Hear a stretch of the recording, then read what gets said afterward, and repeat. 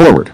Professor Stephen Calabresi and Gary Lawson have authored an exquisite book that eloquently describes one of the most important constitutional battles of our time. That is, whether those responsible for upholding and interpreting the Constitution will do so faithfully or will usurp it through various contrivances to enshrine within the law itself the progressive ideology. For decades, the progressive ideologues went unchallenged, and their impact on American jurisprudence was both omnipresent and monopolistic. But with the election of President Ronald Reagan and his appointment of Edwin Meese III as the 75th Attorney General, that was about to change. Ed Meese spent his life in all aspects of the law and emerged as the statesman with the intelligence, courage, and fortitude to launch and lead a movement to reestablish constitutional republicanism and challenge what became the activist acculturation and socialization of the legal profession. It was a daunting undertaking. The American Bar Association and other legal organizations, law schools and law review articles, legal scholars and journals, legal analysts and commentators, and, of course, justices and judges were marinated in the ideology and self-righteousness of judicial activism and supremacy. And they were not about to easily surrender their primacy and domination over constitutional interpretation and adjudication, especially not to traditionalists or originalists who might set back, or at least slow, their progressive project. During my tenure in the Office of Presidential Personnel at the Reagan White House, my portfolio included vetting potential judicial nominees. I worked closely with Ed's staff, including Kenneth Cribb and John Richardson, who served as top aides to the then counselor to President Reagan. Years earlier, Ed had been Governor Reagan's top legal advisor in California, and President Reagan relied on his judgment and advice for decades. When Ed moved to the Department of Justice, I was invited to join his team. Eventually, I served as Ed's special assistant and ultimately chief of staff. Thus, I write as someone who had a close working and personal relationship with Ed and observed his superb stewardship of the Department of Justice. Although the department is a vast enterprise, with tens of thousands of employees involved in nearly all aspects of our society, and the magnitude of the responsibilities of an attorney general can intimidate, if not overwhelm, most mere mortals, Ed embraced his responsibilities with vigor, prudence, and his usual optimism. But he had no illusions about the difficulty of not only managing such an immense bureaucracy, but refocusing it from an unwieldy, ever-growing, increasingly ideologically driven operation with growing police powers back to its traditional mission of upholding the rule of law, defending civil liberties, and protecting the nation from enemies foreign and domestic. Ed rejected the idea that the purpose of the department, the law, and the Constitution was to serve those individuals and groups seeking to fundamentally transform America into some kind of utopian society along the lines prescribed by Rousseau, Hegel, or even Marx, unencumbered by the Constitution's firewalls which exist as an impediment to the would-be mastermind's designs, their hoped-for centralized yet ubiquitous Leviathan, and the mobs or factions they would birth through demagoguery, propaganda, indoctrination, welfarism, and, if necessary, threats and intimidation. He witnessed that progressives were intent on weakening, if not undoing, the Constitution's construct, taking special aim at such foundational principles as separation of powers and representative government. Ed was acutely aware that this heresy was marketed in self-righteous declarations about democracy, justice, equality, modernity, reasonableness, and progress, and the simultaneous repudiation of the Constitution and those who drafted, adopted, and ratified it. Indeed, the framers in their masterpiece were portrayed as throwbacks to a bygone era, and the eternal principles that undergird the American experiment, concisely set forth in the Declaration of Independence, were quaint but antiquated, useless ideas and parchment for present-day challenges in an advanced, industrialized society. Therefore, the Constitution must be viewed as a necessarily living and breathing document as it impedes societal advancement and human development. Of course, Ed knew this was nonsense. Dressing up centralized tyranny as progress and empowering elitists to lord over society is antithetical to enlightened self-government and a dynamic civil society. But how do you impose this utopia on a public that would never knowingly sanction it? The answer, at least for the progressives, was through the judiciary. After all, the judiciary is designed specifically and uniquely to be insulated from the public. Supreme Court justices and lower federal court judges are not subject to elections, serve for life, and operate in a cloistered, opaque environment, answerable to no one. That is intentional. The job of judging is, in fact, supposed to be more paint by numbers than abstract art. That is not to say that issues before courts are uncomplicated, or cases are always cut and dry, and there are times when adjudication by justices and judges is compelled. However, this underscores that a small handful of lawyers in robes ought not jump their constitutional lane into the lane of the elected branches. As Ed would explain time and again, unlike Congress, where the House is divided into electoral districts and the Senate is comprised of 2 senators from each state, such representation was of no concern among the Constitutional Convention's delegates when designing the Supreme Court. The appointment and mission of the justices would not require a political formulation given the nature of their authority. Discerning what the Constitution compels, through its text and the intention of those who authored it, is utterly unrelated to the geographic, societal, and cultural diversity of the country. Justices and judges are expected to exercise their review role cautiously and wisely, not as some kind of oligarchs, members of a super legislature or Politburo, free to dispense orders and rewrite the Constitution at will. Ed Meese is not only a constitutional scholar and accomplished leader, but a stellar historian. He explained the birth of the progressive movement in the late 1800s and its ideological loathing of constitutional republicanism, limited government, and dispersed powers, which were firewalls against their efforts to re-engineer man's nature and remake society. and he knew that for progressives, the courts were the key to, slowly but surely changing the relationship between government and the individual to the detriment of the individual. Indeed, the early progressive intellectuals, among them Woodrow Wilson, who as president of Princeton University in 1908 wrote, "Constitutional government in the United States made clear their intentions." He wrote that the courts are the instruments of the nation's growth, and that the way in which they serve that use will have much to do with the integrity of every national process. If they determine what powers are to be exercised under the Constitution, they by the same token determine also the adequacy of the Constitution in respect of the needs and interests of the nation. Our conscience in matters of law and our opportunity in matters of politics are in their hands. Wilson added that if they had interpreted the Constitution in its strict letter, as some proposed, and not in its spirit, like the charter of a business corporation, and not like the character of a living government, the vehicle of a nation's life, it would have proved a straitjacket, a means not of liberty and development, but of mere restriction and embarrassment. It was William F. Buckley Jr. who famously said, "I am obliged to confess I should sooner live in a society governed by the first 2,000 names in the Boston Telephone Directory than in a society governed by the 2,000 faculty members of Harvard University."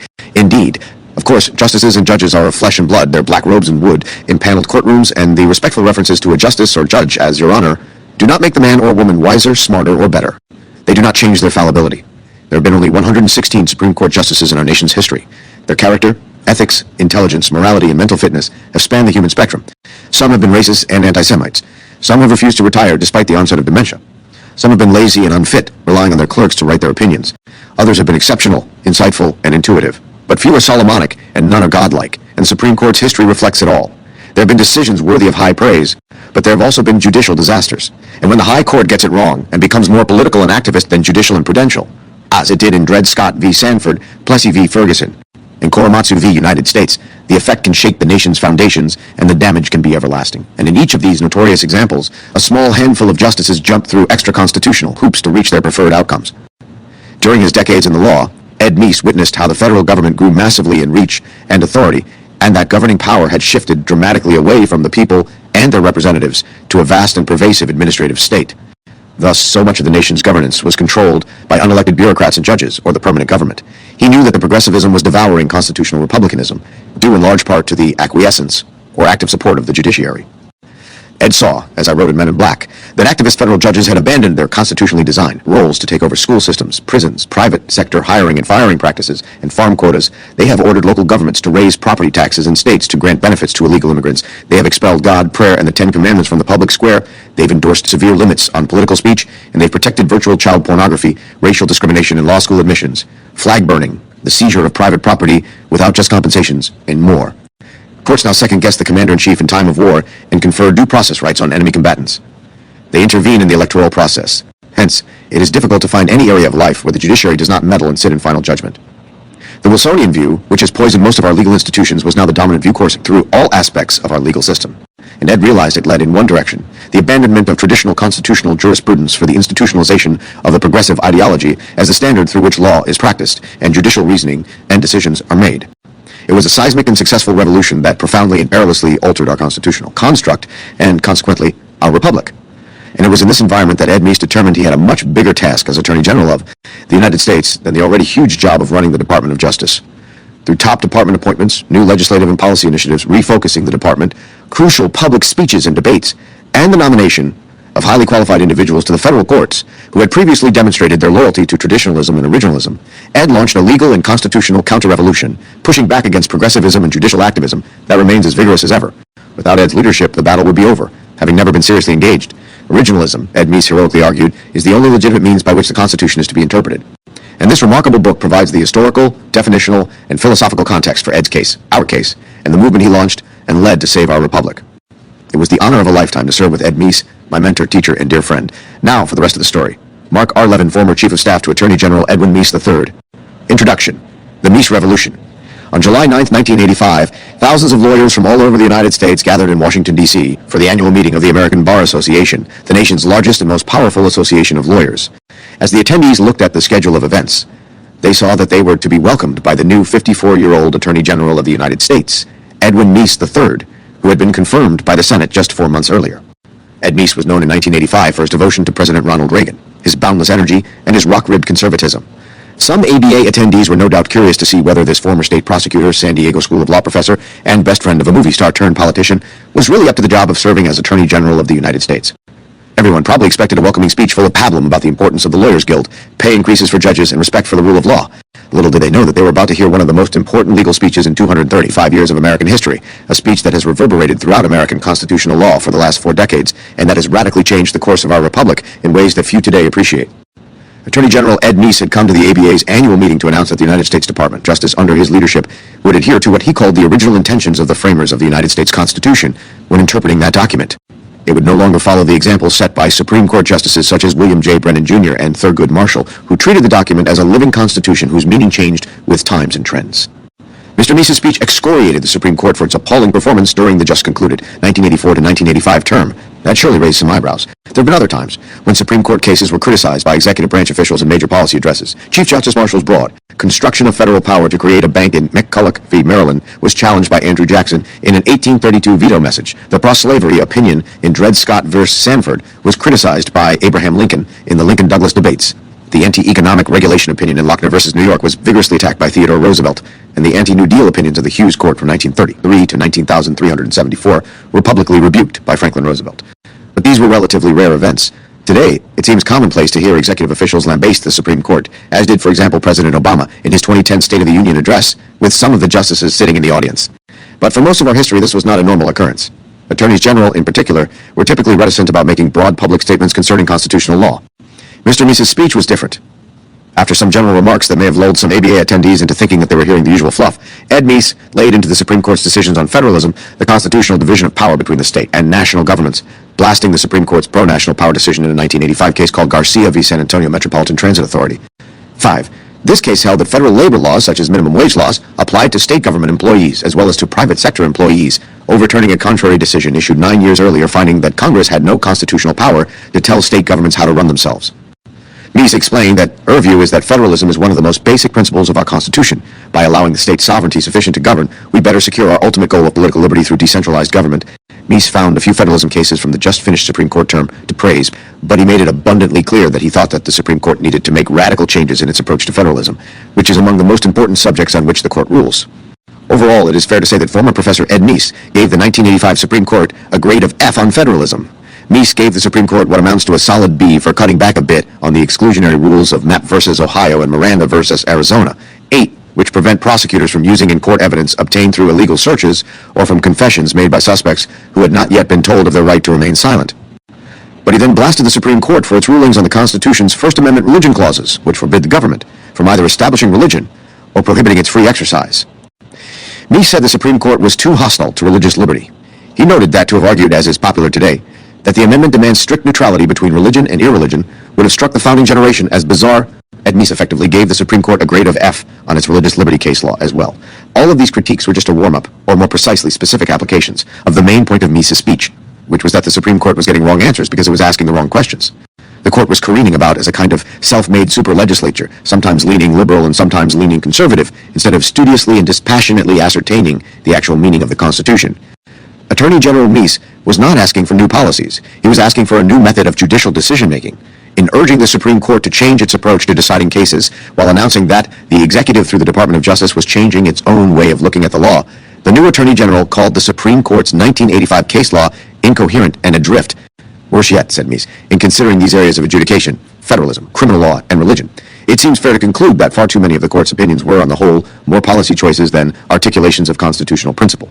The voting blocks, the arguments, all reveal a greater allegiance to what the court thinks constitutes sound public policy than a deference to what the Constitution, its text and intention, may demand. What was needed to get the Supreme Court back on track, Meese maintained, was nothing less than a new jurisprudence of original intention, a jurisprudence based on the original meaning of the text of the Constitution, and not on the policy views of the judges interpreting it. As Meese explained, the permanence of the Constitution has been weakened. A Constitution that is viewed as only what the judges say it is no longer a Constitution in the true sense. Meese then added, in 2 of the most important sentences ever spoken by an Attorney General, it has been and will continue to be the policy of this administration to press for a jurisprudence of original intention. In the cases we file, and those we join as amicus, we will endeavor to resurrect the original meaning of constitutional provisions and statutes as the only reliable guide for judgment. In other words, Attorney General Meese's July 9, 1985, ABA speech was not just a speech about abstract legal ideas. It was a public announcement of a sea change in the litigating and brief writing policies of the Department of Justice, as well as in the method by which the executive branch would interpret the Constitution and laws when the DOJ's Office of Legal Counsel gave legal advice to the President or other executive actors. And henceforth, all Reagan administration judicial nominees would ideally be originalists. Attorney General Ed Meese would go on to give more than 30 speeches laying out the original meaning of various parts of the Constitution, and the DOJ would produce 30 monographs on the original meaning of parts of the Constitution and hold 3 academic conferences on that subject. The Meese Justice Department would be a giant law school that would teach the courts and the bar originalism, the doctrine of constitutional interpretation that is held to some degree by 6 justices of the Supreme Court in 2024, Chief Justice John Roberts, Justice Clarence Thomas, Justice Sam Alito, Justice Neil Gorsuch, Justice Brett Kavanaugh, and Justice Amy Coney Barrett. It may be hard today to appreciate the truly revolutionary nature of Attorney General Meese's speech. At the time Ed Meese gave this speech on July 9, 1985, there was no member of the Supreme Court who was remotely an originalist. Supreme Court constitutional decisions frequently did not even quote or acknowledge, much less follow, the text of the Constitution. Perhaps a tiny handful of first-term Reagan-appointed lower federal court judges, such as Robert Bork and Antonin Scalia, would describe themselves as originalists, but you could probably count them on both hands. Not a single tenure-track member of any law school faculty anywhere in the United States was publishing serious work developing an originalist theory in 1985. Originalist law professor Robert H. Bork of the Yale Law School had by then resigned from the Yale Law School faculty in disgust. The most significant originalist in 1985 was Raoul Berger, who in 1977 wrote a book called Government by Judiciary that foreshadowed some of Meese's criticisms of the court a decade later. Mr. Berger was briefly a law professor from 1962 to 1965. But when he did his famous work on constitutional law in the late 1960s and 1970s, he did not hold a tenure-track appointment at a law school. And while future Supreme Court Justices Antonin Scalia, Clarence Thomas, and Sam Alito were active in the law during that time, none had by 1985 written any significant works on originalism. Ed Meese put originalism on the map in high-stakes national politics. His speeches were often covered on the front pages of newspapers in a pre-internet world in which getting on the front page was crucial. Ed Meese's speeches sparked a national conversation, which drew public responses from liberal Supreme Court Justices William J. Brennan and John Paul Stevens, as well as from prominent liberal legal academics, or at least those committed enough to the academic enterprise to take him seriously and respond. Today, the Supreme Court has at least 6 justices who treat the Constitution's original meaning as important to at least some of their decisions, and a few who treat it as the single most important consideration in their decisions. Even Justices Elena Kagan, Sonia Sotomayor, and Ketanji Brown Jackson, whom no one would call originalists, take originalism more seriously than anyone on the Supreme Court, and almost anyone in the legal academy or the bar would have taken it in 1985. The lower federal courts, and the state courts as well, are filled with self-described originalists. The legal academy remains largely hostile, often openly so, to originalists, but roughly 100 law professors, including tenured faculty members at institutions such as Yale, Harvard, Chicago, Stanford, and Columbia, self-identify as originalists. Any lawyer today who does not know how to make a persuasive originalist argument has no business arguing constitutional law cases. And any law school that does not train its students to make persuasive originalist arguments, alongside other kinds of constitutional arguments, is committing a form of educational malpractice. As this book will explain, none of this would have happened without Ed Meese. Every development over the last 4 decades that has led to the modern successes of originalism can be traced to Ed Meese. Never before or since in American history has any one attorney general so thoroughly transformed the legal culture. By contrast, 4 decades after Franklin D. Roosevelt's most powerful attorney general, Homer S. Cummings, had left office, nobody in the Jimmy Carter administration probably even remembered his name, much less what principles of law he had stood for. U.S. constitutional law has been transformed since Ed Meese gave his ABA speech, and the man who is the most responsible for that transformation does not get the public credit and recognition that he deserves. When people think of originalism in constitutional law today, they usually associate the idea with former Justice Antonin Scalia, or with such brilliant contemporary Supreme Court justices as Clarence Thomas and Neil Gorsuch. But Attorney General Meese argued for originalism before Justices Scalia, Thomas, or Gorsuch did. In fact, it was Ed Meese who deliberately gave Justice Antonin Scalia the bully pulpit of the Supreme Court from which to expound on originalism, a topic Scalia had not publicly addressed prior to becoming a Supreme Court justice. Most importantly, as we describe in detail in chapters 6 and 8, Ed Meese created the opportunities for 2 generations of originalist scholars, judges, and government officials to develop their own originalist ideas. Ed Meese promoted originalism before any of the 100 or so law professors who are now developing and debating it had done so, and he ceded the ground. That made subsequent work on originalism possible. Ed Meese put the full political weight of the transformative Ronald Reagan presidency behind the idea that the original public meaning of all written legal texts is the only legitimate meaning of those texts. Ed Meese's influence did not end with his resignation as Attorney General in 1988. Over the past 3.5 decades, Meese used his perch at the Heritage Foundation and on the board of directors of the Federalist Society to help promote debate and discussion of originalism and the rule of law in general. He has both inspired and facilitated younger generations of scholars, as well as younger generations of activists in and out of government, such as Lee Liberman Otis, Leonard Leo, and David McIntosh, who worked post-Reagan to put originalists on the Supreme Court, inferior federal courts, and even state courts. The fruits of those tireless and selfless efforts are evident. The 2021 to 2022 Supreme Court term saw Dobbs v. Jackson Women's Health Association, New York State Rifle and Pistol Association, Inc. v. Bruin, West Virginia v. Environmental Protection Agency, and Kennedy v. Bremerton School District. The October 2022 term yielded Students for Fair Admission, Inc. v. President, and Fellows of Harvard College, 16, which limits the ability of colleges and universities to discriminate on the basis of race in admissions. These results were unthinkable in 1985. However, one evaluates these decisions, they are enormously consequential, and they are the direct result of the Meesian constitutional revolution. It remains to be seen how long-lasting and profound this revolution will be. Will it outlast the 2024 presidential election and threats of court packing, or will it endure for 20 or 40 years or more? Whatever the future brings, the modern Supreme Court case law demonstrates that a constitutional revolution has happened. This book aims to show how it happened, and that all roads lead to Ed Meese. At this point, Ed Meese would immediately say that all of his accomplishments were really the work of his boss, President Ronald Reagan, his predecessor, William French Smith, and the capable people who populated his Department of Justice divisions and staff. Ed Meese is such a modest and devout person that when the meek inherit the earth, he will own all the land west of the Mississippi River. Notwithstanding his protestations, however, Ed Meese's transformational tenure as the most influential attorney general in American history is his own accomplishment. While he, of course, had invaluable help from President Reagan, more than a bit of help from his predecessor, and a good measure of help from his Justice Department loyalists and judicial nominees, Ed Meese was the indispensable man in promoting, publicizing, and legitimating both originalism and the Reagan Revolution. No other Attorney General has ever, in 235 years of American history, played such a leading intellectual role in transforming the theory of American constitutional law as did Ed Meese, while at the same time serving as the chief aide and counselor to President Ronald Reagan. That is why we have called this book The Meese Revolution.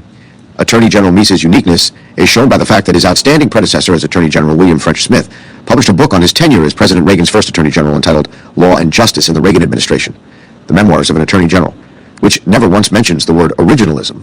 Think about that.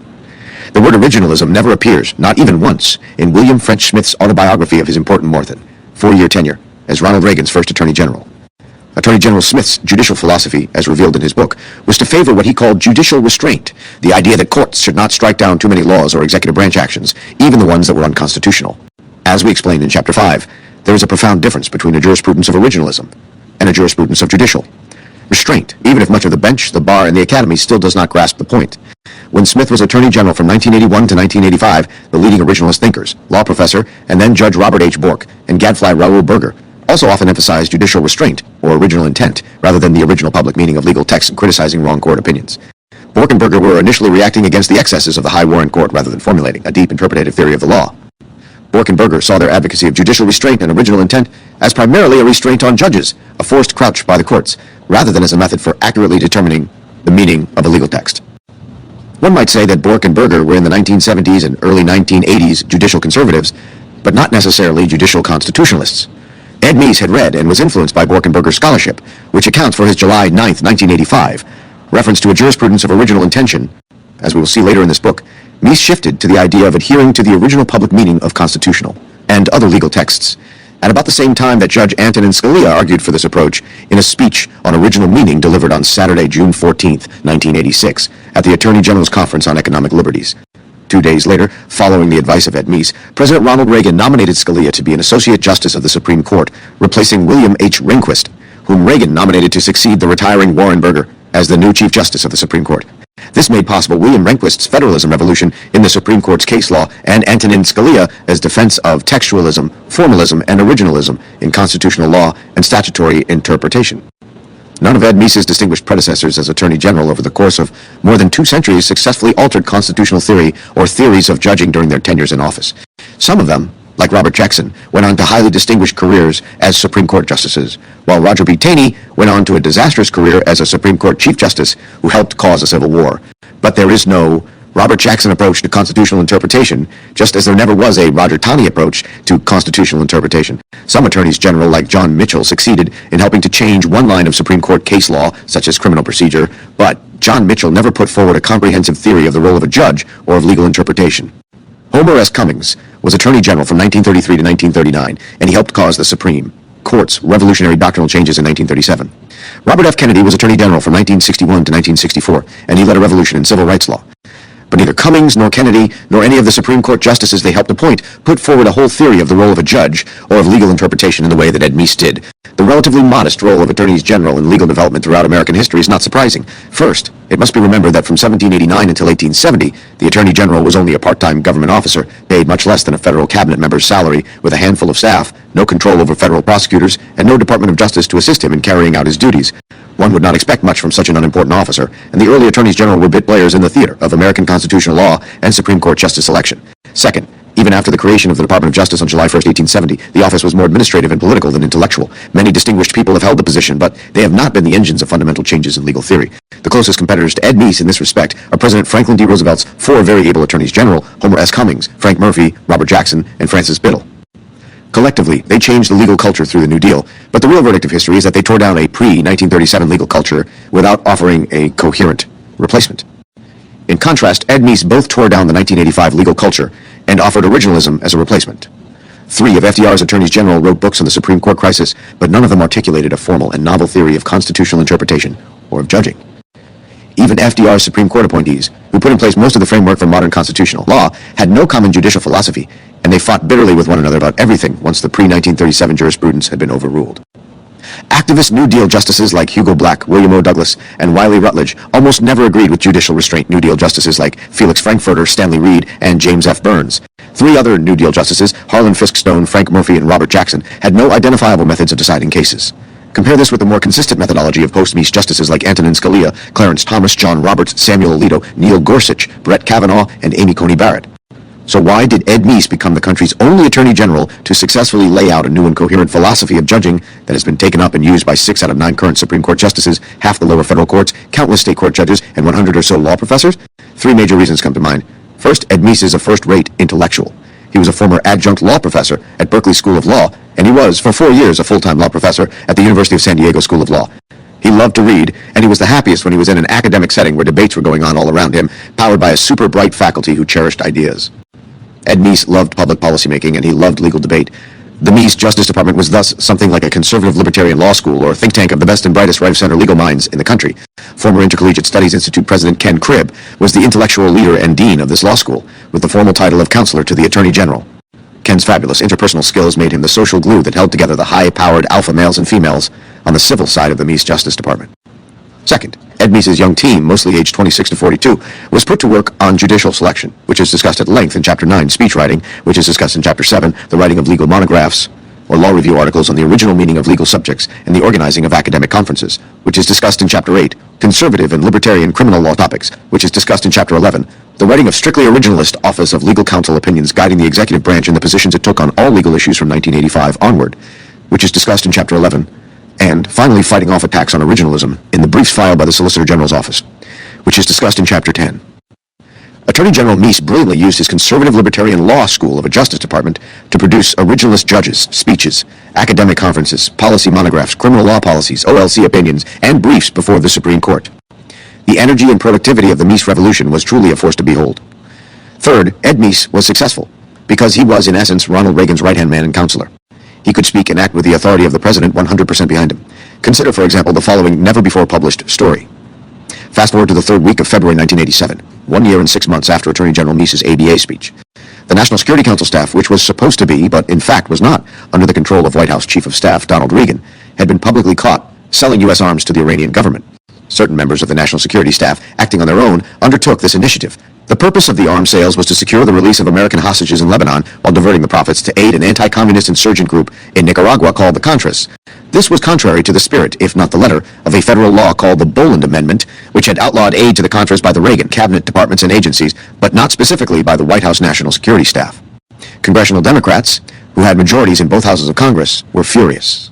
The firing of the National Security Council staffers at fault did little to mollify them. Talk of impeachment was in the air, and the embattled Donald Regan quietly let President Reagan know that he wanted to retire as soon as a replacement was available. President Reagan, then 76 years old, faced the greatest and gravest crisis of his presidency. Attorney General Ed Meese was out in Arizona, speaking to a meeting of U.S. attorneys, the top federal law enforcement officials across the country. Meese's phone rang. It was President Ronald Reagan. The president told Meese that Donald Regan had secretly decided to resign. The president asked Ed Meese to help him in working to find a successor. Ed Meese said that he would be happy to do so, but that he was currently in Arizona meeting with the U.S. attorneys. President Reagan replied, "I will immediately dispatch a National Guard jet to pick you up and to bring you back to Washington, D.C."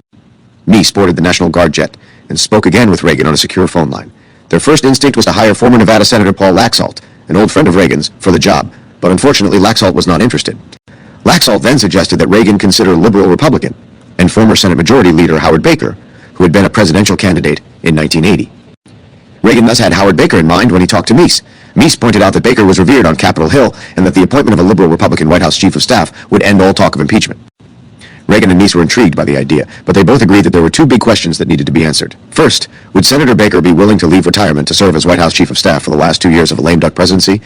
And second, would Senator Baker be comfortable following and implementing policies that he had disagreed with as a presidential candidate in 1980 and later as Senate Majority Leader? Meese met and talked with Howard Baker as soon as he could after landing in Washington, D.C. Senator Baker told Meese that he would like to serve as President Reagan's third White House Chief of Staff and that he was comfortable following Reaganite positions even if he had previously opposed them.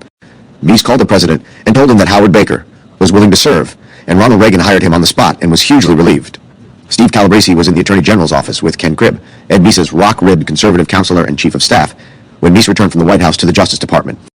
With a satisfied smile on his face over a job well done, Meese told Steve Calabrese and Ken Cribb that he had just helped Ronald Reagan hire Howard Baker to serve as Ronald Reagan's third White House Chief of Staff. Cribb was quietly furious at the ascendancy of a liberal Republican, but Calabrese suspected that Meese's decision had averted impeachment and made possible a Republican victory in the 1988 presidential election, as turned out to be the case. Ken Cribb then urged Ed Meese to go right back to the White House and to capitalize on his goodwill with Howard Baker to get Cribb appointed assistant to the president for domestic policy with a second-floor West Wing office so that he could keep an eye on what Howard Baker was doing. Meese agreed that that would be a good idea, and when Meese returned to the White House, he found Howard Baker unpacking boxes in the Chief of Staff's office. Baker readily agreed to the appointment of Ken Cribb, and Cribb and Baker developed a very harmonious and successful working alliance. Conservatives in the Reagan administration were reassured by the knowledge that Cribb had an office in the West Wing. The first point of this story is that when President Ronald Reagan needed help with a very serious problem that could have led to his impeachment, he turned to his loyal chief aide and counselor, Ed Meese, for a solution. This showed that Ronald Reagan trusted Ed Meese. Meese's modesty and his desire to credit Ronald Reagan for everything good that Meese did gave Reagan total confidence in Ed Meese's bona fides. Once, when some fake news scandal was raised about Ed Meese, Ronald Reagan wisely dismissed it out of hand, saying, "If Ed Meese is not a good person, then there are no good people in the world." Ed Meese had the complete trust and confidence of President Reagan, and quite rightly so. The second point of this story is that no Attorney General in history, with the possible exception of Robert F. Kennedy, President John F. Kennedy's brother, has had as much policy-making clout outside the Justice Department, as did Ed Meese. Ed Meese was on the National Security Council for all 8 years of the Reagan administration, including when he was Attorney General, and he helped formulate a hardline foreign policy and a huge buildup of the U.S. military forces. Meese's hardline allies on the NSC, like Secretary of Defense Caspar Weinberger and CIA Director William Casey, ensured that the more moderate Secretary of State George P. Shultz and White House Chief of Staff, and later Treasury Secretary James Baker III, did not prevent the implementation of President Reagan's foreign and defense policies. Meese liked and respected both George Shultz and Jim Baker, who were both vital parts of the Reagan administration. But Reagan and Meese came into office on January 20th, 1981, committed to the view that Soviet communism should be rolled back and not merely contained. They wanted to win the Cold War, not to engage in détente. And they did win the Cold War without a shot being fired. In President Reagan's second term, Ed Meese chaired the Domestic Policy Council in addition to serving as Attorney General, and was the controlling member of the National Security Council, along with Bill Casey and Caspar Weinberger. Meese helped to shape all the domestic policy options that were presented to President Reagan for his consideration during Reagan's second term. President Ronald Reagan was a transformational president like President Franklin D. Roosevelt, but the liberal media and academies studiously avoid mentioning his name even today. Ed Meese was associated with every great thing that President Reagan did. Along with people like Bill Casey, Caspar Weinberger, and George Shultz, Meese played a key role in the peaceful winning of the Cold War. Along with President Reagan and Martin Anderson, he argued for the tax rate cuts, which set off the greatest economic boom in American history. He helped facilitate President Reagan's launch of the Strategic Defense Initiative to protect against incoming nuclear missiles. And he advised President Reagan to appoint William Rehnquist to be Chief Justice and Antonin Scalia and Anthony Kennedy to be Associate Justices. Ed Meese was Ronald Reagan's right-hand man and counselor de facto for all 8 years of the Reagan administration.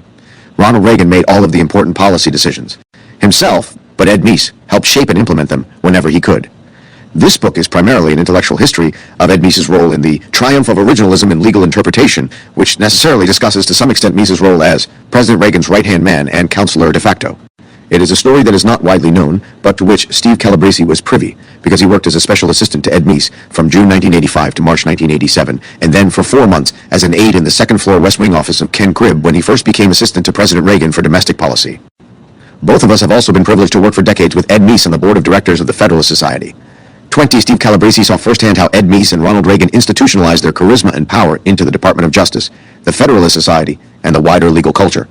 He saw how Meese's legacy as Attorney General and continued energy afterward shaped, and continue to shape, the discussion and implementation of originalism. It is long past time that Ed Meese's story be told. He is much too modest to tell it himself, so the job has fallen on his loyal and devoted follower. Most of this book will focus on Meese's role in changing the legal culture. It would require a whole separate book to explain Meese's larger role in the Reagan Revolution.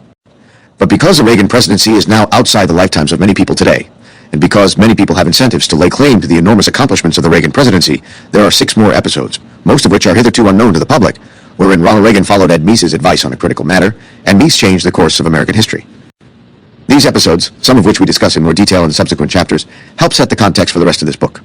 First, Ed Meese was hired to be the chief of staff to Governor Ronald Reagan's highly successful 1980 presidential campaign.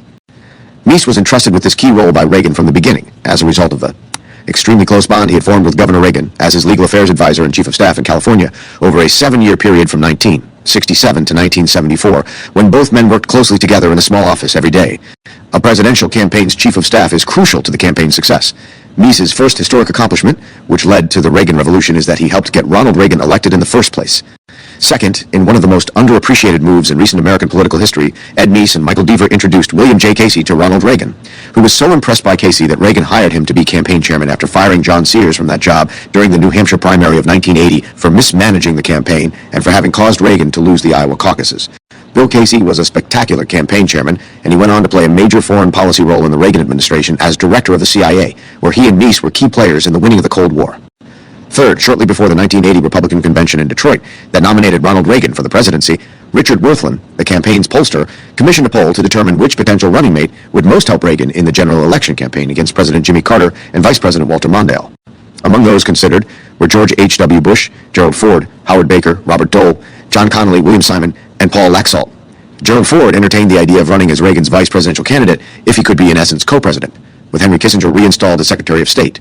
Those terms were unacceptable to Reagan, but Ford had publicized their negotiations, so Reagan had to act fast to forestall talk of Ford. Reagan made an unprecedented appearance on Wednesday night of the convention, ahead of his speech accepting the presidential nomination, just to clarify who his running mate would in fact be. A meeting was held in Reagan's hotel suite in great haste to fend off speculation about former President Ford being Reagan's running mate. Those in attendance included Ronald Reagan, Richard Worthlin, Richard Allen, William J. Casey, and Ed Meese. Worthlin's polling revealed that Bush or Ford would help Reagan the most as a running mate against the Carter-Mondale ticket.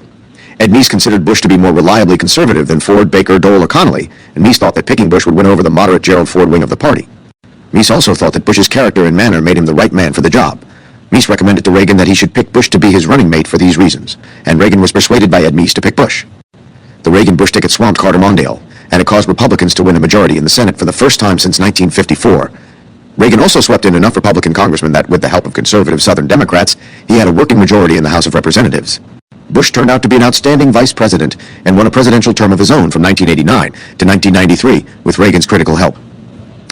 The Bush-Reagan legacy then led to the election of a third Republican president, George W. Bush, who served from 2001 to 2009. Ed Meese set this whole train of events in motion by persuading Ronald Reagan to pick George H.W. Bush as his running mate. Meese and Bush Sr. became good friends and allies. Fourth, after Reagan won his first term in November 1980, he asked Ed Meese to run his transition team. Presidential history scholars have praised the Meese-run transition as one of the best in American history.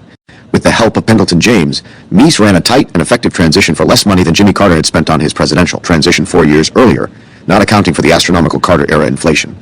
Meese played a role second only to that of President-elect Reagan in hiring Ronald Reagan's first cabinet and his entire White House staff. Fifth and sixth, in addition to filling the administration with talented and brilliant Reaganites from the academic and corporate world, Meese also baked into the agenda for Reagan's first year his epical tax cuts, which slashed income tax rates across the board, and an enormous and badly needed increase in military defense spending. Martin Anderson developed the idea for the tax rate cuts during the 1980 presidential campaign. Reagan's promises to cut taxes and radically boost defense spending could easily have been lost in the halls of Washington during the transition. Instead, thanks to Ed Meese, we saw during the Reagan years passage of the Economic Recovery Tax Act of 1981, which lowered maximum marginal tax rates from 71% to 50%, and eventually in 1986 with Jim Baker's invaluable help to 28%. This launched a global economic boom that has lasted for 4 decades, and which may well outlast the United States' recent bout of economic folly.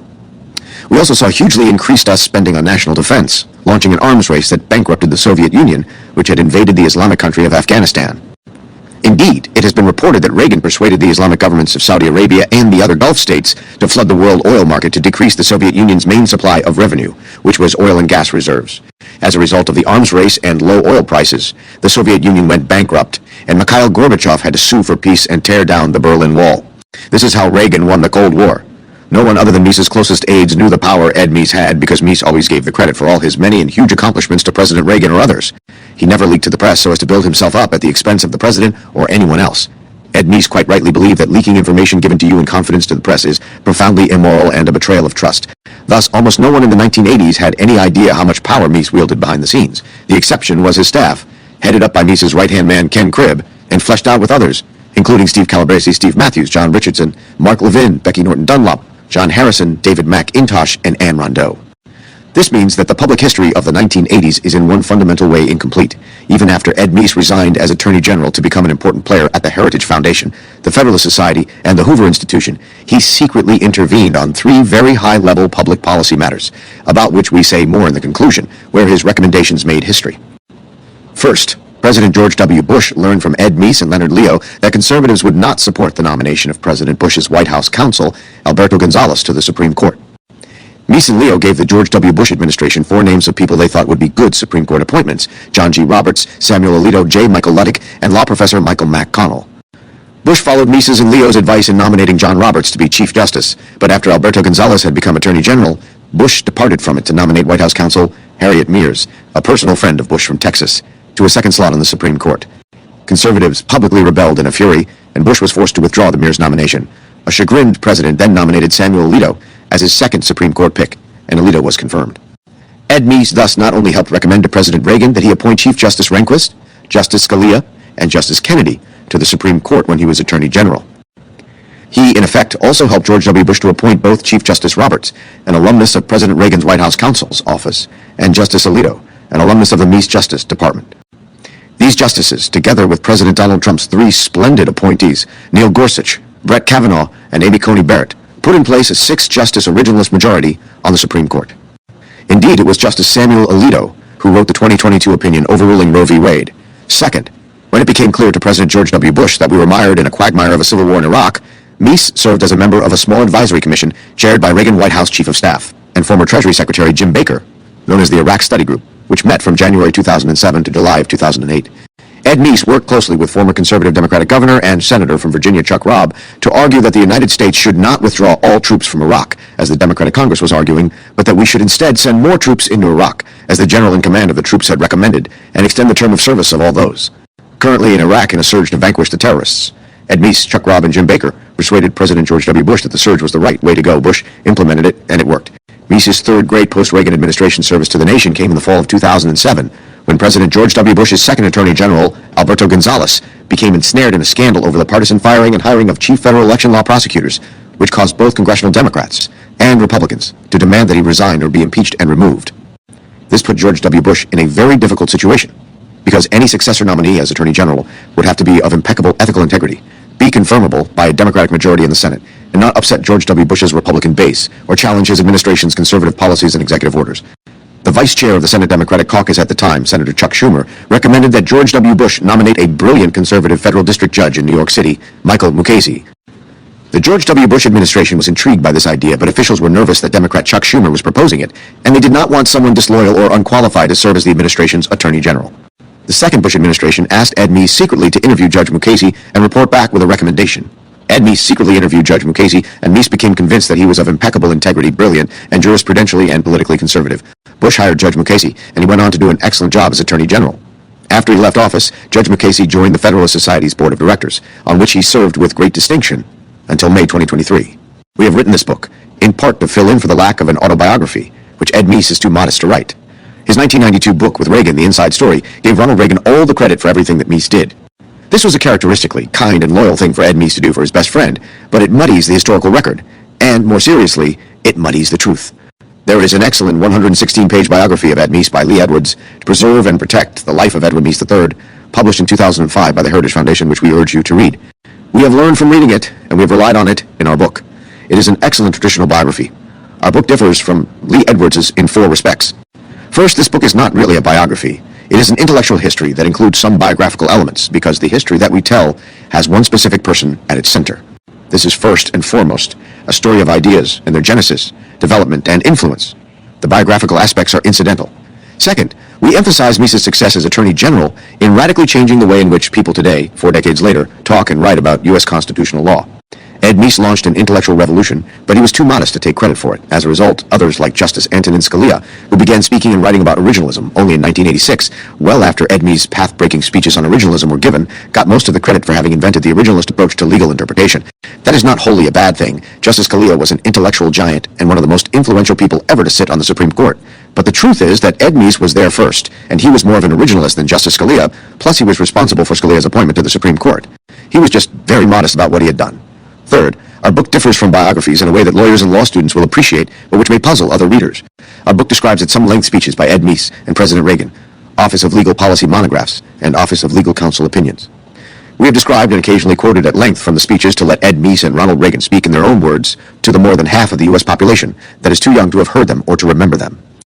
We have described the Office of Legal Policy monographs to show the extent to which Ed Meese's Justice Department functioned as a conservative and libertarian law school. We have described the Office of Legal Counsel opinions because they are examples of originalism. Ed Meese's jurisprudential philosophy, originalism, put into action in the DOJ in 1985 to 1988, before Justices Antonin Scalia and Clarence Thomas started issuing originalist opinions on the U.S. Supreme Court.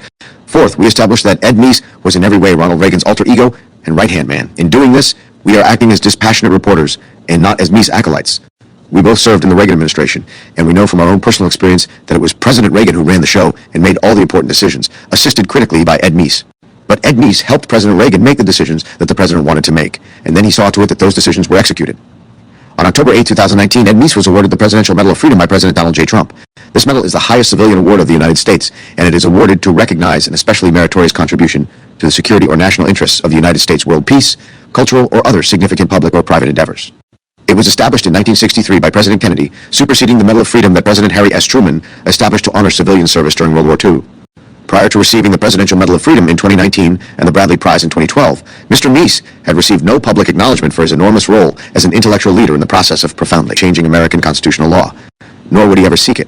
Ed Meese cared almost not at all for money, he did not seek fame, and he wanted passionately to serve his country and client. Ed Meese never cashed in on his time in government by litigating cases before the judges he helped to appoint, by lobbying, or even by writing a best-selling tell-all book. Meese was hardworking, happy by nature, and devoted to his wife, whom he had met in high school. During his tenure as the nation's 75th Attorney General, Ed Meese was the subject of scorching criticism from the press and the legal academy, which either made fun of his path-breaking speeches or hounded him for alleged ethical improprieties, none of which turned out to be true. But those who do not understand Ed Meese's role in shaping American law do not understand American law. When we started writing this book, we asked Ed Meese what President Reagan's and his own vision had been for the administering of the DOJ during the 3.5 years between February 25th, 1985 and August 12th, 1988, when Ed Meese served as Attorney General. Attorney General Meese responded by saying that both President Reagan and he saw the key elements of his job as appointing originalist judges, who would follow the law and not make it, and as administering equal justice under law. The two ideas are related, since the first obliges judges to follow the law and not their policy preferences, and the second obliges judges to rule for the party who has the law on his or her side, and not for someone the judges personally like. Taken together, this is what it means to have a government of laws and not of men, that is, the rule of law. A wise man once wrote that ideas have consequences. Ed Meese's ideas had consequences. A constitutional lawyer who had gone into a coma on February 25th, 1985, and regained consciousness on February 25th, 2024, would certainly be aware that something monumental had occurred. Such a modern-day Rip Van Winkle would have gone to sleep in a world where constitutional law consisted of multi-factor balancing tests, where the Supreme Court declined to enforce constitutional limits on federal power or even the separation of powers, where the Federalist was never cited, and where the original understanding of the public meaning of the words of the Constitution was irrelevant and ignored. He would have awakened to a world with far fewer multi-factor balancing tests, significantly more vigorous policing of constitutional limits on federal power and the separation of powers, routine citation of the Federalist, along with 18th century dictionaries and 5 1/2 justices out of 9 on the U.S. Supreme Court who are self-professed originalists, Associate Justices Clarence Thomas, Samuel Alito, Neil Gorsuch, Brett Kavanaugh, and Amy Coney Barrett, with Chief Justice John Roberts apparently not quite ready to join the party, but able, in at least some important cases, to form a 6-person majority on the Supreme Court. It would be vividly apparent to our newly awakened lawyer that something quite radical and revolutionary had happened in American constitutional law. Ed Meese happened. The rest of this book explains how and why. Part I, Ronald Reagan's right-hand man and counselor. Chapter 1, Edwin Meese III, A Life of Service, Faith, and Family. Ed Meese's family history is in one sense unremarkable in that it follows a familiar pattern of so many families who immigrated to America in the mid-19th century. In another sense, it is quite remarkable because it shaped such a remarkable man. Edwin Meese III was born on December 2, 1931, in Oakland, California, to Edwin Meese Jr. and Leon Meese. Herman Meese, Ed Meese's paternal great-grandfather, had arrived in St. Louis from Germany in the 1840s, exactly where in Germany Ed Meese never learned, and growing up during World War II, he was not particularly inspired to find out. A carpenter by trade, Herman Meese moved to San Francisco in 1850, by covered wagon, as family rumor had it. Once settled, Herman wrote the father of his true love in Germany to ask permission to marry her. Permission was granted. Ed Meese's great-grandmother Catherine sailed around Cape Horn to finally reunite with her betrothed in San Francisco. The Meeses were among those devout German Lutherans who escaped forced membership in a United Prussian League of Churches by immigrating to America. Herman founded the Lutheran Church in Oakland and served as its president. The Los Angeles Times described the new Attorney General's origins in a May 4, 1986 feature with some exaggeration. In this way, their Lutheran sect, known as the Missouri Synod, is considered one of the religion's most conservative branches. It is known for its biblical literalism, its strict hierarchy, and its typically uninvolved attitude toward government. An insular people in many ways, they developed the second largest parochial school system in the country. Lutherans have close family and clan ties and a strong aversion to flamboyance. 1. Edwin Meese Sr., Ed Meese III's grandfather and Herman Meese's son, died when Ed was just a year old, but he followed in his father Herman's civic footsteps, serving as city councilman and treasurer for the city of Oakland and as president of the Oakland Lutheran Church. Michael Meese, Ed Meese's son, remembers his grandfather telling him that Edwin Meese Sr. walked through San Francisco after the 1906 earthquake and that it was the only time he ever saw his father cry. Young Ed III idealized his public-spirited father, Edwin Meese Jr., who served as president of the Kiwanis Club, commander of the American Legion, chairman of the Alameda County Red Cross, and a leader of the Boy Scouts. According to the Los Angeles Times, Meese Jr.'s dedication to service easily overrode traditional Lutheran antipathies for government. The Meeses, more than many of their neighbors, became a family as patriotic as they were pious. True patriotism and politics seemed to arise naturally from the freedom in the United States. In Prussia, it had been downright dangerous to adopt political or religious views that strayed from the party line.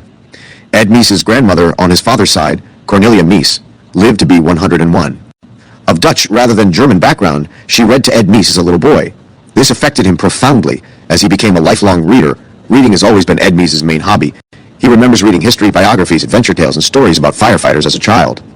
At one point, Meese and his 3 younger brothers all came down with measles. Cornelia sat in the hallway between 2 bedrooms, in which they convalesced 2 to a room, reading to all 4 boys. Ed Meese's grandparents on his mother's side, Frank and Gretchen Feldman, were also of German and Lutheran background.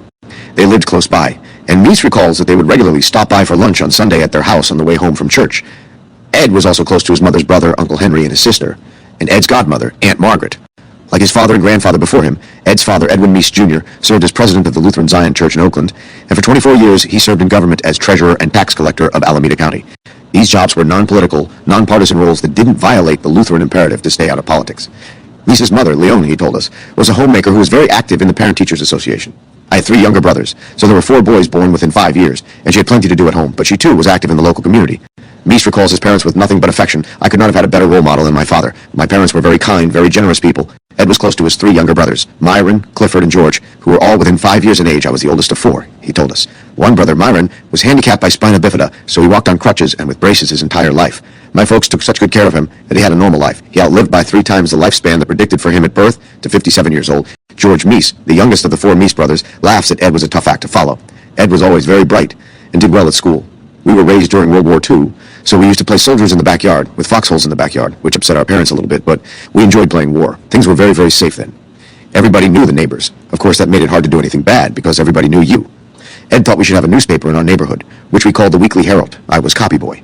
Ed, of course, was the editor. Cliff, a reporter. I forget what Myron was. But every week, our newspaper went out to a few neighbors with a little news article on what we all were doing during that week. Ed was always a leader. In Cub Scouts and Boy Scouts, of course, we all followed along after him. Ed Meese attended Oakland High School, a public school, where he was one of 3 valedictorians of the class of 1949. There he met Ursula Herrick, a Methodist from an Episcopalian family. Both were members of the debating and public speaking club, the Forensic Society. Ed's father had also been a debater in his day. One of Meese's teachers recommended that he take a summer school class with the Junior Statesmen of America. A Yale College alumnus judging the program's championships urged Ed Meese to apply to Yale College, and so, on a lark, he did. Ed Meese was admitted to all 3 colleges to which he applied, Stanford, Berkeley, and Yale. Since Yale had given him a partial scholarship, he went in spite of the fact that it was 3,000 miles away from home. He enrolled in Davenport College, which was then one of the 10 original residential colleges. Meese says his political views were largely formulated at Yale. He roomed with one of his high school debate partners. As freshmen, they both joined the Yale Political Union and tried out all four Yale Political Union parties, a Labor Party on the far left, a Liberal Party, a Bull Moose Liberal Republican Party, and the Conservative Party. Both young men chose the Conservative Party. And so from that point on, I did a considerable amount of reading, Meese says. At the time, Human Events was practically the only conservative publication. Then later on, shortly after I graduated, National Review started up. So I read that. And different authors, Russell Kirk always having been one of my favorites. Other works particularly influential to him were Friedrich Hayek's The Road to Serfdom, and later The Constitution of Liberty, and the 3-volume series on law, legislation, and liberty, and the work of Ludwig von Mises. Hayek and von Mises are both theorists of seminal importance to the conservative movement. At Yale, he was elected the chairman of the Conservative Party of the Yale Political Union, and in his junior year, president of the Yale Political Union, which was unusual since the job usually went to seniors. He was also chosen as chairman of the Yale debating team. He credits history professor Roland G. Osterweiss, the Yale debating coach, as a key influence. The issue of that day was whether the Republican Party in 1952 ought to nominate Senator Robert Taft, an isolationist traditional conservative, or General Dwight D. Eisenhower, the general who had helped win World War II and supported an actively anti-communist foreign policy. Meese describes himself as a natural Taft conservative who thought Eisenhower was the best candidate and isolationism the wrong policy in a world threatened by communist dictators in the USSR and China.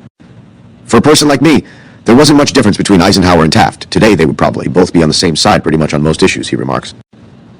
Meese's high school sweetheart Ursula Herrick's father had attended West Point with Eisenhower, and they knew and liked each other. President Eisenhower ultimately appointed Ed Meese's father-in-law as postmaster of Oakland.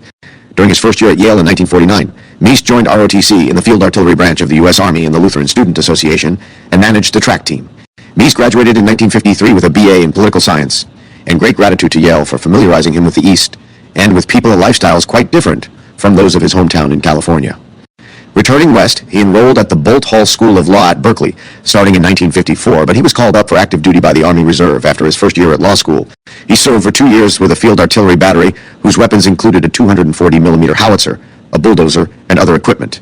This triggered a lifelong interest in logistics and operations. He completed active duty in 1956, then re-enrolled in law school at Berkeley, where he won the Moot Court Prize in his second year and later a California Moot Court State Championship. He and his high school sweetheart, Ursula Herrick, the smart pre-graduate of a one-year program in business at Harvard-Radcliffe, married in 1959, a year after he graduated from law school. They had kept in touch since high school and saw each other summers in Oakland, working together in the same recreation department for a couple of summers. They were married in an Episcopal church in September 1959, when Ed and Ursula were 28 years old, considered unusually old for marriage for the time. They began honeymooning at Lake Tahoe, Nevada, but when it started to snow, they hightailed it to Los Angeles, with Ed suggesting a visit to the new LA Police Headquarters building. Laughingly, Ursula agreed, and so in Los Angeles, they took a tour. The next day, they followed up with Disneyland, specifically Sleeping Beauty's castle and the wonders of the deep in Captain Nemo's submarine. Ursula Meese admits to this day that Ed can't drive by a police or fire department without slowing down. For after graduating from law school in 1958, Ed joined the Alameda County District Attorney's Office as a law clerk, later serving as a colleague of D. Lowell Jensen, who later served with him as his Deputy Attorney General. Both used to practice riding around in the police cars, taking in the scenes of cases they were trying. Ed Meese continued the practice when he worked for Governor Reagan, and he maintains an abiding love for the police and the good work they do. Meese's experience as a trial attorney trained him to synthesize and summarize complex ideas and usably reconstruct the action items to be drawn from any meeting. Almost everyone we interviewed about Ed Meese would independently mention this as one of his greatest skills, drawn on at almost every cabinet meeting during Ronald Reagan's presidency. He would distill the decisions taken and what action items had been approved. The power to do this is akin to the power to set an agenda for a meeting. Meese's ability to succinctly and precisely summarize the contents of panel discussions at symposia is legendary. So many of his former aides in the cabinet and the Justice Department commented on this unique talent that we asked how he had learned how to do it. He attributed it to trial lawyering, which requires one to organize information for a jury in a way that leads toward a decision by showing the arguments on both sides, or sometimes several sides. Ed Meese's academic and appellate lawyer subordinates at the Justice Department had never tried cases to juries, and so Ed Meese's talent at summarizing the evidence for a jury was foreign to them. It was in this way that Ed Meese saw he could be most helpful to the president, and being even-handed meant that I could then work with all the members of the cabinet, my colleagues who were on the cabinet, in order to come to as good a solution as possible and make the best possible recommendations to the president. Ed Meese worked for 3 years prosecuting felonies and capital crimes. In 1961, it happened to be his turn as deputy district attorney to present information for the general sessions of the state legislature as representative of the Law and Legislative Committee. This led to Ed's making friends and acquaintances in the California legislature. Then came a series of incidents caused by anti-Vietnam War protesters, Black Panthers and other militant groups, and events arising out of the anything-goes hippie culture of the day. During the 1964 to 1965 academic year, the so-called free speech movement broke out at the University of California at Berkeley. It was the first major civil disobedience movement on college campuses in the U.S. of the 1960s, and many more were to follow. A takeover of the university administration building had resulted in the arrest of 773 people, with Meese being the leading figure in pursuing prosecutions. Ronald Reagan was elected governor of California in 1966 on a law and order platform, particularly with respect to left-wing radical campus groups. By the time Reagan won the 1966 California gubernatorial election, Ed Meese was a major figure in prosecuting those who had staged a takeover of the administration building on the Berkeley campus. After Reagan won the governor's race in 1966, a state senator recommended Meese for a Reagan staff job. We later found a telegram that he had sent to the governor, so that's how I was invited to come up and meet with the governor, Meese said. I had no idea of looking for a new job. I liked my work and my job, and I wasn't looking for a new one, but I was interested to meet this new governor whom I had never met before. We met in his office and talked for about a half hour. I was so impressed by him, his friendly personality, but also his amazing knowledge of matters of criminal law, the death penalty, extradition, which was a big issue from the governor's standpoint, and more. These were things I knew well only because by then I'd been working for 8 years in the district attorney's office. When he surprised me by offering me the job, I surprised myself by accepting. All I could think of while traveling the 75 miles back to Oakland from Sacramento was how I was. Going to explain having a new job to my wife. But she has always been great, very supportive, so even though we just had our third child, a daughter, we moved to Sacramento, and I was very fortunate to have had that opportunity. Meese joined Governor Ronald Reagan's staff as Legal Affairs Secretary in 1967 under Reagan's Chief of Staff William Clark Jr., formerly Reagan's executive assistant, with Michael Deaver as his deputy. Meese was so well regarded that in 1969 to 1974 he took over Clark's role after Clark was appointed to a California state judgeship. He worked to keep Michael Deaver as his deputy after Clark left with success, and they became lifelong friends and later close colleagues in the White House. Meese was a leader in the crackdown on the May 15, 1969, firebombing of Wheeler Hall, in which a dozen buildings were vandalized and firebombed by Berkeley radicals. The chaos of the counterculture and antics of the anti-Vietnam War radical left in the 1960s and 1970s, its advocacy of recreational drug use, free love, blame America first, and its antipathy to religious and family values, free markets, and private property, appalled Meese as they did other conservatives. Countering it drew Meese and Reagan together. Many people contributed to Governor Reagan's effectiveness and success during his 8 years in Sacramento. But one person became so essential that the press teasingly referred to him as the assistant governor, said Lee Edwards of Meese's role as Governor Reagan's chief of staff. Reagan biographer and journalist Lou Cannon memorably called him Reagan's geographer and confirmed Meese's compatibility with Reagan, which enabled him to speak for Reagan to others with authority.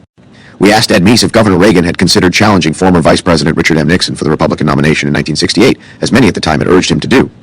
Meese replied, "Very much so. But he and Bill Clark, then still chief of staff, were very much opposed. They felt that Reagan had a lot left to do in California, and that he wasn't really ready yet for the presidency. But if it had come along, he would have accepted it," Meese said. In his own mind, he really wasn't seeking the job, but did hold out hopes of bringing the Rockefeller and Nixon wings of the party together someday.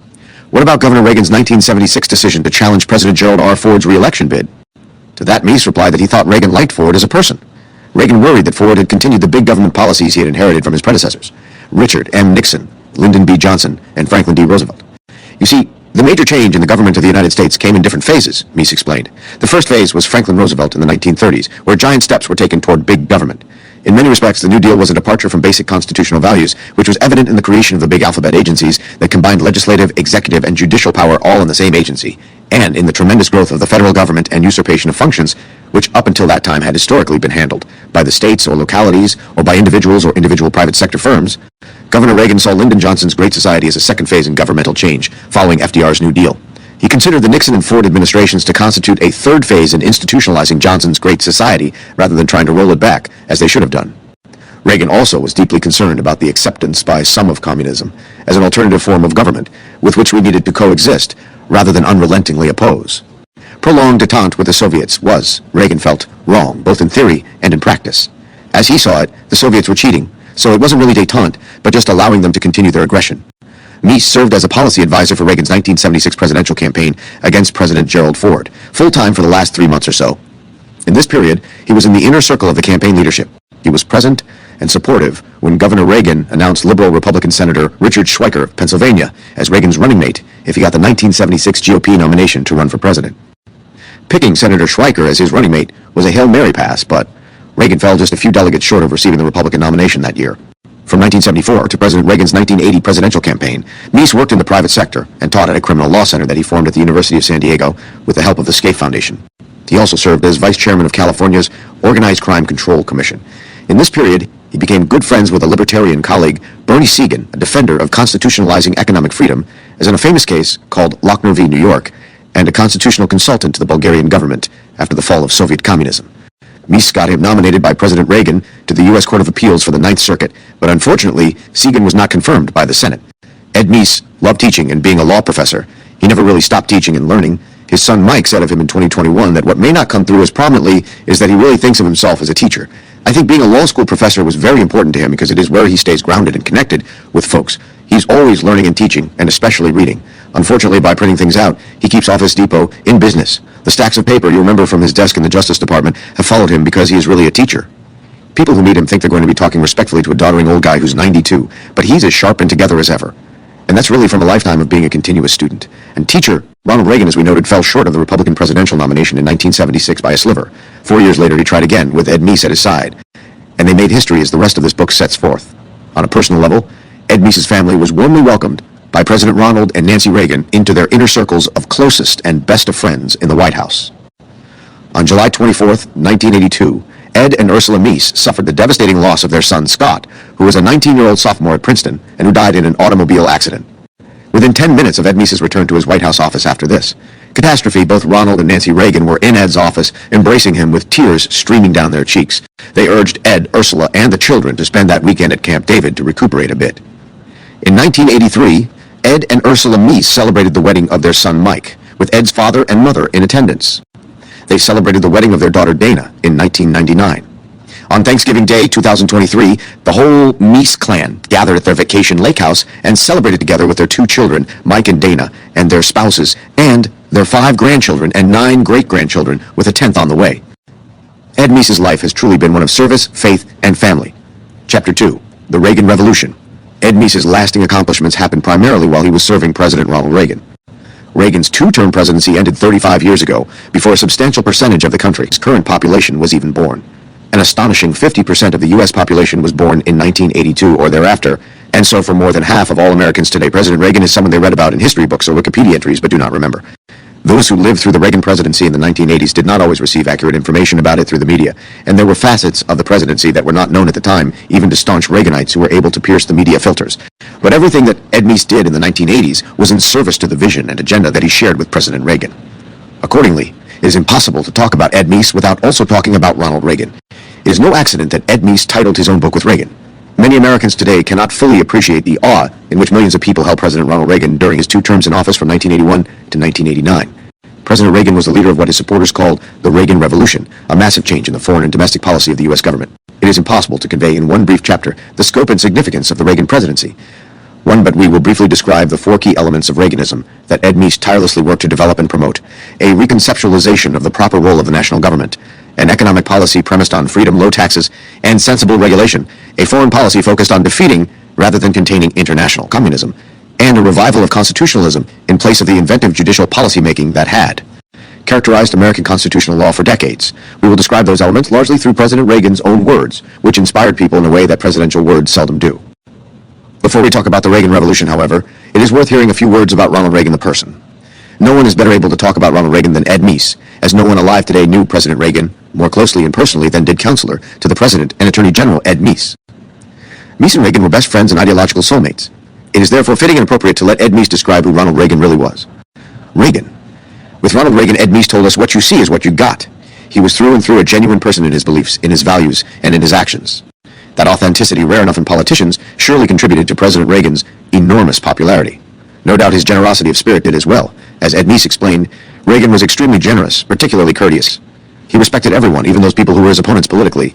Ed Meese is also generous to a fault, which perhaps explains why he added, "And I think no one could really hate Ronald Reagan."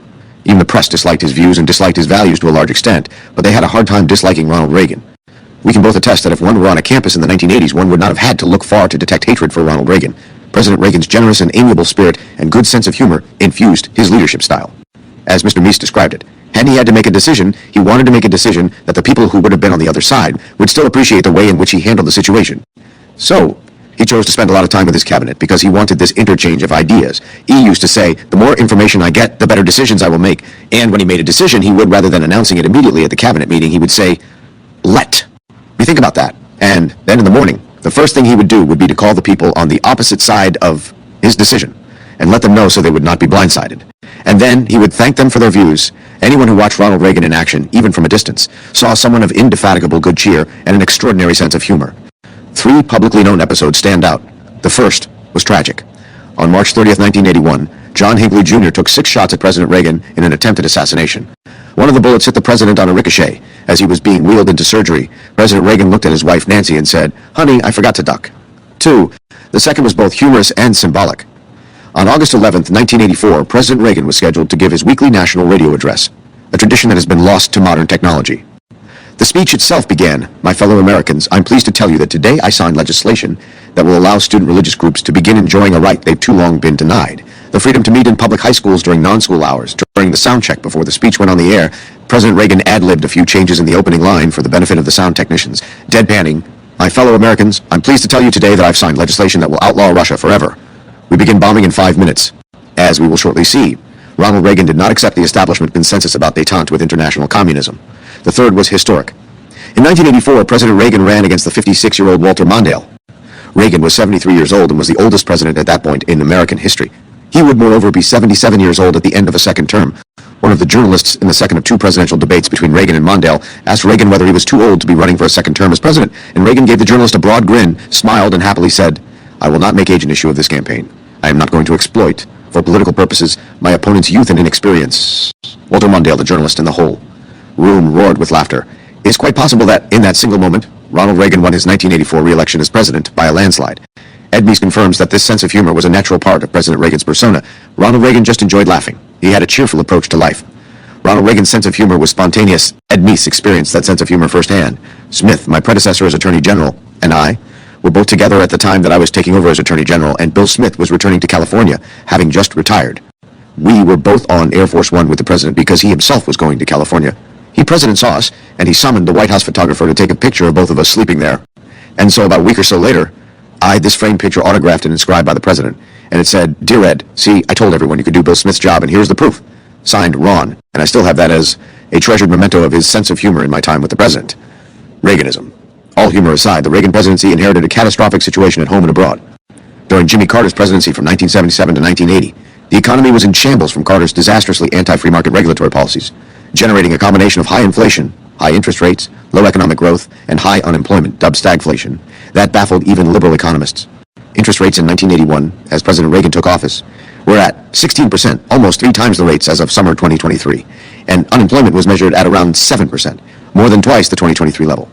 Moreover, foreign affairs were going quite badly in 1980. The Soviet Union had invaded Afghanistan in 1979, and the government of Iran had seized and held as hostages, since November 1979, the U.S. ambassador to Iran and more than 50 other embassy personnel.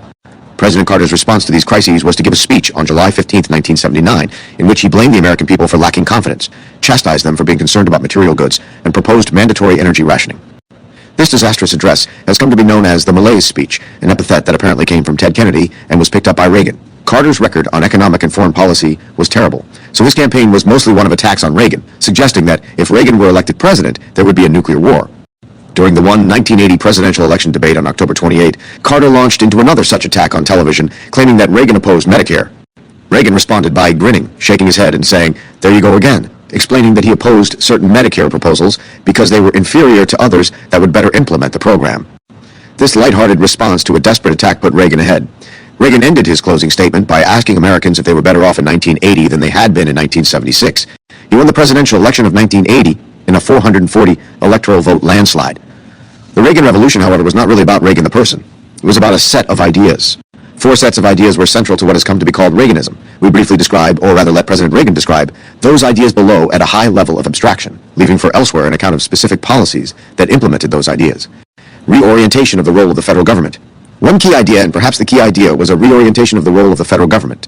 As President Reagan took office in 1981, there had been an increase of the federal government's activity for a century, dating back to the Progressive Era, accelerating during the New Deal, accelerating again during the Great Society, and continuing unabated through the Nixon, Ford, and Carter years. In 1792, there were 4 major federal agencies: the Departments of War, State, and Treasury, and the Post Office. By 1980, there were 13 executive departments and untold dozens of alphabet soup agencies, many of which exercised more power than some cabinet agencies, and many of which were created in the 2 decades before Reagan took office. To be sure, presidents cannot unilaterally set budgets or create or abolish bureaucracies. Only Congress can authorize those things. But presidents make proposals, define agendas, and help set the terms of discussion through both talk and action. President Reagan was particularly adept at using speeches to lay out his vision of government. His audience was not just members of Congress, the bureaucracy, or the media, but the broader public, and his vision emphasized basic principles more than the policies of the moment that flowed from those principles. Here is how President Reagan, through some of his most notable speeches, described his conception of the national government. On January 21, 1981, the day after he was sworn in as president, Ronald Reagan gave his first inaugural address. It is a remarkable speech that bears reading in full, but 5 short passages stand out as encapsulations of President Reagan's guiding philosophy. After describing the dire circumstances facing the country, President Reagan famously declared, "In this present crisis, government is not the solution to our problem. Government is the problem." That may seem simple, but coming after a steady century of progressivism and its aftermath, it gave words to the sense of millions for whom government had become more an obstacle than a protector. In a direct rebuke to the elite consensus of the previous century, which entrusted ever-increasing power to self-proclaimed experts, President Reagan observed, "From time to time, we have been tempted to believe that society has become too complex to be managed by self-rule, that government by an elite group is superior to government for, by, and of the people. Well, if no one among us is capable of governing himself, then who among us has the capacity to govern someone else? This fundamental trust in free people rather than governmental control by those who think they know better is the essence of Reaganism."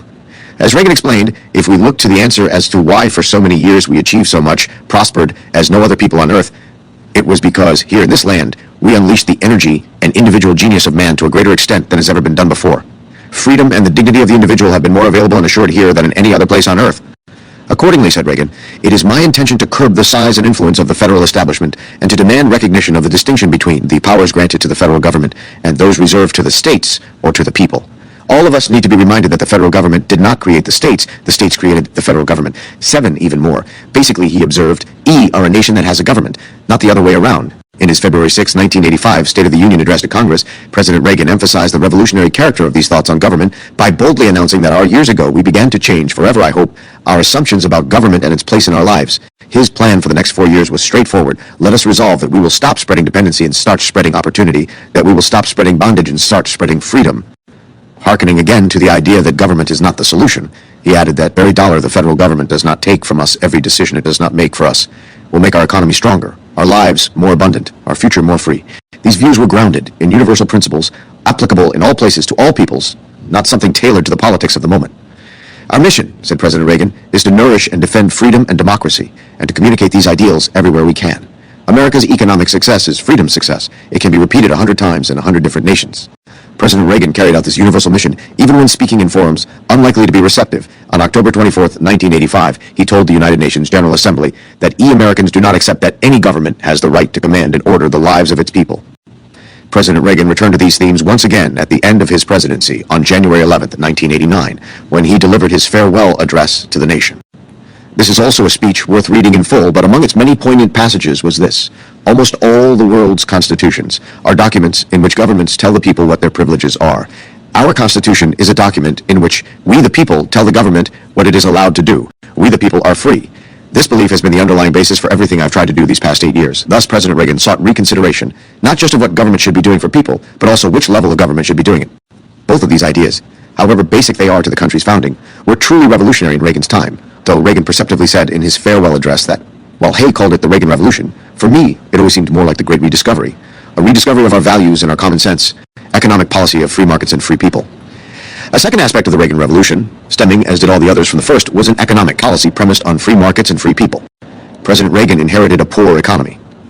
The day President Carter was replaced by President Reagan, the inflation rate in the United States was 13.5%, interest rates were 15.6%, the unemployment rate was 7.2%, and the United States gross domestic product was $3.211 trillion. By comparison, in January of 2020, the inflation rate in the United States was 2.3% per year. Interest rates in the United States were at 1.75%. The U.S. unemployment rate was at 3.6%, and U.S. GDP was $22.111 trillion. In other words, under President Reagan and his 5 successors, the U.S. gross domestic product increased by $18.901 trillion in only 39 years of high inflation rates and high unemployment. It has been forgotten even by many who lived through it. Sadly, in 2024, high inflation and stagflation are returning to the United States as a direct result of President Biden's fervent efforts to undo the Reagan Revolution. President Reagan's inaugural address diagnosed the economic problems, which began with a tax system which penalizes successful achievement and keeps us from maintaining full productivity. It is no coincidence, he said, that our present troubles parallel and are proportionate to the intervention and intrusion in our lives that result from unnecessary and excessive growth of government. As a solution, he proposed removing the roadblocks that have slowed our economy and reduced productivity, specifically by lightening our punitive tax burden and, continuing the first principles theme of federalism, restoring the balance between the various levels of government. In a speech to the United Kingdom Parliament on June 8, 1982, President Reagan highlighted the importance of these principles by contrasting them to the competing principles of the Soviet Union. However bad the circumstances in the United States might have been in the early 1980s, they paled before the human catastrophe wrought by communism. As Reagan noted, the world's great revolutionary crisis was happening not in the free, non-Marxist West, but in the home of Marxist-Leninism, the Soviet Union. It is the Soviet Union that runs against the tide of history by denying human freedom and human dignity to its citizens. The dimensions of this failure, he continued, are astounding. A country which employs 1/5 of its population in agriculture is unable to feed its own people. This was a direct result of a society where productive forces are hampered by political ones. By 1984, to the astonishment of numerous so-called experts, the United States economy was roaring. As President Reagan quipped in 1983, we knew the program was a success when they stopped calling it Reaganomics. President Reagan won re-election, this time by a 512 electoral vote margin, losing only Walter Mondale's home state of Minnesota and the District of Columbia. The vision driving the Reagan economic policy was captured in a May 16, 1984, speech to the American Retail Association. There was only one way to go, and that was, use 3 simple words as our guide: trust the people. Lasting economic recovery had to be built on the solid rock of the American free enterprise system. President Reagan's farewell address in 1989 summarized the principles underlying the solutions implemented during his 2 terms. He explained that when you put a big tax on something, the people will produce less of it. So we cut the people's tax rates, and the people produce more than ever before, generating the longest peacetime expansion in our history, real family income up, the poverty rate down, entrepreneurship booming, and an explosion in research and new technology. One anecdote related in that speech says it all. It was back in 1981, and I was attending my first big economic summit. I sat there like the new kid in school and listened, and it was all Francois this and Helmut that. They dropped titles and spoke to one another on a first-name basis. Well, at one point I sort of leaned in and said, "My name's Ron." Well, in that same year, we began the actions we felt would ignite an economic comeback, cut taxes and regulations, started to cut spending, and soon the recovery began. 2 years later, another economic summit with pretty much the same cast. At the big opening meeting, we all got together, and all of a sudden, just for a moment, I saw that everyone was just sitting there looking at me. And then one of them broke the silence. "Tell us about the American miracle," he said. "Foreign policy and the rolling back of communism." A third key element in the Reagan Revolution was a sharp break with the conventional establishment and almost wholly bipartisan consensus on foreign policy.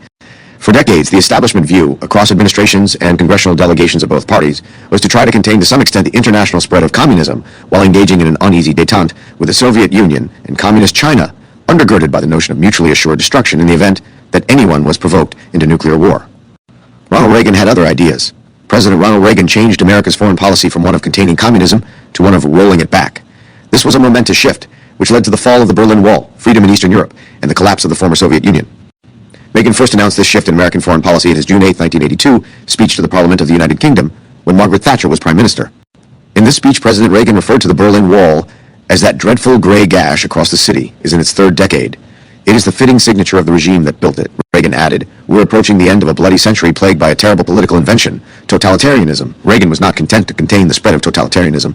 Instead, he had a plan and a hope for the long term, the march of freedom and democracy, which will leave Marxism-Leninism on the ash heap of history as it has left other tyrannies which stifle the freedom and muzzle the self-expression of the people. When President Reagan gave this speech about leaving Marxism-Leninism on the ash heap of history, he was berated by many in the foreign policy establishment for dangerous saber-rattling. The collapse of communism in 1989 and of the Soviet Union in 1991 suggests that Ronald Reagan was wiser than the establishment. The establishment that was so unsettled by President Reagan's unabashed defense of freedom found even more occasion for pearl-clutching when President Reagan spoke to the National Association of Evangelicals on March 8, 1983. In warning against a nuclear freeze movement that equally blamed the United States and the Soviet Union for world tensions, President Reagan said of our communist adversaries, "It thus be aware that while they preach the supremacy of the state, declare its omnipotence over individual man, and predict its eventual domination of all peoples on the earth, they are the focus of evil in the modern world." He warned against the temptation of blithely declaring yourselves above it to all and label both sides equally at fault, to ignore the facts of history and the aggressive impulses of an evil empire, to simply call the arms race a giant misunderstanding, and thereby remove yourself from the struggle between right and wrong and good and evil. In this speech, President Ronald Reagan called the Soviet Union the focus of evil in the modern world and an evil empire. No prior American president had ever challenged communism in this way, and President Reagan's speech brought moral clarity as to what was at issue in the Cold War. He added that, "I believe that communism is another sad, bizarre chapter in human history whose last pages even now are being written." Perhaps the most important statement of Reaganism's foreign policy principles was President Reagan's historic speech on June 12, 1987, at the Brandenburg Gate. The gate was located right at the Berlin Wall, which for decades had separated communist-ruled East Berlin from free West Berlin. The gate had stood for several centuries, but from the end of World War II until 1989, it was closed off, serving as a symbol of the communist tyranny that controlled both entry into and exit from East Berlin. President Reagan explained that behind me stands a wall that encircles the free sectors of this city, part of a vast system of barriers that divides the entire continent of Europe. From the Baltic south, those barriers cut across Germany in a gash of barbed wire concrete dog runs and guard towers. Standing before the Brandenburg Gate, every man is a German, separated from his fellow men. Every man is a Berliner, forced to look upon a scar in response to then recent moves in the Soviet Union, ostensibly moving toward a marginally more open society. President Reagan made perhaps his most momentous statement: "There is one sign the Soviets can make that would be unmistakable, that would advance dramatically the cause of freedom and peace." General Secretary Gorbachev, if you seek peace, if you seek prosperity for the Soviet Union and Eastern Europe, if you seek liberalization, come here to this gate.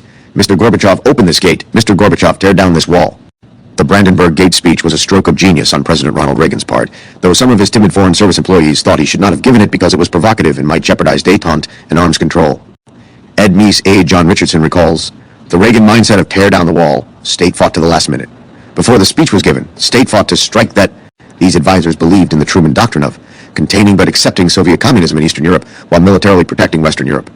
President Reagan did not believe that communism should merely be contained. He thought it should be rolled back and overthrown. He knew that the only things holding communism together in 1987 were military troops at the borders of all of the communist nations of Eastern Europe, facing inward with guns to shoot their fellow countrymen for seeking freedom in Western Europe." Reagan's demand for freedom resonated deeply with the people of Eastern Europe, and the first crack in the wall came when Hungary began allowing its citizens, and East Germans, to cross the border into Western Europe. What began as a trickle of people fleeing Eastern Europe rapidly became an unstoppable flood.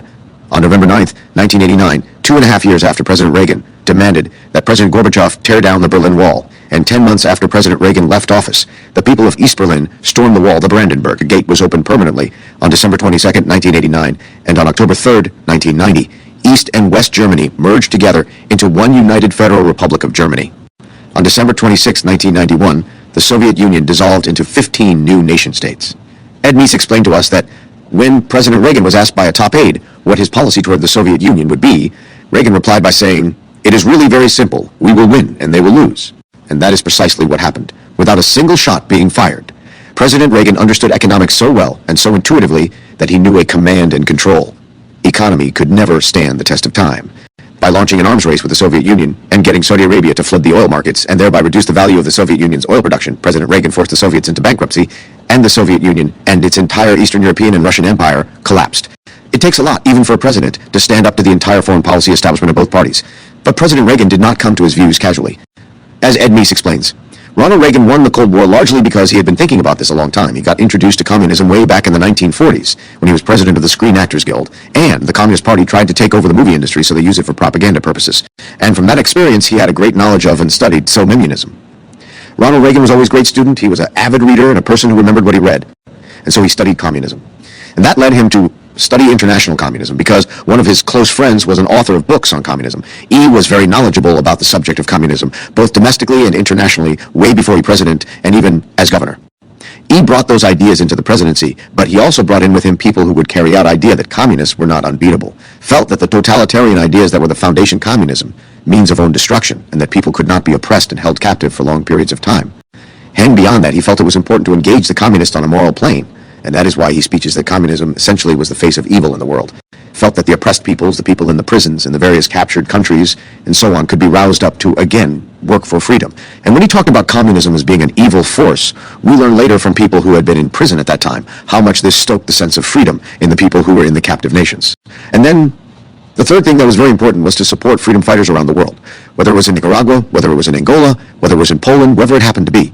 And so a combination of this and the implementation of that doctrine, the best and the strongest military force that any of the world had ever seen, restoration of constitutionalism and the rule of law. A fourth element of Reaganism, which occupies much of this book, is the restoration of constitutionalism and the rule of law. Ronald Reagan was not a constitutional theorist, but he grasped at a very basic level the key tenets of originalism. Unlike Richard Nixon, he did not explicitly run against the Supreme Court, but he understood that much of the court's work product bore little relation to the country's governing document. On September 26, 1986, after Antonin Scalia was sworn in as an Associate Justice and William Rehnquist was sworn in as Chief Justice, President Reagan noted that the framers settled on a judiciary that would be independent and strong, but one whose power would also, they believed, be confined within the boundaries of a written constitution and laws. The judicial branch interprets the laws while the power to make and execute those laws is balanced in the two elected branches. He invoked Thomas Jefferson's warning against making the Constitution a blank paper by construction, and James Madison's injunction that if the sense in which the Constitution was accepted and ratified by the nation is not the guide to expounding it, there can be no security for a faithful exercise of its powers. For reasons that we explain in a subsequent chapter, President Reagan in 1986 could not yet draw on an established vocabulary for originalism. That vocabulary was still being developed, primarily in the Meese Justice Department, as we will soon see. Accordingly, he couched his praise for Justice Scalia and Chief Justice Rehnquist in terms of their support for judicial restraint, a term he used multiple times. A few years later, he might have used different language. Intuitively, however, he understood that the Constitution is a written text with an ascertainable meaning, and the task of constitutional interpretation is to uncover and articulate that meaning. He also understood something that is missed by too many constitutional actors even today. President Reagan observed that the Founding Fathers designed a system of checks and balances and of limited government, because they knew that the great preserver of our freedoms would never be the courts or either of the other branches alone. It would always be the totality of our constitutional system, with no one part getting the upper hand. The courts thus play an important role in enforcing the Constitution, but they do not play an exclusive role. This departmentalist obligation of all three departments of the federal government to interpret, apply, and act in accordance with the Constitution is made clear by the overall structure of the document, which contains no express interpretation clause for any particular actor and specifically charges the President to swear an oath to preserve, protect, and defend the Constitution of the United States. President Reagan understood that it was our Madisonian system of checks and balances, our separation of legislative, executive, and judicial power, our holding of midterm elections, and our federal division into 50 states that make our 235-year-old Constitution work. Yes, the Supreme Court plays a vitally important role in protecting the liberties secured by the Constitution, the Federal Bill of Rights, the three transformative post-Civil War constitutional amendments, and the other amendments thus far ratified. But many other actors play vital roles as well. The Constitution means what it says, not what any particular person, group of persons, or coalition of judges says it says. These four ideas of Reaganism may seem banal to some and anathema to others. In either case, in the 1980s, they reflected a genuine revolution in thinking about government, economics, communism, and law, even, and perhaps especially, within a Republican Party establishment that was comfortable with big government, accommodating communism, and policy-making courts that relieve political actors of responsibility for big decisions. Indeed, Martin Anderson's invaluable 1988 account of the Reagan years is titled simply Revolution, Reaganites. A revolution, of course, needs revolutionaries. Ronald Reagan, even with Ed Meese at his side, could not transform the operations of government, much less the basic ideas that had driven policy and law for decades. Some of those revolutionaries were relatively low-level actors whose participation was nonetheless crucial to the success of Reaganism. People at the top can give instructions, but people in the middle and bottom of the governmental hierarchies are the ones who can either follow those instructions or thwart them. President Reagan was not only on a wartime footing with communism, he was also on a wartime footing with what former President Donald Trump quite rightly called the deep state. There are more than 4 million human beings who work as either federal officials or in the U.S. Armed Services. While the Army is loyal to the President, the deep state is not. Each president gets only around 4,000 political loyalists who serve in his administration and who try to supervise the 3 million civilian employees of the deep state. They compete in doing this with 24,000 congressional staffers whose congressional bosses serve in office far longer than the 2-year average for cabinet secretaries, the 4 years of one presidential term, or even the 8 years of 2 presidential terms. 23 senators in Steve Calabresi's and Gary Lawson's lifetimes have served for 36 years or longer. But having good people at the top is essential, and Ronald Reagan had some of the best at his side. Ed Meese, of course, stands out. There were other vital actors in the Department of Justice whom we will discuss at some length in subsequent chapters. A number of other key figures in the Reagan Revolution, however, deserve a brief mention here, and we present them as seen through the eyes and words of Ed Meese. Vice President George Herbert Walker Bush. Vice President Bush had been President Reagan's most formidable opponent in the Republican primaries in 1980, and he served for one term as President Reagan's successor. When asked how he would describe Vice President Bush as a person, Ed Meese immediately said that Vice President Bush was one of the best and most loyal vice presidents, and subsequently, one of the best presidents we have had in the history of the country. As vice president, he was fully supportive of the president's policies and his positions on issues, an excellent representative of the president in foreign policy matters. Importantly, Vice President Bush was careful never to overstep. For example, when the president was shot and was in the hospital, the vice president was en route to Texas. And when he came back, there was a suggestion made by his staff or someone that when he landed in Andrews Air Force Base, he should the White House lawn, indicated that would not be appropriate. He did not want anybody to think that he was trying to take over from the president and land in the president's landing spot there. Instead, the helicopter took him to his residence, which is the Naval Observatory, and then he came in my car to meet with the cabinet and so on. Example of William J. Casey. One of the leading Reagan revolutionaries, according to Ed Meese in his wonderful book with Reagan, The Inside Story, was William J. Casey, who became Ronald Reagan's campaign manager in 1980 after the firing of John Sears and went on to serve as director of Central Intelligence from 1981 to 1987. Ed Meese describes Mr. Casey as a great patriot, a real devoted follower of the president. He was a great person in terms of being a member of the Reagan team. Indeed, Ed Meese said that it was really, I brought him aboard. I recommended to the president that he come aboard even before the president made the decision to remove Sears and help with the issues, which is what I was in charge of. And then that led ultimately to when Sears and his team fired, the president asked Bill and me together to head the campaign February of 1981. Given Mr. Casey's experience, explained Mr. Meese, he was a natural person for the job. The president needed someone of absolute integrity, someone who had his confidence completely, and that was Bill Casey. So it was as a result of that that also then made Bill a member of the cabinet. Bill was a great contributor there. So he was just a fine man, one. of the finest people, and also one of the most unforgettable people that I've ever met. Caspar Weinberger. Defense Secretary Caspar Weinberger was obviously a big player in the Reagan Revolution. Ed Meese calls him a person of great intelligence, great integrity, an outstanding person as an individual. E had a bright sense of initiative, imagination, and innovation. O, he was the ideal person. He also had experience in Washington chairman of the Federal Trade Commission under President Nixon, as well as being first the deputy director and then director of the Office of Management and Budget, and finally being Secretary of Health and Welfare. So he government as being a fine lawyer, a very good friend, and just an outstanding person in every aspect of his life. William P. Clark Jr., Bill Clark, served as Deputy Secretary of State from 1981 to 1982, as U.S. National Security Advisor from 1982 to 1983, and as Secretary of the Interior from 1983 to 1985.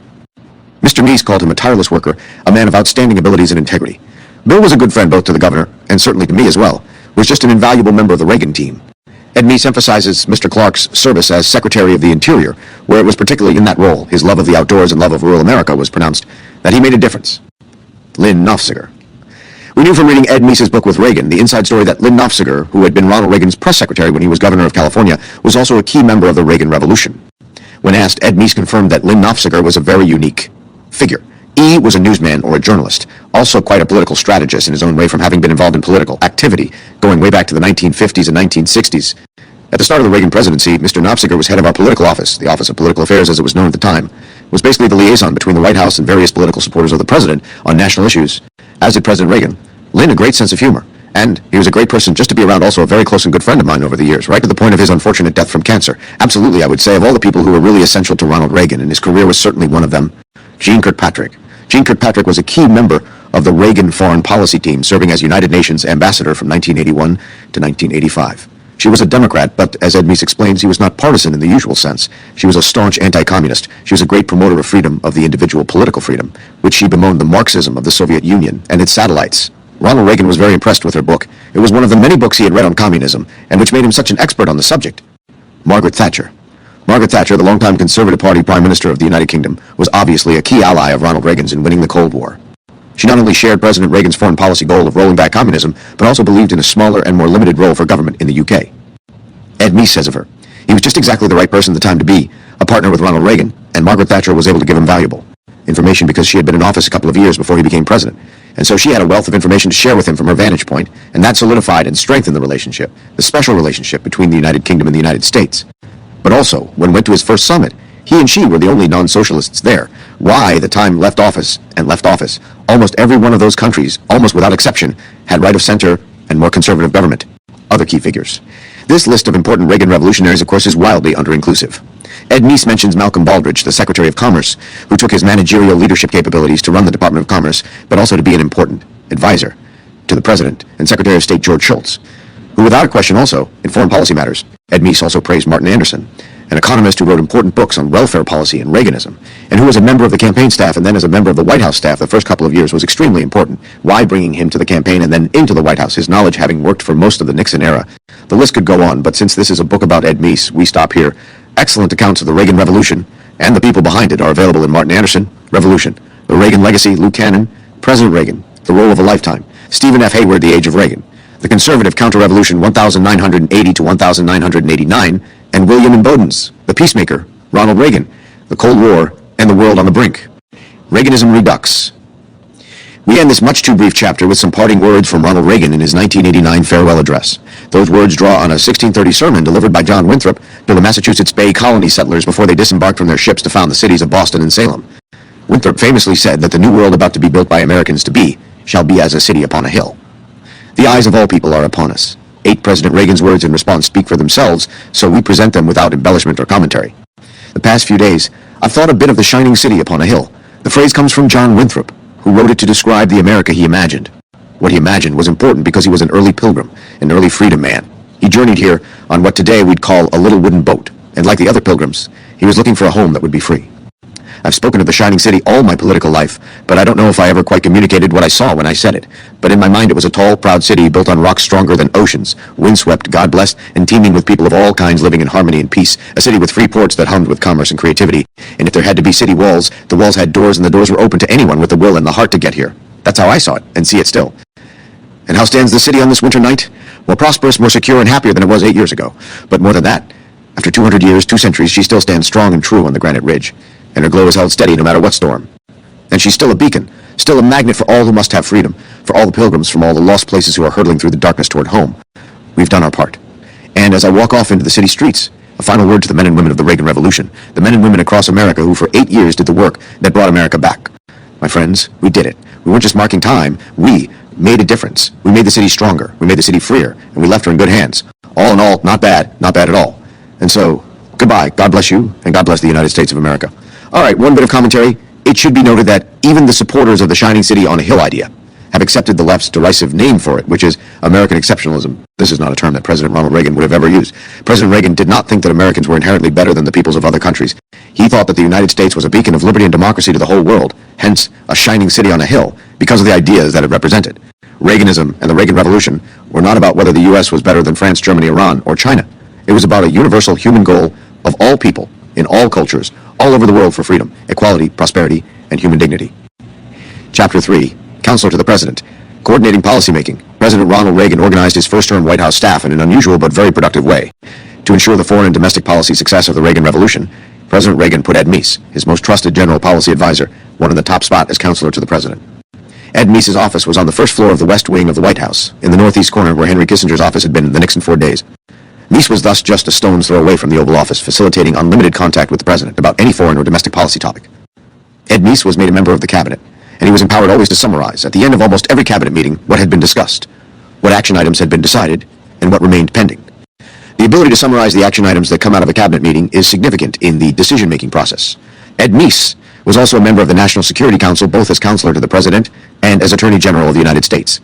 It is not standard practice for the Attorney General to be a member of the National Security Council, and Ed Meese was the principal player on the council.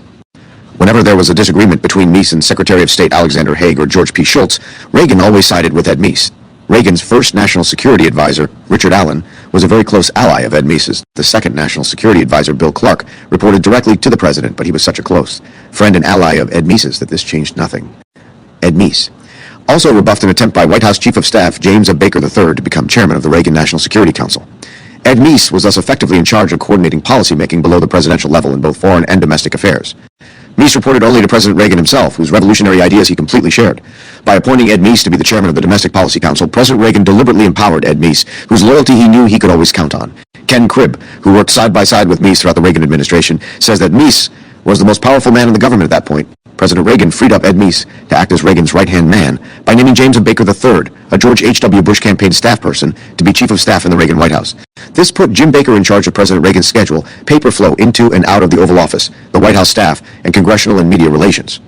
Reagan's idea was that he, Ronald Reagan, would make all of the important policy decisions that Ed Meese would advise the President on policy making and see that those policies were reflected throughout the executive branch, and that Jim Baker would then help implement the Reagan-Meese policy decisions as liaison to Congress and the very hostile press. Michael Deaver, who had been Governor Reagan's deputy chief of staff in California, was named deputy chief of staff to Jim Baker. Deaver handled the incredible staging of Ronald Reagan's public events, like his magnificent speech commemorating D-Day on the 40th anniversary of that event on the cliffs of Normandy. Jim Baker also put Mike Deaver in charge of making Nancy Reagan, the First Lady, happy. This was a considerable task, which Deaver was quite good at. Reagan, Meese, Baker, and Deaver referred to the troika of the latter three as co-running the operations of the Reagan White House. In practice, however, Ed Meese was the only member of the troika with policy coordination power, since he knew best what Ronald Reagan would have wanted to get done. At President Reagan's request, in November 1980, Ed Meese and Jim Baker drew up a written document specifying their relationship, with Meese as the policy advisor and Baker as the policy implementer. Although as chairman of the Domestic Policy Council and a permanent member of the National Security Council, Meese implemented a lot of policy directly through talks with cabinet secretaries. As Ed Meese described it in 1992, "My realm was policy coordination on behalf of the President. Since I had a strong interest in policy matters and knew the President's views quite well, this was a natural role for me." Jim Baker, by his own admission, didn't have such an intense interest in policy matters. On the other hand, he knew Washington and the ways of government very well. Mike Deaver had a well-honed sense of public relations and knew how best the President should be presented. 2. People who see government as a process of log rolling, public relations, media battles, and congressional debates would naturally conclude that James Baker was the central player in the Reagan administration and Reagan's closest advisor. 3. Because Baker was the Reagan administration's point man for the inside-the-beltway dramas that fill up news cycles. Thus, journalist Chris Whipple describes the Meese-Baker power-sharing arrangement by saying Baker had cleverly seized the levers of power. While Meese was technically in charge of policy, Baker was in charge of executing it. 4. Baker agreed with this assessment. I worked it out in a way that Ed could handle, and I was still in a position to run everything. 5. This starkly illustrates the difference between the mindsets of ordinary Washington insiders and revolutionary thinkers like Ed Meese. Ed Meese, like Ronald Reagan, was a man with revolutionary ideas. Reagan and Meese's goal was not just to get things done. It was to get done those things that would change the world in an enduring way that would resonate far beyond the current session of Congress. For that purpose, controlling policy is the key enterprise. And as Meese John Richardson explained to us, Ed Meese had all the policy-making entities in the administration reporting to him, while Baker controlled the operational side. Richardson added that what many journalists and insiders missed is Reagan had this unique structure for the chief of staff, where the chief of staff didn't hold the kind of authority under Reagan in the first term that historically the chiefs of staff did the Meese policy operation. Legislative bargains, and James Baker unquestionably and crucially excelled at securing them, are important, but legislative bargains come and go while policy ideas live on. Ronald Reagan and Ed Meese understood this even as many around them did not. With regard to policy formulation, one cannot understand the functioning of the Reagan administration without understanding the functioning of Reagan's cabinet council system. It all starts, of course, with the cabinet. The cabinet is just the name we give to a group of the president's top advisors. The composition of the cabinet typically changes a bit from one administration to another, but it is built around the heads of certain key government departments and is fleshed out with whoever the president wants to include in the core advisory group. Because there are more than a dozen key agencies and plenty of other important actors, such as the United Nations ambassador and the president's chief of staff, the cabinet is typically large. President Reagan's cabinet had 19 members, and more recent cabinets have grown into the mid-20s. The cabinet, in whatever manner it is constituted at any given moment, has no formal legal power. Meese's close aide and friend Ken Cribb explains, "'Tis completely up to the President of the United States whether does anything or not." President Reagan, like President Dwight Eisenhower before him, made extensive use of his cabinet because, as Cribb put it, he liked to hear the advice of his principal officers, not just the narrow set of political operatives in the West Wing, right? Helped him make decisions. Anyone who has attended meetings, however, knows that there are both benefits and costs to making policy through groups the size of a modern cabinet. Ed Meese figured out how to get the benefits of cabinet policy work without an avalanche of unwieldy large group meetings. He devised a system of cabinet councils that would break out issues for the agencies and officers that had the most direct interest and expertise in them. In retrospect, that may seem obvious. At the time, it was entirely novel, and it was vital to the Reagan administration's success. One can find a detailed account of the cabinet council system, which probably should be required reading for students of government, in Martin Anderson's Revolution. The short version is that the councils, an idea that Ed Meese came up with 7, were designed to deal with certain specific issues of national policy. The members of the cabinet councils were selected primarily on the basis that the departments they headed were deeply involved in the specific issues that would be discussed. 8. The councils became the chief policymaking vehicles in the Reagan administration because only the cabinet councils could deal effectively with national issues that cut across 2 or more departments, and that included most of the issues. 9, as Ed Meese put it, he councils weren't simply boxes on an organizational chart, but working groups of manageable size that ensured a focused effort by people who had knowledge and jurisdiction over policy. 10. At the outset of the Reagan administration, there were cabinet councils on economics, the environment, trade, human resources, and agriculture. The cabinet councils were crucial because, as Ken Cribb relates, issues were actually brought to the president, not by the White House staff like Jim Baker or Mike Deaver, but by the cabinet counselors. By the time matters reached full cabinet consideration, a hell of a lot of policy development has been done through one of the 5 cabinet councils that Meese devised, and Meese was a member of all 5 cabinet councils as well as being on the National Security Council. He played a role in every policy-making entity. As Martin Anderson described it, the administrative support for the cabinet councils came out of the Office of Cabinet Administration in Ed Meese's office, 11, and the staff reported all administrative matters to Meese's office. 12. This system placed Ed Meese at the center of the administration's policymaking web across virtually all fields. It also made sure that policymaking conformed to the administration's overall agenda rather than the parochial agendas of individual cabinet officers. As Cribb explains, usually in the typical administration, the Cabinet Secretary for Commerce is in there lobbying the President against his fellow cabinet members for special treatment for the Commerce Department issues. The Reagan Cabinet Council system had the opposite effect. The Reagan system had the Cabinet working together as a body on behalf of the President and coordinating, therefore, the operation of the cabinet agencies under the President's agenda. The things that Reagan and Meese were interested in moved the world, and they made sure that the Cabinet was working for President Reagan on issue after issue, and not the other way around. While this system may seem simple and intuitive, it ran so contrary to the standard affairs of government that the operations of the cabinet councils were largely unnoticed by the media, and of those who cared about them at all, few ever understood their true purpose and function. In fact, most members of the White House staff did not seem to understand them. 13. Ken Cribb agrees. If you asked Baker about, he wouldn't know what you were talking about. Never mind Deaver. This does not mean that people like Baker and Deaver were unimportant to the Reagan administration. Far from it. President Reagan wanted to receive as much information as he could before making decisions, so he preferred to hear from 3 people daily, Meese, Baker, and Deaver, rather than having an H.R. Haldeman-like all-powerful White House chief of staff, the way President Richard M. Nixon had done. Reagan's White House during the first term had a 3-spokes-to-the-wheel form of organization, much like President Franklin D. Roosevelt's White House did in the 1930s and 1940s. Jim Baker probably performed a useful canary in the mineshaft function in that he predictably signaled to the president and to Ed Meese what the establishment and the press were up to on any given day, and he was very effective in dealing with a hostile Congress. Michael Deaver was probably the best person ever to do advance work for a president. His staging of President Reagan's speech on the 40th anniversary of the D-Day invasion of Nazi-occupied France was a work of genius. These were functions vital to the success of the Reagan Revolution. But Ed Meese was the central actor on matters of policy coordination. He simply did not boast about it to his colleagues or the press. Instead, Ed Meese played a discreet role as counselor to President Reagan, similar to General Dwight David Eisenhower's role when he was president of the United States, as Meese's son Michael pointed out to us in an interview. Eisenhower was always perceived as being apolitical and above the fray even when silently he was controlling what was going on. Ed Meese was a hidden-hand counselor to President Reagan, a role he continued to play as Attorney General. And, as a person with a deep religious faith, Ed Meese was raised to be, always was, and still is, completely humble. He was content to be, and to be seen as, part of a White House troika, along with Baker and Deaver, even though it was Ed Meese who was involved in all of Reagan's most important decisions, and got them implemented. Policies made. The point of a policy-making process, of course, is to make policy. There were several major policy initiatives, one secret, which were the highlights of President Ronald Reagan's first year in office. Ed Meese played a major role in all of them because they were at the core of President Reagan's agenda, to which Ed Meese was fiercely loyal. First, President Reagan proposed a radical tax cut, which slashed marginal income tax rates sharply. This proposal was largely developed by the transition team, with help from Martin Anderson and the economist Arthur Laffer. Ed Meese ran the transition team, and this proposed legislation was ready to go to Capitol Hill as soon as Ronald Reagan took the oath of office on January 20th, 1981. The Economic Recovery Tax Act of 1981 cleared Congress in August 1981 and was signed into law by President Ronald Reagan on August 13th, 1981. The passage of this legislation set off an economic boom that has gone on with a few interruptions for the last 43 years. It also helped the Reagan goals of repositioning the role of the national government in promoting free markets and free labor, which were discussed in Chapter 2.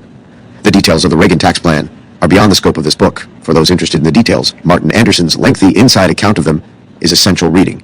Second, in August 1981, the Professional Air Traffic Controllers Organization, the only labor union that had supported Ronald Reagan over Jimmy Carter, announced that it was going to strike to get a wage increase. President Reagan had no doubt about what his response to such a strike would be. In a meeting with Transportation Secretary Drew Lewis and Counselor Ed Meese, President Reagan said that he would give striking air traffic controllers 48 hours to go back to work, after which they would be fired for breaking the law. Ed Meese's involvement in this matter with Drew Lewis showed the Reagan Cabinet Council system at its best. Meese asked the White House Office of Cabinet Affairs, under Craig Fuller and Ken Cribb, to remain in constant communication with the Department of Transportation until this critical matter was resolved. The illegal strike began at 7 a.m. on August 3, 1981, and on August 5, 1981, President Reagan fired the 11,345 striking air traffic controllers who had refused to return to work and banned them for life from ever again holding any federal government job. The vacant positions were filled with a mix of non-striking air traffic controllers, supervisors, staff personnel, some non-rated personnel, military air traffic controllers, and controllers transferred temporarily from other facilities. PATCO was decertified by the Federal Labor Relations Authority on October 22, 1981. New air traffic controllers were trained, and life went on as normal. The firing of the 11,345 air traffic controllers by President Reagan showed the leaders of the Soviet Union that Ronald Reagan, unlike some other presidents, was as tough as nails. The fact that President Reagan would bust a GOP-friendly union for an illegal strike put the Soviet leadership on notice that they faced a hard and determined foe who was not afraid to resort to strong measures. The action also reassured ordinary Americans who had experienced years of feckless presidential leadership. Some sources have suggested to us that President Reagan's action may also have emboldened private sector employers to be more aggressive in resisting unreasonable unionization demands. Although demonstrating that kind of cause-effect relationship on a topic as complex as workplace economics is tricky business and beyond our capacity, we note that in 1981, 18.7% of the American workforce was unionized, while by 2024 only 12% was unionized, and private sector union membership was at 6.3%.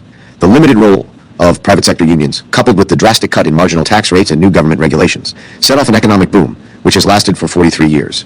Third, Ed Meese was a critical member of the Reagan White House Committee on Federal Judicial Selection, chaired by White House counsel Fred Fielding. Others on the committee in 1981 were Attorney General William French Smith, Pendleton James, White House Personnel Director and a close Meese ally, Assistant Attorney General Jonathan Rose of the Office of Legal Policy, and Ken Cribb. The membership of this committee was somewhat fluid, in that Lynn Nofziger attended sometimes, as did people from legislative affairs. In any event, the committee made decisions by consensus and not by taking votes. In 1981 to 1982, President Reagan stunned legal academia by nominating 19 Federal Circuit Court of Appeals judges, including Yale Law School professors Robert H. Bork to the D.C. Circuit and Ralph K. Winter to the Second Circuit, University of Chicago Law School professors Richard Posner to the Seventh Circuit, and Antonin Scalia to the D.C. Circuit, Texas Supreme Court Justice William Garwood to the Fifth Circuit, and distinguished federal district judges Edward R. Becker to the Third Circuit and Patrick Higginbotham to the Fifth Circuit.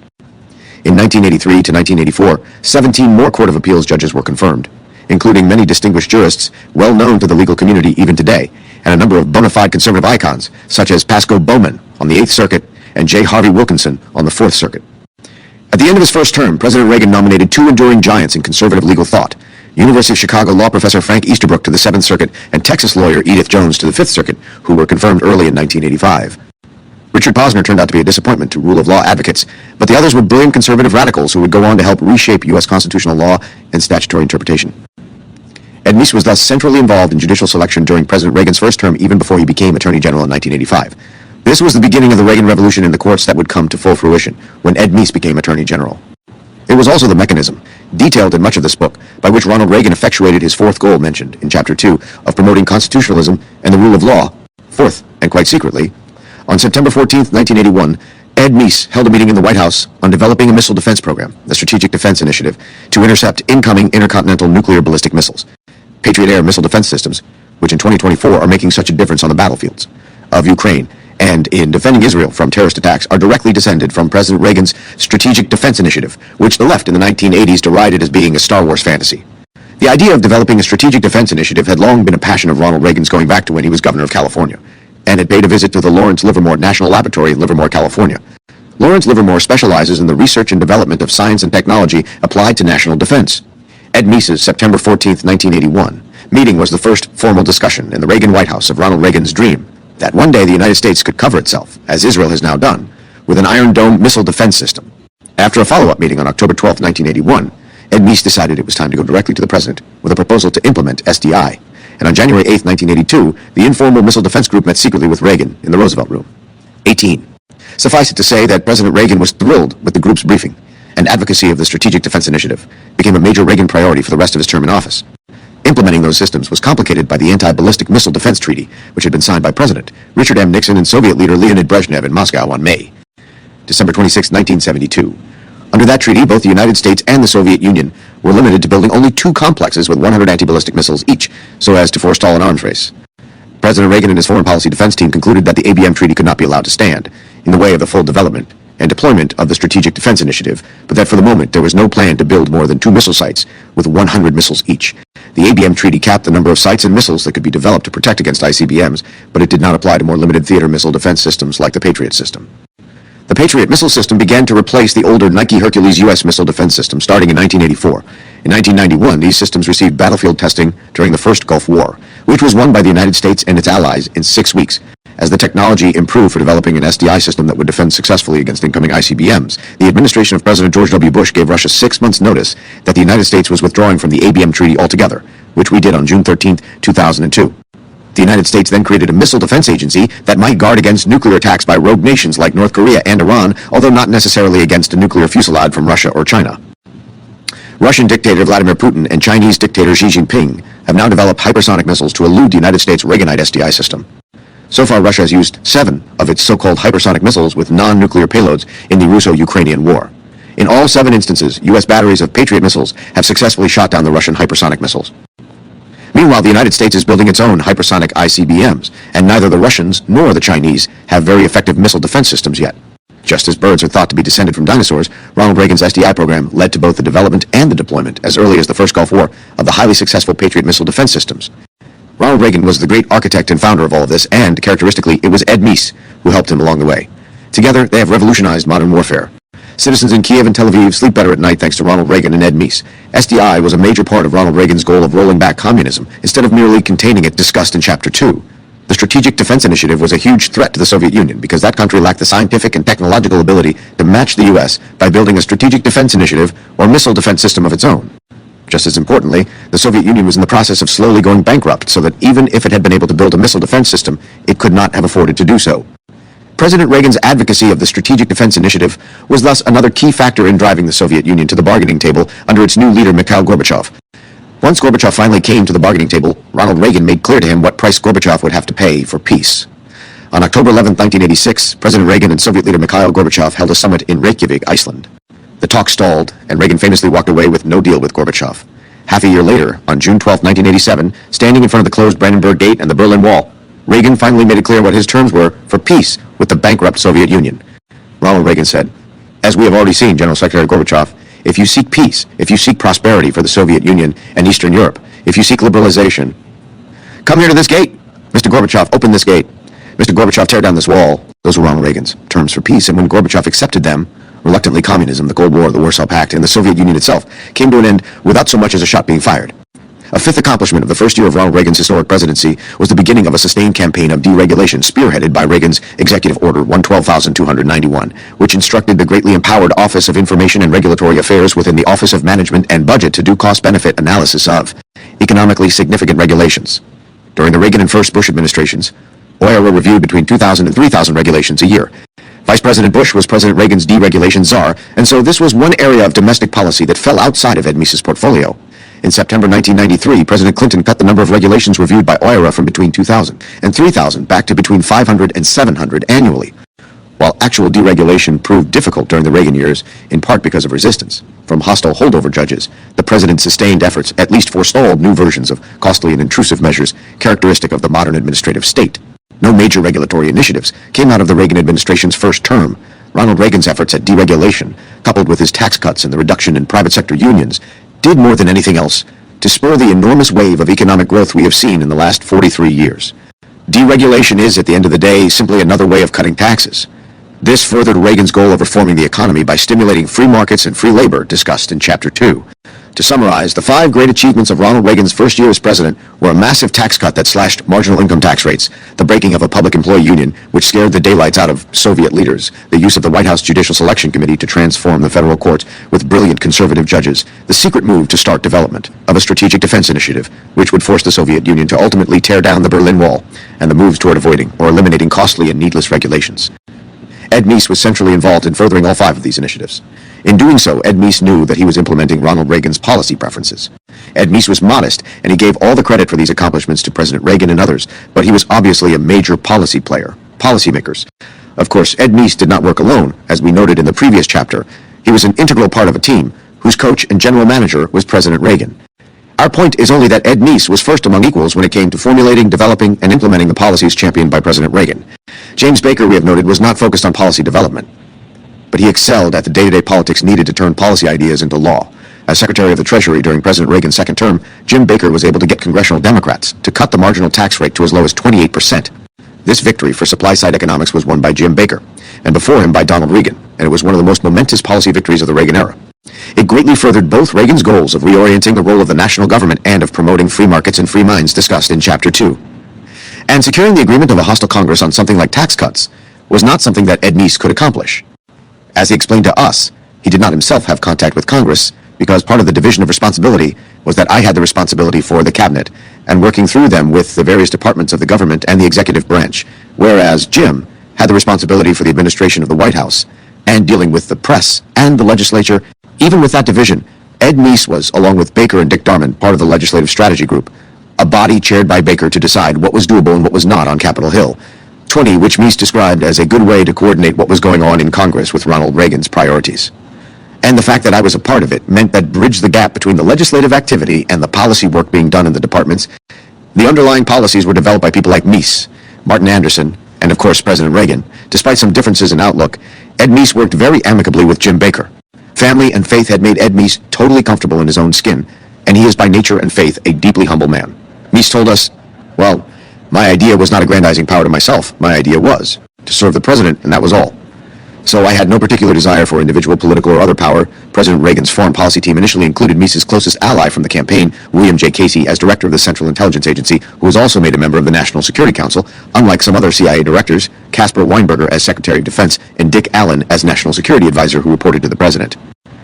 Every one of these individuals was committed to Ronald Reagan's view that the Soviet Union was an evil empire, and that Marxism-Leninism would be consigned to the ash heap of history. The only weak links in that loop were Secretary of State Alexander Haig from 1981 to 1982, and to a much lesser degree, Secretary of State George Shultz from 1982 to 1989. Haig and Shultz pursued arms control agreements with the Soviet Union, which Ronald Reagan did or did not sign based on his own best judgment after running them by Meese, Casey, Weinberger, and whoever was the National Security Advisor at the time. The president's inclusion of Ed Meese, along with Bill Casey, Bill Clark, and Caspar Weinberger, as key foreign policy and national defense advisors would likely seem strange to many observers.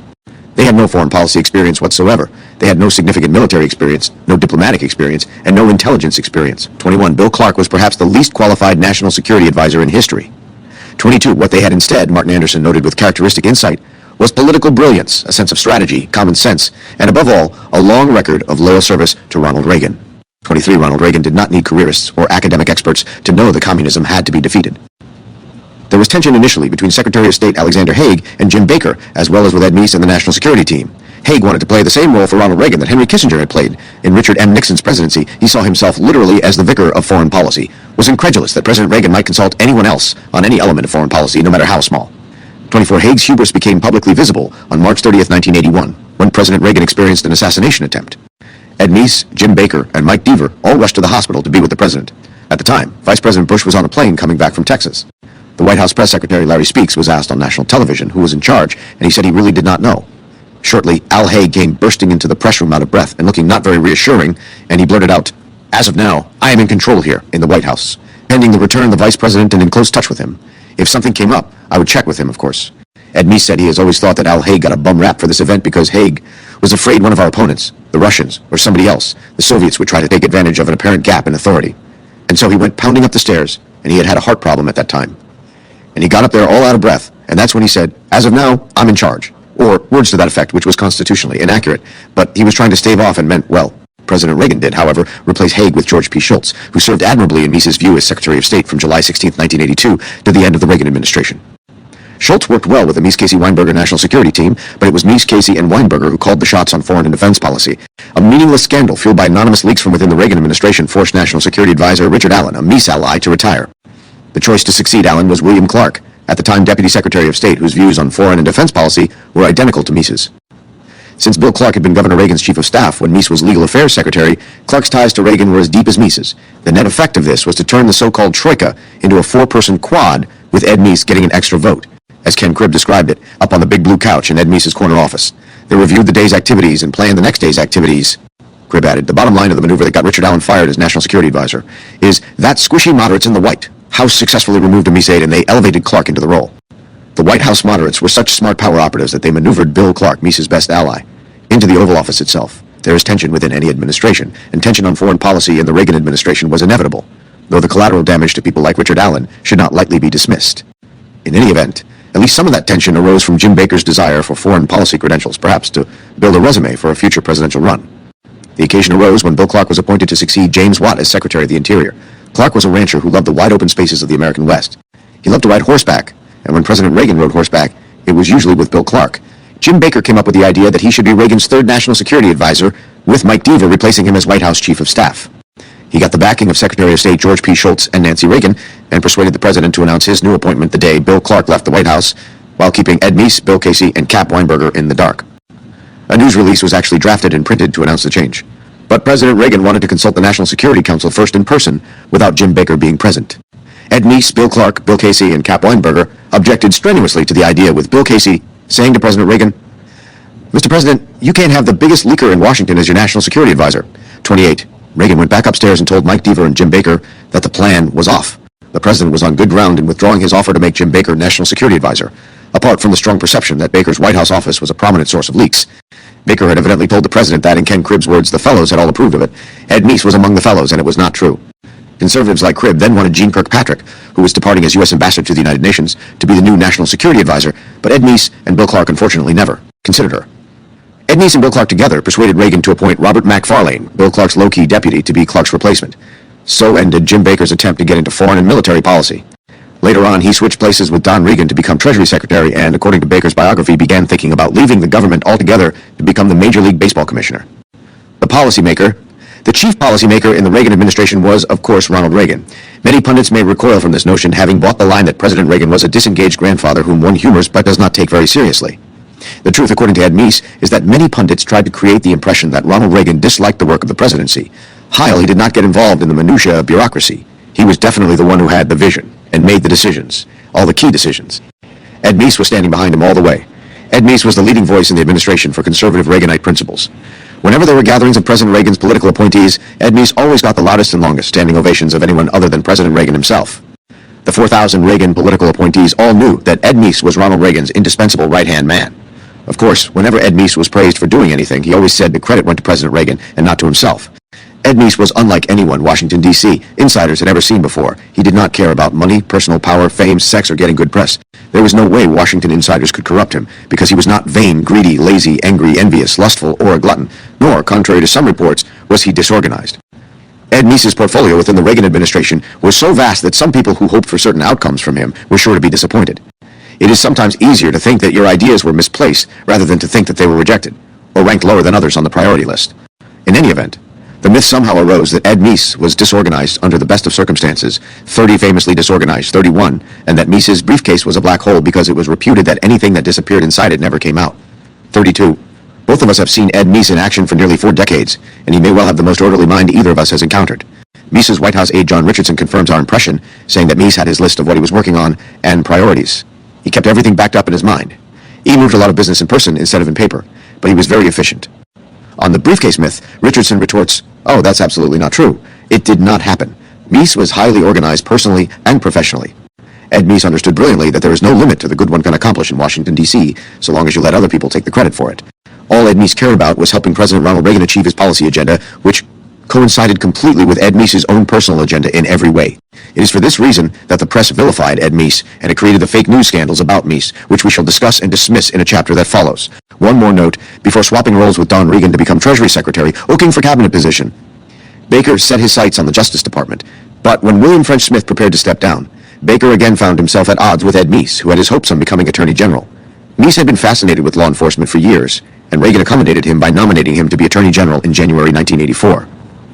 "This is his lifelong dream," Reagan wrote in his diary. 33. We asked Ed Meese if serving as Attorney General was his lifelong dream. He quite honestly said no. Ed Meese said that he just wanted to serve Ronald Reagan in the way that Ronald Reagan wanted him to do. And we fully believe that. Chapter 4. Ed Meese and President Reagan's second term. During President Ronald Reagan's second term from 1985 to 1988, Ed Meese not only served as Attorney General of the United States, but also continued to play many of the same roles that he had played as counselor to the President during Ronald Reagan's first term. 3 of those roles deserve special mention.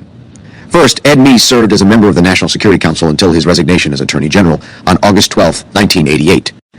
By then, hardline CIA Director Bill Casey had died, Defense Secretary Caspar Weinberger had retired, and Ed Meese was left as the last of the Cold War hawks on the National Security Council during the crucial time when President Reagan was negotiating with the new leader of the Soviet Union, Mikhail Gorbachev. Second, Ed Meese served as chairman of the Domestic Policy Council during President Reagan's second term, and he coordinated the work of many of the cabinet departments. The Domestic Policy Council helped produce a hardline federalism executive order issued by President Reagan, and it accomplished a shift in power back from the federal government to the states. Ed Meese was staffed at the Domestic Policy Council by the exceptionally able Becky Norton Dunlop, who had previously served as special assistant to the President Director of the Cabinet Office. Finally, Ed Meese helped President Reagan survive the political fallout from the Iran-Contra affair, which is discussed in detail in a subsequent chapter. Ed Meese investigated the scandal, fired those responsible for it, defended the administration on Capitol Hill, and helped President Reagan find and work with his third White House Chief of Staff, former Senate Majority Leader Howard Baker, a liberal Republican with deep reservoirs of trust in both parties on Capitol Hill. We have no doubt that Ed Meese not only staved off the possible impeachment of President Reagan because of the Iran-Contra scandal, but also left Ronald Reagan so popular that after 2 terms, he was succeeded by his own Republican Vice President George H.W. Bush. This was the first time one party controlled the White House for more than 8 years since 1933 to 1953 among Democratic presidents, and since 1921 to 1933 among Republican presidents. Neither political party has controlled the White House for more than 8 years in the 31 years since the Reagan to Bush era ended in 1993. The bottom line is that Ed Meese lost only the title of counselor to the president when he became Attorney General.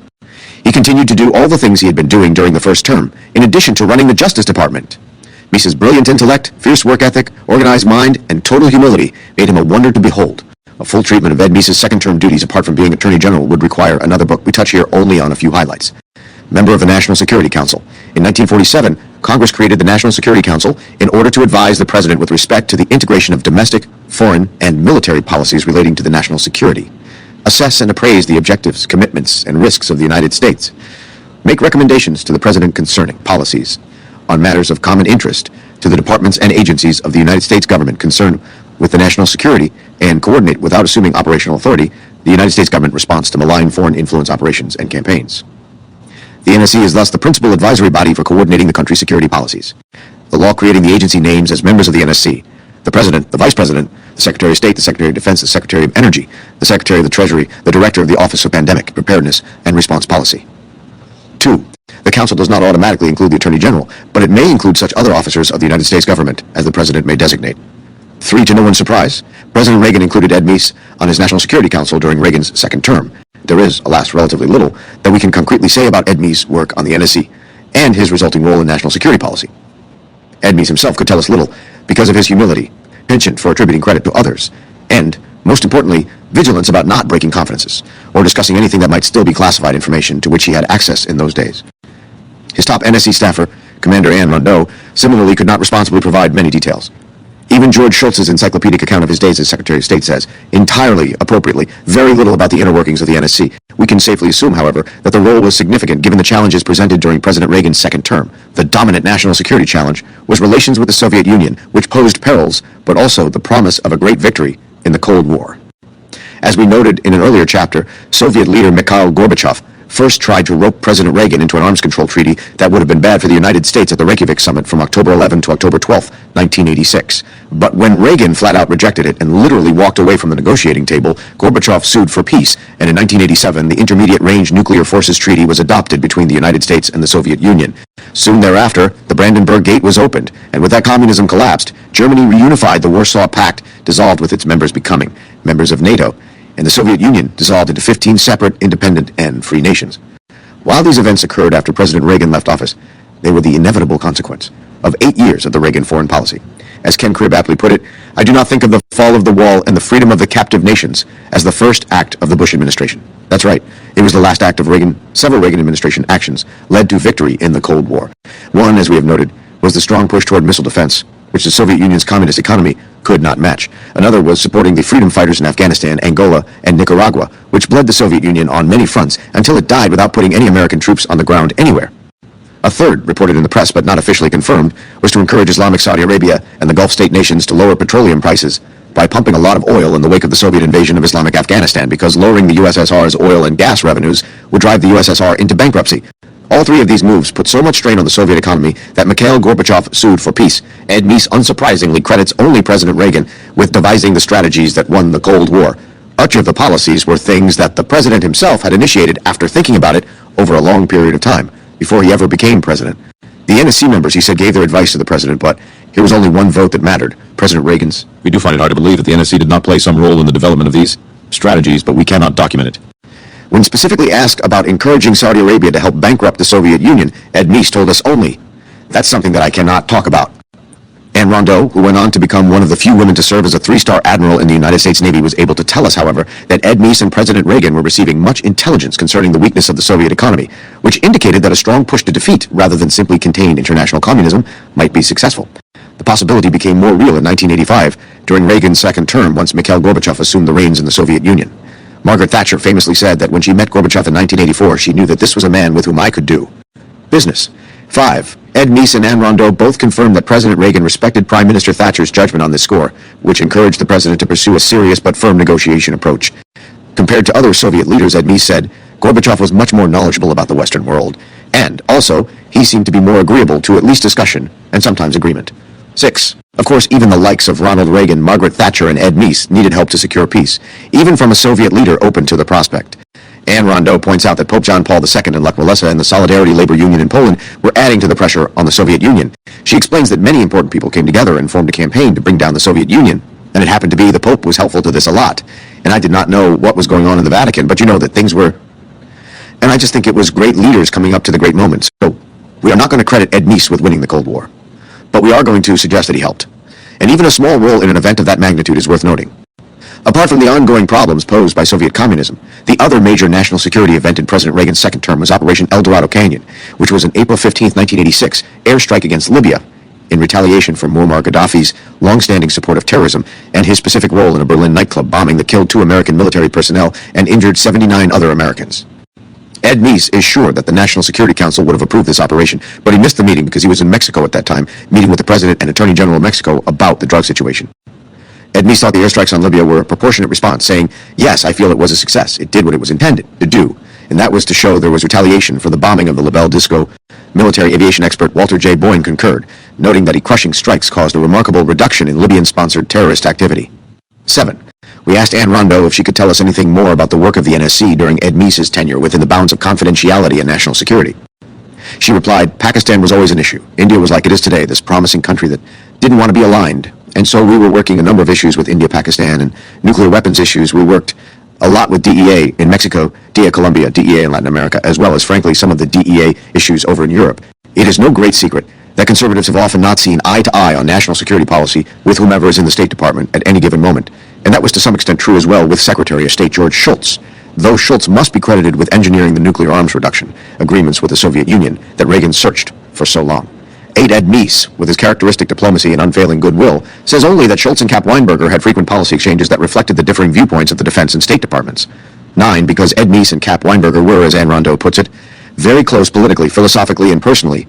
Meese oftentimes would side with Weinberger and often did not see eye to eye with Shultz, leading to an interesting dynamic in the NSC meetings, but she adds that they were all men who felt as though they were serving the nation the best way they could.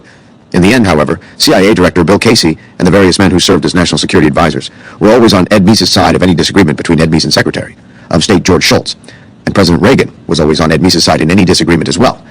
As Anne Rondeau put it, when Meese went into the president with something, he came out with what he needed, and he always won the case. Having said that, we have never heard Ed Meese speak critically of George Shultz, who ably served President Reagan in several important capacities, both foreign and domestic, even though he had not been a great fan of Ronald Reagan, and he supported Ford against Reagan during the primaries in 1976. Ten Shultz, in turn, had little public criticism of Ed Meese, praising Meese for his staunch protection of the president's interests, and observing in the first-term troika of Meese, Baker, and Deaver that LL3 had developed the antennae of sensitivity and subtlety so keenly needed around any president. 12. His harshest criticism, which is notably mild by the standards of Washington politics, was to say that he saw Meese as a kind of unfathomable St. Patrick, talking the snakes out of their holes. What he would do with those snakes afterward, I was never sure. 13. All of which shows that people can disagree about policies, even life and death policies, while still remaining gentlemen. That is a lesson for the ages. One more note on national security. We observed at the end of Chapter 3 that in the wake of President Reagan's administration, some really remarkable things happened beyond the collapse of international communism, which is now on the ash heap of human history, which is where President Reagan wanted it to go. President Reagan left office on January 20th, 1989, and in mid-May 1989, hundreds of thousands of people began gathering in Tiananmen Square, in Beijing, China, demanding freedom. And they created a goddess of liberty, which looked like the Statue of Liberty. They held demonstrations for 2 months, until on June 4th, the Communist Chinese army rolled out the tanks and shot everybody and put the demonstrations down. But it seems as if that uprising for freedom was very much inspired by the uprisings for freedom that President Reagan had urged in Eastern Europe and the Soviet Union. The Chinese people saw and admired Ronald Reagan's shining city on a hill. The Communist Chinese government that slaughtered the demonstrators no doubt saw that same city, understood it, and feared it. Moreover, the Berlin Wall fell on November 9th, 1989. West and East Germany were reunified. On October 3rd, 1990, the Warsaw Pact was dissolved on July 1st, 1991, and the Soviet Union dissolved into 15 successor nations on December 26, 1991. As President Reagan said on January 11, 1989, in his Shining City on a Hill farewell speech, we did it. We weren't just marking time, we made a difference. We made the city stronger, we made the city freer, and we left her in good hands. All in all, not bad at all. Chairman of the Domestic Policy Council. Ed Meese's formal role during President Reagan's second term, in addition to being Attorney General, was serving as the chairman of the Domestic Policy Council. The DPC was created by Richard Nixon in 1970 to serve as a clearinghouse and coordinating body for the president's domestic policy agenda and to provide policy advice to the president on domestic issues. 14. It has membership as large as the cabinet, and in President Reagan's second term, it replaced the cabinet councils as the chief formal tool for domestic policy making. Ed Meese ran it.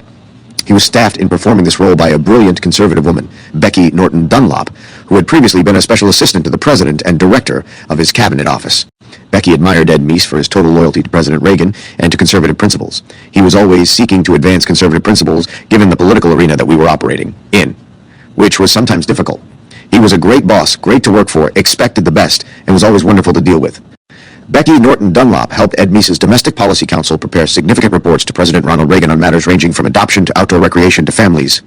2 of those reports bear special mention. In his February 4, 1986 State of the Union address, President Reagan observed that after hundreds of billions of dollars in poverty programs, the plight of the poor grows more painful. Accordingly, he announced, I am charging the White House Domestic Council to present me by December 1, 1986, an evaluation of programs and a strategy for immediate action. I'm talking about real and lasting emancipation, because the success of welfare should be judged by how many of its recipients become independent of welfare. The DPC accordingly convened the Low Income Opportunity Working Group, consisting of participants from more than a dozen agencies, supplemented by 15 White House staffers, including future White House Chief of Staff Andrew Card. The group produced a report entitled Up From Dependency, a new national public assistance strategy which has shaped debate about welfare policy for most of the last 40 years. After hearings in 7 cities, 22 discussion groups, and extensive conversations with present and former welfare recipients, welfare workers, and nearly half the country's governors, the report called for a basic change in public assistance policy. 15. The welfare report concluded that the existing welfare system fostered dependence, harmed families, misdirected resources, discouraged innovation, and wasted money on duplicative and inefficient programs. It proposed radical decentralization to create the proper climate for innovation by giving states the broadest latitude to design and implement experiments in welfare policy, 17 such as work requirements and programs to promote self-reliance and family unity. This focus away from bigger and more expensive handouts from Washington and toward programs tailored to local conditions and designed to generate self-sufficiency proved to be a blueprint for welfare reform proposals for decades to come, including major reforms in the 1990s during the Clinton administration. The welfare report extolled the virtue of the federal system, its ability to foster state experimentation and to promote political activity within diverse communities. This focus on federalism dovetailed with a parallel report from the DPC's Working Group on Federalism entitled The Status of Federalism in America. This remarkable document sets forth the essentials of one important component of the Meese revolution in constitutional thinking that will occupy part 2 of this book. Taking the lead role in producing the Federalism Report was Charles J. Cooper, the brilliant young Assistant Attorney General for the Office of Legal Counsel, and today one of the nation's leading constitutional lawyers. Gary Lawson, as a staff attorney in OLC, wrote a significant portion of the document relating to constitutional theory. The Federalism Report was, in essence, a law review article, though an article that no law journal would have published in 1986. Constitutional doctrine, circa 1986, placed essentially no federalism constraints on action by the national government. Congress was treated as, though it had effectively unlimited legislative authority. No federal statute regulating private conduct, even in matters that seemed entirely within the control of the states, had been found to exceed Congress's powers since 1936. One case in 1976 had held that Congress could not subject state governments to federal labor laws, such as minimum wage laws, but that decision had been overruled in 1985. Combined with decades of case law imposing novel and textually dubious judge-made constraints on state authority, detailed strings attached to federal grants, and broad federal preemption of state authority, the Federalism Report aptly observed. The last 200 years have witnessed the evisceration of federalism as a constitutional and political principle for allocating governmental power between the states and Washington. The Founding Fathers' vision of a limited national government of enumerated powers has gradually given way to an expansive, intrusive, and virtually omnipotent national government. States, once the hub of political activity and the very source of our political tradition, have been reduced in a significant part to administrative units of the national government, their independent political power usurped by almost 2 centuries of centralization. The Federalism Report discussed, from the standpoint of original meaning rather than current core doctrine, the constitutional design for federalism, with detailed analyses of each area of federal encroachment on state prerogatives, from broad expansion of federal power to regulate commerce among the several states, 22, to Congress's use of spending conditions to control state action. Most intriguing to us was the section entitled Miscellaneous Judicial Decisions Eroding Federalism. The central thesis of this section was that any judicial decision that departs from the original meaning of the Constitution does serious damage to the structure of constitutional federalism, regardless of the subject of the decision. 24, because such decisions amount to constitutional amendments without going through the process specified in Article 5, in which states are key actors. Article 5 provides the states with a say, and any 13 states with an absolute veto over changes in the nation's governing document. Accordingly, when judges, openly or tacitly, claim the power to amend the Constitution, they are infringing on important prerogatives of the states. 25. This kind of thinking was unprecedented in modern executive documents. It infused the entire Federalism Report. Reports, of course, are fine things, especially as we shall see in Part 2 of this book, when they lay down broad principles that can lead to action years or even decades down the road. At least some action from the DPC, however, also had significant near-term effects in President Reagan's second term. In particular, the Federalism Report, under the umbrella of the DPC, helped secure from President Ronald Reagan a 1987 executive order that surely stands as the strongest presidential declaration of principles of constitutional federalism in modern times. Executive orders are instructions from the president to executive officials about how to carry out their duties.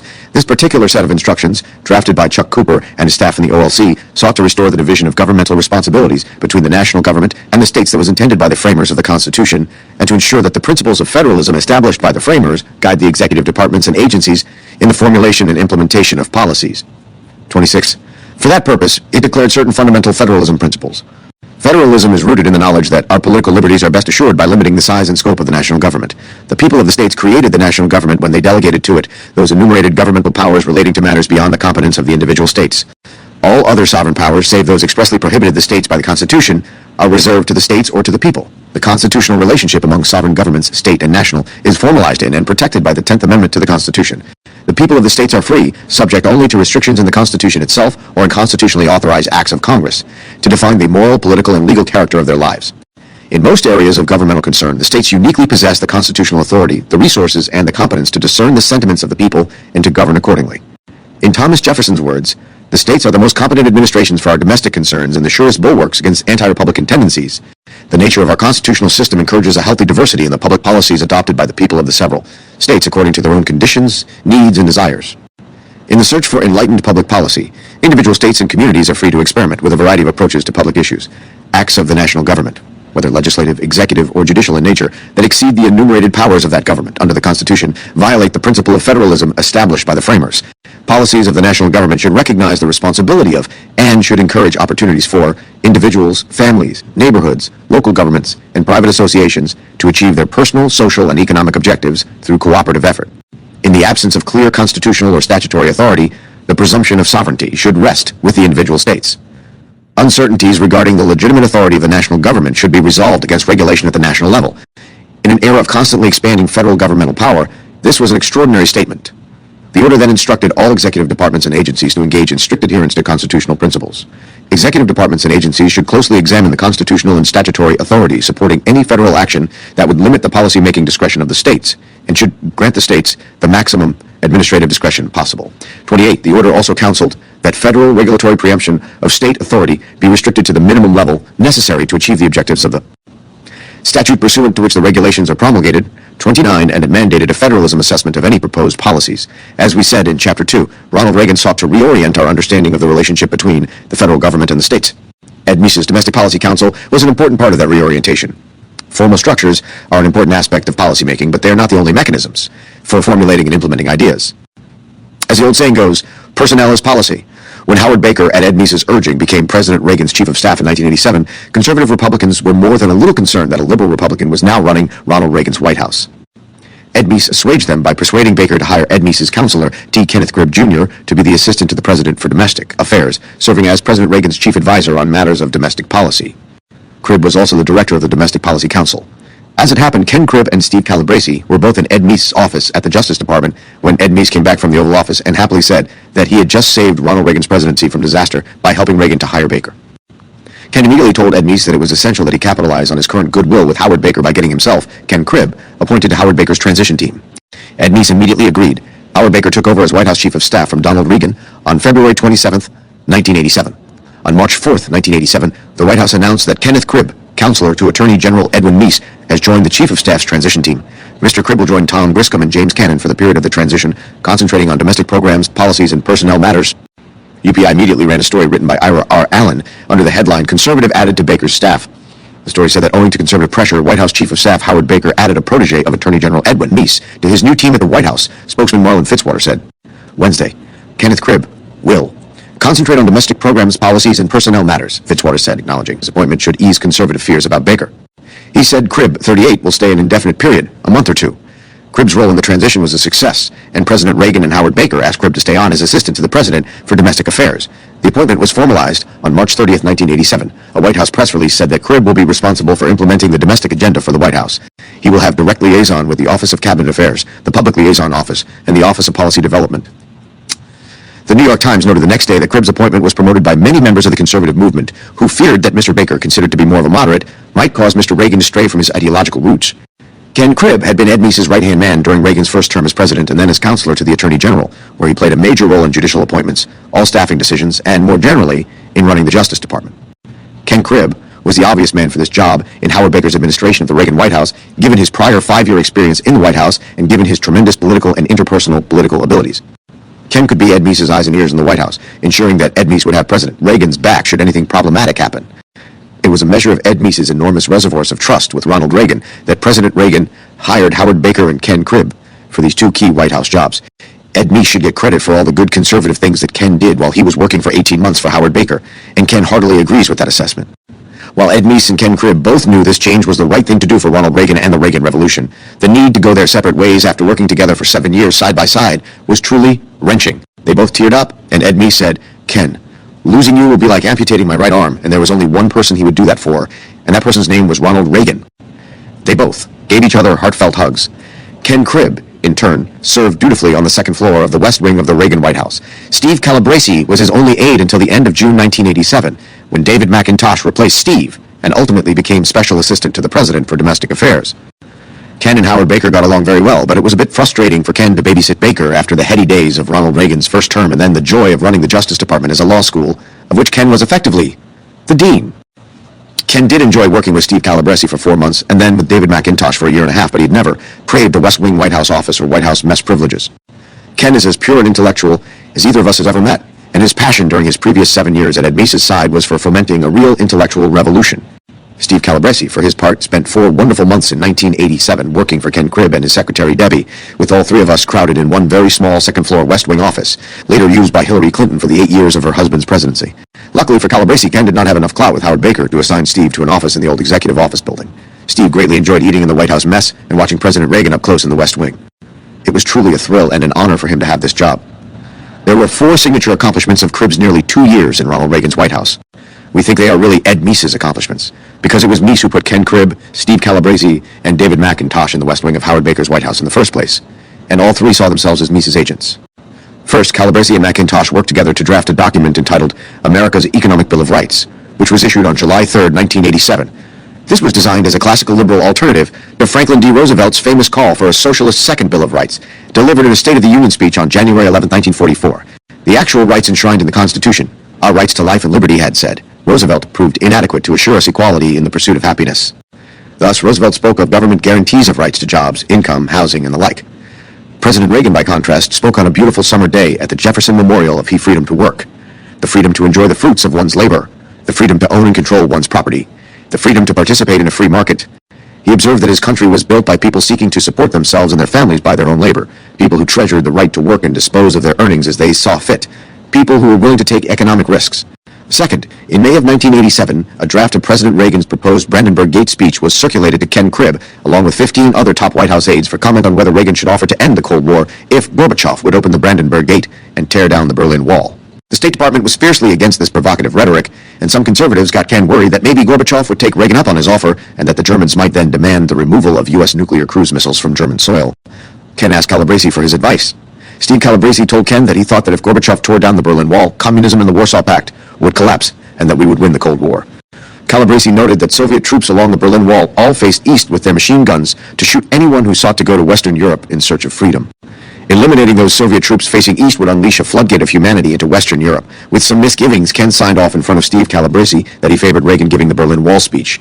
In retrospect, it did not matter at all whether Ken Cribb and Steve Calabresi favored Reagan giving the Berlin Wall speech on June 12, 1987. Ronald Reagan had long ago resolved to give this speech, and nothing his advisors said or did was going to change his mind. Still, it was thrilling to be there and weigh in on the matter. On June 12, 1987, Ronald Reagan gave the speech, and on November 9, 1989, the Berlin Wall was torn down. Third, President Ronald Reagan's Federal Communications Commission in 1987 was slowly trying to get rid of a policy called the Fairness Doctrine, which President Lyndon Johnson had foisted on the FCC as a way to shut down politically critical speech on talk radio and television. The Fairness Doctrine obligated radio and television stations to give equal time to opponents of anything controversial, including anything controversial said by talk radio hosts, and to provide public interest programming, with inveterately leftist bureaucrats deciding what counts as public interest. In 1985, the FCC, under the extraordinary leadership of Chairman Mark Fowler, took steps toward repealing the doctrine, and the Democratic Congress, in 1987, passed a bill to head off repeal by codifying the Fairness Doctrine into federal statutory law. President Reagan planned to veto the bill, but Steve Calabresi, acting as an Ed Meese agent, came up with a specific message that he wanted in President Reagan's veto message. The Supreme Court had quite wrongly upheld the constitutionality of the Fairness Doctrine in the 1969 Warren Court Red Lion Company v. C. opinion. Steve Calabresi, following Ed Meese's Tulane speech on departmentalism, which we discuss in Chapter 7, wanted President Ronald Reagan to say that he, as a co-equal interpreter of the Constitution to the Supreme Court, thought that the Fairness Doctrine was in fact unconstitutional, and that the Red Lion case from 1969 was wrongly decided. Calabresi persuaded his law school and Yale College roommate Peter Keisler, 36, who had landed a job working for Howard Baker's White House counsel, Abie Kovahaus, to say this in drafting President Reagan's veto message of the Fairness Doctrine bill. Doing so might embolden the FCC to scrap the Fairness Doctrine sooner and totally, and it would preclude Solicitor General Charles Freed from defending the Fairness Doctrine in the federal courts based on settled Supreme Court precedent. On June 19, 1987, President Reagan vetoed the Fairness Doctrine with a message that included the following robust defense of the Constitution. To the Senate of the United States, I am returning herewith without my approval, S-742, the Fairness in Broadcasting Act of 1987, which would codify the so-called Fairness Doctrine. This doctrine, which has evolved through the decisional process of the Federal Communications Commission, requires federal officials to supervise the editorial practices of broadcasters in an effort to ensure that they provide coverage of controversial issues and a reasonable opportunity for the airing of contrasting viewpoints on those issues. This type of content-based regulation by the federal government is, in my judgment, antagonistic to the freedom of expression, guaranteed by the First Amendment. In any other medium besides broadcasting, such federal policing of the editorial judgment of journalists would be unthinkable. The framers of the First Amendment, confident that public debate would be freer and healthier without the kind of interference represented by the Fairness Doctrine, chose to forbid such regulations in the clearest terms: Congress shall make no law abridging the freedom of speech or of the press. More recently, the United States Supreme Court, in striking down a right of access statute that applied to newspapers, spoke of the statute's intrusion into the function of the editorial process and concluded that T has yet to be demonstrated how governmental regulation of this crucial process can be exercised consistent with First Amendment guarantees of a free press, as they have evolved to this time.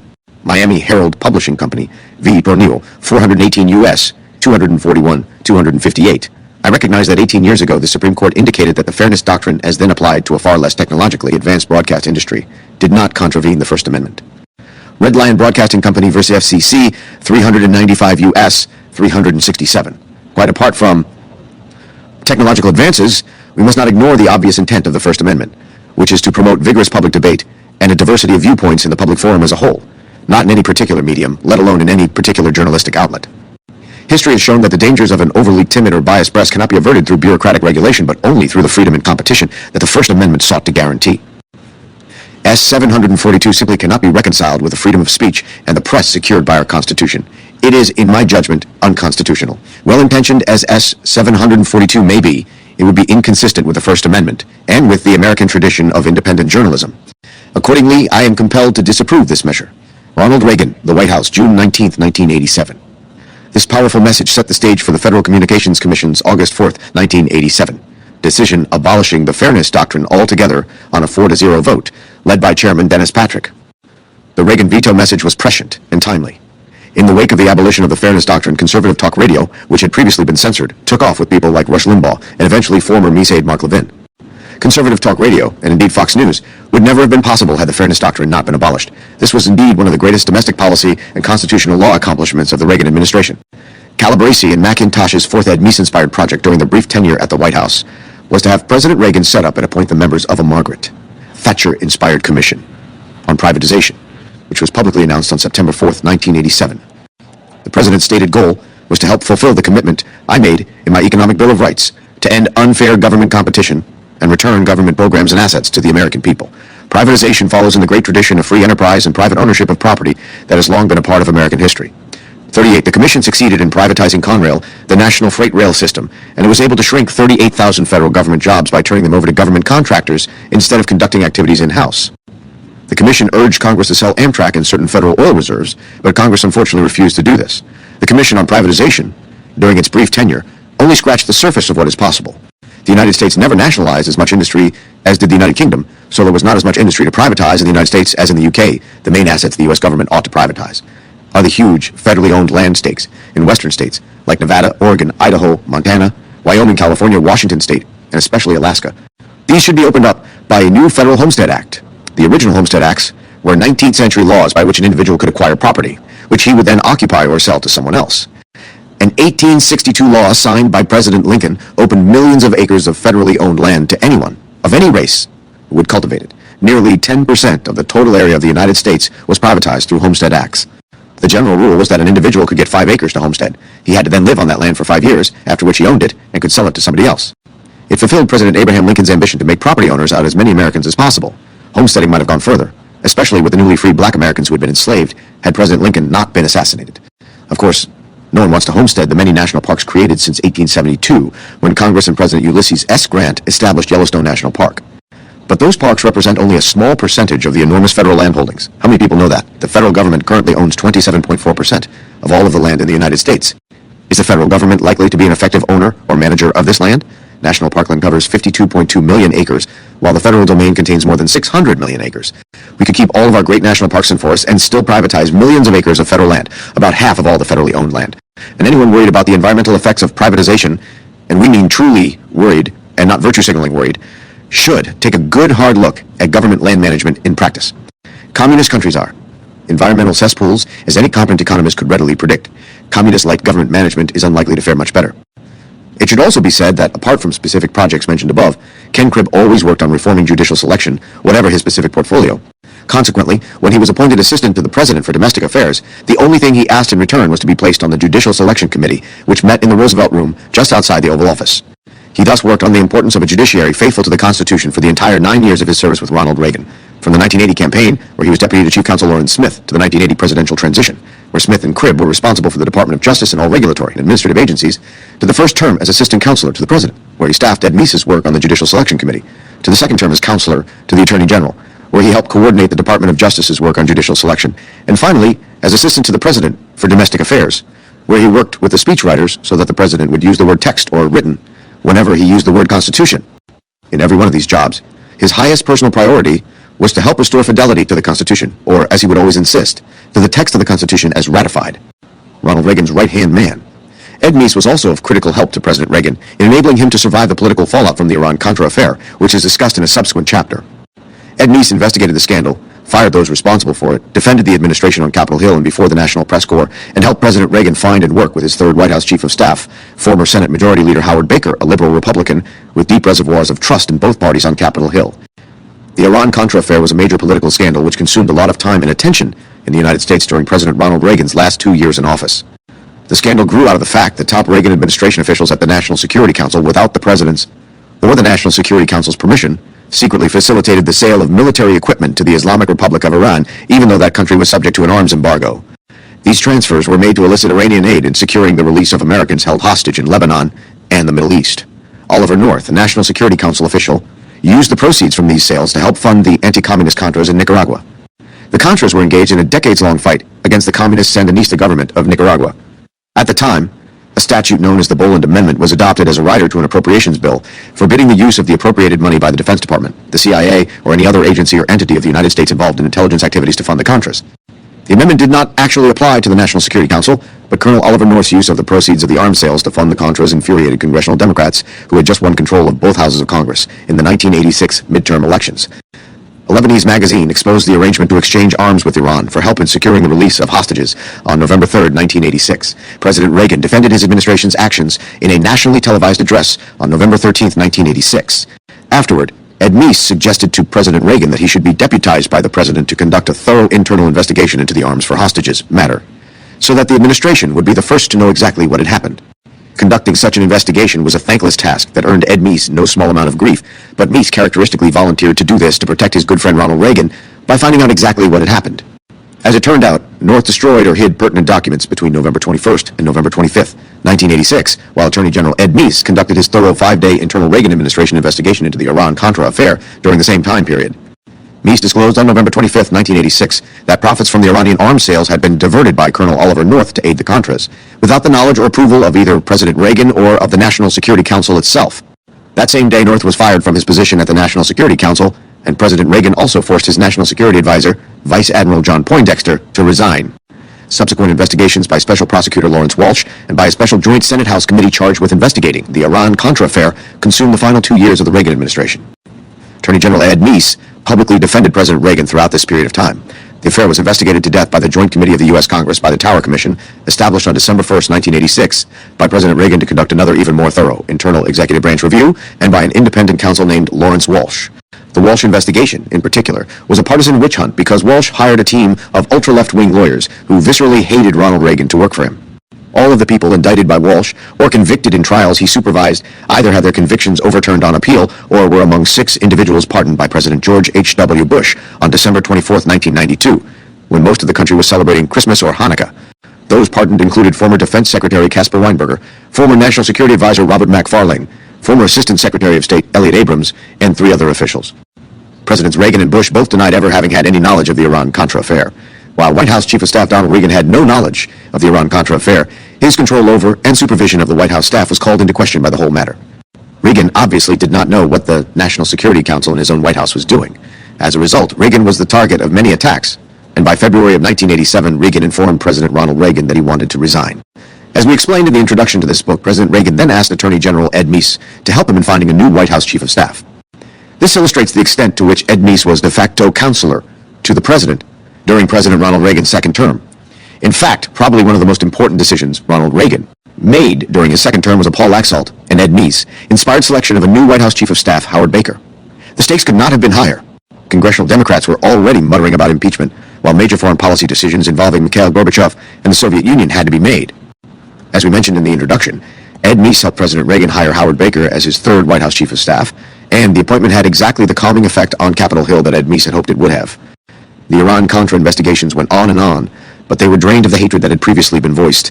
No more whisperings about impeachment were heard, and the Howard Baker appointment so thoroughly saved Ronald Reagan's presidency that Reagan was successful in his efforts to help elect his own vice president, George H.W. Bush, as his successor in the Oval Office in the 1988 presidential election. Ed Meese did the president and the country a huge service by enabling the appointment of Howard Baker as Ronald, Reagan's third White House chief of staff. The result, as Reagan historian Stephen Hayward put it, was that Reagan helped create the political environment that made it possible for his party to achieve the rarity of winning the White House for a third straight election in 1988. 41, we give due credit to Howard Baker, but due credit must also be given to Ed Meese. Part 2, the most significant attorney general in U.S. history. Chapter 5, Prologue, the legal world before Ed Meese. To appreciate Ed Meese's accomplishments as the 75th Attorney General of the United States, one needs to know something about the Reagan Revolution, about Ed Meese's role during President Ronald Reagan's first term as counselor to the president, and about Ed Meese's humility, character, boundless energy, and rock-ribbed conservatism. But it is equally critical that one knows something about the legal world that Ed Meese inherited when he was sworn in as Attorney General on February 25, 1985. We hinted at that world in the introduction, but there is a much deeper story to be told that puts the rest of this book in proper context. Many parts of the story that concern world events, economic affairs, and national politics in the years leading up to the Reagan presidency are largely known to those who lived through them and to honest historians, though they are perhaps less well known to people born in the past 4 decades. We have already said a lot about the failings of President Jimmy Carter's foreign and economic policies, and we have alluded to President Reagan's and Ed Meese's rejection of the foreign policy of détente and containment of communism, and their embrace of a foreign policy advocating the rolling back and eventual defeat of communism.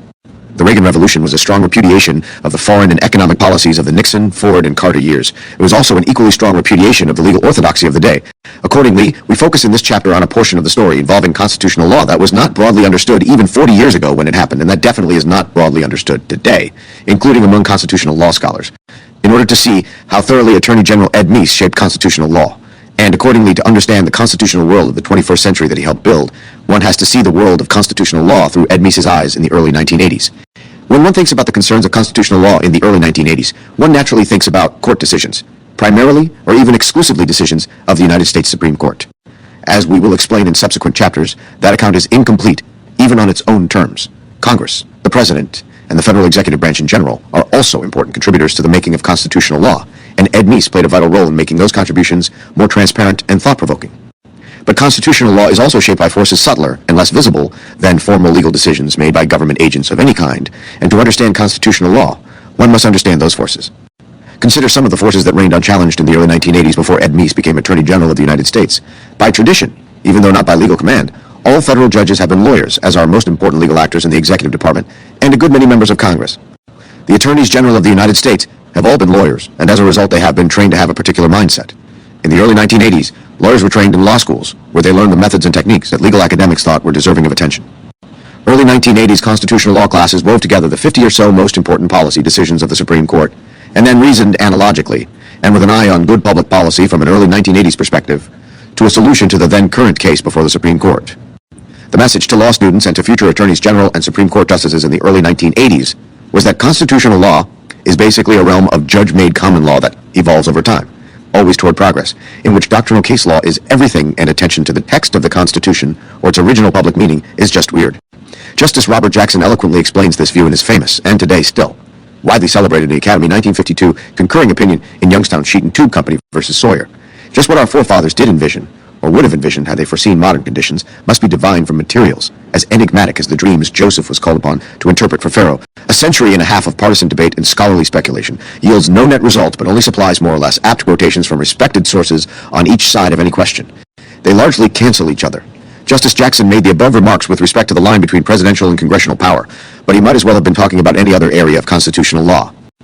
New Deal attorneys general and Supreme Court justices believed that the whole text of the Constitution was meaningless. All of its key provisions, they believed, contained materials as enigmatic as the dreams Joseph was called upon to interpret for Pharaoh. Constitutional law was about court decisions, and court decisions were about wise policy choices. This was not a new idea. Half a century before Justice Jackson, Harvard law professor James Bradley Thayer, of whom we will hear more shortly, wrote in perhaps the most influential law review article of all time that the fundamental error in constitutional law was to treat it as a legal rather than political discipline. As he put it in 1893, having courts think about texts and interpretation easily results in the wrong kind of disregard of legislative considerations, not merely in refusing to let them directly operate as grounds of judgment, but in refusing to consider them at all.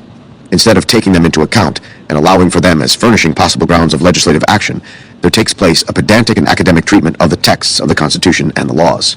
And so we miss that combination of a lawyer's rigor with a statesman's breadth of view, for, even before Thayer, judges and attorneys general, who were trained in the common law method by reading law with successful practitioners, learned to rely on Supreme Court, legislative, and executive precedents rather than the constitutional text.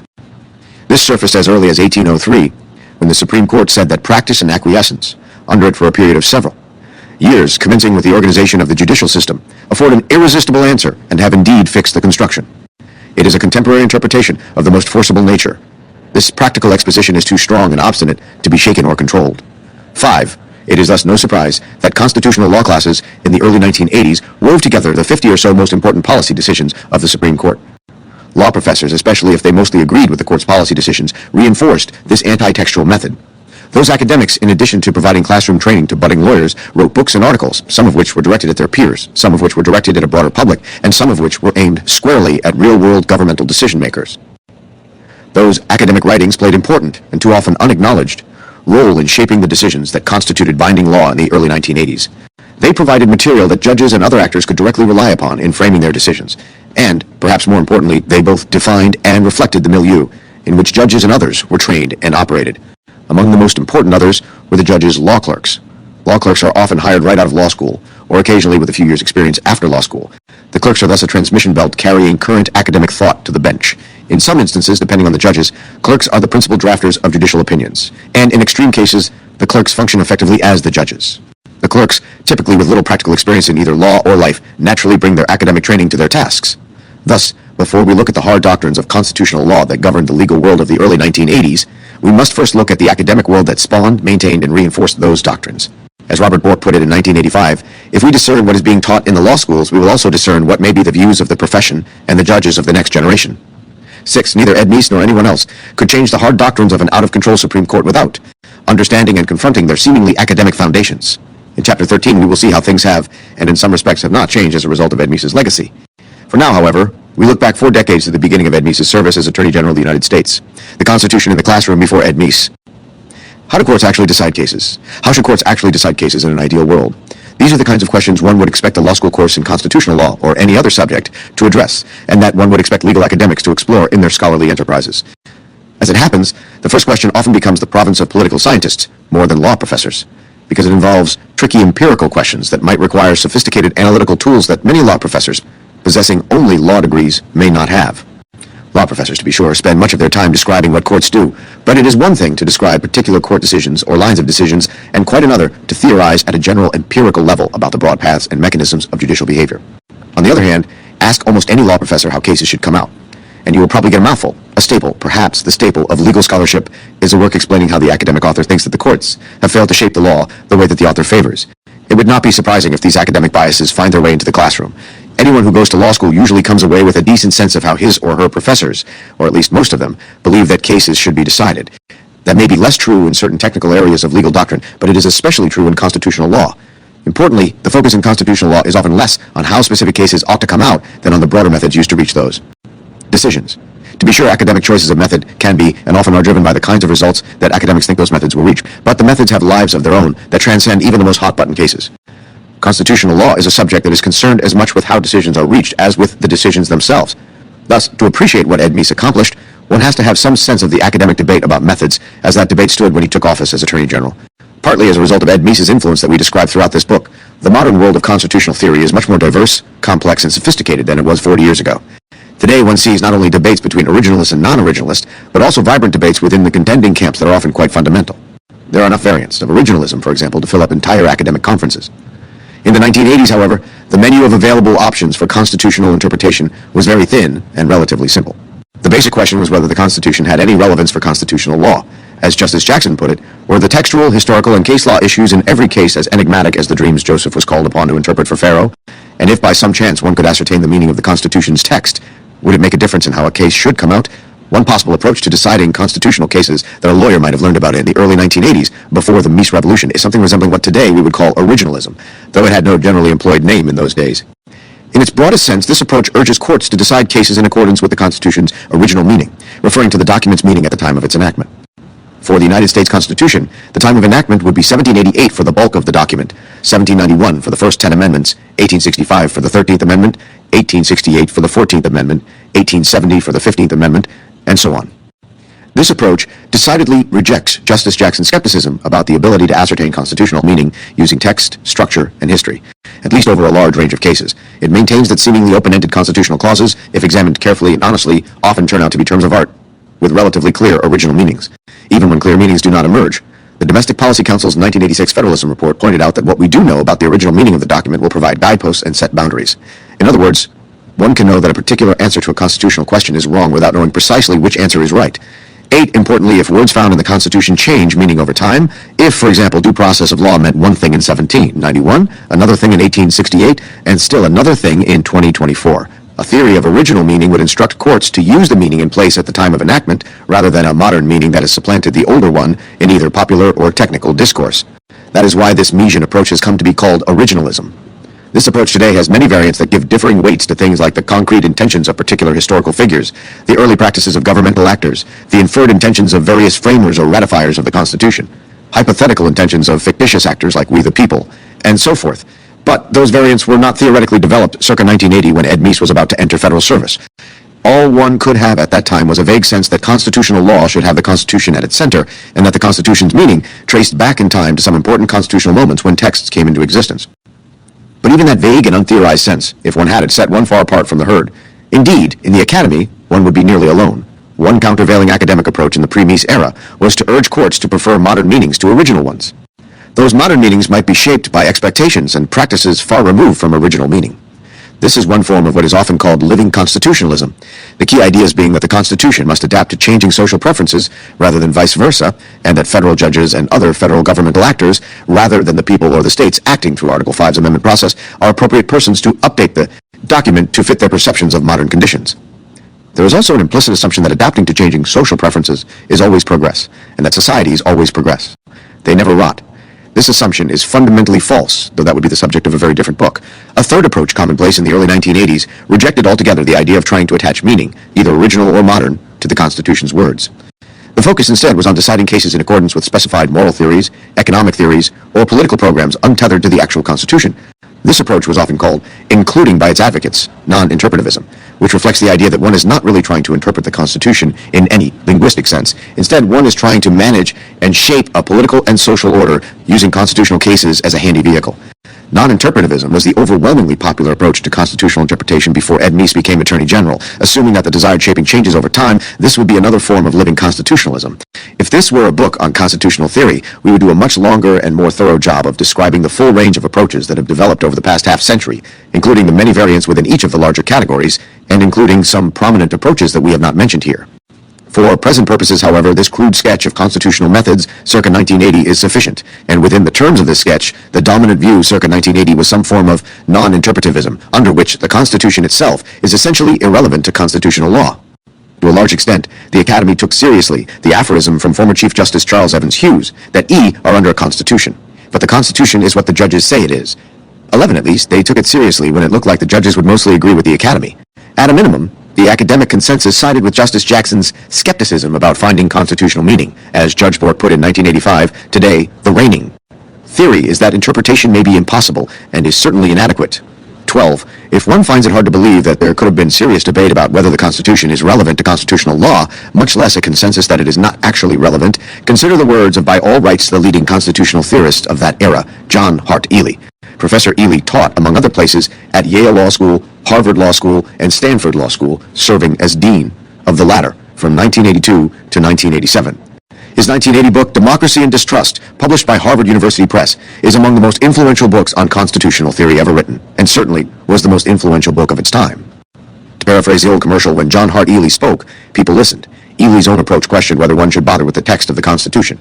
Ely's book essentially concluded that the text of the Constitution was meaningless over a large range of cases, because it had so many open-ended clauses, that is, clauses for which he did not have the patience or the desire to find the original public meaning.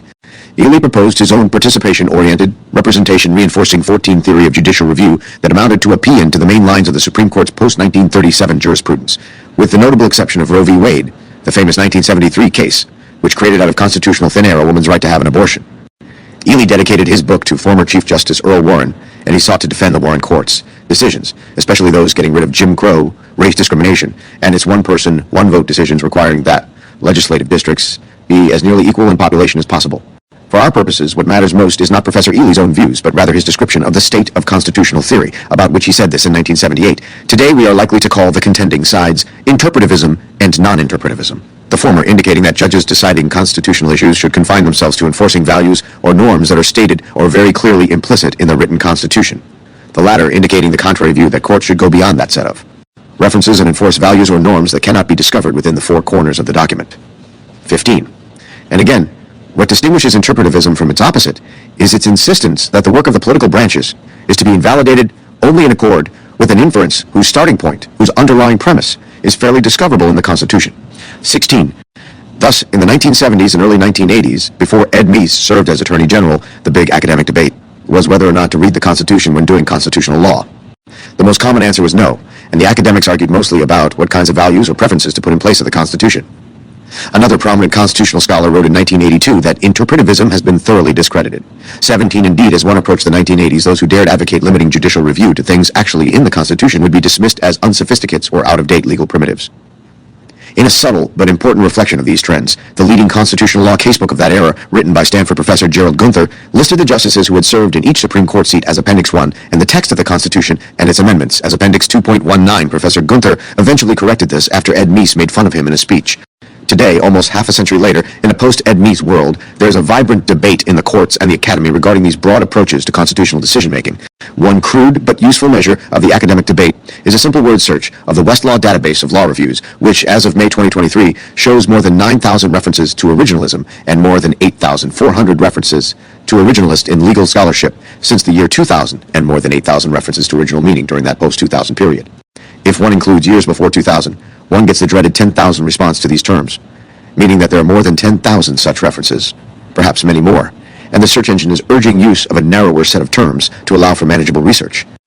These numbers would surely be considerably larger if one included books and popular press articles in addition to articles in scholarly journals. Most of those references are sharply critical of originalism, originalists, and original meaning, but the sheer number of those references is a good indication that originalism is currently taken seriously as a mode of constitutional decision-making. The data shows that this was not the case when Ed Meese entered the federal government. We both went to law school in 1980, on the eve of the presidential election, and graduated in 1983, 2 years before Ed Meese became Attorney General. The number of references to originalism in the Westlaw Law Review database just mentioned for the entire period of recorded history before 1984 was 9, and one of those references involved contract interpretation rather than constitutional interpretation. All 8 of the references to originalism as a constitutional method were critical of the concept, and half of them are attributable to 2 figures. More significantly, all 8 of those references occurred in the period from 1980 to 1983. That is correct. Prior to 1980, when the two of us entered law school and Ronald Reagan was elected president, there were exactly 0 references to originalism in American law reviews that are included in the Westlaw database. 0. If one goes instead to the Hein online database of law reviews, which is somewhat larger than the Westlaw database, the number of 1980 to 1983 references to originalism jumps to a still paltry 27. The pre-number, however, stays at 0. The same is true for originalist, which shows up 8 times in the Westlaw database and 22 times in the Hein online database between 1980 and 1983, and 0 times in either database before 1980. The term original meaning, for its part, showed up in a constitutional context in roughly 100 Westlaw references and a more robust 800-plus Hein online references pre-1984, but a good percentage of those references involve a narrow discussion about the constitutionality of the death penalty. More importantly, these references to the Constitution's original meaning are simply references, without elaborate explanation, definition, or defense. To our knowledge, there was no extended explication or defense of the idea of originalism or original meaning in a law review article before we graduated from law school. Of course, this kind of computerized search looks only for words, not concepts, so it might well miss some things that were originalist in substance but did not use the term. But even a Westlaw search for the broad term interpretivism before 1984 yields fewer than 100 references, with interpretivist yielding slightly more than 50%. All but 7 of the mentions of interpretivism and all but 5 mentions of interpretivist came after 1980. Again, the numbers are higher if one looks at a broader database, such as Hein Online, but even then, one can find only 16 references to interpretivist before 1980. This crude data confirms our qualitative judgment about the state of constitutional theory in the legal academy circa 1980. When we left law school in 1983, there were about 170 law schools in the United States. To our knowledge, there were perhaps 6 Full-time tenure-track law professors anywhere in the country doing significant work that could fairly be described as primarily originalist or interpretivist in orientation. Joseph Grano at Wayne State University Law School was a giant in the field of criminal law, and while he wrote little about constitutional law in general, in 1981 he wrote an article powerfully applying a form of interpretivism. Lillian B. Vieira at the University of Virginia has long been a leading scholar on First Amendment issues, and her first major publication in 1978 identified her as an originalist. Earl Maltz, first at Arkansas Little Rock and for many decades since at Rutgers Camden, was a prodigious writer of legal history, primarily on the 14th Amendment, with an explicit focus on original meaning. Robert Nagel at Colorado Law would later become an important voice in constitutional theory, arguing more for judicial restraint than for originalism, and by 1983 he had written a book review reflecting skepticism about the non-interpretivist academic consensus. Grover Reese was an assistant professor at the University of Texas School of Law in the early 1980s and was an interpretivist of sorts, who was denied tenure. Bernard Segan, Ed Meese's colleague at the University of San Diego, wrote a book robustly defending judicial protection of economic liberty as consistent with the original intentions of the framers. As far as we can tell, that is all. Perhaps the number of originalists, interpretivists, rises past a half dozen if one counts either professor, really, because he believed that judicial review had to be based on a value the Constitution marks as Special 26, or Professor Henry Monahan of Columbia University, because he said that any theory of constitutional interpretation which renders unimportant or irrelevant questions as to original intent, so far as that intent can be fairly discerned, is not, given our traditions, politically or intellectually defensible. 27, but given their overall bodies of academic work, calling them originalists is pushing things pretty far. 28, and we doubt whether either scholar would have chosen to be put in the originalist camp. The same is true of David Curry at the University of Chicago. In the early 1980s, Professor Curry produced a flurry of articles on the Supreme Court's first 100 years, later collected into an indispensable book. Professor Curry did not expressly associate himself with any particular interpretative theory, but he took the Constitution seriously, and his work has always been a valued reference for originalists. The same can be said of Professor Curry's longtime colleague Philip Kurland. Professor Kurland was an academic curmudgeon who had nice things to say about almost nothing or no one, but he was a particular critic of the Warren Court. In 1987, along with Straussian political theorist Ralph Lerner, he produced a 5-volume set of founding-era materials called The Founders' Constitution, which remains a leading resource for originalist scholars. But neither Professor Curry nor Professor Kurland set forth a clear account of constitutional interpretation, and there were surely a few devotees of originalism on law faculties who never came to our attention because they stayed in the closet and wrote on other matters. But even on the most optimistic assumptions, the academic originalist cupboard in the 1970s and early 1980s was basically bare. Crucially, none of the foregoing scholars who would associate themselves in some fashion with originalism or interpretivism saw themselves as an interpretative theorist in the way that Ed Meese was to become an interpretative theorist. That is, they swore allegiance to, interpreting the Constitution, but it was not part of any of their scholarly projects to put forth a developed theory of interpretation that would discuss the nature of original meaning, the roles of intentions, history, or concepts in interpretation, the distinction between interpretation and adjudication, the relationship between original meaning and precedent, or the many other things necessary to develop a full-blown interpretative theory. 31. The closest anyone came even to attempting a justification for originalism was perhaps Bernie Segan, but he never got beyond examining the intentions of those who formulated the words. 32. Given that the interpreter's great task is fulfilling the will of the authors of the fundamental document, and of its amendments without damaging the fabric of the society. 33. To be sure, there were several professors in the academy at that time who would subsequently do important work on originalist theory. Larry Alexander at the University of San Diego, Richard Kay at the University of Connecticut, John Baker at Louisiana State University, 35, and Stephen Presser first at Rutgers and then at Northwestern. But that theoretical work did not emerge until the late 1980s and afterward. Antonin Scalia, if one is wondering about him, had been appointed to the federal bench in 1982, and so was not a full-time academic in 1983. But even as an academic before 1982, Justice Scalia did not produce anything that could be called originalist scholarship. His academic focus was on doctrinal administrative law, which helps explain why his confirmation hearings in 1986 were so dry. All of his voluminous academic writings on constitutional theory came after he was a judge. Robert Bork was also appointed to the federal bench in 1982, and thus was no longer a full-time academic as of 1983. We will say more about Judge Bork and his role in originalism in a moment. Thus, in American law schools in 1983, one was hard-pressed to find any voices on behalf of a straightforward interpretation of the United States Constitution. At something like 95% of American law schools, one would find no one. Originalism, and the more modest interpretivism, which suggested that interpreting the Constitution was, perhaps a good idea, was a theoretical option, but not one that had any sustained academic support, defense, or development. So, when living constitutionalists or non-interpretivists of that era criticized originalism or interpretivism, about whom and what they were complaining? With regard to the whom, to a large extent, their target was someone who by 1980 had been dead for nearly a decade, Supreme Court Justice Hugo Black.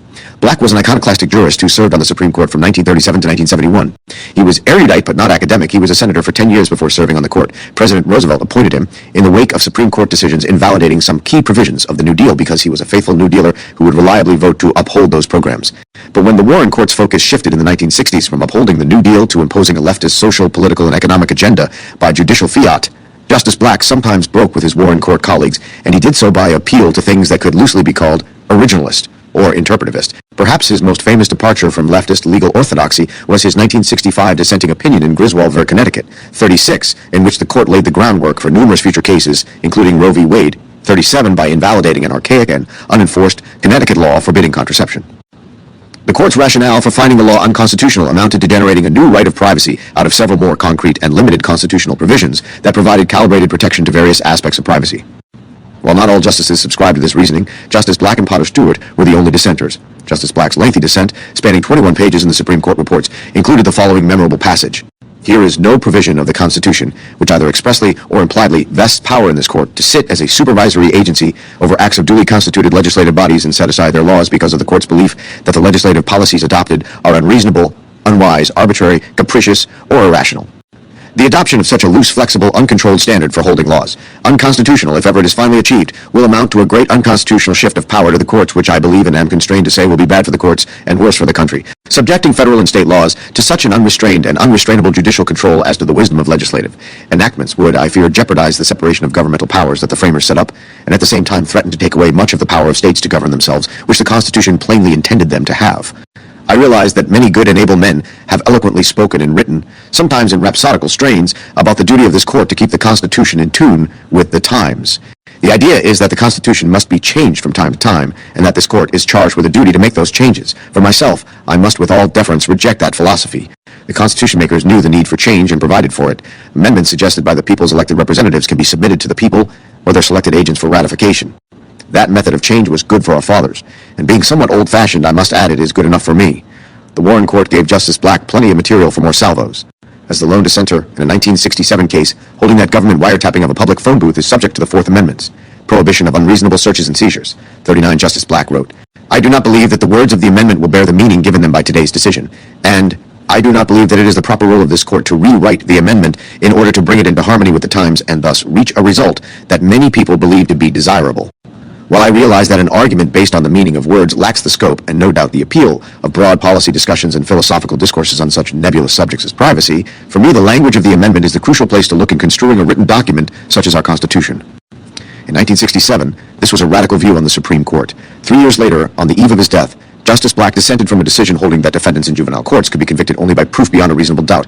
Oh, wherein is there any statement that conviction of crime requires proof of guilt beyond a reasonable doubt? The Constitution thus goes into some detail to spell out what kind of trial a defendant charged with crime should have, and I believe the court has no power to add to or subtract from the procedures set forth by the founders. I realize that it is far easier to substitute individual judges' ideas of fairness for the fairness prescribed by the Constitution. But I shall not at any time surrender my belief that that document itself should be our guide, not our own concept of what is fair, decent, and right. Statements such as these explain why many leading constitutional theorists call Justice Black the 20th century's greatest originalist, 42, and the most influential originalist judge of the last 100 years. 43, one should be clear that modern originalists do not necessarily claim Justice Black as one of their own, much less agree with all of his conclusions about constitutional meaning, but in the pre-Meese milieu of the 1970s and early 1980s, his stray comments about taking the Constitution seriously were enough to set off the Academy. A secondary target was then Justice, and later Chief Justice William Rehnquist, who in 1976 published a speech in which he sharply criticized strong forms of living constitutionalism that maintained that non-elected members of the federal judiciary may address themselves to a social problem simply because other branches of government have failed or refused to do so.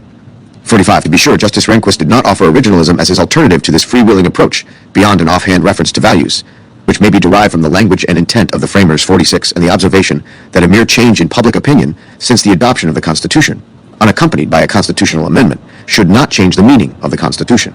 47. Justice Rehnquist's position was institutional. He agreed with the academic mainstream that the Constitution contained majestic generalities, 48, that could be broadly construed, but he thought that Congress and the President were better suited than courts to provide those broad constructions. His position was judicial restraint, not a thought-out theory of textual interpretation. As with Justice Black, however, these modest remarks coming from a Supreme Court justice were anathema to the mainstream legal academy.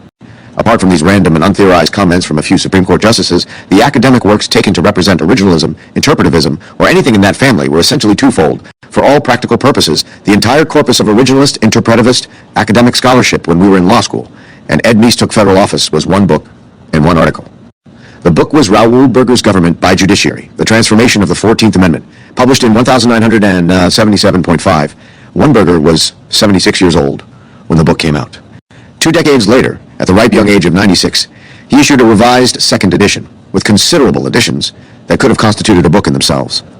While Berger spent a few years in the early 1960s as a law professor at Berkeley, for the 30-plus years during which he produced prodigious and influential legal scholarship, he never had a tenure-track appointment, much less tenure at an American law school. He wrote Government by Judiciary at Harvard as the Charles Warren Senior Fellow in American Legal History. The book was a sustained assault on the Warren Court's jurisprudence involving the 14th Amendment. It was not a general book on constitutional theory or any topic beyond the 14th Amendment, though in other books, Berger addressed topics ranging from separation of powers to federalism. Berger saw himself first and foremost as a historian. His focus was on describing the concrete intentions and expected original applications of specific historical figures who principally drafted and then proposed to the states the 14th Amendment. That is a form of originalism, though hardly the only form, and today it finds very few adherents among self-described originalists who tend to focus on more abstract public meanings rather than historically concrete intentions.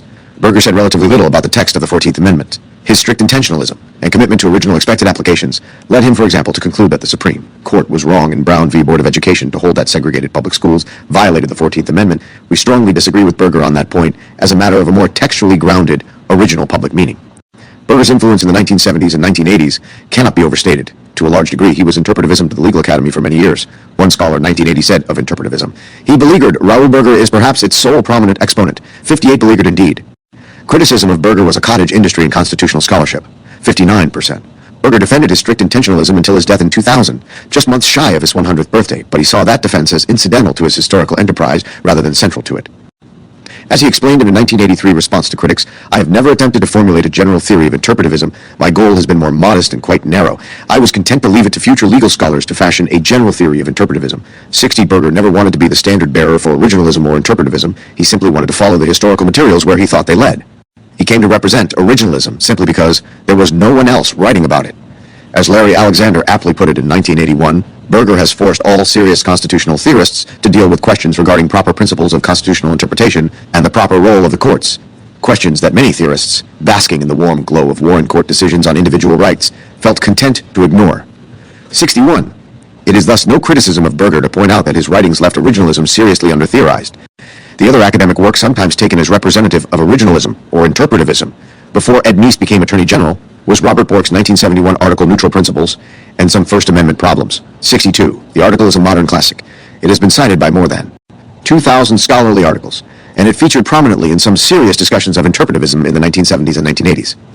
As with Raoul Berger, Robert Bork was both an unlikely and an unwilling standard-bearer for originalism.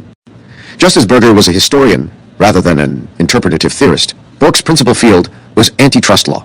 His major academic work was The Antitrust Paradox, a policy at war with itself, published in 1978, which stands today as perhaps the most important and influential book yet written on antitrust law. Of his 25 scholarly and popular press articles before his appointment to the federal bench in 1982, more than 20 were on antitrust law. His academic work in constitutional law was episodic at best. In addition to the Neutral Principles article, his only other constitutional piece was a 7-page comment criticizing a Harvard professor's argument for a constitutional right to welfare. As did Raoul Berger, Bork openly disclaimed any intention of providing a comprehensive interpretative theory. Bork began his 1971 article by saying, "The remarks that follow do not, of course, offer a general theory of constitutional law. They are more properly viewed as ranging shots. 64, lest one miss it," he said it again. "At the outset I warned that I did not offer a complete theory of constitutional interpretation. My concern has been to attack a few points that may be regarded as salient in order to clear the way for such a theory." 65. Those few points concern the need for courts to be able to explain the basis for their decisions and to apply them consistently in future cases, both features which he saw lacking in many decisions of the court that were favorites of the political left. Along the way, he emphasized that a judge must stick close to the text and the history, and their fair implications, and not construct new rights, 66%, and that concrete intentions trump general language. Neither claim was developed any further than we have just set out here. Bork's article staked out a position, but it made no real effort to explain or defend it from the standpoint of interpretative theory.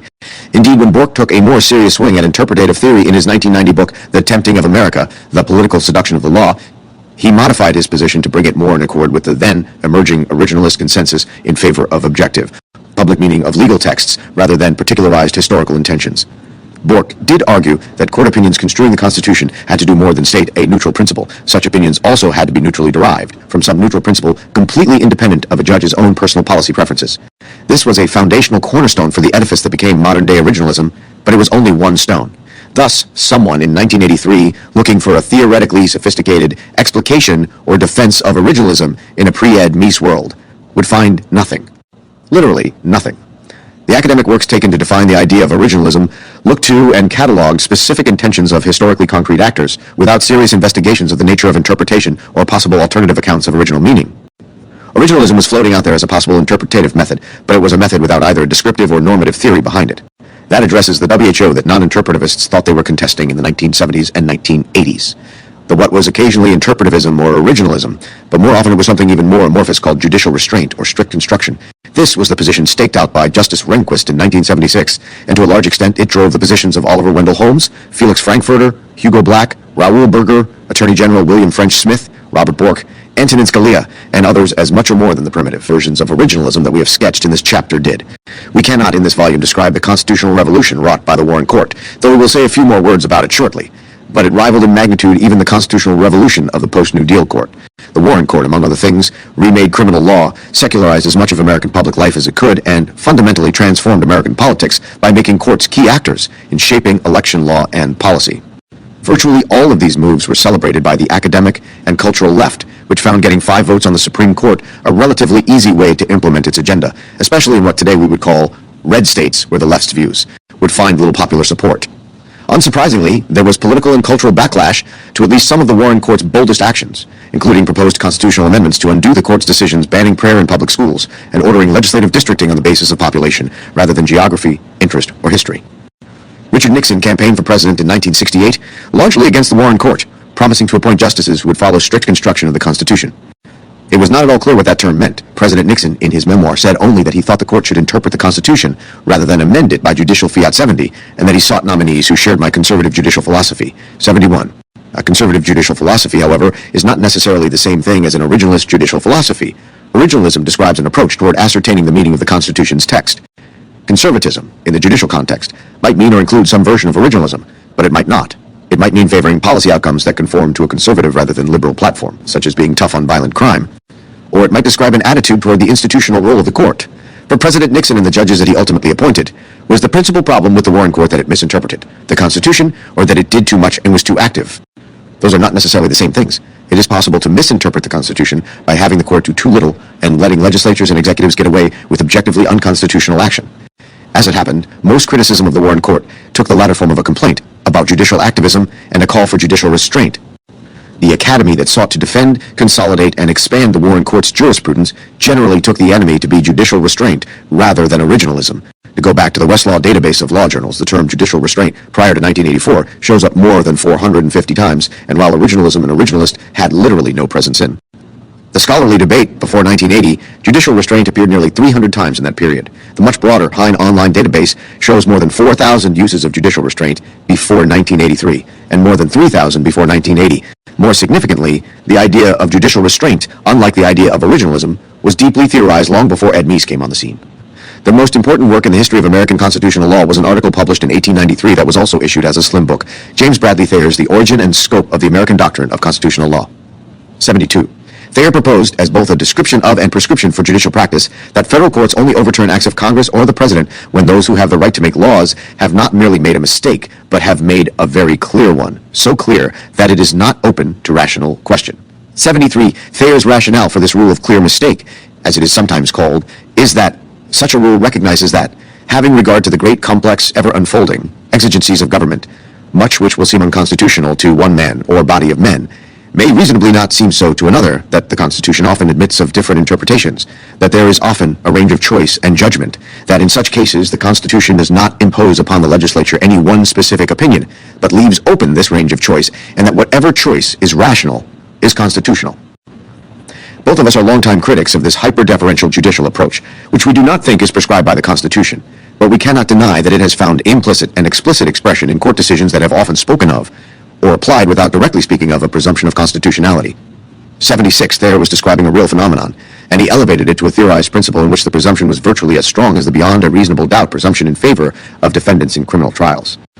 While Thayer's article is not frequently cited by the Supreme Court, its reasoning underlay much of the development of post-1937 constitutional law, in which the court generally showed great deference to Congress and administrative agencies, even in the construction of those entities' own powers. Justices Oliver Wendell Holmes and Felix Frankfurter were friends with and students of Professor Thayer at Harvard Law School, and their Supreme Court decisions were Thayerian as well. Justices Warren Burger, William Rehnquist, Byron White, and Antonin Scalia were also all deeply influenced by Thayerian ideas. When the Warren Court began more freely remaking institutions in the 1950s and 1960s, a natural conservative response was to invoke the seemingly settled Thayerian view of judicial deference or passivity, hence the emphasis on judicial restraint. To be conservative in the Warren Court and early Burger Court era was not necessarily to be originalist. Thus, a glance at the Academy in the early 1980s reveals a robust debate about judicial restraint versus judicial activism, but almost no serious debate about originalism and its interpretative alternatives. The debate about restraint and activism sounded in policy, not in attempts to ascertain the meaning of the Constitution. The Constitution and the Court circa 1980. In the introduction, we saw a bit of how Ed Meese viewed the work product of the Supreme Court in 1985, when he spoke to the American Bar Association. To what extent did the courts share the Academy's attitude toward the Constitution and constitutional interpretation? In one sense, the courts differed sharply from the Academy. Much of the Academy openly called for and celebrated constitutional law divorced from the Constitution. Whatever their actual practices may have been, courts were seldom that open about abandoning the enterprise of interpretation. As Judge Bork said in 1971, the Supreme Court regularly insists that its results, and most particularly its controversial results, do not spring from the mere will of the justices in the majority, but are supported, indeed compelled, by a proper understanding of the Constitution of the United States. Value choices are attributed to the Founding Fathers, not to the court. 77 modern scholars sometimes sound similar themes about judicial practice. To some extent, that account of judicial practice has always been accurate, even when the court obviously and blatantly implemented its own policy views in the name of the Constitution. As in Dred Scott v. Sanford, it typically tried to couch its analysis in the language of constitutionalism. Even the Warren Court produced a number of key decisions that seemed strikingly originalist in orientation, containing extensive discussions of founding-era history.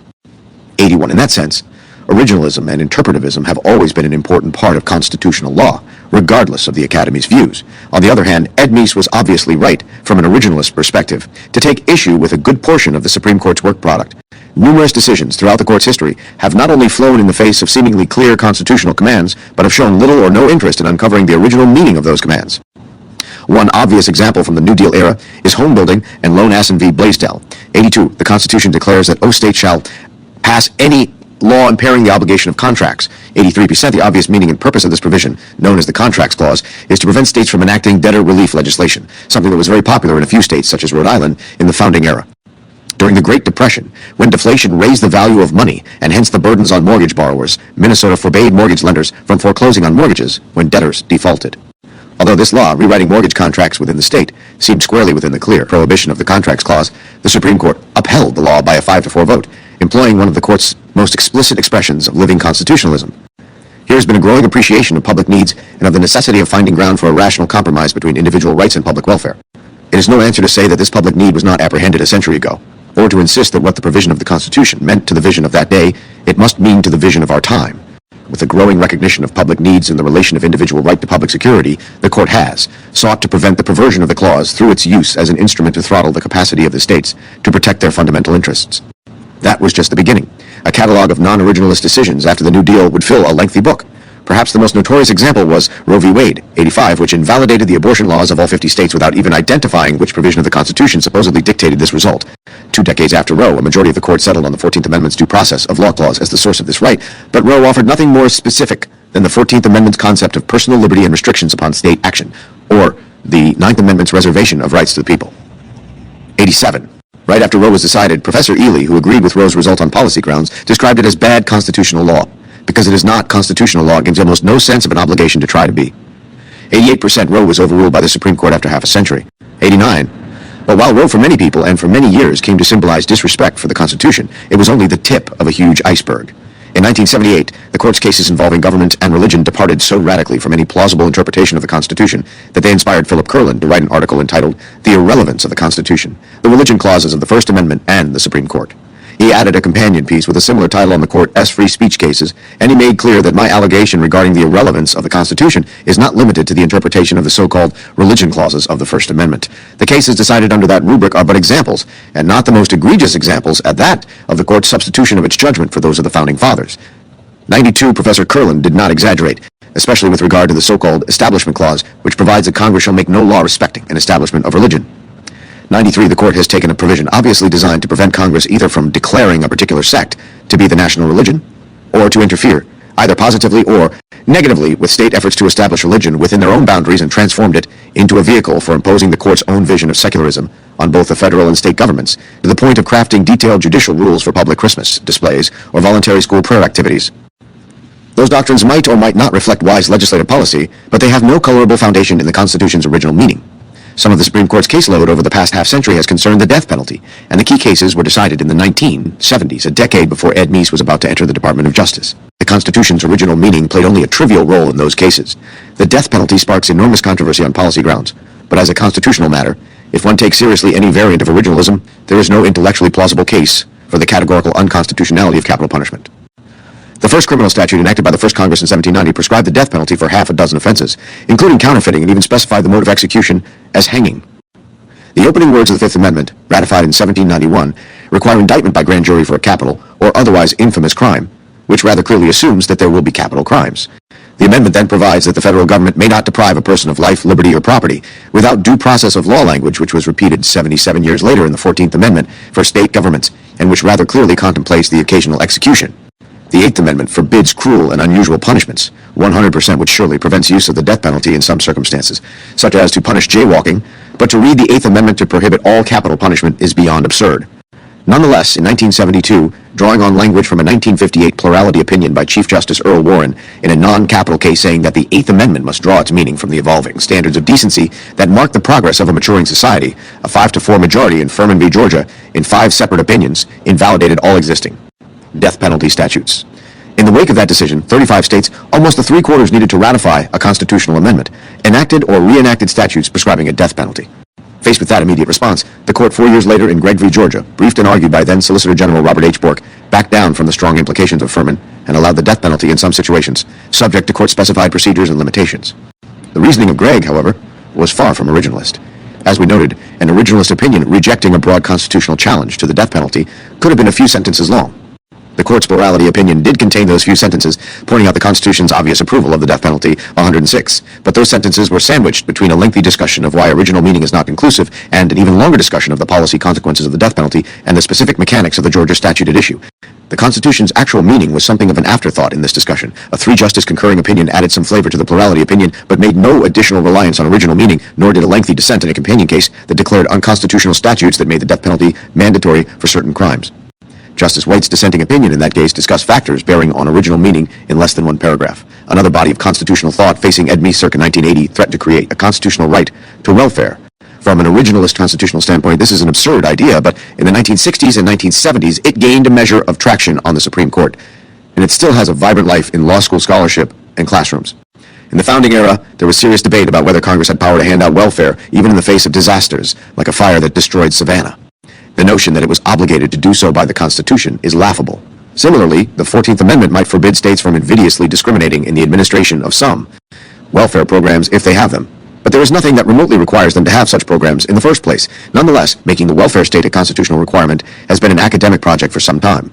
As a starting point, legal realists in the early 20th century worked hard to undermine the notion of private property as a natural right, insisting that property itself was a kind of welfare or gift from the government. In 1980, Stanford law professor Thomas Gray famously summarized the academic consensus on the idea of property when he wrote, "It seems fair to conclude from a glance at the range of current usages that the specialists who design and manipulate the legal structures of the advanced capitalist economies could easily do without using the term property at all." 114, Yale Law School professor Charles Reich, by far the most influential person in the doctrinal development of constitutionalized welfare rights, openly announced in 1964 that property is not a natural right. 115, and that traditional property and welfare were conceptually indistinguishable. As he put it, all property might be described as government largesse. 116, because, according to Professor Reich, T is necessary then that largesse begin to do the work of property. 117, the next logical step was to insist that largesse, welfare, be treated as itself a protected constitutional right. Eventually, those forms of largesse, which are closely linked to status, must be deemed to be held as of right. The presumption should be that the professional man will keep his license, and the welfare recipient his pension. These interests should be vested if revocation is necessary not by reason of the fault of the individual holder, but by reason of overriding demands of public policy. Perhaps payment of just compensation would be appropriate. The concept of right is most urgently needed with respect to benefits like unemployment compensation, public assistance, and old age insurance. Only by making such benefits into rights can the welfare state achieve its goal of providing a secure minimum basis for individual well-being and dignity in a society where each man cannot be wholly the master of his own destiny. It is impossible to overstate the importance of Professor Reich's 1964 article. A 2012 survey identified it as the 7th most cited law review article of all time. A 2013 article in a major law review made explicit what was implicit in Reich's argument. The elimination of welfare programs might be an unconstitutional taking of property without just compensation, in violation of the Fifth Amendment's Takings Clause, which says, "Nor shall private property be taken for public use without just compensation." 121. Parallel to Reich's argument was another set of arguments grounded in 20th century academic political philosophy. Perhaps the most prestigious law review placement in the United States is the invitation to write the Harvard Law Review's annual Supreme Court foreword. In 1969, the foreword was written by Harvard professor Frank Mickelman, entitled On Protecting the Poor Through the 14th Amendment. 122, which argued for a constitutionalized government obligation to provide minimum benefits to everyone. Professor Mickelman, who was one of the most distinguished legal theorists of the past several generations, elaborated on the idea in subsequent articles throughout the 1970s, and in 1979, he could accurately report, "Some years ago, I speculated that persons in our country might have not only moral but constitutional rights to provision for certain basic ingredients of individual welfare, such as food, shelter, healthcare, and education." That suggestion, which we might call the welfare rights thesis, has found some strong support. The concept of constitutionalized welfare rights, in which welfare stands on the same constitutional footing as land, gold, and cars, is very much still on the academic agenda today. The idea gained some traction in the courts between 1951 and 1970. For most of the country's history, government benefits, including even government jobs, were not considered life, liberty, or property for purposes of the Constitution's due process of law clauses, much less property for purposes of the Takings Clause. That started to change in the 1950s, as the court began protecting employees from anti-communist purges.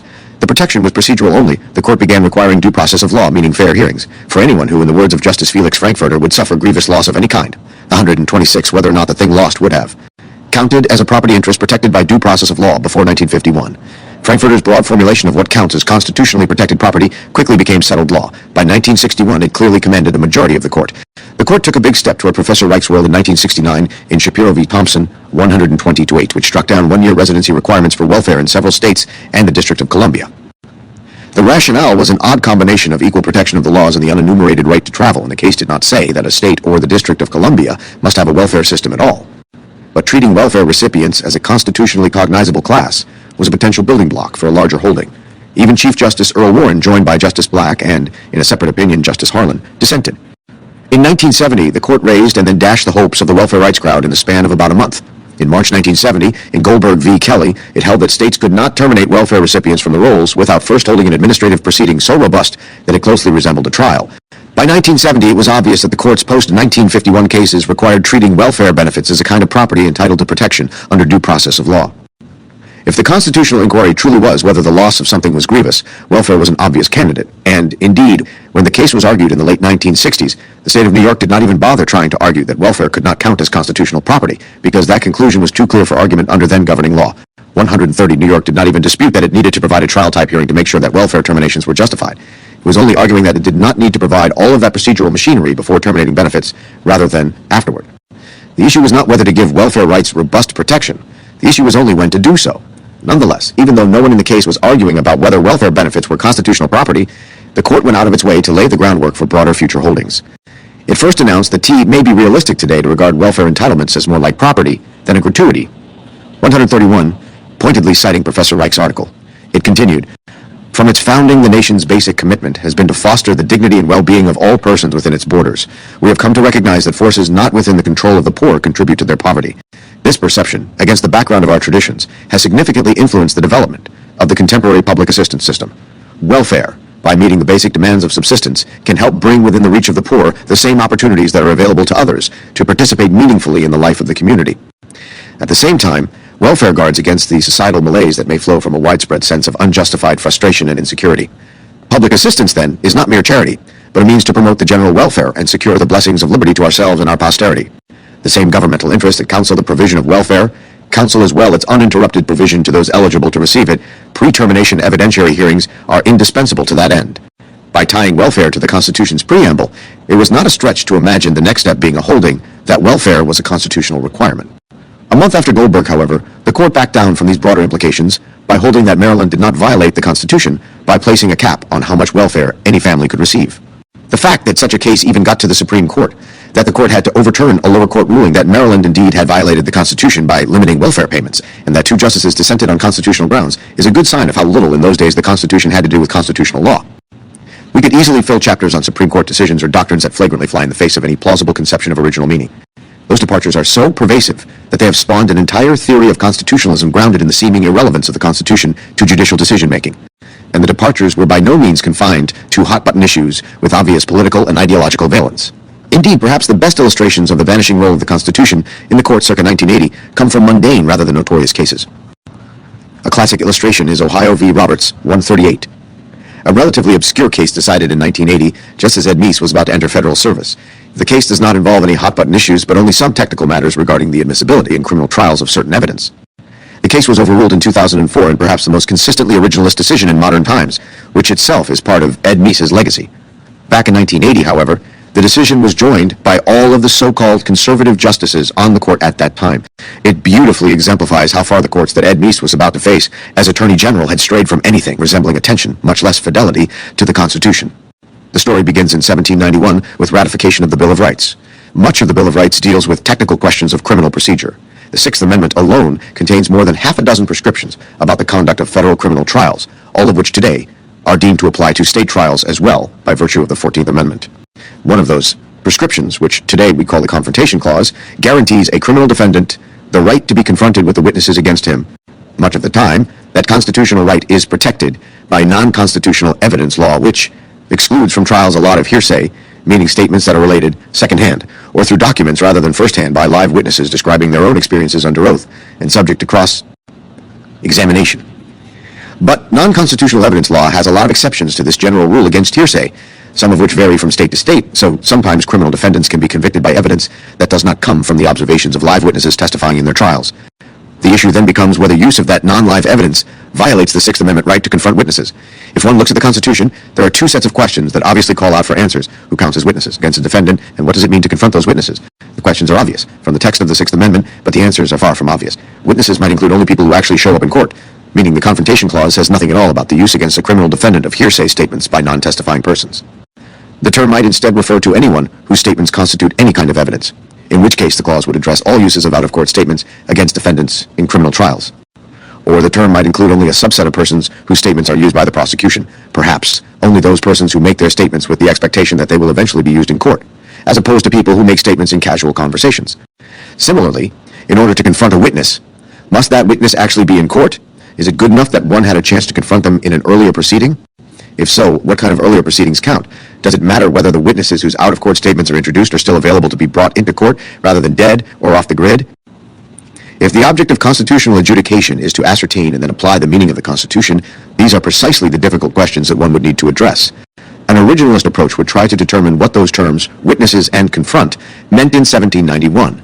In 1980, the Supreme Court asked none of these questions. Instead of trying to ascertain the meaning of the Constitution, the court tried to identify and balance competing interests, 142, including the government's strong interest in effective law enforcement, and precise formulation of the rules of evidence applicable in criminal proceedings, 143, and, on the defendant's side, the integrity of the fact-finding process, 144, and the Sixth Amendment's preference for face-to-face confrontation at trial, 145.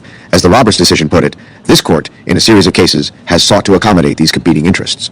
True to the common law tradition, the process has been gradual, building on past decisions, drawing on new experience, and responding to changing conditions.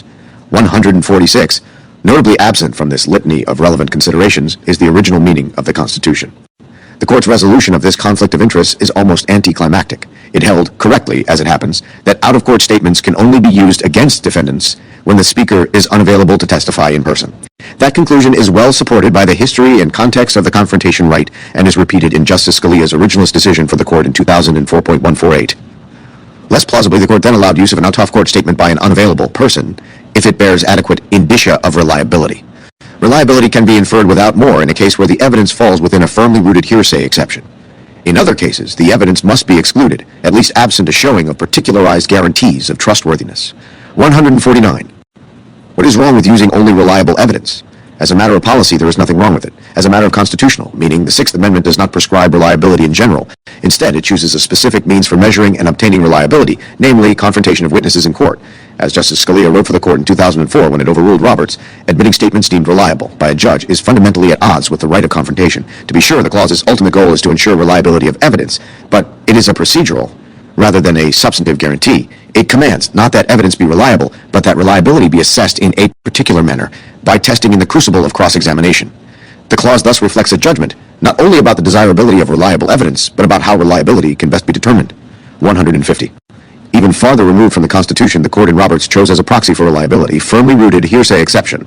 In other words, if evidence was admitted by virtue of a hearsay exception that the justices on the court circa 1980 would have learned about in law school half a century earlier, it automatically counts as reliable, and its admission therefore does not violate the Confrontation Clause.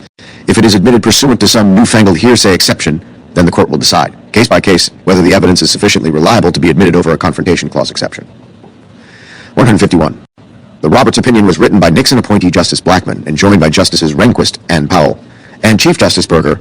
All of the court's so-called conservatives, the only dissenting voices, objected, with some force, only to the court's decidedly hasty conclusion that the relevant witness, in the Roberts case, had been shown to be unavailable to testify in court. No one objected, in 1980, to the court's account of the Sixth Amendment, which was not really an account of the Sixth Amendment at all, but rather an account of the court's view of wise policy. To paraphrase Professor Illy's description of Roe, the problem with Roberts was not so much that it was bad constitutional law, as that it was not really constitutional law at all. Roberts, however, was typical of the court's approach to constitutional cases in the decades leading up to Ed Meese's tenure in the federal government.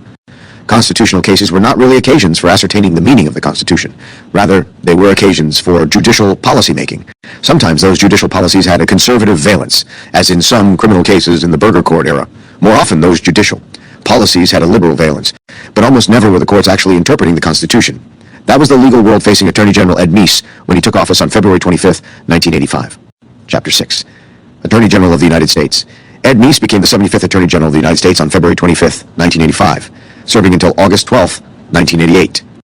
Perhaps the most intellectually consequential and powerful of any of the now 84 people who have served as Attorney General of the United States, Meese put the full weight of Ronald Reagan's transformative 8-year presidency behind the principle that laws and the Constitution had to be interpreted in accordance with the original public meaning of their texts. In his July 9, 1985, speech to the American Bar Association, he declared that this doctrine, soon to become known as originalism, would be the official policy of the Reagan-Meese Justice Department. Before then, originalism had been largely unknown to the bench, bar, and academy. Ed Meese popularized and institutionalized it most effectively by persuading Reagan to nominate originalists Antonin Scalia and Robert H. Bork to the Supreme Court. Though defeated in his nomination to the court, Bork remained a popular and outspoken exponent of originalist jurisprudence from his perch in academe and in think tanks. Perhaps just as significantly, Ed Meese helped make possible the academic careers of several generations of originalist law professors. His Department of Justice served as the incubator and bully pulpit for ideas that at that point in time had little voice in the legal academy. It is vital that we note at the outset that the history of the Meese Justice Department that follows addresses almost exclusively the civil law and constitutional law side of the Justice Department, not the criminal law side of the department, which Ed Meese essentially ran himself. To describe Ed Meese's running of the criminal law side of the Justice Department and his accomplishments in doing that would require writing a second book, which we would not be competent to write. Suffice it to say that Ed Meese's running of the criminal law side of the department was at least as transformative, as was his running of the civil side of the department. Ed Meese gave more than 30 important speeches as Attorney General that criticized the U.S. Supreme Court and its precedents as no other Attorney General had done before. He advanced originalism as a positive alternative to the seat-of-the-pants common law and policy approach to constitutional law of earlier decades. As a result, originalism became a key part of Republican Party legal orthodoxy. Today, 6 out of the 9 Supreme Court justices and roughly half of the federal lower court judges are originalists to one degree or another. There are perhaps 100 originalist law professors today compared to fewer than half a dozen 40 years ago. Finally, Ed Meese and Ronald Reagan made a concerted effort to constitutionalize their charisma in the Federalist Society, which Meese empowered and legitimated as a permanent institutional proponent of originalism. The Federalist Society has over 70,000 members today, chapters in all 200 American law schools, and lawyers' chapters in almost every major American city. Yale Sterling Professor of Law Bruce Ackerman has written an important book called Revolutionary Constitutions, Charismatic Leadership and the Rule of Law, which explores how certain leaders use their charisma to help other institutions, rather than enhance their own power. Just as Mahatma Gandhi constitutionalized his legitimacy in the Indian Congress Party, so too did President Reagan and Attorney General Meese constitutionalize their charisma in the Federalist Society, which aspires to be a permanent player in the American legal world. The Meese Department of Justice in action. Ed Meese's mission reflected that of President Ronald Reagan. Ronald Reagan's 2 ironclad commands to Meese when he began service as Attorney General were to help appoint justices, judges, and lawyers who would restore reverence for and obedience to the words of the Constitution as it was originally understood, and to have the Justice Department operate according to the rule of law and to apply the law fairly without favor or prejudice toward anyone. Reagan particularly insisted that the law be administered by the department non-politically. For that reason, there was a strict rule that no one in the White House was to contact the Justice Department or any person in the Justice Department on any case. Ed Meese more than lived up to these two directives from President Reagan.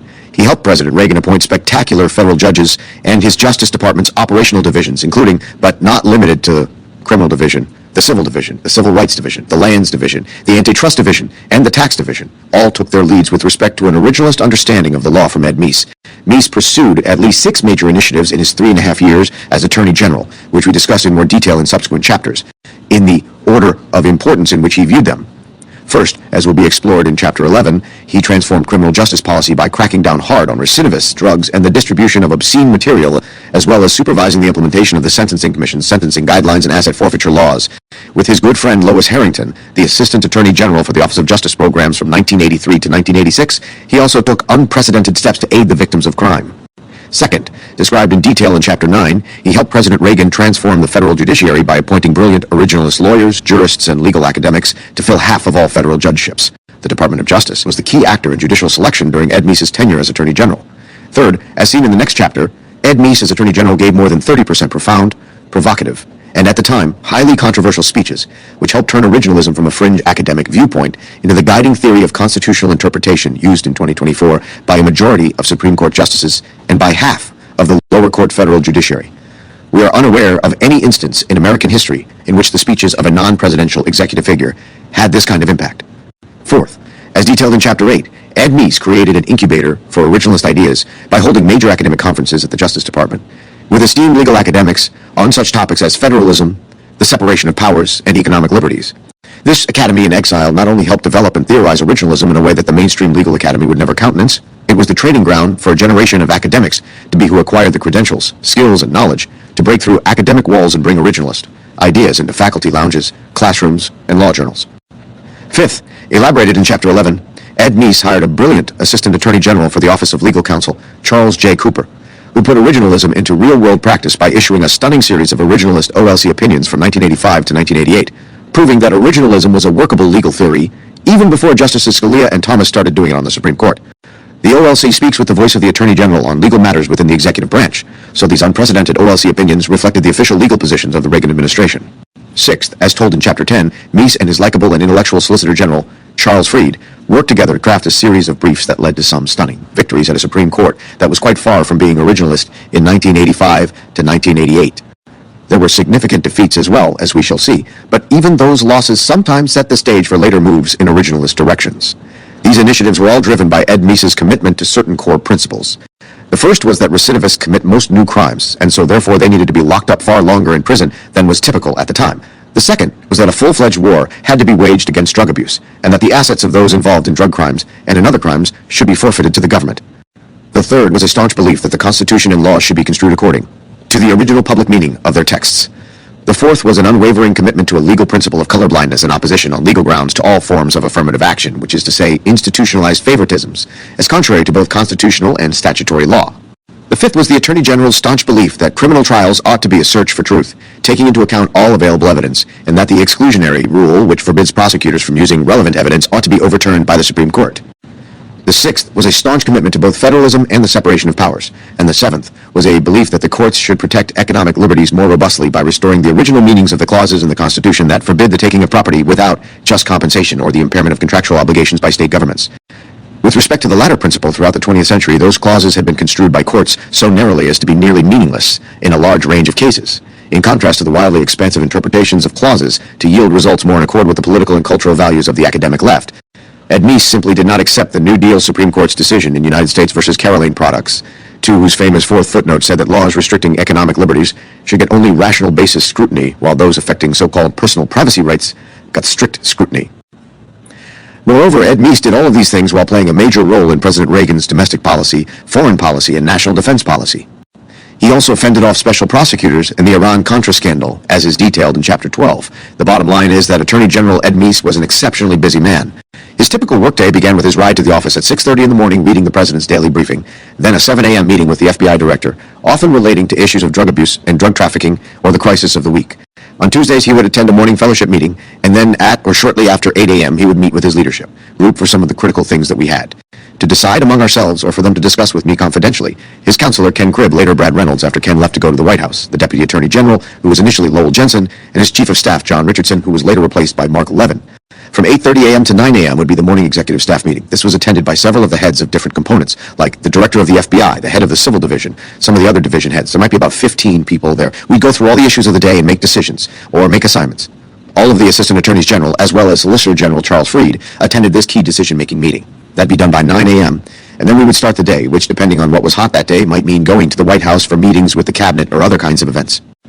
Afternoons, the Attorney General might address disputes within the department. Say, if the Solicitor General held a different view of the law from that of a functional division, such as the tax, civil, or criminal divisions, or travel to other cabinet departments like the Pentagon. If he had any time to spare, he might meet with individuals inside or outside the DOJ, often until 8 p.m., or catch up with the paperwork that's necessarily a part of the job. Counting it all up, Ed Meese typically worked a 16-hour day when not traveling on government business.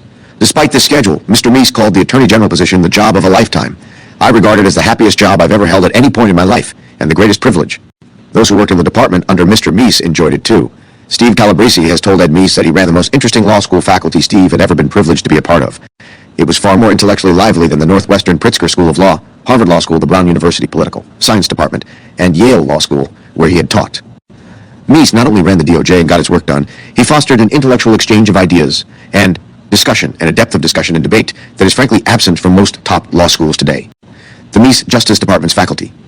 Even with his 16-hour days, Meese couldn't run a federal department or engineer a legal revolution single-handedly. Just as Ronald Reagan needed Reaganites, Ed Meese needed Meesians.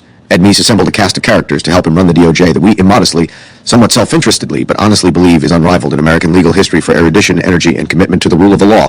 No story of the Meese Department of Justice is complete or even mildly informative without discussing the extraordinary legal minds that helped spark and implement the Meese Revolution. Ken Cribb, the indispensable man. Ken Cribb deserves his own section, arguably his own chapter, as having played the critical role in making the Meese Justice Department an intellectual hotbed. Cribb was indispensable in the appointing of excellent originalist judges to the Supreme Court, the federal circuit courts of appeals, and to the federal district courts. Brilliant and politically savvy, Ken Cribb was like the dean of a conservative libertarian law school that made up the civil side of the Meese DOJ. He's probably the most important person to serve in the Reagan administration that most people have never heard of. When he was nominated to be Attorney General, Ed Meese asked Ken to head the transition. That work had to proceed quietly, since it was customary that a presidential nominee take no overt steps regarding the proposed position until confirmation by the Senate. Ken quietly interviewed the key DOJ officials and took advice from outside experts and scholars. Briefing books were prepared regarding all important aspects of the job. When the nomination was assured, a delighted Ed Follner, president of the Heritage Foundation, asked what help was needed. Ken asked that Heritage host a retreat so that all of the officials, experts, and scholars who had been consulted could brainstorm their final recommendations. They gathered at a country inn in West Virginia and prepared their ideas for the Attorney General designate. Ed Meese used these recommendations to supplement his own well-shaped plans for the Department of Justice. The result was that the new AG hit the ground running. Ken helped Ed Meese hire everyone on the civil side of the Department of Justice. Ed Meese did not need any help hiring good intellectual policymakers on the criminal side of the department because of his extensive career-long involvement in criminal law enforcement. Ed Meese and Ken Cribb understood that personnel is policy, and Cribb was the key to creating the Meese Justice Department's intellectual environment. It is Ken who more than anyone else helped to make Ed Meese the most intellectually influential Attorney General in the nation's history. T. Kenneth Cribb was born on August 7, 1948, in Spartanburg, South Carolina. A loyal son of the educated and intellectual South, he was the quintessential example of a Southern gentleman, a remarkable breed of person that has unfortunately died out. Like Ed Meese, Ken was wise, brave, just, temperate, and full of love for his fellow human beings. He was and is an utterly delightful human being. Ken graduated from Washington and Lee in 1970, and from 1971 to 1977, he served as the national director of the Intercollegiate Schools Institute, which promotes conservative intellectual thought and debate on college campuses. It lists as its core beliefs: 1. Limited government; 2. Individual liberty; 3. Personal responsibility; 4. The rule of law; 5. The free market economy; and 6. Traditional values. From 1977 to 1980, Ken attended the University of Virginia School of Law, one of the very best law schools in the country, then signed on as deputy to the chief counsel of the Reagan campaign, Lorena Smith, where he caught Ed Meese's attention. Ken served as Ed Meese's principal deputy during President Ronald Reagan's first term, while Ed Meese was serving as counselor to President Reagan. Ken was as indispensable to Ed Meese as Ed Meese was to President Reagan. He played a vital role in all the good work that was done in President Reagan's first term as president, assisted by John Richardson, a key aide who was brought over to the Justice Department when Ken followed Mr. Meese to the DOJ in 1985. At the Justice Department, Ken continued to play the role of Ed Meese's right-hand man and de facto chief of staff under the title of counselor to the Attorney General, managing the flow of paper and people into and out of Mr. Meese's office and always pushing things in a more conservative direction whenever possible. Ken was also smart and funny, the social glue that held the Justice Department together. He loved to party and drink in moderation after hours, and he always attended a white-tie optional Viennese waltz ball around Valentine's Day. When his southern belle of a mother was visiting, she added to the fun. Ken's associates from those days particularly remember that he co-hosted the annual white tie affair replete with full orchestra for an evening of Viennese waltzing. On occasions such as this, he would often have on his arm the world-famous Clare Booth Luce. Ken was a confirmed bachelor, and he was 38 and 39 years old when Steve Calabrese worked for him at the ages of 28 and 29 as a special assistant to Ed Meese. More than anyone else, other than Ed Meese, it was Ken who turned the Department of Justice into functionally a law school between June 1985 and February 1987, when Steve Calabrese worked there. Ken was exceptionally well-read and a true intellectual. He hired as many fellow intellectuals as he could manage, and was always pushing, with great success, for the hiring of younger intellectual conservatives over more moderate 40-year-olds with long resumes. Ken's love of ideas and debate animated everything he did. Meese told us that Ken was just an outstanding friend, a marvelously loyal person. He did a great job. He had the facility of bringing people together and working out problems. Personality problems, political problems, almost any kind of problem, with his sense of humor and his great personality. He promoted the kind of team effort I hope was the hallmark of my staff. When Ken left DOJ to work for Howard Baker in the White House, Ed Meese told him that it was like losing his right arm and that the only man he'd cut off his right arm for was Ronald Reagan. Here is why Ken Cribb was Meese's indispensable man. It begins with staffing. Ken Cribb firmly believed that hiring excellent personnel leads to excellent policy. He had an Aristotelian passion for intellectual and lawyerly excellence, and no patience for political hacks out for themselves, rather than the Reagan and Meese revolutions. It was he who staffed the civil constitutional law side of the Department of Justice, and deserves credit, along with Ed Meese, for all which that side of the Meese Justice Department accomplished. Ken's first hire was to cause the nomination of William Bradford Reynolds, a former assistant to the Solicitor General under Robert H. Bork in the Nixon administration, to be the Associate Attorney General, who was the head of the civil constitutional law side of the Justice Department. Meese and Cribb had worked with Reynolds for years in opposition to affirmative action. Ed Meese and Ken Cribb knew Brad was smart, deep, and a fellow revolutionary. That, coupled with 4 years of experience as an Assistant Attorney General under William French Smith, made Brad a natural pick to be Associate Attorney General. Unfortunately, the Senate refused to confirm Brad Reynolds due to opposition from so-called civil rights groups who opposed his stance on affirmative action. Ed Meese and Ken Cribb were furious over this, but made him de facto Associate Attorney General, regardless of his formal title, the role Brad played throughout Mr. Meese's term as Attorney General. The next appointment decision was harder. Assistant Attorney General for the Office of Legal Counsel, the prestigious post once held by Supreme Court Justices William H. Rehnquist and Antonin Scalia. It is the job of the Office of Legal Counsel to serve as the President's and the Attorney General's lawyer. It is imperative to have someone exceptional in that job. Ken Cribb also wanted a movement conservative at OLC, because that office had, during Attorney General William French Smith's time in office, been filled by the outstanding but more conventional Washington super lawyer Ted Olson. Ken wanted to appoint a brilliant, rock-solid conservative, the 33-year-old Chuck Cooper, a former William Rehnquist law clerk. During President Reagan's first term, Chuck had been the Deputy Assistant Attorney General to William Bradford Reynolds in the Civil Rights Division. Brad loved Chuck and favored appointing him to be head of OLC, but Mr. Meese understandably paused in hesitation over the fact that this was a really major appointment, and Chuck Cooper was only 33 years old. Meese told Ken to find Assistant Attorneys General who were at least 40 years old and had some gray hair. Ken pointed out that he was only 37 years old and had no gray hair, to which Ed Meese replied, "Ken, you're bald. You have no hair at all." Ken responded that Republicans 40 years old or older were all establishment, country club Republicans who did not come out of the conservative movement. It was vital, he said, to have a brilliant, energetic movement conservative as OLC head. Meese thought the matter over. He then persuaded President Reagan to appoint Chuck Cooper to run OLC. The appointment was a spectacular success. Chuck emerged as an intellectual heavyweight unafraid to take on Solicitor General Charles Fried, and who critically, along with Ed Meese, saved Ronald Reagan's presidency and made possible the 1988 election of President George Herbert Walker Bush by dealing with the Iran-Contra scandal effectively. We will say more about all these things later. Next, Ken persuaded Ed Meese to hire Steve Markman, a 32-year-old former staffer to Senator Orrin Hatch, Ed Meese's closest ally in the Senate, to be the Assistant Attorney General for the Office of Legal Policy. The OLP is a little-known unit within the Department of Justice responsible for assisting the Attorney General in recommending candidates for federal judgeships. Mr. Meese complained again about the absence of gray hair, but ultimately agreed to the appointment because of Ken's urging and Senator Hatch's advocacy. Markman and his staff were on to produce 30 scholarly working papers that were the equivalents of Harvard Law Review articles on various topics, and to hold 3 major conferences with distinguished legal academics and judges. Markman contributed mightily to the intellectual vibrancy of the Meese Justice Department and in the identification and screening of judicial candidates. Another great hire supported by Ken Cribb was the appointment in 1985 at the start of Ed Meese's tenure of Harvard Law School professor Douglas H. Ginsburg to be Assistant Attorney General for the Antitrust Division.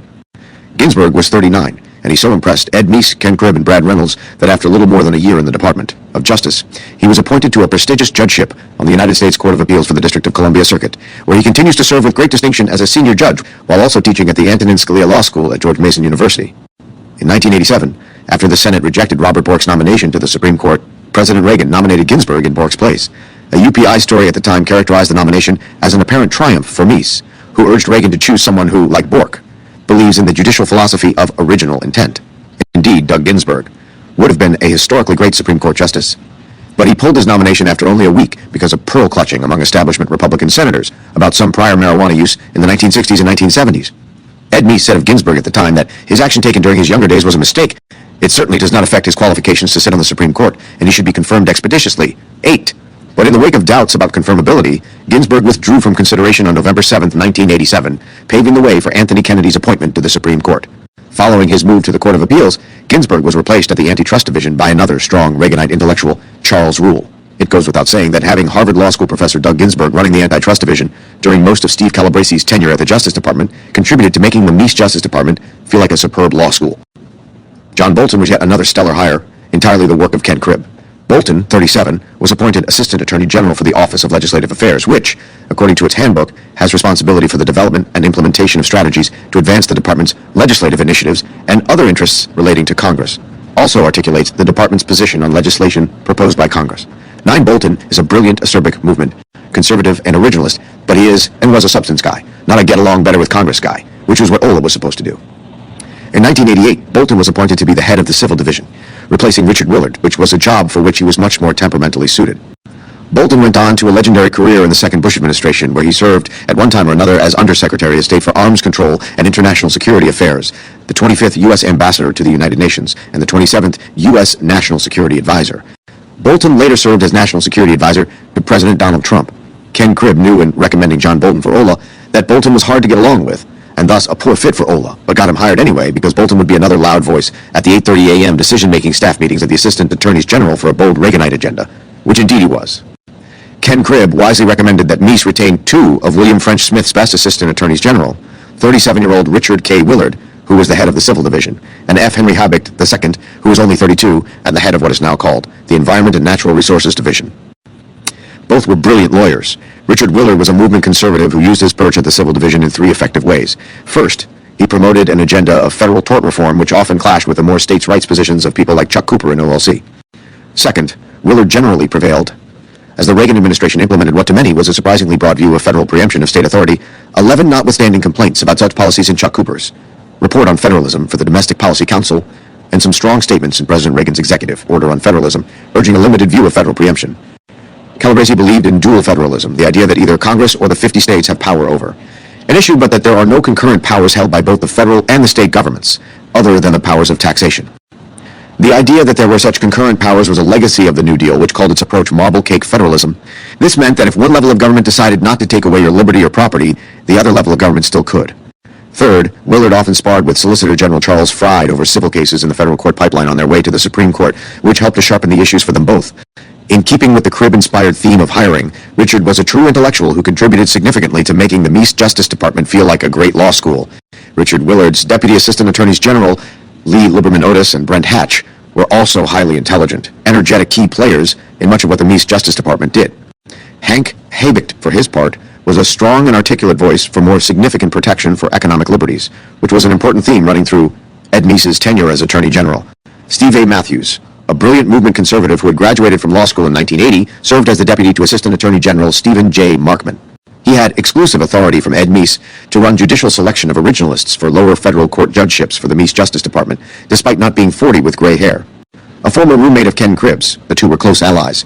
Steve is an extremely able and intelligent lawyer, and so another Ken Cribb triumph. Steve is also a rock-ribbed conservative intellectual. Ken Cribb also wisely recommended keeping Terry Eastland on as director of the Office of Public Affairs, which is the Justice Department's chief speechwriting unit, and that Eastland hire movement conservatives Gary McDowell and Blair Dorminey, a law school classmate of Steve Calabresi and Gary Lawson. This turned out to be an excellent move. The three of them drafted fine speeches for Attorney General Meese, some of which we discuss in the next chapter, and those speeches often drew front-page news coverage and helped spawn contemporary debates about originalism. Finally, Ken Cribb hired Attorney General Meese's outstanding personal staff, which he supervised as counselor to the Attorney General. John Richardson had worked with Meese and Cribb at the White House in the first Reagan term. then succeeded Ken Cribb as Chief of Staff for Ed Meese after Ken Cribb went back to work at the White House in February 1987. Richardson was followed by Mark Levin, who has had a phenomenal post-government career as a best-selling author and the host of one of the most popular call-in radio shows in the country, as well as a television show on Fox News. Steve Calabrese and John Harrison, along with Ken Cribb, covered constitutional law matters and judicial interviews for Ed Meese. Another invaluable Meese special assistant was David M. McIntosh, who went on to become the director of Ronald Reagan's Domestic Policy Council from December 2, 1987 to September 8, 1988, a congressman from Indiana for 6 years, and is now the president of the Club for Growth. The key players on the civil side of the Justice Department all got along well, but they sometimes jockeyed for power, as one would expect in any cabinet-level department. But many deep friendships were formed at Justice between June 1985 and February 1987. The Meese Justice Department gathered some of the best and the brightest libertarian and conservative legal minds in the country, and as such it was unlike any other Justice Department in American history. This was only the civil side of the department. The criminal law side was headed up during Steve Calabrese's tenure by the extraordinarily able Deputy Attorney General D. Lowell Jensen from 1985 to 1986, and later by Assistant Attorney General Stephen Trott, now a judge on the U.S. Court of Appeals for the Ninth Circuit. Thus, thanks in large measure to both Ed Meese and Ken Cribb, the Meese DOJ was staffed with intellectually oriented people who were Reagan conservatives or libertarians. As Ed Meese said, one of the things we did was assemble an outstanding group of lawyers who not only understood the law and were able practitioners of the law, but also had a sense of the Constitution, understood our objective of reviving constitutionalism, and effectively implement the philosophy that Ronald Reagan. We were looking for people who'd be both good lawyers in the administration and to credential young people for future offices in the executive branch and in the judiciary, Meese added. Among those so credentialed were future Associate Justice Samuel Alito and many future law professors amounting to a who's who of scholars: Steve Calabrese, John Harrison, Gary Lawson, John McGinnis, Michael Stokes Paulson, and Mike Rappaport. Other Reagan administration alumni who were credentialed in the Reagan era but not directly under Ed Meese included future Supreme Court Chief Justice John Roberts, future Supreme Court Justice Clarence Thomas, and future Attorney General Bill Barr, future Harvard Law School Dean, and now interim provost at Harvard University John Manning, an ardent textualist, worked as a line attorney for Chuck Cooper in the Office of Legal Counsel. This is the legacy of Ken Cribb, William Bradford Reynolds. After Ken Cribb, the next most important player on the civil side of the Meese Justice Department was William Bradford Reynolds. A 1964 graduate of Yale College and a 1967 graduate of Vanderbilt Law School, Brad Reynolds was born on June 21, 1942, and unfortunately died on September 14, 2019, well before this book could be published. We did, however, conduct 2 one-hour interviews with Brad long before he died, so his perspective on the Meese Justice Department is reflected in this book. Brad Reynolds' formal title was Assistant Attorney General for the Civil Rights Division, but his actual role was much broader. Reynolds essentially functioned as Associate Attorney General, despite never being confirmed to that position by the Senate.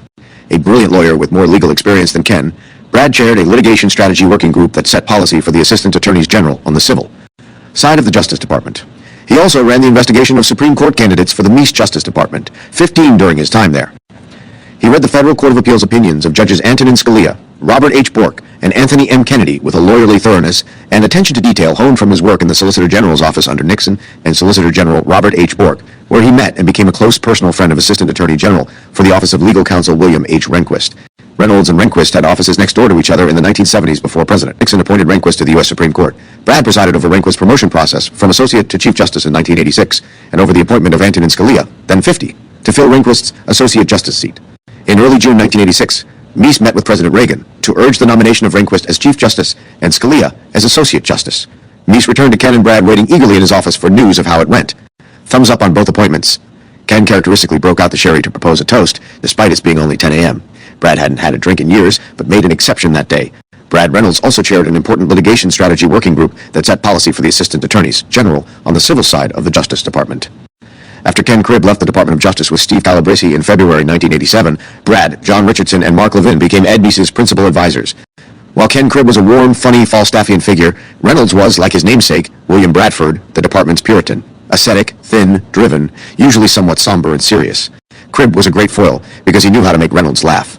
Ken loved Brad as a brother and brought out the best in him, his intelligence, work ethic, his commitment to libertarian conservatism, and his opposition to a racial spoil system. Together, Ken and Brad were a formidable team. Brad was, according to Ed Meese, absolutely instrumental in the Justice Department, both for Bill Smith, my predecessor, and for me. So, when Ronald Reagan stole Ken Cribb away from me to work in the White House, as head of domestic affairs, I asked Brad, in addition to his duties as Assistant Attorney General in charge of the Civil Division, to become my principal advisor, counselor to the Attorney General.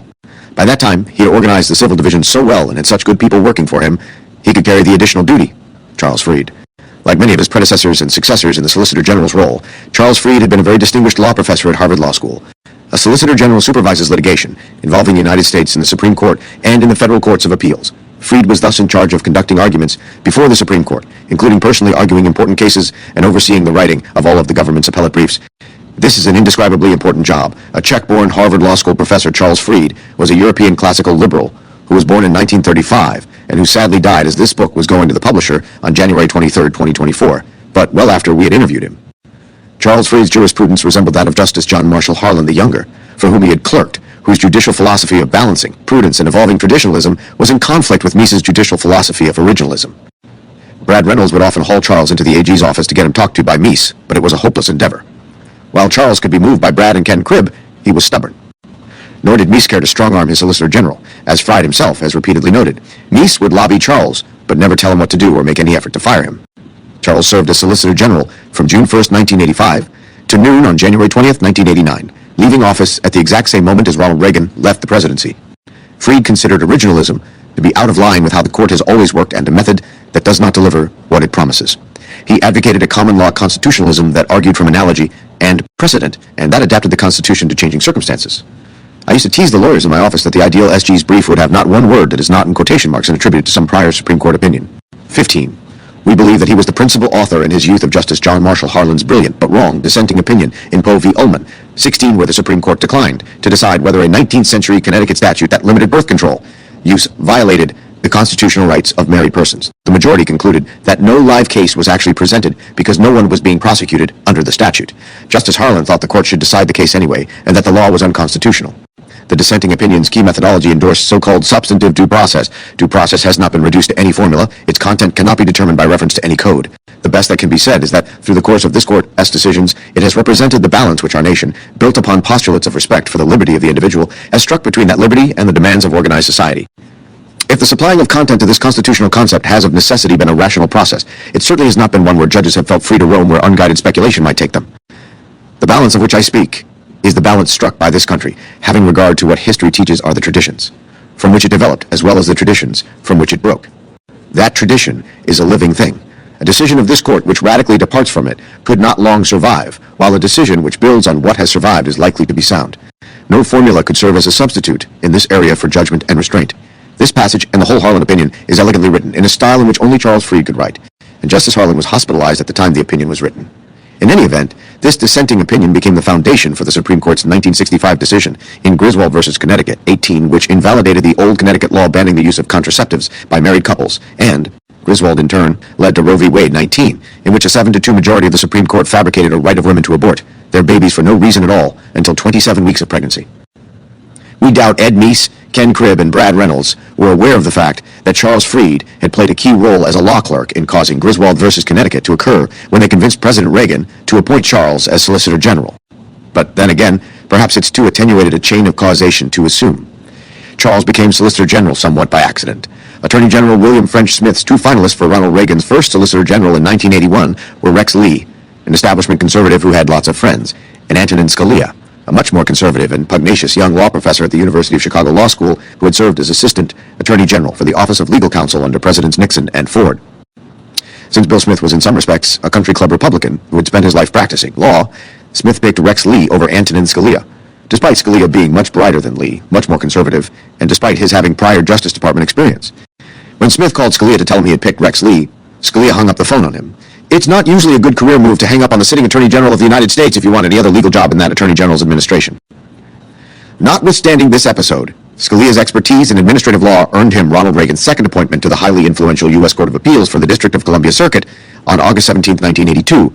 Scalia served on the D.C. Circuit with great distinction until 1986, where he became famous for sending around what his colleagues called nanograms. These were brilliantly argued, pithy, legal memos identifying flaws in a colleague's legal opinions.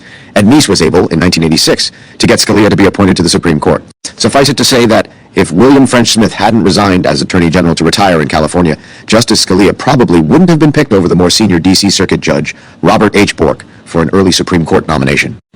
On that matter, as on so many others, all things turned on the timing of Ed Meese's becoming Attorney General during President Reagan's second term. Rex Lee resigned as Solicitor General on June 1, 1985. His principal deputy Solicitor General from 1982 to 1983 had been moderate conservative former Harvard Law School professor Paul M. Bator, who, upon his return to Harvard Law School, persuaded his friend and colleague Charles Fried to replace him as Principal Deputy Solicitor General. Thus, when Lee left the Justice Department, Charles Fried became acting Solicitor General for the Meese Justice Department. Meese's first major decision, thus, was to hire a new Solicitor General, which turned out to be quite hard to do. Steve Calabrese arrived at DOJ as a special assistant to Ed Meese at this time, in late June 1985, with a focus on constitutional law. Brad Reynolds had served as an assistant solicitor general in the Nixon administration under Robert Bork, and was highest on Meese's list, but he had just been denied Senate confirmation for Associate Attorney General, so we knew he could never be confirmed for Solicitor General. Ken Cribb and Brad Reynolds huddled and came up with offering the Solicitor General's office to D.C. Circuit Court of Appeals Judge Antonin Scalia, who had so badly wanted the job back in 1981. Scalia's then Clerk Lawson, at the ripe old age of 27, and with no political experience or interest, brazenly advised Scalia to seek the Solicitor General job, suggesting that it would not only help the country, but might also strengthen his claim to a future Supreme Court appointment. Judge Scalia declined, correctly pointing out that if he gave up his Court of Appeals judgeship, which, as an administrative law nerd, he truly loved, for a few years as Solicitor General on the off chance that he might get a spectacularly rare Supreme Court appointment, he'd have nowhere to go after the Reagan administration except back to the academy or private practice. So, Judge Scalia took himself off the board, heartily thanking Brad and Ken for the feeler. Meese does not recall sounding Scalia out to be Solicitor General, which is not surprising because the possible candidacy died at such an early point in the process that it would never even have been proposed to him. In the meantime, Charles Fried, who was, and remained until his death, a flatterer par excellence, was hard at work persuading Brad Reynolds that he was sound on affirmative action, which was mostly true. He also impressed Ken Cribb, who appreciated the fact that Charles was, and remained for his whole life, a true intellectual who was widely read, and who, like Ken Cribb, was a superb and often hilarious conversationalist. Charles talked his way into Brad Reynolds' and Ken Cribb's confidence, and Steve Calabrese's first effort at influencing politics, 2 weeks into his job as special assistant to Attorney General Meese, failed totally when he couldn't persuade Ken that hiring Charles to be Solicitor General was a bad idea. To be sure, Calabrese greatly enjoyed Charles Fried's company and respected his prodigious intellect. He just doubted whether Charles Fried was truly at heart the man who should be in charge of defending the Reagan Revolution in the U.S. Supreme Court. Those doubts sprang from 2 encounters Calabrese had had with Fried in the early 1980s, when Fried was a Harvard Law School professor and Calabrese was a Yale Law student, serving as the first president of the Yale Law School Federalist Society. On April 24, 1982, at the Federalist Society's first National Student Conference, held at Yale Law School on the topic of federalism, Professor Fried took up the role of institutional contrarian. The speakers mostly advanced the proposition that the federal government was too big, per President Reagan and D.C. Circuit Court of Appeals Judge Robert H. Bork's keynote address to the conference. Fried noted the danger of village tyrants and pointed to the confiscatory rent control ordinances of the city of Santa Monica, California on rental housing. Professor Fried then took up saying, "Remember Santa Monica," to anyone arguing that the federal government was too big. Calabrese thought Fried had a valid point that village tyrants were threats to liberty, for reasons James Madison gave back in 1788 in the 10th Federalist paper, but Fried was generally seen as being off the Reagan reservation on federalism, and was a good provocative law professor, but not someone you would hire to represent, specifically, Ronald Reagan before the U.S. Supreme Court. Then at the 3rd Annual Federalist Society National Law Students Conference held at Harvard Law School, on a panel with University of Texas School of Law professor Lino Graglia discussing the legality and wisdom of affirmative action, Fried took issue with Professor Graglia, who characteristically came out swinging hard against affirmative action by saying that none of his Italian ancestors were complicit in slavery, so he didn't see why it was fair to penalize his kids in university admissions processes or job searches. Professor Fried disagreed and advanced what he thought was a middle ground position. Harvard Law School could use affirmative action in student admissions, but not in faculty hiring. The Harvard Law School faculty, said Fried, was like the Boston Symphony Orchestra, which should be picked solely based on merit, while the Harvard Law School student body was like the audience listening to the beautiful music that the faculty played. Calabrese and all the other conservative libertarian law students in the room considered this to be an elitist, condescending double standard. In July of 1985, 20 days into his job working as a special assistant to Ed Meese, he went to Ken Cribb with his opinion that Fried's views were disqualifying from the job of Ronald Reagan Solicitor General. Ken Cribb laughed off Calabrese's concerns. Ken loved having a staff that was to his right, he said, but he had a really good gut feeling about Charles, and he was going to go with his instinct. Steve Calabrese literally got down on his knees and begged Ken not to make this appointment, but Ken Cribb was unmoved. On October 23, 1985, Charles Fried was appointed Solicitor General, having been unanimously confirmed by the Senate. It must be said of Fried that he was, and remained until his death in 2024, a true intellectual, an academic's academic and a real gentleman. He added greatly to the intellectual atmosphere of the Meese Justice Department. In the end, Calabrese came around to the view that Meese, Reynolds, and Cribb had made the right choice by appointing Fried as Solicitor General over a movement hardliner. The department, after all, needed to be heard by many different audiences, including the general public and future generations. Meese's speeches, Office of Legal Policy Working Papers, Office of Legal Counsel Opinions, and executive orders, and conservative libertarian judicial appointments were path-breaking and were addressed to the general public and to future generations. But Meese also needed to win. The federal government's cases from 1985 to 1989 before a totally non-originalist Supreme Court that mostly swung the other way. Former John Marshall Harlan law clerk Charles Fried was someone Lewis Powell, Sandra Day O'Connor, and Anthony M. Kennedy might actually find persuasive. An establishmentarian Solicitor General made perfect sense to Ed Meese. Moving the public and the courts was a complex endeavor that meant having different aides with different political philosophies would only help. And Charles Freed did have what Ed Meese wanted in asking for appointees with gray hair. Bottom line, Charles Freed was a great law professor and a good man. He was simply right for the job of Solicitor General in the Reagan administration given the composition of the Supreme Court at that time. Meese said later that Freed was a great team player and that he had done a great job of representing what the department decided, even when Meese didn't necessarily personally agree with that decision, exclaiming, "I have very high regard for Charles Freed." Charles J. Cooper. Charles J. Cooper was among the most powerful of the Assistant Attorneys General on the civil law side of the Meese Department of Justice, second only to Brad Reynolds. As head of the Office of Legal Counsel, he was essentially general counsel to the executive branch. Much of the authority of an Attorney General is exercised by OLC in the form of opinions on constitutional and statutory matters. Former heads of the office include former Chief Justice William H. Rehnquist, former Associate Justice Antonin Scalia, and William P. Barr, who served as Attorney General under Presidents George H.W. Bush and Donald Trump. The OLC's staff attorney positions are a noted breeding ground for law professors. OLC's job is to give the Attorney General and the President in-house legal advice on matters of constitutional and statutory law. It is the executive branch's equivalent of the Supreme Court on matters that may not be justiciable in court. Apart from the President, it has the last word within the executive branch on all constitutional and statutory questions. OLC is monumentally important and powerful, and Chuck Cooper was a highly active head of OLC, even though he took office at the young age of 33. Chuck received his BA and JD from the University of Alabama and clerked for then Associate Justice William Rehnquist on the U.S. Supreme Court. He was proud of accentuating his Alabama Southern drawl. Prior to becoming head of OLC, Chuck had been the Deputy Assistant Attorney General for Civil Rights under Brad Reynolds. He was also close with Ken Cribb, with whom he had worked when Ed Meese and Ken were still in the White House. Chuck was a brilliant intellectual who wasn't particularly fond of intellectuals as a class. He was funny, aggressive, energetic, and active. If he saw a void in the policymaking sphere, he immediately filled it. Chuck replaced William French Smith's head of OLC, Ted Olson, who was thought by some to have been too much of an establishment country club Republican. No one would ever have said of Chuck Cooper that he was swishy, an ardent defender of states' rights and federalism. He was also a committed constitutional originalist. Charles Freed admitted being pulled over by the Federalism Police 23 a few times in his memoir, by which he meant Chuck and Steve Calabresi. Chuck assembled a very able and talented staff of young lawyers, including future Supreme Court Justice Sam Alito, whom Chuck plucked out of the Solicitor General's office to be his deputy. He also employed as career lawyers Gary Lawson, who went on to be a talented academic, and John Manning, who went on to become the current dean of the Harvard Law School and, as of this writing, the interim provost of Harvard University, all after joining the Democratic Party.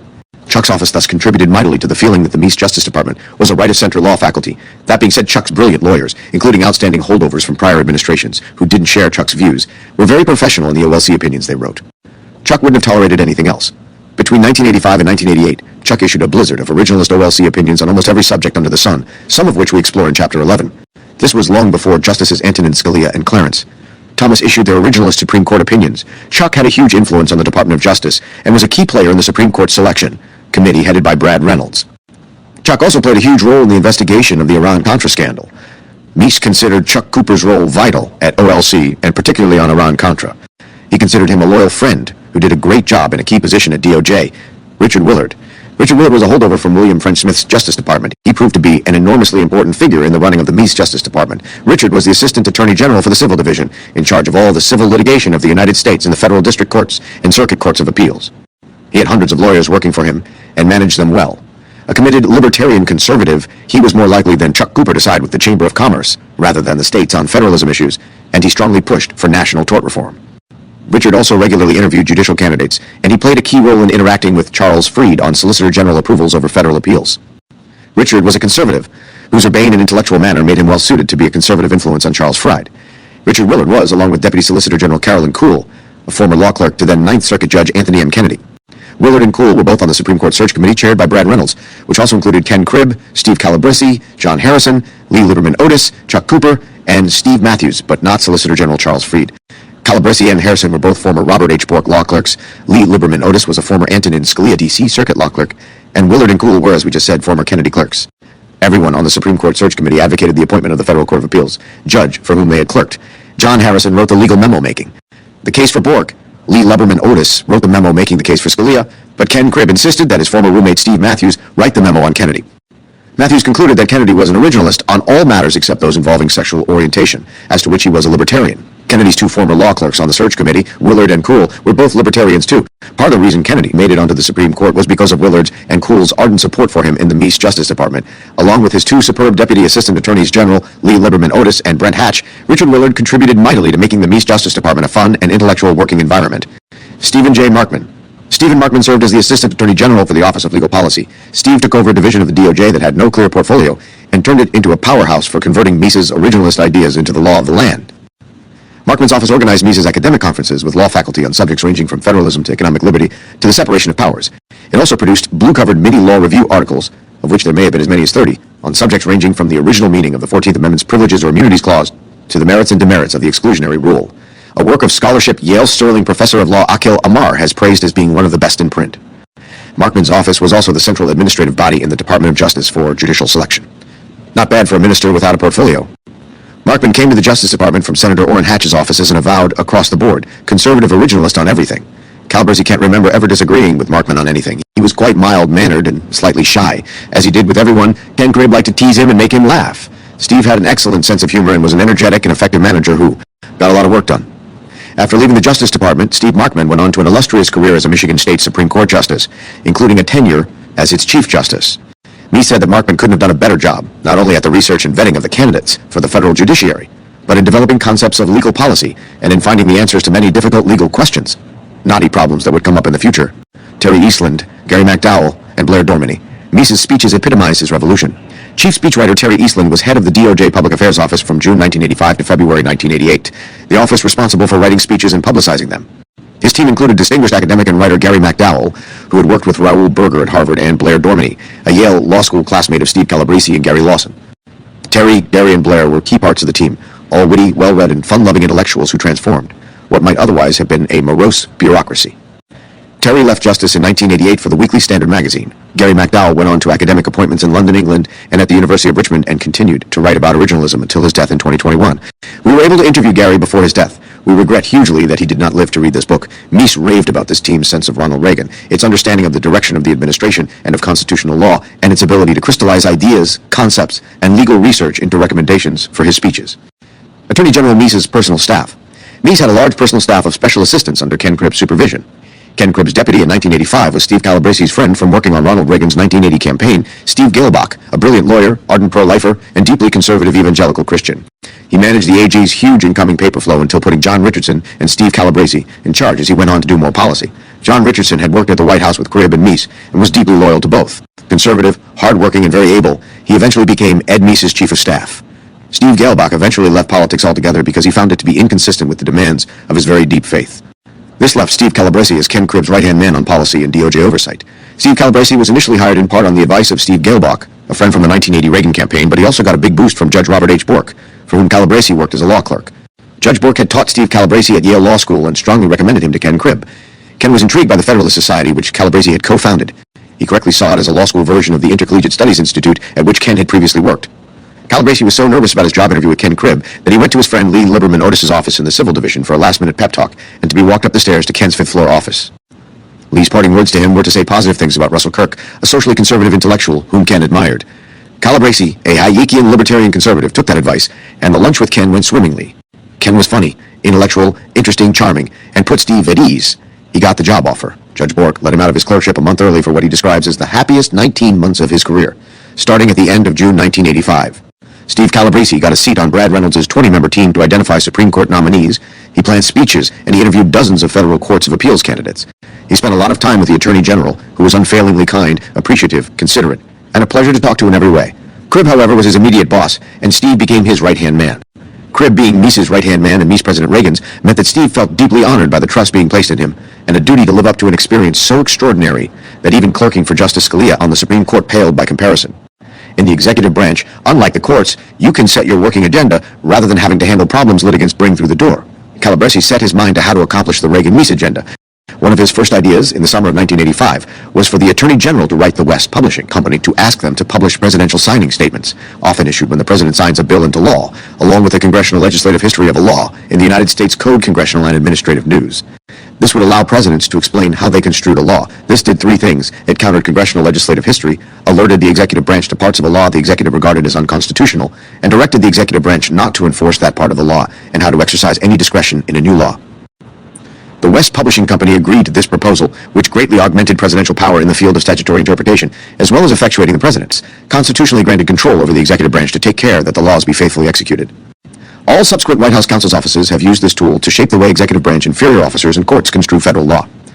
The signing statement initiative had a permanent and transformative effect in augmenting presidential power. This initiative, along with conducting dozens of interviews of U.S. Circuit Courts of Appeals candidates, was Steve Calabresi's biggest accomplishment as a special assistant to Attorney General Meese. Calabresi also provided Ed Meese with key guidance on constitutional law speeches and kept a wary eye on what Charles Freed Solicitor General's office was up to. John Harrison, who is currently the James Madison Distinguished Professor of Law at the University of Virginia School of Law, was another of Mr. Meese's special assistants. John was and remains a true intellectual who is very widely read. He analyzes issues with rigorous, almost mathematical logic. John was and is a genius, and he and Steve Calabresi worked together very closely as the two Yale Law School trained constitutional law experts on Mr. Meese's personal staff. They were also both former law clerks to Judge Robert H. Bork. John Harrison and Steve Calabresi so liked talking about constitutional law that they may have spent too much work time discussing it. These discussions later became handy, however, when they both ended up as chaired law professors. John Harrison also did judicial interviews, and together with Steve Calabresi, gave guidance to Mr. Meese's speechwriters. John was another key figure in creating the very academic, law school-like atmosphere of the Meese Justice Department. David McIntosh worked as a special assistant to Meese for 2 years, from 1986 to 1988. He took charge of managing the paper flow into and out of Meese's office. In June 1988, David replaced Steve Calabresi as Ken Cribb's lone staffer at the White House on domestic policy issues when Steve left the White House in June of 1987 to begin his much less fun Supreme Court clerkship with Justice Antonin Scalia. David finished the work Steve began on issuing a Ronald Reagan Economic Bill of Rights on July 3, 1987, and in setting up the President's Privatization Committee in September 1988. David and Steve Calabresi had been close friends since Yale College, where they had both served, like Meese, as president of the Yale Political Union.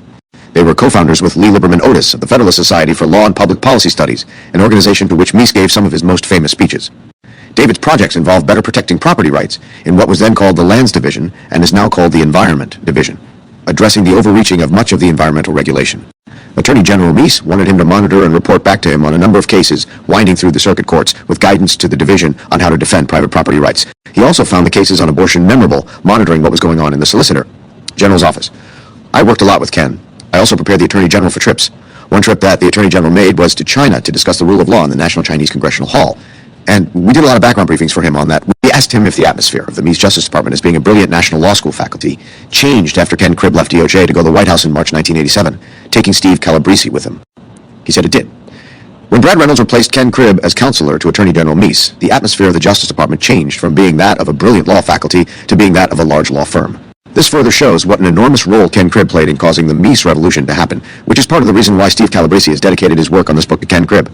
Working together, McIntosh and Calabresi created the first Federalist Society neckties, featuring small heads of James Madison. One morning, Attorney General Meese noticed some of his assistant attorneys general wearing these Federalist Society neckties and asked admiringly where he could get one. He was told that his special assistant, Steve Calabresi, and David McIntosh were selling them. Pausing for a moment, he smiled firmly and said, "Well, okay, so long as the profits are not going to the Contras." Mark Levin was Ed Meese's chief of staff after Ken Cribb and John Richardson left the Justice Department. As a critic of judicial activism, Mark is brilliant and exceptionally well-read, as well as very articulate, passionately conservative, and a true believer in the Reagan Revolution. Mark could be bitingly funny, and he kept the Justice Department running in a conservative intellectual direction long after Ken Cribb and Steve Calabresi had gone. Steve Calabresi's and Mark Levin's tenures at the Meese Justice Department barely overlapped, so there is not much more we can say about him from first-hand experience, but his post-government books, radio show, and Fox television show have made him one of the most successful alumni of the Meese Justice Department. Ed Meese had nothing but admiring things to say about Mark Levin. Mark Levin was a great supporter of Ronald Reagan from the start, and he had worked in various parts of the administration. Through friends in other departments, I heard about him. When I came over to the Department of Justice from the White House, I created a new position in my own office, my own staff, called Management Analyst, because I felt I needed someone to work on the organizational and managerial functions of the department. And I said to Mark, "What I'd like you to do is work on the things I would do myself if I had the time, but I don't because of my other duties." We did a number of things along the lines of improving the management, organization, and operational functions of the Justice Department with Mark's help, including for the first time creating a Justice Command Center, so that we had a 24-hour command center, which we found we needed one time when there was an uprising in one of the penitentiaries. When my excellent chief of staff, John Richardson, who had done a great job in that role, went off to go to business school, I asked Mark to take over as chief of staff, and he did an outstanding job, just totally loyal, and a great organizer, a person who could take on complex responsibilities and do them very well. Mark is now one of the most prominent commentators in the journalistic world. He's had an astonishing career. When I was leaving the Mayflower Hotel this morning, a woman walked up to me and said, "I just want to shake your hand. I heard you on Mark Levin's radio show once, and it's such an honor to meet you." That's evidence of how ubiquitous Mark's work is. Overall, the Meese Justice Department was a cast of characters worthy of a Shakespearean play. Ken Cribb, Brad Reynolds, Chuck Cooper, Steve Markman, Doug Ginsburg, John Bolton, Richard Willard, Lee Liberman Otis, Brent Hatch, Hank Havick, Steve Matthews, Terry Eastland, Gary McDowell, Blair Dorminey, and countless others such as Carolyn Cool, Roger and Nancy Marzullo, and Mike Carvin. This was no surprise, since all were card-carrying members of the Reagan Revolution. Revolutions, by their nature, attract intellectuals. Intellectuals tend to be an unusual, even eccentric group of players.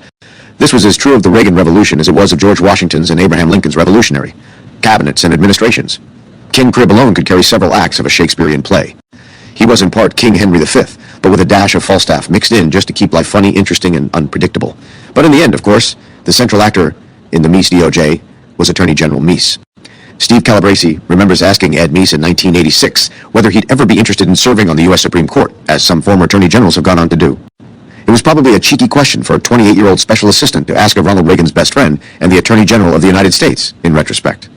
Calabresi still remembers Ed Meese's laugh and the twinkle in his eyes as he said, "No, not under any circumstances," when interviewed for this book decades later. Meese answered the same question of what he would have done if Ronald Reagan had asked to appoint him to the Supreme Court. "Well, first of all, that opportunity did not arise," he replied, "so I didn't have to make that decision. And it would have been a tough one, only if President Reagan had asked me to do it.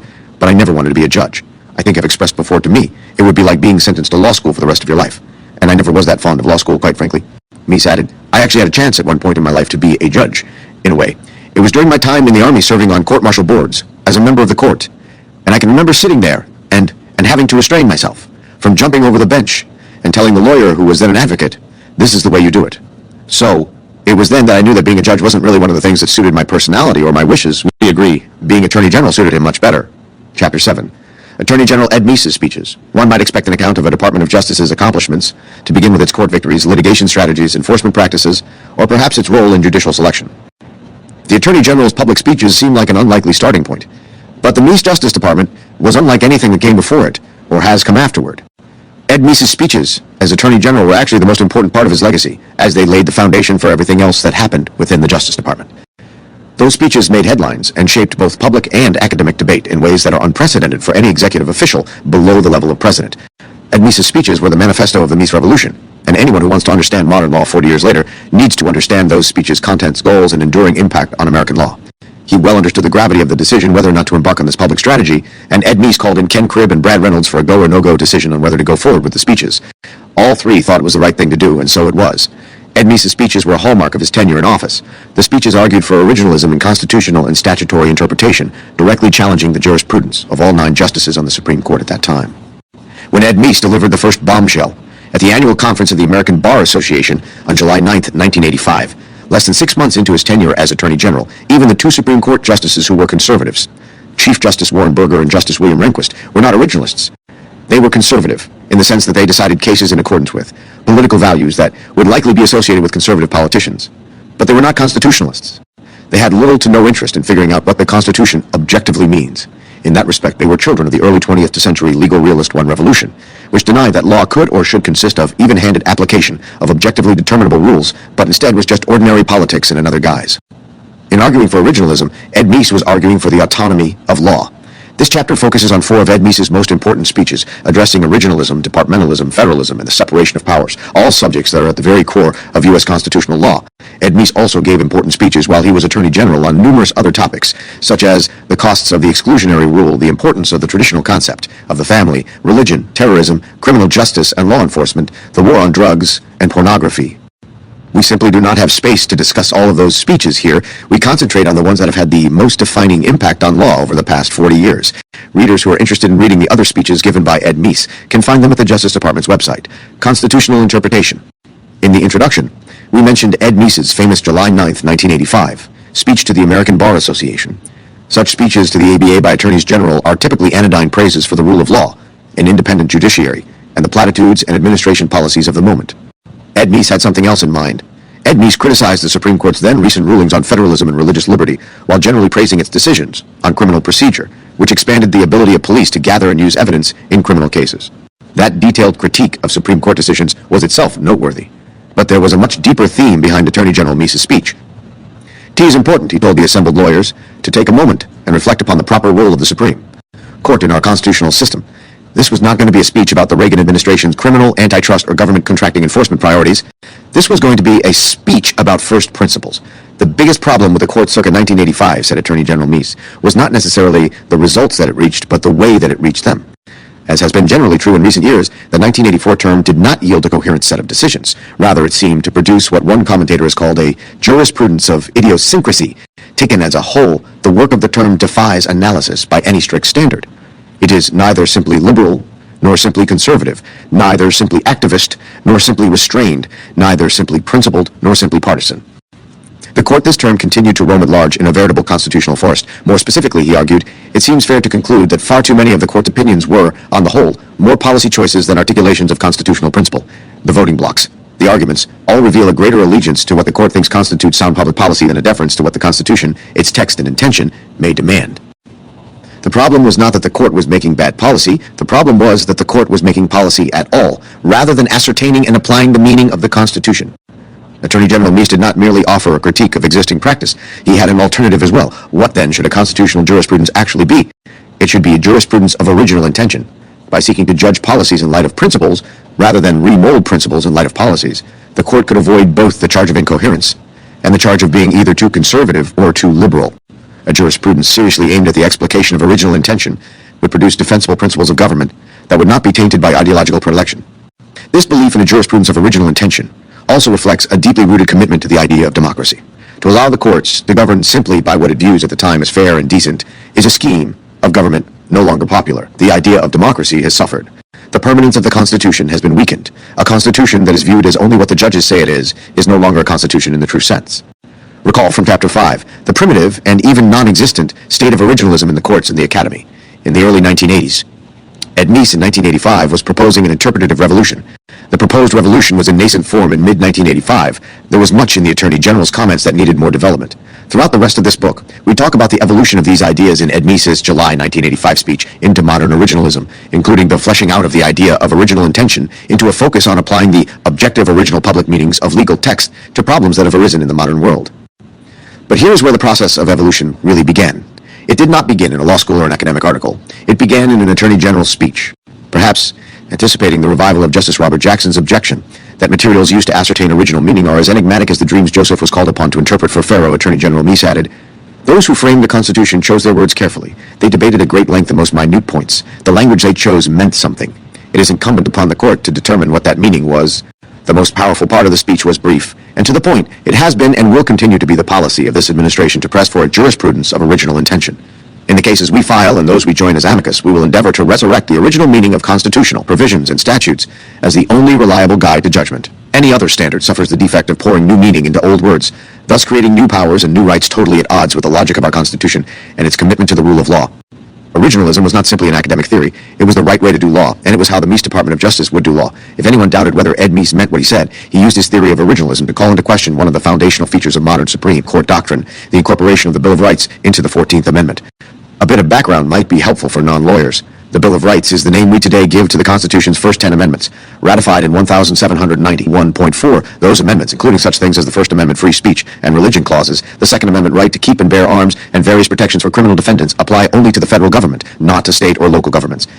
In 1833, the Supreme Court made it clear that the Fifth Amendment's prohibition on takings of property without just compensation applied only to federal action. 35 years later, the 14th Amendment was ratified.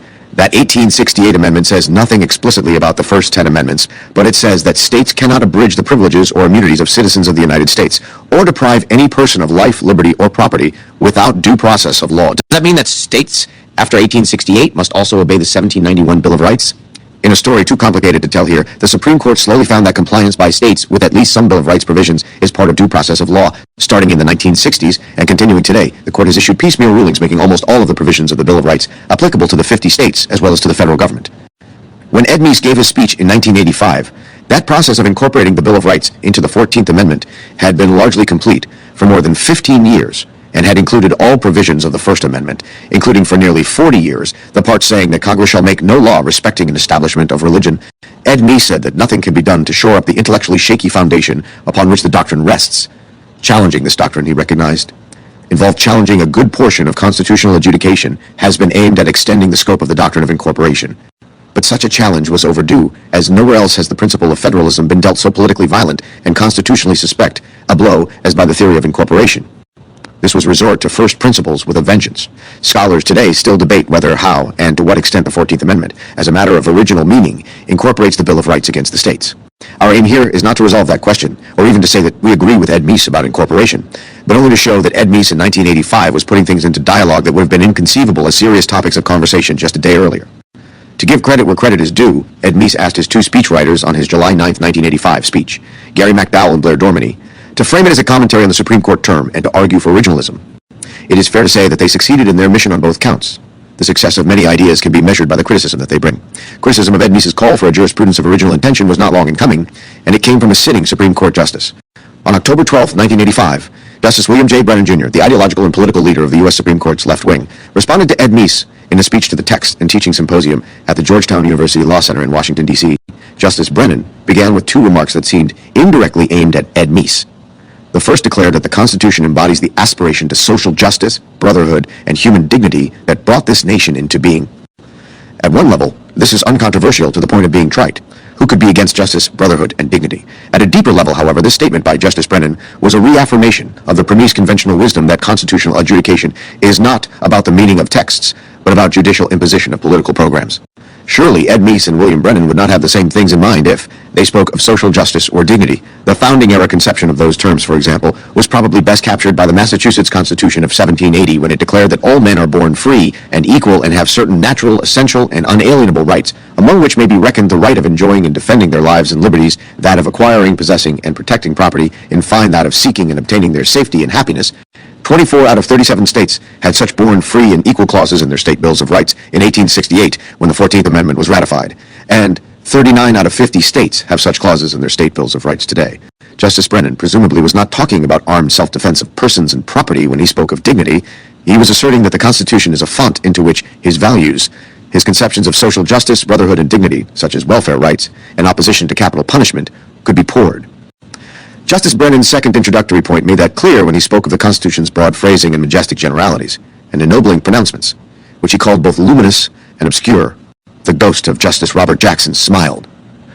Of course, Justice Brennan did not say that the Constitution means whatever he thought it meant. Justices are not platonic guardians appointed to wield authority according to their personal moral predilections. Rather, he said, the debate is really a debate about how to read the text, about constraints on what is legitimate interpretation. To what debate was Justice Brennan referring? The answer is the debate begun by Ed Meese just months beforehand, and which did not exist until Ed Meese began it. Justice Brennan was directly responding to Ed Meese's challenge to the policy-oriented conventional wisdom regarding constitutional adjudication. There are those who find legitimacy in fidelity to what they call the intentions of the framers. In its most doctrinaire incarnation, this view demands that justices discern exactly what the framers thought about the question under consideration, and simply follow that intention in resolving the case before them. It is a view that feigns self-effacing, deference to the specific judgments of those who forged our original social compact. But in truth, it is little more than arrogance cloaked as humility. It is arrogant to pretend that from our vantage we can gauge accurately the intent of the framers on application of principle to specific, contemporary questions. All too often, sources of potential enlightenment, such as records of the ratification debates, provide sparse or ambiguous evidence of the original intention. Perhaps most importantly, while proponents of this facile historicism justify it as a depoliticization of the judiciary, the political underpinnings of such a choice should not escape notice. Those who would restrict claims of right to the values of 1789 specifically articulated in the Constitution turn a blind eye to social progress and eschew adaptation of overarching principles to changes of social circumstance. The genius of the Constitution rests not in any static meaning it might have had in a world that is dead and gone, but in the adaptability of its great principles to cope with current problems and current needs. What the constitutional fundamentals meant to the wisdom of other times cannot be their measure to the vision of our time. This was a powerful statement of the living Constitution model, in which the Constitution must be updated by judicial decisions to conform to the demands of human dignity will never cease to evolve. Justice Brennan in 1985 raised several intellectually serious challenges to Ed Meese's speech. First, Attorney General Meese's July 1985 speech emphasized original intentions. As Justice Brennan correctly pointed out, that raises the question of whose intentions important, the Constitution's literal authors, which was mostly 5 people on a committee of detail as part of a larger constitutional convention. The Constitution's expressly declared author, which is we the people, The state ratifying conventions that gave the Constitution legal effect? The larger public whose acquiescence gave the Constitution practical effect? What if those intentions conflicted? What about opponents of the Constitution? Do their intentions count? And if so, in what fashion? These are all legitimate and indeed essential questions to pose. Second, looking to intentions requires answering the more basic question, intentions with respect to what? Is the goal to ask how specific persons from a specific time period would have addressed a precise question? Does something fall outside the compass of the Constitution if it involves subject matter, such as electronic communications or air travel, beyond the 18th century experience? Or is the relevant intention the intended abstract meaning of a concept, such as unreasonable searches and seizures, whose content could adapt to modern conditions? And if a jurisprudence of original intention means the latter, how is that any different from Justice Brennan's living constitutionalism? If a jurisprudence of original intention had been studied carefully in law schools for decades prior to 1985, there would have been extensive discussions of these questions, and possibly some consensus among advocates of such a jurisprudence about how to operationalize that theory into judicial practice. For reasons described in Chapter 5, that had not happened in the Academy in 1985. But if a jurisprudence of original intention was going to be the official policy of the Department of Justice, and indeed of the Reagan administration more broadly, real-world answers to these kinds of questions had to be worked out. Justice Brennan may or may not have known this when he gave his speech, but the very questions he was asking were already being asked internally in the Department of Justice by those who were crafting the jurisprudence of original intention. Accordingly, when Justice Brennan gave his speech, it did not take long for Attorney General Meese to respond. He did so on November 15, 1985, barely a month after Justice Brennan's speech, in an address to the District of Columbia chapter of the Federalist Society's Lawyers Division. This address was very far from the last word in the development of originalism, but it represents a vital landmark, and it is a key example of Ed Meese institutionalizing his and Ronald Reagan's charisma in the then infant Federalist Society. Attorney General Meese began with a paean to spirited constitutional debate, which perhaps should be posted today in law school faculty. Lounges, a large part of American history, has been the history of constitutional debate. From the Federalists and the Anti-Federalists, to Webster and Calhoun, to Lincoln and Douglas, we find many examples. Now, as we approach the bicentennial of the framing of the Constitution, we are witnessing another debate concerning our fundamental law. It is not simply a ceremonial debate, but one that promises to have a profound impact on the future of our republic. The current debate is a sign of a healthy nation. Unlike people of many other countries, we are free both to discover the defects of our laws and our government through open discussion, and to correct them through our political system. The speech's substantive object was to discuss further the meaning of constitutional fidelity, in particular. To describe in more detail this administration's approach, Ed Meese's November 1985 speech further developed several themes regarding the mechanics of originalism that he had raised 4 months earlier. One theme concerned the claimed unknowability of original meanings, a la Justice Jackson and the dreams of Pharaoh. Ed Meese had responded to that claim briefly in July 1985, but he had much more to say this time around. The period surrounding the creation of the Constitution is not a dark and mythical realm. The young America of the 1780s and 90s was a vibrant place, alive with pamphlets, newspapers, and books chronicling and commenting upon the great issues of the day. We know how the Founding Fathers lived, and much of what they read, thought, and believed. The disputes and compromises of the Constitutional Convention were carefully recorded. The minutes of the convention are a matter of public record. Several of the most important participants, including James Madison, the father of the Constitution, wrote comprehensive accounts of the convention.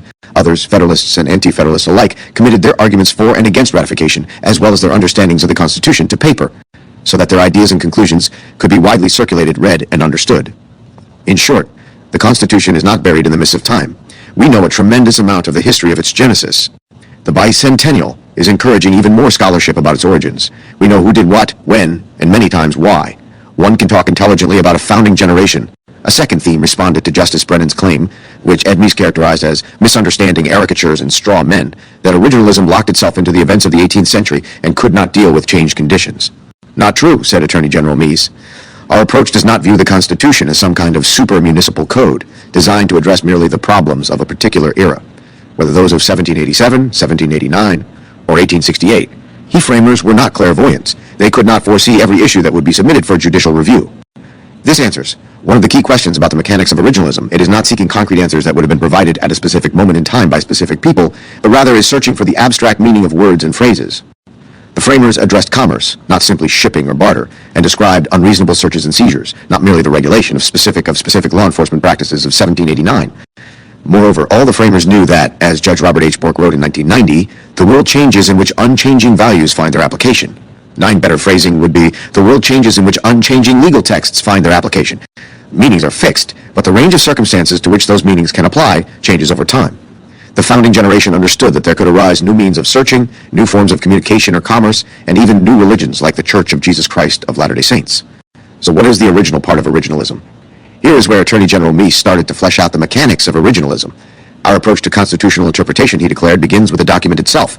Founding-era actors chose their words carefully. They debated at great length the most minute points. They proposed, they substituted, they edited, and they carefully revised. Their words were studied with equal care by state ratifying conventions. Everyone at the time assumed that the meaning of the Constitution can be known. Otherwise, the entire enterprise of constitutionalism made no sense. The central inquiry focuses on the constitutional text. The meaning of that text that can be known, of course, varies with context.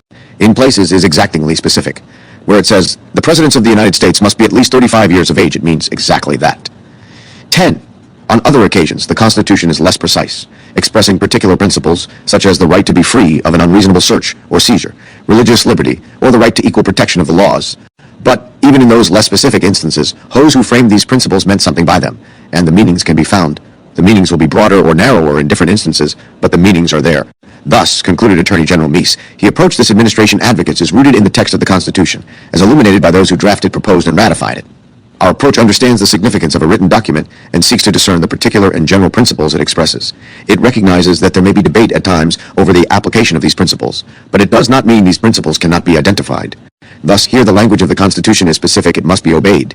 Where there is a demonstrable consensus among the framers and ratifiers as to a principle stated or implied by the Constitution, it should be followed. Where there is ambiguity as to the precise meaning or reach of a constitutional provision, it should be interpreted and applied in a manner so as to at least not contradict the text of the Constitution itself. With this speech, one sees a move toward a focus on the public meaning of the text, with the intentions of particular actors serving as evidence of that meaning, but not the meaning itself. We'll hear more about that move later. The speech points out that some constitutional provisions take the form of very specific rules, while others take the form of general standards whose application will vary with circumstances. In either case, one has to read the text to see whether one is dealing with a specific rule or a general standard. And if one is dealing with a standard, that does not mean that anything goes. The standard has an original meaning, even if that meaning just sets boundaries rather than yielding a single defined result.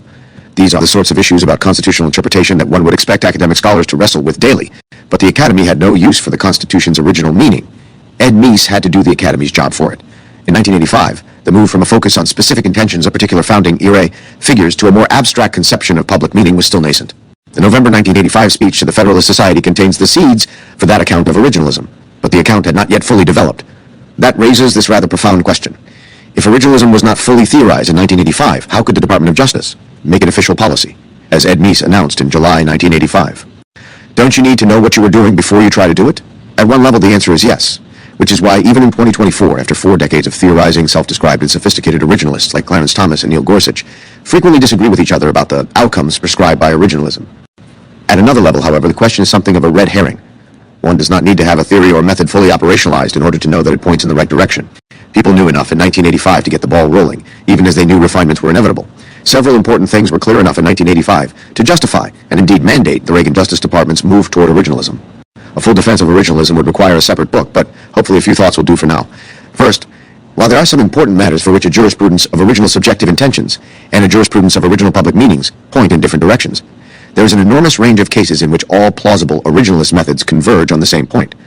Whether one looks to the objective public meaning of the words of the 14th Amendment or the subjective expectations of actors in 1868, there is no straight-faced way to derive a constitutional right to abortion, as Justice Alito's extremely thorough opinion in Dobbs v. Jackson Women's Health Organization shows. The same is true of numerous key questions of constitutional power, structure, and right. In 1985, there was a target-rich environment for which the details of originalism did not matter. Any variant of originalism would do. Second, and perhaps more importantly, it was clear in 1985, as it is today, that originalism of some kind was the right way to argue and decide constitutional cases. Waiting for a perfected originalist theory would let the perfect be the enemy of the good, and essentially assure the triumph of the bad. Even a partially formed originalism was a huge step upward from the policymaking incoherence that was constitutional law at the time. Originalism is the standard way to ascertain the meaning of any document or communication. It is how one understands ordinary conversation. It is how one understands law review articles criticizing originalism. It is how one understands Supreme Court opinions. It is how one would try to understand the Code of Hammurabi or the 1663 Rhode Island Charter if one wanted to read them. As originalist scholar Sai Krishna Prakash has put it, originalism is a default Rule 12 of communication. There are some contexts, such as reading poetry, in which that default rule might not apply, but the Constitution is obviously not a poem. It is a legal document. One would not read end-of-life instructions in a living while looking for metaphors or evolving social values. Any alternative to originalism empowers interpreters over the text. To be sure, there are traditions of textual reading that do indeed elevate the words of interpreters above the words being interpreted. But it is noteworthy that the mostly Protestant founders, schooled in sola scriptura, did not include an interpretation clause in the Constitution. Nothing in the Constitution designates a supreme interpreter. The document speaks for itself. More specifically, the text of the Constitution says that the only way in which the Constitution can be altered is by following the amendment process set out in Article 5, and not by a 5-4 decision of the Supreme Court saying what 5 elite lawyers think is the latest embodiment of human dignity. The text of the Constitution tells us the only way in which it can be legally changed, and it simply does not allow for constitutional changes by Supreme Court precedents or changes in public opinion. Article 5 would be pointless if the Constitution did not have a determinate original meaning. Furthermore, the Constitution says in Article 6, Clause 2, "This Constitution and the laws of the United States which shall be made in pursuance thereof, and all treaties made or which shall be made under the authority of the United States, shall be the supreme law of the land.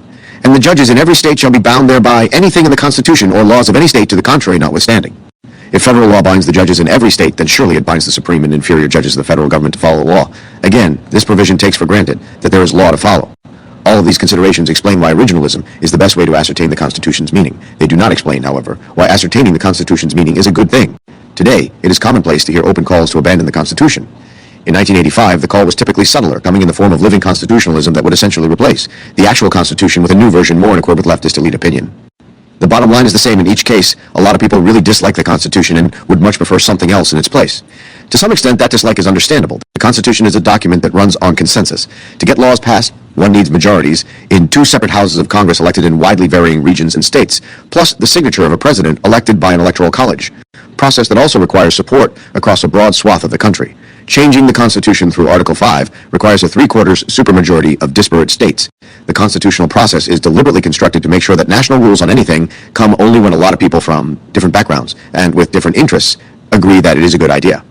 This scheme is extremely frustrating to people who think they know better than others, much less to people who think they know the truth. Why should people who know better have to convince those ignorant non-believers to go along? In 1913, a Columbia professor complained that the Constitution establishes a system in which the ignorant rule the enlightened and the vulgar rule the refined. 14. It is not surprising that some today who consider themselves enlightened and refined recoil at the prospect that they might not get their way. James Madison responded to this phenomenon more than 2 centuries ago in perhaps the most important passage in the history of political science. But what is government itself, but the greatest of all reflections on human nature? If men were angels, no government would be necessary. If angels were to govern men, neither external nor internal controls on government would be necessary.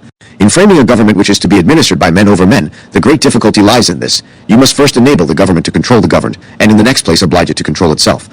The United States Constitution is a document designed with human nature in mind.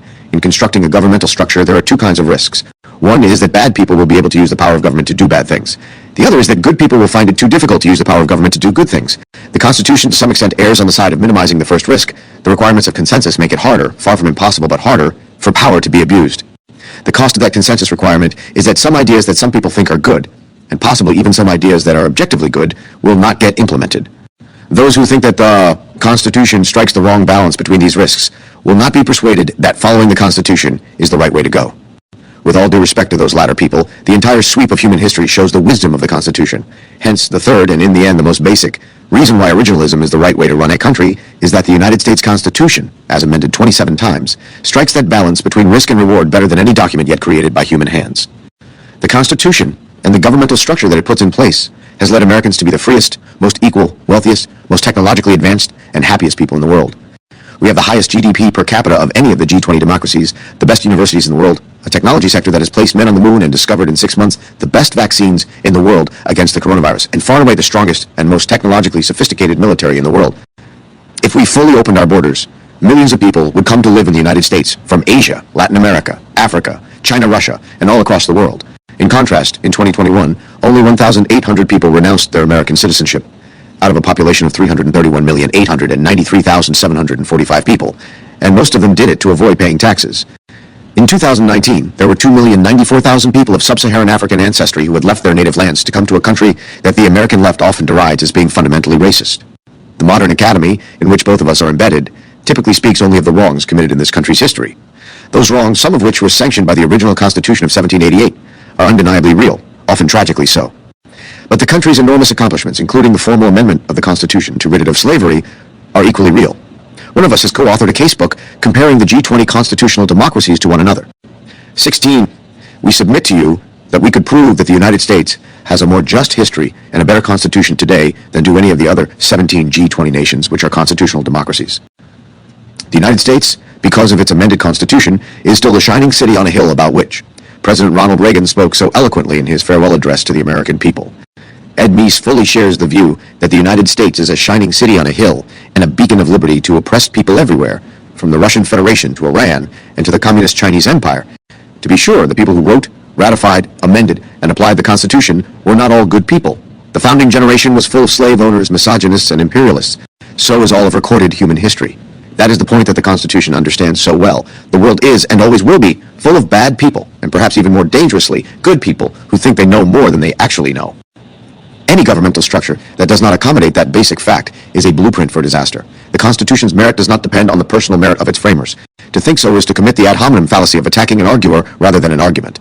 The Constitution, once framed, does not care who framed it. It does not care whether the framers were good people, bad people, or simply people. The real question is whether the Constitution creates a political structure that responds well to the realities of human nature. For the reasons noted above, the answer is obvious. Originalism is the right way to ascertain the Constitution's meaning. Following the Constitution is the right way to run a government. That is all that Ed Meese needed to know in 1985, and he knew that much. His 1985 speeches do not fully define originalism, but they do mark its formal public birth. We will say more about its continuing growth in later chapters. Departmentalism. The Constitution does not contain an interpretation clause that designates someone as the document's supreme interpreter. But isn't that the job of the Supreme Court? Didn't the Supreme Court say so in 1803 in the great case of Marbury v. Madison? 18. Two of the great myths in American law are that the Constitution gives the Supreme Court a unique and superior role in constitutional interpretation, and that Marbury v. Madison settled that matter if anyone cared to question it. Both claims are not just wrong, but obviously wrong. The Constitution never mentions the word interpretation. It never expressly grants any actor a power of interpretation, and does not expressly grant courts a power of judicial review. The only powers granted by the Constitution are legislative powers, executive powers, and judicial powers. All of those powers require those who exercise them to engage in interpretation to ascertain the scope and limits of their powers. But those powers of interpretation are incidental to the exercise of those powers. And they are incidental to the exercise of all of those powers. Members of Congress, presidents, and judges all have exactly the same powers of interpretation, because those powers all come from the same source, the need of all governmental actors to conform their actions to the Constitution. This position seems strange only because Congresses and presidents have found it convenient to punt their interpretative responsibilities over to courts, and courts have been willing to field the punts. None of that is mandated or even permitted by the Constitution. As for the Supreme Court, in 1803, the big question was whether courts were even permitted to disagree with Congress and the president when those actors got together to pass a statute and considered it constitutional. Marbury correctly said yes. The courts can reach their own judgment about the meaning of the Constitution as an incident to their judicial power to decide cases or controversies. But that simply establishes interpretative equality of the three branches of the federal government. It does not purport to give the courts interpretative superiority. Over the course of many decades, however, Congresses and presidents ceded so much responsibility to the courts that it came to seem natural to equate the Constitution with what courts said about the Constitution. To a large extent, that is still true today. The vast bulk of constitutional law cases do not actually involve interpretation of the Constitution. They involve interpretation of prior Supreme Court opinions. Obviously, to the extent that those court decisions deviate from the Constitution's original meaning, they form a kind of shadow Constitution that displaces the real one. On October 21, 1986, almost a year after his speeches announcing and developing originalism, Attorney General Meese gave a speech at Tulane University entitled, "The Law of the Constitution." This speech, known colloquially as the Tulane speech, reinforced Attorney General Meese's call for originalism by drawing attention to a distinction that is essential to maintaining our limited form of government. That is the necessary distinction between the Constitution and constitutional law. The two are not synonymous. The distinction between the Constitution and constitutional law is basic but often overlooked. The Constitution, Ed Meese explained, is, to put it simply but one hopes, not simplistically, the Constitution. It is a document of our most fundamental law. As such, it is, in its own words, the supreme law of the land. Constitutional law, Attorney General Meese contrasted, is that body of law which has resulted from the Supreme Court's adjudications, involving disputes over constitutional provisions or doctrines. To put it a bit more simply, constitutional law is what the Supreme Court says about the Constitution in its decisions resolving the cases and controversies that come before it. In terms of volume, constitutional law dwarfs the Constitution. The Court has produced nearly 500 volumes of reports of cases. This stands in marked contrast to the few slim paragraphs that have been added to the original Constitution as amendments. So, in terms of sheer bulk, constitutional law greatly overwhelms the Constitution. Constitutional law, Ed Meese continued, is certainly a kind of law. It binds the parties in a case and also the executive branch for whatever enforcement is necessary. But there is a difference between being a kind of law and being a supreme law of the land. Statutes enacted by Congress and signed by the President are law. The Constitution expressly says so. But if those statutes, those laws, conflict with the Constitution, the statutes must give way. The Constitution is also law, and it is hierarchically superior to other forms of law, such as statutes. Attorney General Meese was saying the same thing about the relationship between court decisions and the Constitution. Court decisions are a kind of law, just as statutes are a kind of law. The Constitution, however, sits at the top of the law heap, and the Constitution is not equivalent to the court decisions regarding it. On reflection, a point should seem so obvious as not to need elaboration. Nonetheless, Attorney General Meese pointed out, there have been those down through our history, and especially, it seems, in our own time, who have denied the distinction between the Constitution and constitutional law. That is not surprising if people think that constitutional law better suits their preferences than does the Constitution. One might expect them to elevate the former over the latter. A good example used by Ed Meese in his speech was the 1857 decision in Dred Scott versus Sanford, which helped precipitate the Civil War by denying Congress the ability, which it obviously possesses by virtue of Article 4's Territory Clause, to ban slavery in federally owned territory. In his senatorial race against Stephen Douglas in 1858, Abraham Lincoln vigorously challenged the court's absurd misreading of the Constitution. Douglas responded that when the court decides a constitutional question, that decision becomes the law of the land. Lincoln, Meese noted, disagreed, and Lincoln's view makes most sense in a constitutional democracy like ours. The court's decision in Dred Scott was binding on the parties to that case, but it was not a conversation-stopping declaration of constitutional truth. If it was, the court could never even overrule itself. Thus, constitutional interpretation is not the business of the court only, but also, and properly, the business of all branches of government. Each of the three coordinate branches of government created and empowered by the Constitution, the executive and legislative no less than the judicial, has a duty to interpret the Constitution in the performance of its official functions. This position, which has come to be known as departmentalism, is an obvious corollary of originalism. The Constitution means what it means, not what anyone says that it means, not the President, the Congress, or the courts. The Constitution's meaning is accessible to all. For the same reason that the Constitution cannot be reduced to constitutional law, the Constitution cannot simply be reduced to what Congress or the President say it is either. Quite the contrary. The Constitution, the original document of 1787 plus its amendments, is and must be understood to be the standard against which all laws, policies, and interpretations must be measured. Nothing that Ed Meese said at his Tulane speech should be remotely controversial. Something like it was said by Thomas Jefferson, James Madison, Andrew Jackson, Abraham Lincoln, and Franklin Roosevelt, among others. But anyone who lived through 1986 recalls the firestorm that erupted when Ed Meese suggested that Supreme Court decisions might sometimes be wrong, and that the Constitution is higher law than the court's opinions. A contemporaneous summary of the acerbic commentary from the academic and cultural left was provided in 1987 by Sanford Levinson, a brilliant left-leaning law professor and political scientist who carried no water for Ed Meese. Eugene C. Thomas, the president of the American Bar Association, asserted that Supreme Court decisions are indeed the law of the land and that public officials and private citizens alike are not free simply to disregard their status as law. The implication of such disregard is to shake the foundations of our system. Ira Glasser, executive director of the American Civil Liberties Union, described Meese's speech as an invitation to lawlessness and a call to defiance, and to undermining the legitimacy of abiding by decisions that you disagree with. Lawrence Tribe, the Tyler Professor of Constitutional Law at Harvard University, said Meese's position represents a grave threat to the rule of law because it proposes a regime in which every lawmaker and every government agency becomes a law unto itself, and the civilizing hand of a uniform interpretation of the Constitution crumbles. In the New York Times, Anthony Lewis accused the Attorney General of making a calculated assault on the idea of law in this country, on the role of judges as the balance wheel in the American system. Lewis described Meese's position as invit anarchy, and he quoted Benno Schmidt, former dean of the Columbia University Law School and president of Yale University, who denounced Meese as a man of power, not a man of law, who was taking the country on a disastrous course. The following Sunday, the New York Times gave its most important op-ed space to an essay by Paul Brest of the Stanford University Law School, headlined, "Meese, the Lawman, Calls for Anarchy." Levinson was virtually alone on the academic left in thinking the critique misguided. His backhanded endorsement of Ed Meese's defense of departmentalism was that U.S. as a stop clock is right twice a day, so Attorney General Meese can be a source of insight. 26. Of course, the left was desperate to preserve Roe v. Wade, which for half a century was proclaimed the law of the land so many times that the phrase was like a mantra. And perhaps the left just liked the Supreme Court's case law in general more than it liked the Constitution. In any event, Attorney General Meese's speech sparked academic discussion that continues to this day. We have both defended departmentalism at length in our scholarship. We doubt whether the issue would have been taken seriously, but for Ed Meese's headline-making speech. There is an interesting backstory to the Tulane speech. Ed Meese and Steve Calabresi only received it from the speechwriters as the two were boarding the Attorney General's private jet, which would take the Attorney General first to a lunch meeting with the U.S. Attorney's Office in Chicago, and second to Tulane, Louisiana, where he would deliver the speech at dinner time. Steve Calabresi read the speech, which he had urged the speechwriters to compose, and he discovered that the original draft urged the general public, litigators, and lower court judges to disobey Roe v. Wade until the Supreme Court overruled it.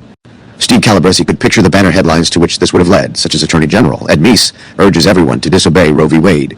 Calabresi rewrote the Tulane speech in a frenzy, while Ed Meese was visiting with the Chicago U.S. Attorney's Office to eliminate any reference to Roe v. Wade, and also to improve and tighten the argument. When Meese reboarded his private jet to fly to Louisiana, Steve Calabresi explained what he had done to the speech's text and why he had done it. Meese then asked if Calabresi thought he should even give the speech at all, and Calabresi said yes, because it states such an important overlooked foundational principle, departmentalism.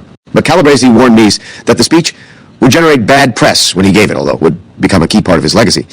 Calabresi told Meese that the departmentalist argument of his Tulane speech would put him in the company of Thomas Jefferson, James Madison, Andrew Jackson, Abraham Lincoln, and Franklin D. Roosevelt, and that the speech would enter the history books with the remarks of those illustrious presidents. Meese then edited the draft as Steve Calabresi had rewritten it. The two arrived in Tulane, Meese gave the speech, and the two returned that night to Washington. A few days later, all hell broke loose about the speech in the New York Times and the Washington Post. Ken Cribbs sternly admonished Steve Calabresi, saying, "We have to do a better job with these speeches in protecting Ed Meese." The speech went on to become canonical, as Calabresi had predicted it would. Federalism. Few subjects were more important to Ronald Reagan and Ed Meese than federalism. A central theme of President Reagan's first inaugural address was that the states had created the federal government and not the other way around. In his July 1985 ABA speech on originalism, Ed Meese made the need to revitalize federalism a central part of his remarks. Just a few months later, on September 6, 1985, in a speech to the American Enterprise Institute, Attorney General Meese turned to federalism once again. The speech was a deep primer on the value of federalism, a vital, if controversial, and often misunderstood part of our public discourse. According to Attorney General Meese, the Supreme Court had failed to adequately protect the states as political entities from congressional overreach because of a general confusion, often public as well as judicial, over precisely what political advantages federalism brings to our constitutional order. In short, we no longer seem sure why federalism matters. Thus, he said, it was important to move away from the narrower, legal issues raised by particular court cases and dwell on the more fundamental political issues of federalism. The Constitution embodies federalism by enumerating the specific powers of federal institutions to resist the tendency toward a single, centralized, and all-powerful national government. The institutional design, he said, was to divide sovereignty between two different levels of political entities, the nation and the states. This would avoid an unhealthy concentration of power in a single government. But while this division of authority would be part of the basic principled matrix of American constitutional liberty, there is also a deeper understanding. In fact, a far richer understanding of the value of federalism that is too often lost in our judicial shuffles and legal squabbles.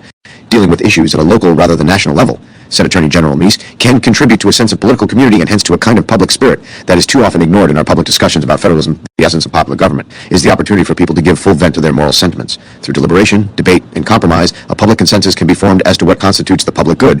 But over a large range of cases, that consensus is more achievable at a local than at a national level. Thus, there is something lacking in the traditional progressive liberal notion that a grand sense of community can be developed at the national level as a result of big, intrusive governmental programs. An essential sense of community is far more likely to develop at the local level through state and local politics and through voluntary private associations. The strength of the constitutional system is that it fosters a community of communities. Much of the speech focused specifically on abortion and Roe v. Wade, as the Department of Justice had recently filed a brief asking the Supreme Court to overrule the decision. But the principle emphasized in Meese's speech, that community is often best achieved at a local rather than national level, is generalizable, and it resonates even more soundly today, in our highly polarized times. When people sharply disagree on matters such as abortion, capital punishment, and the very nature of justice, nationalizing those issues in a winner-take-all fashion is a blueprint for conflict. Federalism, as Ed Meese explained, was designed to allow us to be self-governing in the truest, the deepest sense. Ed Meese's and Ronald Reagan's determination to resuscitate federalism through the idea that the federal government is one of limited and enumerated powers partially explains why they chose William Rehnquist rather than Robert Bork or Antonin Scalia to be Chief Justice of the United States in 1986 when Warren Burger retired. Judges Bork and Scalia thought that the constitutionality of the New Deal federalism rulings that expanded federal power essentially without limit was settled by precedent, and as law professors neither seriously explored federalism as a scholarly interest. Chief Justice Rehnquist, however, cared passionately about federalism, and he could persuade Sandra Day O'Connor, his law school friend, and later Justice Anthony M. Kennedy, to reinvigorate constitutional federalism. In 1995, a decade after Attorney General Meese's ABA speech, Justice Rehnquist wrote the opinion for the court in United States v. Lopez, 27, which for the first time in half a century found limits on the constitutionally enumerated powers of Congress. On the heels of another decision limiting Congress's ability to order state legislatures to act, this spawned a revival of constitutional federalism that is still in its early stages today and was utterly unthinkable before December 29, 1985. As with many of the ideas that came out of the Meese DOJ, it would require a separate book even to scratch the surface of a doctrinal or normative account of federalism. But Steve Calabresi has developed the case for federalism at length, and so a few words on the subject are appropriate. The United States is the world's third most populous and fourth largest country. There are many subcultures of a regional sort in the United States, which, as Meese's speech emphasized, makes at least some decentralization of power essential. The trick is to figure out which powers need to be nationalized and which are best left to people or other levels of government. Those decisions need to be made with a presumption, a rebuttable presumption, but a presumption nonetheless, against centralizing power. There are at least 4 good arguments for leaving decision-making power presumptively at the state level. First, tastes, cultures, and geographical conditions differ among the 50 states, which means that oftentimes deciding things with one national rule makes everyone unhappy. When Jimmy Carter was president, Congress imposed a national speed limit of 55 miles per hour by denying federal highway funds to any state that had a higher speed limit. Reagan got the law modified in 1987 to allow speeds on rural highways to reach 65 miles per hour, and after some additional piecemeal modifications, the law was fully repealed in 1995, leaving setting speed limits up to the states. Montana, which is a very low population density state, for a time opted for no speed limit at all, while New Jersey, which is the highest population density state, opted for a speed limit of 65 miles per hour. More people were happy as a result of leaving this matter up to the states than would have been the case had the national speed limit of 55 miles per hour been retained. Driving from Los Angeles to Helena is not the same as driving from Boston to New York City. A second argument for federalism is that the states can compete with one another in offering different bundles of public goods to lure citizens and businesses in other states to move. Just as competition in the free market generates optimal outcomes, so too does competition among states as to the bundle of public goods they provide to their citizens lead to optimal outcomes. State governments in California and Florida offer very different packages of taxes and services. It is easier for people to change states than to change countries. A third argument for presumptive state power is that when the states are in competition with one another, they will have an incentive to experiment, and some of these experiments will prove to be successful and will become national models. States right now have very different primary school curriculums. Self-described experts may think they know which one is definitively best, but surely the best way to find out is to try out various options and see what results actually occur. If teaching that math is racist really leads to better engineers, we should be able to see those results if states such as California try it. Fourth, and finally, concentrating some power in the states allows them to act as a check on national power. This is especially so since the party in. Power in the White House tends to lose midterm elections, and state elections held in odd-numbered years. This means that the party in power in the White House loses power in the 39 of the 50 states that elect their governors and state legislatures in the midterm election or in odd-numbered year elections. As a result, the president usually is counterbalanced by a situation in which a majority of the state governors are from the opposing political party. This guards against presidential dictatorship. There are 4 counterbalancing situations in which national power is desirable. First, there are some major activities like running NASA's space program or maintaining a nuclear arsenal for which there are economies of scale, which make it more sensible to centralize the activity. Second, the states may face collective action problems in coming together to enact needed rules, such as those banning interstate crimes. The Constitution anticipated this by granting Congress power over commerce among the several states. Third, the states may, through their policies, generate negative external effects on other states which only a national rule can solve. The classic example is air and water pollution, which may originate in one state and greatly burden another state into which the polluted air or water may flow. Fourth, and finally, for reasons predicted by James Madison in the Federalist more than 2 centuries ago, the federal government might be more protective of the rights of small, discrete, and insular minorities than are the states. All of these ideas were implicit in Ed Meese's speech back in 1985. While federalism today hardly reflects the constitutional model, it is closer than it was 4 decades ago. This is yet another development that surely would not have happened without the conversation started by Ed Meese. As a sign of how vital it was to start that conversation, Meese, in a speech that we're about to describe on another subject, related how, just before his speech on federalism, a member of the media called to ask what the nature of my remarks would be. Federalism, he was told. Federalism, what's that? He replied, Ed Meese cared just as passionately about the separation of powers as he did about federalism, as shown in an address that he gave at the University of Dallas on February 27, 1986. The speech was about much more than separation of powers. A large portion of it reiterated the Department of Justice's commitment to originalism. Much of it summarized the state of constitutional law doctrine regarding separation of powers circa 1986.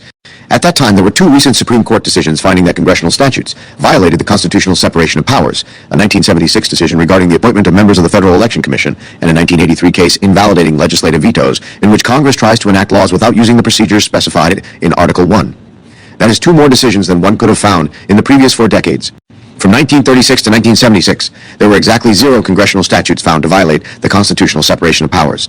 The case law was so out of sorts with the Constitution that Congress thought that it could appoint Federal Election Commission officers even in the face of a constitutional provision, saying that all federal officers must be appointed by the President with the advice and consent of the Senate, or in the case of lesser officers, by the President, executive department heads, or federal courts on their own. A congressional power to appoint those officers, or to have both houses of Congress approve their appointments, is as obviously unconstitutional as a 25-year-old president or 8 senators from Wyoming. The same is true of Congress trying to make laws without going through the bicameralism and presentment procedures required by the Constitution for lawmaking. But in the post-New Deal era, Congress thought, with considerable reason, that it had been given a free hand to remake the constitutional structure as it pleased. The 2 decisions in 1976 and 1983 drew lines at some wildly extreme departures from the constitutional text, but in 1986 it was not clear how far those lines might extend. Ed Meese urged the court to reconsider other aspects of the separation of powers, including constitutional problems with insulating government agencies from control by the president. Case law dating back to the 1930s allows Congress to create what amounts to autonomous bureaucrats with tenure, something nowhere contemplated by the Constitution. Meese specifically called for the overruling of Humphrey's Executor 34, a 1935 case that allowed Congress to shield agency officials from presidential removal, and an end to the so-called headless fourth branch of government, with its agencies independent of presidential powers of command and control. Modern law has begun the reconsideration suggested by Meese and sought by the Department of Justice nearly 40 years ago, and cases concerning control of the administrative state continue to reach a Supreme Court that is now markedly more interested in the Constitution's original meaning than was true in early 1986, when the court did not even have a lone Justice Scalia to raise the alarm bells. But the real substance of Ed Meese's speech on separation of powers was its profound observations on the importance and value of the Constitution's structural provisions. As he did with originalism, departmentalism, and federalism, Ed Meese called for a return to first principles. Returning to fundamentals is not always easy, nor is it always accepted as appropriate. You see, quite often fundamental constitutional principles prove to be stumbling blocks to the many groups, always pushing for different policies and programs. These fundamental principles frequently rub lawyers the wrong way too, for a due regard for the Constitution tends to get in the way of those who seek to transform that document by interpretation. Those who seek, as Jefferson said, to make it a blank paper through construction. But as I said, the Constitution is and must be understood to be more than a litigator's brief or a judge's decision. Our substantive fundamental constitutional values have a shape and content that transcend the crucible of litigation. First principles of constitutionalism, of course, means originalism. As we begin to celebrate our Constitution and the durable political order it spawned, we need to return to the founding period with an enthusiasm for learning. We need to look upon the founders as more than historical curiosities and to consider their theories of politics as more than intellectual artifacts of a long-gone age. We need to return to that time, read what they wrote, and recall what they said with a fresh interest, anticipating the objection that the founders were ignorant primitives whose views are unworthy of attention. Attorney General Meese observed that we first have to free ourselves of the all-too-common notion that our generation is somehow more enlightened or more theoretically sophisticated than theirs. There are obvious respects in which the current generation knows much more than did people 2 centuries ago, more about science, technology, and warfare. But none of those disciplines inform the constitutional structure. That structure reflects a view of human nature that is timeless. Ed Meese spoke of those timeless truths. Our technological accomplishments over the past 200 years have been awesome, but the fact is political life remains much the same. For all our technological advances and all our sophisticated scientific analyses, the world is still plagued by wars, by tyranny, by ignorance, and by poverty. And still, freedom is too often the exception rather than the rule throughout much of the world. Yet we Americans have endured in both comfort and freedom. Our system has proved different. Our Constitution remains, as Abraham Lincoln once said, the last best hope of earth, often imitated, never completely equaled. Our Constitution is unique. By returning to our roots, by engaging in a dialogue with the best minds of that generation, we can learn why we have succeeded, and, I submit, how we may most successfully perpetuate our political institutions. We find ourselves obligated, Meese continued, to recover the theoretical underpinnings of our Constitution's provisions for separation of powers, which requires us to open ourselves to the Founders' teachings. For in this area of constitutional concern, as in so many others, our political problems are not in principle different from the ones the Founders faced, though the problems may come to us in new and novel guises. At bottom, they are pretty much the same, and the Founders' thinking can serve us well as a theoretical beacon as we pass through churning political waters, similar to those they successfully navigated so long ago.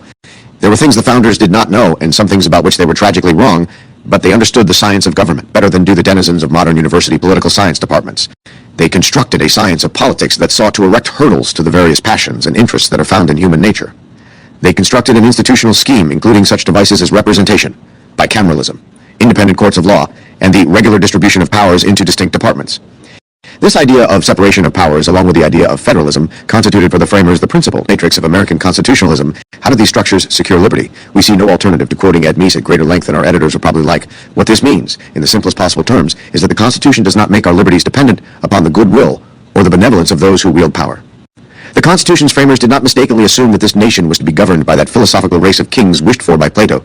No, they knew, as Hamilton said in the Federalist No. 6, that they were yet remote from the happy empire of perfect wisdom and perfect virtue. Sound institutions were thus meant to offset the defects of human reason and virtue. Recognizing that human nature was marred by man's fallible reason and the influence upon that reason by his passions and his interests, the framers sought to construct institutions that would refine and enlarge public opinion.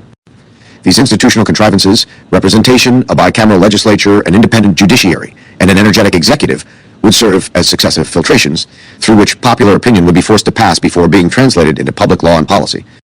The purpose was not to thwart popular will, but only to slow down popular passions and give the people time and opportunity for more cool and sedate reflection. By hedging against this natural tendency of popular institutions to yield to the impulse of sudden and violent passions, and to be seduced by factious leaders into intemperate and pernicious resolutions, the Constitution seeks to check popular passions and elevate public reason. As Madison put it, it is the reason of the public alone that ought to control and regulate the government. The passions ought to be controlled and regulated by the government. The security and happiness and liberty of the people depends upon the entire constitutional design, not just a single part of it. The substantive rights sought by the Constitution's framers were understood to be best secured through orderly and non-arbitrary procedures that would be clearly defined by the entire constitutional system. This emphasis on sound procedure A necessary means to achieving substantive justice does not find universal assent. As Meese noted, some will say that the true substance of American justice depends less upon adherence to procedure than upon the evolutionary moral vision of public officials. The ends, they argue, justify the means, any means, necessary to achieve them. This view, he said, we must simply reject. We agree, and we end with Attorney General Meese's explanation. The greatest strength of the American Constitution is its design to replace the rule of men by the rule of law. The alleged benevolence of public officials in any branch is not to be trusted as the basis for our constitutional safety and political progress. This goes for conservatives and liberals alike. The imposition of a conservative ideology through a disregard for the institutional arrangements of the Constitution is no more politically palatable or constitutionally legitimate than the imposition of a liberal ideology. Real constitutional freedom presupposes a popular commitment to the law and a respect for legal institutions. Such a public attachment is the strongest bulwark a government such as ours has against the erosion of public order and private rights. That is what a young Abraham Lincoln meant when he argued in 1838 that reverence for the laws must become the political religion of the nation. He knew the danger to liberty posed by false prophets who would, by their words and deeds, seek to supplant the Constitution and the laws of the nation in their ambitious quest to refound the Republic in their own image. That is what keeps our Constitution and this Republic what it has been for nearly 200 years, the last best hope of earth to the cause of freedom. Chapter 8, DOJ University School of Law, Academic Conferences and the Office of Legal Policy Monograph Series. In an interview with a political scientist, one of us described the Department of Justice under Attorney General Ed Meese as the Academy in exile. One much of this book explains why. The Meese Department of Justice was not simply the government's litigating and legal policy-making office. It was also a hotbed of ideas, dialogue, contest, discussion, debate, and even formal academic conferences. We have been in the legal academy for nearly a combined 70 years, and the level and consistency of intellectualism that we experienced in the mid-1980s remains unmatched in our lifetimes. The Meese Department of Justice incubated thoughts regarding originalism, separation of powers, federalism, religious liberty, criminal law theory, and a host of other topics that continue to drive legal discourse and practice decades later. To paraphrase the late Judge Bork, it was an intellectual feast. That intellectual atmosphere was a function of the personnel, many of whom we have already discussed in this book. The Meese Department of Justice contains some of the most brilliant and interesting legal minds of the past several generations, people like law professors and then professors to be John Harrison, Mike Rappaport, John McGinnis, and Charles Freed, future jurists like Sam Alito, Stephen Markman, and Carolyn Kuhl, top-notch advocates like Chuck Cooper, Richard Willard, Mike Carvin, and Steve Matthews, and even world-class political scientists like Gary McDowell. Importantly, these people all shared a commitment to dialogue, open exploration of ideas, discussion, and disagreement, even on fundamental issues like abortion. Dialogue took place in offices, over coffee or tea, and even at home after work. This meant that some of the most important developments in legal theory during that time came through casual conversations, rather than formal legal structures or recorded documents. The faculty lounge in the Meese Justice Department was a better forum for serious discussion than any law school faculty lounge that we have encountered as academics. Political scientist Paul Baumgardner put it well in an important article in 2019. Meese designed a professional environment that mirrored the legal academy in meaningful ways. 2. None of this was an accident. As we detailed in Chapter 6, the Department of Justice was assembled by Ed Meese and his right arm Ken Cribb with the express purpose of promoting intellectualism over traditional staffing criteria like age, experience, or demonstrated party loyalty. Former law professor Meese set the tone, and Cribb, the consummate intellectual, orchestrated the construction of the most productive surrogate law faculty the country has ever seen. This chapter explains a few of the formal manifestations of this overt intellectual focus of Ed Meese's DOJ. But nothing can fully convey the day-to-day development and discussion of ideas, or the sense of excitement, engagement, collegiality, and mutual respect that permeated the Justice Department in those heady days. While the driving force behind the DOJ University School of Law was unquestionably Ken Cribb, the counselor to the Attorney General and the school's unofficial dean, the formal programming in Meese's Justice Department ran through the Office of Legal Policy. The OLP is a little-known unit dating only from 1981 when it was created under William French Smith, with the stated mission to develop and implement the department's significant policy initiatives, handle special projects that implicate the interests of multiple department components, coordinate with other interested department components and other executive branch agencies, and serve as the primary policy advisor to the Attorney General and the Deputy Attorney General. If that sounds vague, it is because it is vague. The OLP has little formal authority. We doubt whether anyone can name more than 2 or 3 people who have ever headed the office. In the Meese Justice Department, however, the office was indispensable. The head of the office was Assistant Attorney General Stephen Markman, who had previously been a top aide to Utah Senator Orrin Hatch, and who went on to become a long-serving and highly influential Chief Justice of the Supreme Court of Michigan. Steve is a brilliant, unassuming lawyer who has a terrific sense of humor and is a great public speaker. He served as the first president of the Washington, D.C. Lawyers Chapter of the Federalist Society while he worked for Ed Meese. Markman's equally brilliant deputy, Steve Matthews, led the judicial selection effort for the Meese Justice Department, but Markman's shop also employed a team of young Federalist Society lawyers, which included Betsy Dorminey, the wife of Blair Dorminey. As a result, OPA worked, together with Terry Eastland and Gary McDowell at DOJ's Office of Public Affairs, to promote an academic-style atmosphere. One of the key topics of discussion, of course, was constitutionalism. Once Ed Meese declared that originalism was the official policy of the Department of Justice, it fell to OLP to help flesh out what that meant concretely for litigation strategy, enforcement priorities, legislative initiatives, and clear thinking. OLP did many other things during that time as well, some of which we will touch upon shortly, but our first focus is the development of constitutional theory.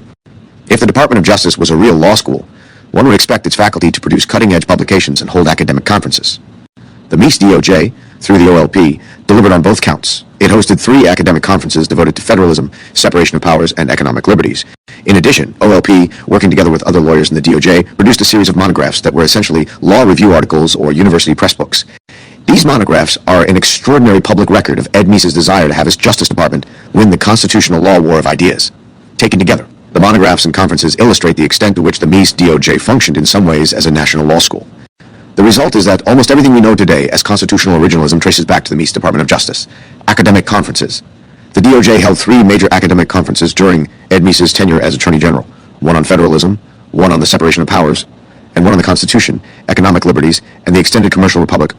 The first 2 topics are unsurprising for a Republican Attorney General, but the idea of holding a Department of Justice conference on economic liberties was a marked break from Republican constitutional orthodoxy during the half-century from the New Deal constitutional revolution of 1937 to the holding of this conference in 1986. Although economic freedom is obviously a central theme of the Constitution, the Supreme Court in the 1930s and thereafter effectively ceded control of economic life to governments, to the federal Congress through expansive interpretations of the power to regulate commerce among the several states, to administrative agencies through an abandonment of constitutional limits on Congress's ability to subdelegate its expansive power to the executive, to state legislatures through effective elimination of the constitutional prohibition on state laws impairing the obligation of contracts and all government bodies by making it difficult to challenge government action as a taking of private property for public use without just compensation. Conservative theorists, more concerned about judicial activism than about correctly interpreting and applying the Constitution, generally applauded these developments. Criticism of judicial decisions expanding rights near and dear to the left typically went hand-in-hand with encomia for the New Deal decisions, expanding government power over so-called economic matters. A famous Supreme Court footnote from 19,383 setting out this duality of rights became the mantra for left and right alike to give government at all levels a free hand to, as a 1976 Supreme Court decision put it, adjust the burdens and benefits of economic life. 4. Ed Meese, as a constitutionalist and originalist, was willing to challenge this bipartisan orthodoxy.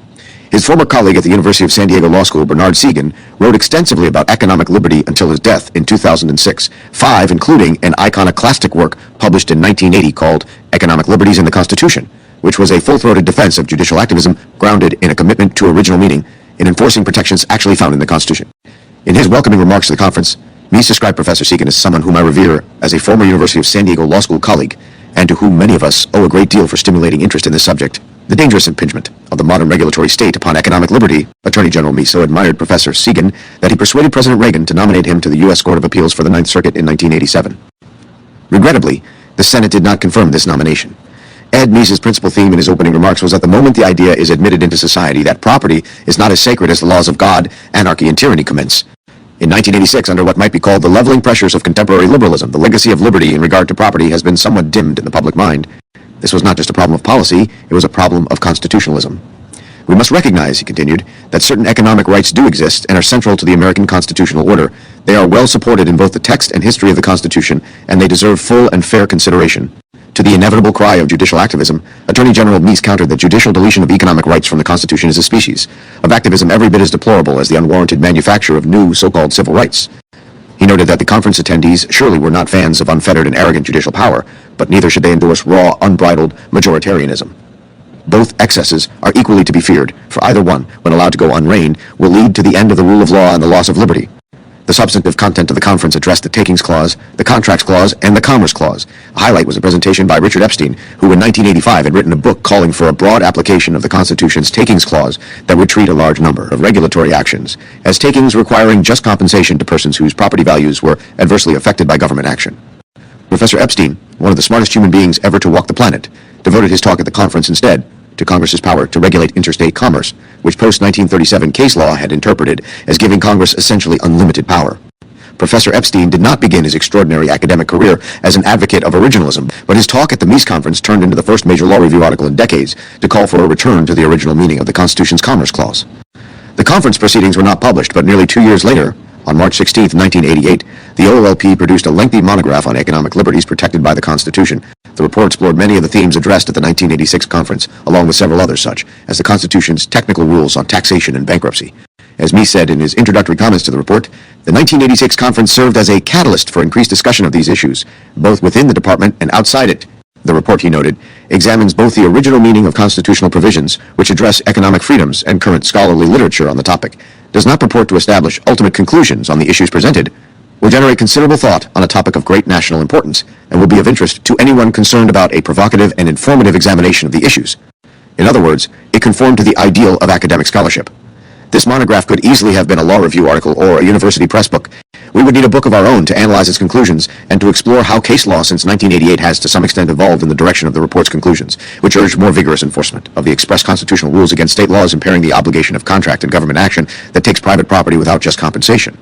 Our purpose here, however, is simply to highlight the academic character of the Meese DOJ, and for that purpose one paragraph from the report's executive summary describing its aims is enough. This report examines the original meaning and surveys the case law development of those constitutional provisions that have been invoked in defense of economic liberties, evaluates scholarly analyses of economic liberties issues, and proposes possible standards that might be applied in analyzing two important constitutional provisions that protect economic liberties, the Just Compensation Clause and the Contract Clause. The analysis set forth herein is merely tentative. The standards developed in this report reflect our best assessment of the Economic Liberty Clause's original meaning. We do not attempt to achieve desirable public policy results at any cost. Furthermore, we take no position on the desirability from a public policy standpoint of the results we derive. This report should be read with the knowledge that principled interpretivists differ as to the scope of constitutional protection afforded individual economic liberties. Principled analysis of the Constitution's economic liberties provisions generates no easy answers. Further discussion and debate is necessary, however. 7 years after the report and nearly a decade after the conference, in 1995, the Supreme Court, for the first time in more than half a century, found that a congressional law regulating private conduct, in this case forbidding possession of a gun in a school zone, exceeded Congress's constitutional power, because holding a gun is not plausibly commerce. Among the several states, subsequent cases over the past 3 decades have very modestly extended that decision, and nothing has seriously undercut it. The takings clause is enforced with slightly more vigor in 2024 than in 198,610, though the Supreme Court has yet to revive the contracts clause against state governments. The most important event at the Meese Justice Department's Economics Liberties Conference in the summer of 1986, however, did not directly involve the conference's topic. It was perhaps the single most important moment in the history of originalism subsequent to Ed Meese's 1985 ABA speech. The keynote address at the conference was delivered by then-Judge Antonin Scalia on June 14, 1986. Judge Scalia may have seemed to some a strange person to keynote a conference on economic liberties. In October 1984, Judge Scalia had debated Richard Epstein at a Cato Institute program on economic liberties in the judiciary, with Judge Scalia taking the judicial restraint position against Professor Epstein's advocacy of aggressive judicial protection of economic freedom. Moreover, Judge Scalia gave this keynote lunch speech knowing he was going to be interviewed by President Ronald Reagan on Monday, June 16, 1986, for possible appointment to the Supreme Court.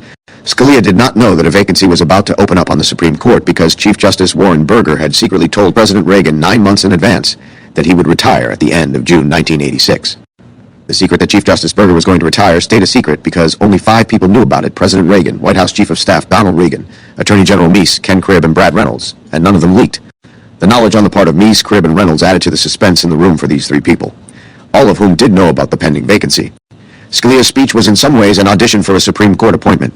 He could not have performed better had he known what was at stake. It is the most important speech on originalism ever given that was not delivered by Ed Meese. We both consider ourselves privileged to have seen it. Judge Scalia, unsurprisingly to those who knew him, opened by saying that as a professor he liked teaching against the class, that is, taking positions that the students were almost certain to disagree with in order to generate some discussion, if not productive thought. He did the same with public talks. It is neither any fun nor any use preaching to the choir. In this case, he cracked, I was initially at a loss to think of a subject that would be sufficiently obnoxious. Then he said, I was musing in my chambers. The room was filled with the sound of a voice, loud, though it was in a whisper, which seemed to be coming from the picture of Mount Sinai that we have in the D.C. Circuit's conference room. It said, criticize the doctrine of original intent. And the game was on. Judge Scalia was already famous in 1986 for his critique of the use of legislative history, which primarily consists of reports of congressional committees prepared by staff members in interpreting statutes. The statutes enacted by Congress, Scalia maintained, meant what they said, not what any particular members of Congress, much less their staffers, thought they said or wanted them to say. Statutory meaning was a public affair, not a private one. When he gave speeches on that subject, he noted, he would often get questions that go something like this: from what you say, Judge Scalia, I presume you disagree with Attorney General Meese concerning original intent as the correct criterion for interpreting the Constitution. After all, evidence of original intentions, such as writings in 18th century newspapers or the records of the Constitutional Convention, is essentially legislative history for the Constitution. Isn't sauce for the goose also good for the gander? Judge Scalia said, "Yes, the burden of my brief remarks today is that it seems to me that it should mean not original intent of the framers, but original intent of the Constitution." This might be the most important sentence in the history of originalism. Judge Scalia was saying that the Constitution's meaning, like the meaning of statutes, is a public rather than private matter. What was the most plausible meaning of the words of the Constitution to the society that adopted it, regardless of what the framers might secretly have intended? Subjective intentions of particular framers might be strong indications of what the most knowledgeable people of the time understood the words to mean, but they are simply one piece of evidence for the ultimate inquiry into the Constitution's objective meaning. Moreover, then, if you believe in original intent in the literal sense, you must end up believing in original meaning, because it is perfectly clear that the original intent was that the Constitution would be interpreted according to its original meaning. 13. After all, James Madison, the father of the Constitution, deliberately kept his notes on the proceedings at the Philadelphia Constitutional Convention secret until they were published after Madison's death in 1836. Madison believed, and the other framers agreed with him, that the Constitution should be construed to have the original public meaning it had to the state ratifying conventions, which made the Constitution the supreme law of the land.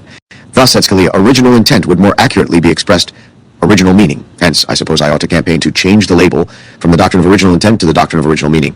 As I often tell my law clerks, terminology is destiny. Judge Scalia had no way to know this, but precisely the issue he raised had been rolling inside the DOJ for a year beforehand. Looking back in 2018 on Meese's ABA speech, Terry Eastland recalls presenting to the Attorney General the original draft of the speech, focusing on a jurisprudence of original intention. McDowell had come up with the phrase, and Meese was ready to use it, 14, but, noted Eastland, if in the department, there was almost immediate disagreement about original intention. According to some, not original intention, but original meaning was the jurisprudence needed. It was the original meaning of the words at issue in a case that is the law, and not the intentions of those who wrote them. 15. Ed Meese himself was not dogmatic about original meaning versus original intent, and his speeches he used both terms. 16. Eastland's account is dated and accurate, as we can attest, being two of the people arguing internally for a jurisprudence of original meaning. Immediately after Judge Scalia had finished his luncheon speech, Ken Cribb, who was counselor to the Attorney General, wrote the word stipulated on a piece of paper and taped it to the lectern from which Judge Scalia had delivered his remarks. From that day forward, Attorney General Meese always argued for a jurisprudence of original public meaning, instead of original intent. For example, the November 1986 report of the Domestic Policy Council's Federalism Working Group, discussed in Chapter 4, said that originalism does not require that one know precisely how the framers of the Constitution would have decided particular cases. As Justice Antonin Scalia put it, the focus is on discovering the original meaning of the language found in the Constitution, not the original subjective intent of specific historical figures. See Address to Attorney General's Conference on Economic Liberties. 17. Scalia's speech marked the official transition from a jurisprudence of original intention to a jurisprudence of original meaning. This episode reveals some important things about both Ed Meese and Antonin Scalia. Meese showed himself, as Terry Eastland noted, to be open to changing his mind or informing his remarks as a result of academic and intellectual criticism. Not everyone is as humble and willing to concede prior errors as is Ed Meese. Meese's willingness to respond to constructive criticism is a huge and unusual virtue. He could, after all, have decided not to support Scalia for the Supreme Court vacancy that was then pending, but he never even considered doing that. The episode is also revealing about Antonin Scalia. Scalia was willing to risk his chance at a Supreme Court appointment in the interest of persuading his allies of some academic truths. This was a gutsy thing to do. It also responded to the most powerful liberal objections to originalism, which focused on problems with using history, difficulties making sense of the intentions of collective bodies, and the framing generation's own focus on objective rather than subjective meaning. Scalia recast, and perhaps rescued, the whole originalist project with his speech. In addition, Scalia distanced originalism from the limitations and sometimes prejudices of past actors, such as the many advocates of the 14th Amendment in 1868, who did not subjectively intend to allow racial intermarriage or integrated public schools. Raoul Berger, a strict intentionalist, thought these 19th century views decisive about the 14th Amendment's meaning.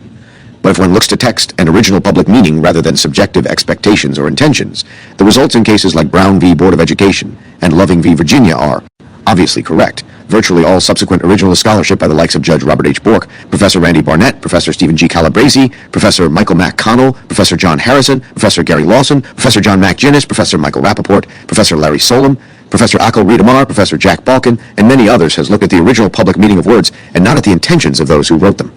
Finally, Judge Scalia's extraordinary pre-nomination speech shows how much like a law school the Meese DOJ truly was. There were wonderful intellectual, constitutional, and policy debates, and the outcomes of those debates guided Ed Meese's hands as he exercised the high powers of his office as Attorney General.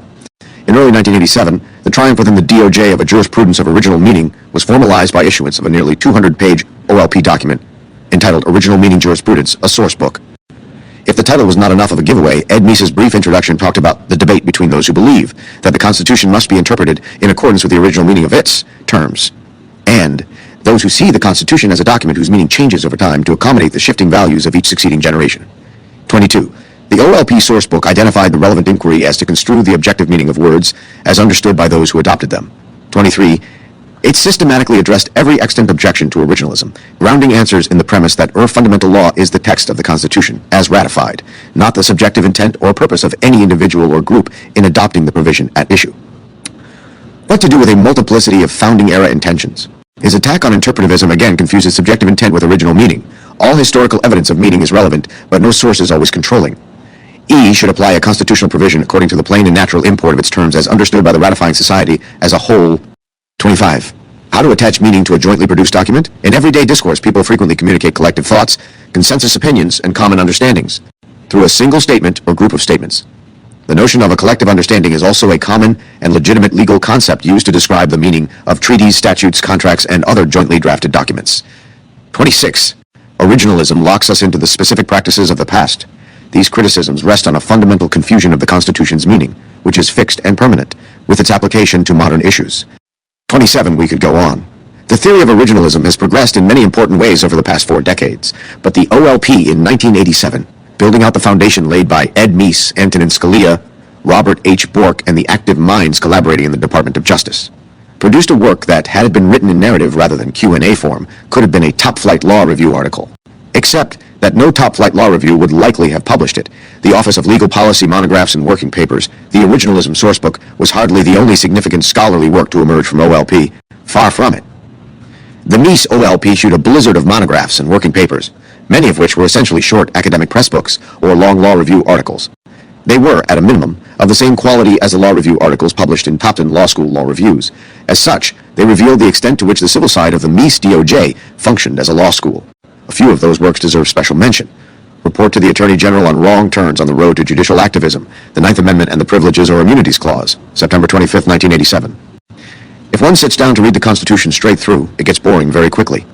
Most of the document sets out structures for the selection and operation of the federal government's institutions, such as lengthy, tedious, and subsequently modified provisions for choosing the president and vice president. Even the amendments are largely technical matters primarily involving tweaks to the original institutional design features and matters of criminal procedure. It is difficult to read the Constitution and get the sense that one is looking at a Charter of Aspirations, 28, a reflection of the tension between our understanding of our present state and our understanding of social ideals toward which progress is possible, 29, or that set of beliefs or whatever that has some hold on our behavior, our beliefs, and our collective and individual identity. So how did scholars and judges manage to pull from this document cases like Dred Scott and Roe v. Wade, or the idea that the Constitution contains welfare rights? Aside from ignoring the Constitution altogether, the engines of a large portion of anti-constitutional doctrine and theory are a few stray sentences found in the amendments. The key ones are the provisions in the 5th and 14th Amendments, saying that neither the federal nor state governments can deprive people of life, liberty, or property without due process of law.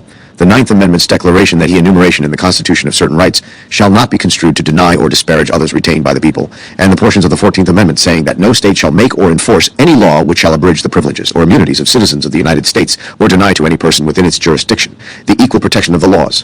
In 1943, Justice Robert Jackson described the Bill of Rights as a whole as majestic generalities. 4 years later, he used the same phrase to describe the key provisions of the 14th Amendment, and we were off to the races. In an August 1986 speech, Justice Brennan singled out the due process and equal protection clauses as particularly empty vessels that are adaptable to changing conceptions of social justice. Justice Brennan, as did Donovan in Indiana Jones and the Last Crusade, chose poorly. Equal protection is about even-handed enforcement of pre-existing rights by the police, state prosecutors, and state courts rather than the substance of those rights, while due process of law is primarily a separation of powers provision requiring executive and judicial actors to follow the law when depriving people of vested rights. Most interpreters overlook the fact that the noun in the Equal Protection Clause is protection, and equal is only an adjective. The purpose of the Equal Protection Clause was to guarantee free enslaved people, and Northerners in the South, protection by Southern police officers, firefighters, and state prosecutors from deadly attacks by the Ku Klux Klan. The 14th Amendment addresses the making and enforcing of laws that abridge or shrink the rights of black people in the South by providing that no state shall make or enforce any law which shall abridge the privileges or immunities of citizens of the United States. Since the first sentence of the 14th Amendment makes everyone born in the United States a citizen of both the federal government and of the state wherein they reside, the Privileges or Immunities Clause originally protected both rights of national and of state citizenship, such as the common law rights mentioned in the Civil Rights Act of 1866, which everyone agrees was constitutionalized by Section 1 of the 14th Amendment. These state common law rights protected by the Privileges or Immunities Clause include the rights to make and enforce contracts, to sue, be parties and give evidence, to inherit, purchase, lease, sell, hold, and convey real and personal property, and to full and equal benefit of all laws and proceedings, for the security of person and property, as is enjoyed by white citizens, and shall be subject to like punishment, pains, and penalties, and to none other, any law, statute, ordinance, regulation, or custom, to the contrary notwithstanding. 33. Many scholars and some judges, however, following the lead of John Hart Ely, 34 were more attracted to the Ninth Amendment and the 14th Amendment's privileges or immunities clauses as the vehicles for finding favored interests in the Constitution. Those arguments were in full bloom in 1987 on all sides of the ideological spectrum, one should note. Leftists used them to try to argue for things like abortion rights, while some conservatives thought they could be used in support of robust protection of economic freedom. The nearly 100-page OLP monograph on wrong turns, On the Road to Judicial Activism, the Ninth Amendment and the Privileges or Immunities Clause, published on September 25, 1987, was a response to both sides. Attorney General Meese's introductory comments to the monograph reflect his own intellectual honesty and humility, as well as the academic orientation of the Meese DOJ. He noted increased discussion over whether the Ninth Amendment and the Privileges or Immunities Clause of the 14th Amendment are sources of unenumerated rights. The monograph, he said, was a contribution to that debate which will generate considerable thought on a topic of great national importance, a topic about which there are several reasonable points of view. Modern academics, who are not always noted for recognizing the reasonableness of competing points of view, could learn a thing or two about academic values from Ed Meese. An assessment of the substantive arguments put forward in the monograph is beyond the scope of this book. Suffice it to say that we do not necessarily agree with all of those arguments, especially with regard to the 14th Amendment's Privileges or Immunities Clause. The OLP analysis draws heavily on an 1873 Supreme Court decision in the Slaughterhouse Cases, 35, which all modern originalist law professors think was profoundly mistaken about that clause's original meaning. Academics on the left and the right are persuaded by the article by John Harrison, Reconstructing the Privileges or Immunities Clause. 37. Thus, the 14th Amendment may in fact sweep more broadly than the OLP believed in 1987, though no plausible account of original meaning can draw forth from that provision the bulk of the modern far-left agenda, welfare rights, and a racial spoils system. The monograph was on stronger ground with respect to the Ninth Amendment, where it concluded the unenumerated rights retained by the people are those aspects of the people's original sovereignty not delegated to the federal government. Accordingly, by definition, such unenumerated rights cannot conflict with or override the delegated powers. The truly striking thing about the 1987 OLP monograph's discussion of the Ninth Amendment in 1987 is how thoroughly it uses public meaning originalism to explain why the Ninth Amendment does not support at all the invention of an abstract right to privacy against state governments, much less the abortion rights invented in Roe v. Wade. Nothing published since 1987 successfully repudiates the OLP monograph's construction of the Ninth Amendment. Modern originalist scholarship, as we noted, has fleshed out considerably the original understanding of the 14th Amendment's Privileges or Immunities Clause, an understanding that Justice Clarence Thomas has forcefully brought to the Supreme Court. In 1987, that scholarship was in its infancy. The monograph was state-of-the-art work for its time, making use of text, history, structure, and founding-era dictionaries in a sophisticated fashion. It is incredible that academic work of this quality was produced by young employees of Assistant Attorney General Stephen Markman in Ed Meese's Justice Department. 7-paper series requested by Attorney General Ed Meese on the current status of the truth-seeking function of the criminal justice system. Criminal law was a central theme of the Meese DOJ. That is not surprising. Not only is it a core function of the department in any administration, but it was a personal interest of Ed Meese, whose law career revolved almost wholly around criminal law.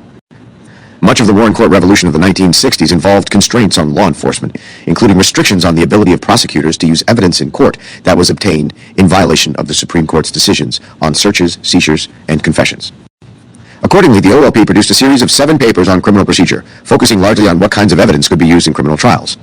Not all of the issues raised by criminal procedure are constitutional. Some involve statutes or wise policy, and the OLP monographs covered this entire spectrum of criminal justice topics. All 7 of these OLP monographs begin with comments from Attorney General Meese explaining his reasons for asking the OLP to conduct the studies. Over the past 30 years, a variety of new rules have emerged that impede the discovery of reliable evidence at the investigative stages of the criminal justice process, and that require the concealment of relevant facts at trial. This trend has been a cause of grave concern to many Americans who perceive such rules as being at odds with the goals of the criminal justice system. Within the legal profession and the law enforcement community, debate over these rules has been complicated by disagreements about the extent to which constitutional principles or valid policy concerns require the subordination of the search for truth to other interests. This report is a contribution to that debate. Perhaps the boldest of the monographs was a 127-page report to the Attorney General on the law of pre-trial interrogation.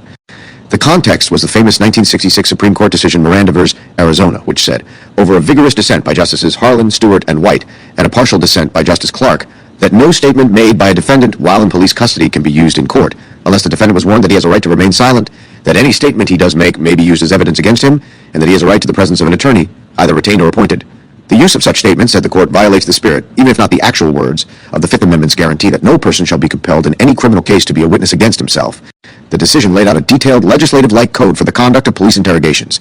The OLP monograph builds on Meese's many public speeches criticizing Miranda and a published law review article from Stephen Markman, and lays out a thorough case for the overruling of Miranda.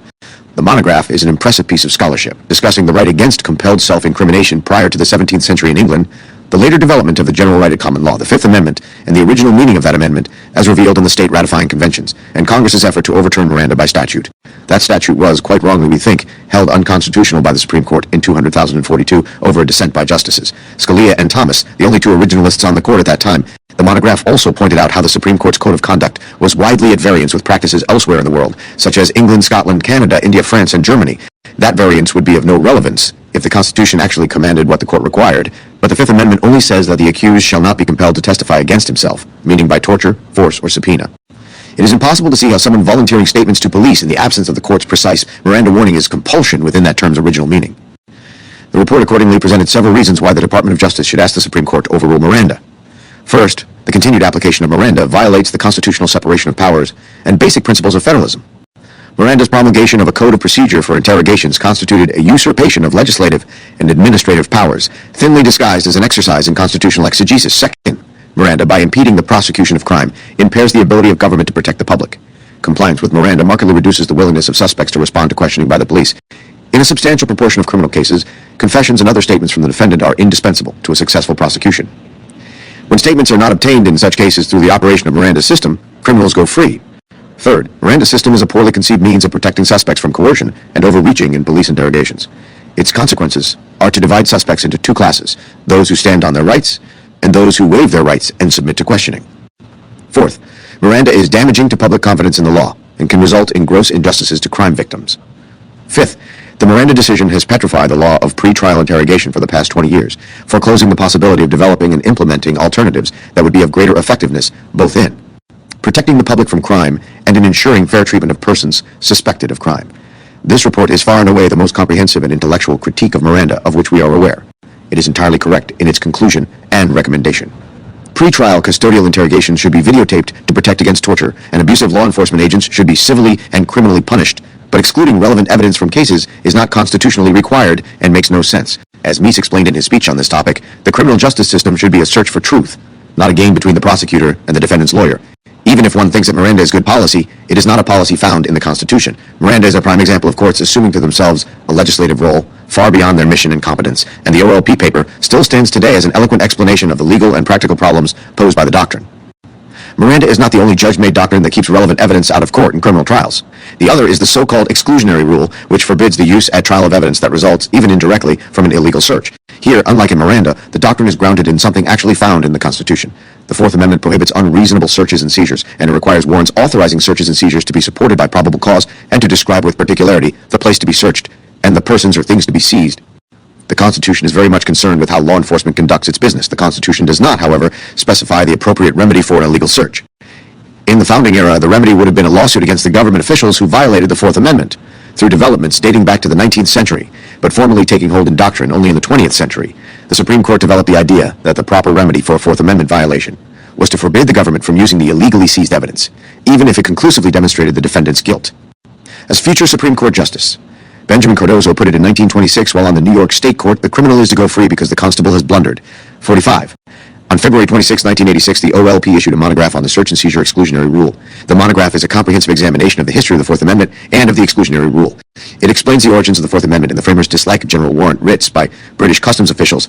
The warrant clause and the search and seizure clause were both a response to those practices. The monograph notes that in the 19th century, the typical remedy for an illegal search was a civil action for damages against the transgressor. The Fourth Amendment exclusionary rule in federal criminal trials dates back only to Weeks versus United States in 191,446, or perhaps on a broader view of the doctrine Boyd v. United States in 1886. 47. As recently as 1949, the Supreme Court had declined to incorporate the exclusionary rule to apply to state criminal trials, which account for the overwhelming majority of all criminal trials. Then, in Mapp v. Ohio in 196,149, the Supreme Court applied the exclusionary rule to the states. Subsequent law produced, and continue to produce, a dizzying array of exceptions and counter-exceptions to the baseline principle of exclusion. A substantial amount of Supreme Court case law over the past half-century has involved the sometimes minute mechanics of search and seizure practice. The monograph argues for the replacement of the exclusionary rule with other mechanisms for protecting the Fourth Amendment's ban on unreasonable searches and seizures. The report's conclusions are shared by some of the country's leading constitutional thinkers, such as Akhil Amar, a sterling professor of law at Yale University, whose magisterial book on constitutional criminal procedure stands as one of the finest books on applied originalism yet written. Professor Amar praised the OLP Meese Justice Department series as being first-rate academic scholarship in conversations with Steve Calabresi, and he opposes the exclusionary rule to this day because it gets in the way of the search for truth. Other OLP monographs covered the Sixth Amendment right to counsel under the Messiah line of cases, dealing with Supreme Court-ordered exclusion from trial of certain incriminating statements of defendants made to informants, the admission of criminal histories at trial, critiquing non-constitutional rules, limiting the trial use of defendants' past criminal records, the judiciary's use of supervisory power to control federal law enforcement activity, addressing the Supreme Court's claimed power to exercise supervisory authority over the administration of criminal justice in the federal courts, double jeopardy in government appeals of acquittals, which is a measured look at whether government appeal of legal errors in cases tried without a jury would violate the Fifth Amendment's guarantee against any person being for the same offense, twice put in jeopardy of life or limb, and federal habeas corpus review of state judgments under which a state prisoner who has exhausted his avenues of appeal in the state court systems may continue to litigate the validity of his conviction or sentence by applying for habeas corpus in a federal district court. 53. All of the topics covered in these reports are of major academic concern, and some, such as habeas corpus, are the subjects of distinct subspecialties in both the academy and legal practice, and have undergone major statutory and doctrinal changes since 1987. It is not our mission, nor within our expertise, to opine on the constitutional and policy issues raised by these monographs. We mention them only as evidence of the academic and intellectual focus of the Meese DOJ. We have not read a single monograph that was not easily publishable in a major law review if the selection process were conducted honestly. 54. This was high-level work that easily meets and beats the standards of the legal academy. Steve Markman and his staff would merit tenure at any law school in the country. Religious liberty under the Free Exercise Clause. Religious liberty has always been a priority for Ed Meese, as it has been for many Americans throughout history. Even today, Americans in general are more religious than people in Europe, Canada, and Australia. This difference goes back to colonial times because Massachusetts, Connecticut, New Hampshire, Maine, and Vermont were settled originally by Puritan dissidents from the established Church of England. Rhode Island was settled by the Puritan dissident Roger Williams, who welcomed Jews and Quakers into his colony, which the other New England colonies would not do. William Penn founded Pennsylvania and Delaware as a haven for Quakers, and Lord Baltimore founded Maryland as a haven for English Catholics. New York was always a religious polyglot with members of the Protestant Dutch Reformed Church, Congregationalists, Episcopalians, and a small Jewish community. Every colony north of the Potomac River was founded either primarily or in part by religious dissidents seeking freedom of religion. The southern colonies all established the Church of England as their established church. In the 1780s, Virginia opted for a separation of church and state. The Establishment Clause of the First Amendment was thus understood when it was ratified as only preventing the federal government from establishing a national church that would displace the state establishments of religion. As time went on, however, all the states disestablished their state religions and opted for protection for the free exercise of religion, which was also prominently protected from the federal government by the First Amendment. By 1868, when the 14th Amendment was ratified, all 37 states had free exercise of religion clauses in their state bills of rights, and 2/3 of the states had clauses in their state bills of rights forbidding the establishment of a religion. Americans today are much more likely than our UK, European, or Canadian citizens to attend church services once a week, to say that they believe in God and in an afterlife, and to say that they believe in the devil and heaven or hell. This is the case even though no U.S. state has an established church, whereas the UK has established the Church of England, and one of the monarch's titles is Defender of the Faith. As Judge Richard Posner, a self-described atheist, once told Steve Calabresi, the United States privatized and deregulated religion, and as a result it has got a lot more of it. The self-described elites who become law professors and judges do not necessarily share to the same extent in this religiosity. 56% there are not. 4. Example, a lot of evangelicals on law faculties, though they constitute about a quarter of the country's population. Indeed, a non-trivial cohort of the self-described elites is openly hostile to religious freedom, at least for people whose religious beliefs lead them to question elite orthodoxy on policy questions. In the 20th century, the Supreme Court turned downright hostile to religion in many contexts, using the Establishment Clause to squelch public expressions of religion ranging from prayers in schools to Christmas displays that had, in the court's view, too high a ratio of Jesus to reindeer.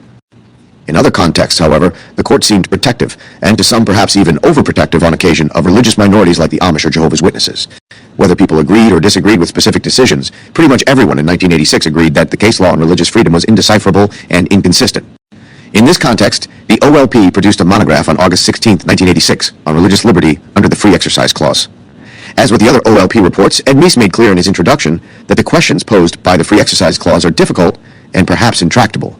But it is incumbent upon members of both the legal and the religious communities to work through the constitutional algorithms with diligence, tolerance, and goodwill. Characteristically, the hope was that the report will spark new thought on a topic of considerable importance to the nation, a topic about which there are several reasonable points of view. Once again, the resulting OL monograph could easily have been a university press book. The monograph provides 10 single-spaced pages of history. It construes, as no scholar had previously done, the textual meaning of Congress prohibiting free exercise and religion in 35 single-spaced pages. It then offers an analysis of the belief-action dichotomy, a discussion of what neutrality means in the context of the free exercise clause, and a theoretically sophisticated discussion of balancing, which is frequently an essentially policy-laden judicial weighing of various interests that forms the basis of much judicial doctrine in many areas. The monograph carefully analyzes the pros and cons of balancing as a methodology for deciding cases, and offers a measured and limited defense of cabin balancing in the free exercise. Context. Along the way, it contains a sophisticated discussion of originalist methodology, especially in circumstances where there is ambiguity of the text standing alone and where the historical record may not give us sufficient guidance to eliminate conclusively all ambiguities in the text. This was cutting-edge scholarship that would be the prize exhibit in the portfolio of almost any law professor. Discrimination and disparate impact. Everyone is against invidious discrimination on the basis of race, sex, religion, and the like. Congress has passed an array of statutes prohibiting such discrimination in various settings. The most famous is Title VII of the 1964 Civil Rights Act, which prohibits discrimination in employment because of such individuals' race, color, religion, sex, or national origin. 60. The key legal question is, what does it mean to act because of someone's characteristics? More broadly, what does it mean to discriminate? The common sense answer is that action occurs because of those characteristics when the characteristics are a motivating force behind the action. Legal liability on this understanding stems from basing action on statutorily forbidden reasons. That intent-based inquiry, which the law calls disparate treatment, is surely what most people understand discrimination to be about, and it is surely the conduct targeted by the 1964 Civil Rights Act. In 1971, however, the Supreme Court followed the lead of activists within the federal government's Equal Employment Opportunity Commission and held that sometimes employers can violate Title VII of the 1964 Civil Rights Act even without intending to do so, if their actions have a disparate impact on favored groups. This decision revolutionized civil rights law, and it was a crucial engine in the rise of numbers-based affirmative action, as employers sought to stave off disparate impact liability through de facto quotas to make sure that their workforces contained the right number of members of various groups. On November 4, 1987, the OLP produced a lengthy study on redefining discrimination, disparate impact, and the institutionalization of affirmative action. Unlike most of the OLP monographs, this was not a dispassionate or tentative exploration of ideas designed to promote discussion. It was a broadside attack on the doctrine, theory, and practice of disparate impact liability, notwithstanding Ed Meese's characteristic introduction, that his study will generate considerable thought on a topic of great national importance, a topic about which there are several reasonable points of view, the report itself claims to demonstrate that discrimination was originally understood by members of Congress and others who supported the civil rights laws as a concept entailing intent or purpose, and argues that discrimination in this original sense is what we should be seeking to combat. The report describes the objective of the intent standard, equal treatment for individuals, and contrasts that with the objectives of the effect standard, proportional representation for groups, to be achieved inevitably by race-conscious decision-making. Even more forcefully, the report summarized its findings in categorical terms. Discrimination, traditionally understood as a concept entailing purposeful or intentional conduct, has, through the guise of judicial construction and executive branch administrative interpretation, been redefined into a concept of statistically disproportionate effects or impact. As a result of this redefinition of discrimination, many of the nation's laws incorporating the non-discrimination principle of equal treatment have, in Orwellian fashion, been turned on their heads to effectively require the very behavior that they prescribe, the color and gender-conscious treatment of individuals, so that statistically proportionate representation or results for groups might be achieved. In short, through this redefinition of discrimination, the rights of individuals to equal treatment have been subordinated to a new right of proportional representation for groups. This non-intentional conception of discrimination was described as contrived, revisionist, and demonstrably inconsistent with the text and legislative history of all but one of the federal civil rights laws. The report applies the methods of original understanding to statutory as well as constitutional interpretation, containing detailed studies of the original meaning of a wide range of federal anti-discrimination statutes, including Title VII and Title VI of the 1964 Civil Rights Act. As with other topics, it would require a book, and possibly several, to explore the full range of legal issues addressed in this report. A few observations we'll have to do for now. First, the document, in keeping with the extraordinary academic standards of the Meese monographs, stands as the most thorough account of the original meaning of the concept of discrimination and the statutory phrase because of that we have seen. It is limited only by the technology of the 1980s. Much of the evidence of original meaning employed by the report comes from congressional debates. Just as the subjective intentions of framers do not determine the meaning of the Constitution, so the subjective intentions or expectations of legislators do not determine the meaning of statutes. Today, under modern conceptions of originalism, a more accurate account of original meaning would look to broader public understandings of terms such as discrimination, or because of, possibly using the relatively recent availability of broad digitized databases and computer search capabilities. In this instance, however, we do not believe that anyone doubts that a broad look at public understandings in the 1960s would confirm the report's conclusions about the meaning of discrimination. Of course, it meant in 1964 what the OLP said it meant. Second, a few years after the report came out, the Supreme Court took some tentative steps toward reining in, without overturning or directly challenging, the disparate impact framework. Congress in 1991 amended Title VII in a way that effectively codifies the disparate impact cause of action. A modern study of the communicative meaning of Title VII, as amended 3 decades ago, would thus yield different results from those that the Department of Justice reached in 1987, though that would not necessarily be the case with other statutes whose texts were not amended to refer specifically to disparate impact cases. Third, the disparate impact idea is at the root of much of what today goes under the vague and often unhelpful label critical race theory, which rejects the notion of colorblindness because it ostensibly reinforces effects of past intentional discrimination. This is why the term equity has largely replaced the term equality in much leftist discourse. Equity and disparate impact are about results, while equality and disparate treatment are about processes. The OLP report grasped this basic point decades ago. Anyone who wants to understand modern debates about civil rights can benefit from reading the 158-page OLP monograph from 1987. Fourth, the Supreme Court in 2023 took major steps toward restoring the colorblind approach to discrimination set forth by the Meese Justice Department nearly 4 decades earlier.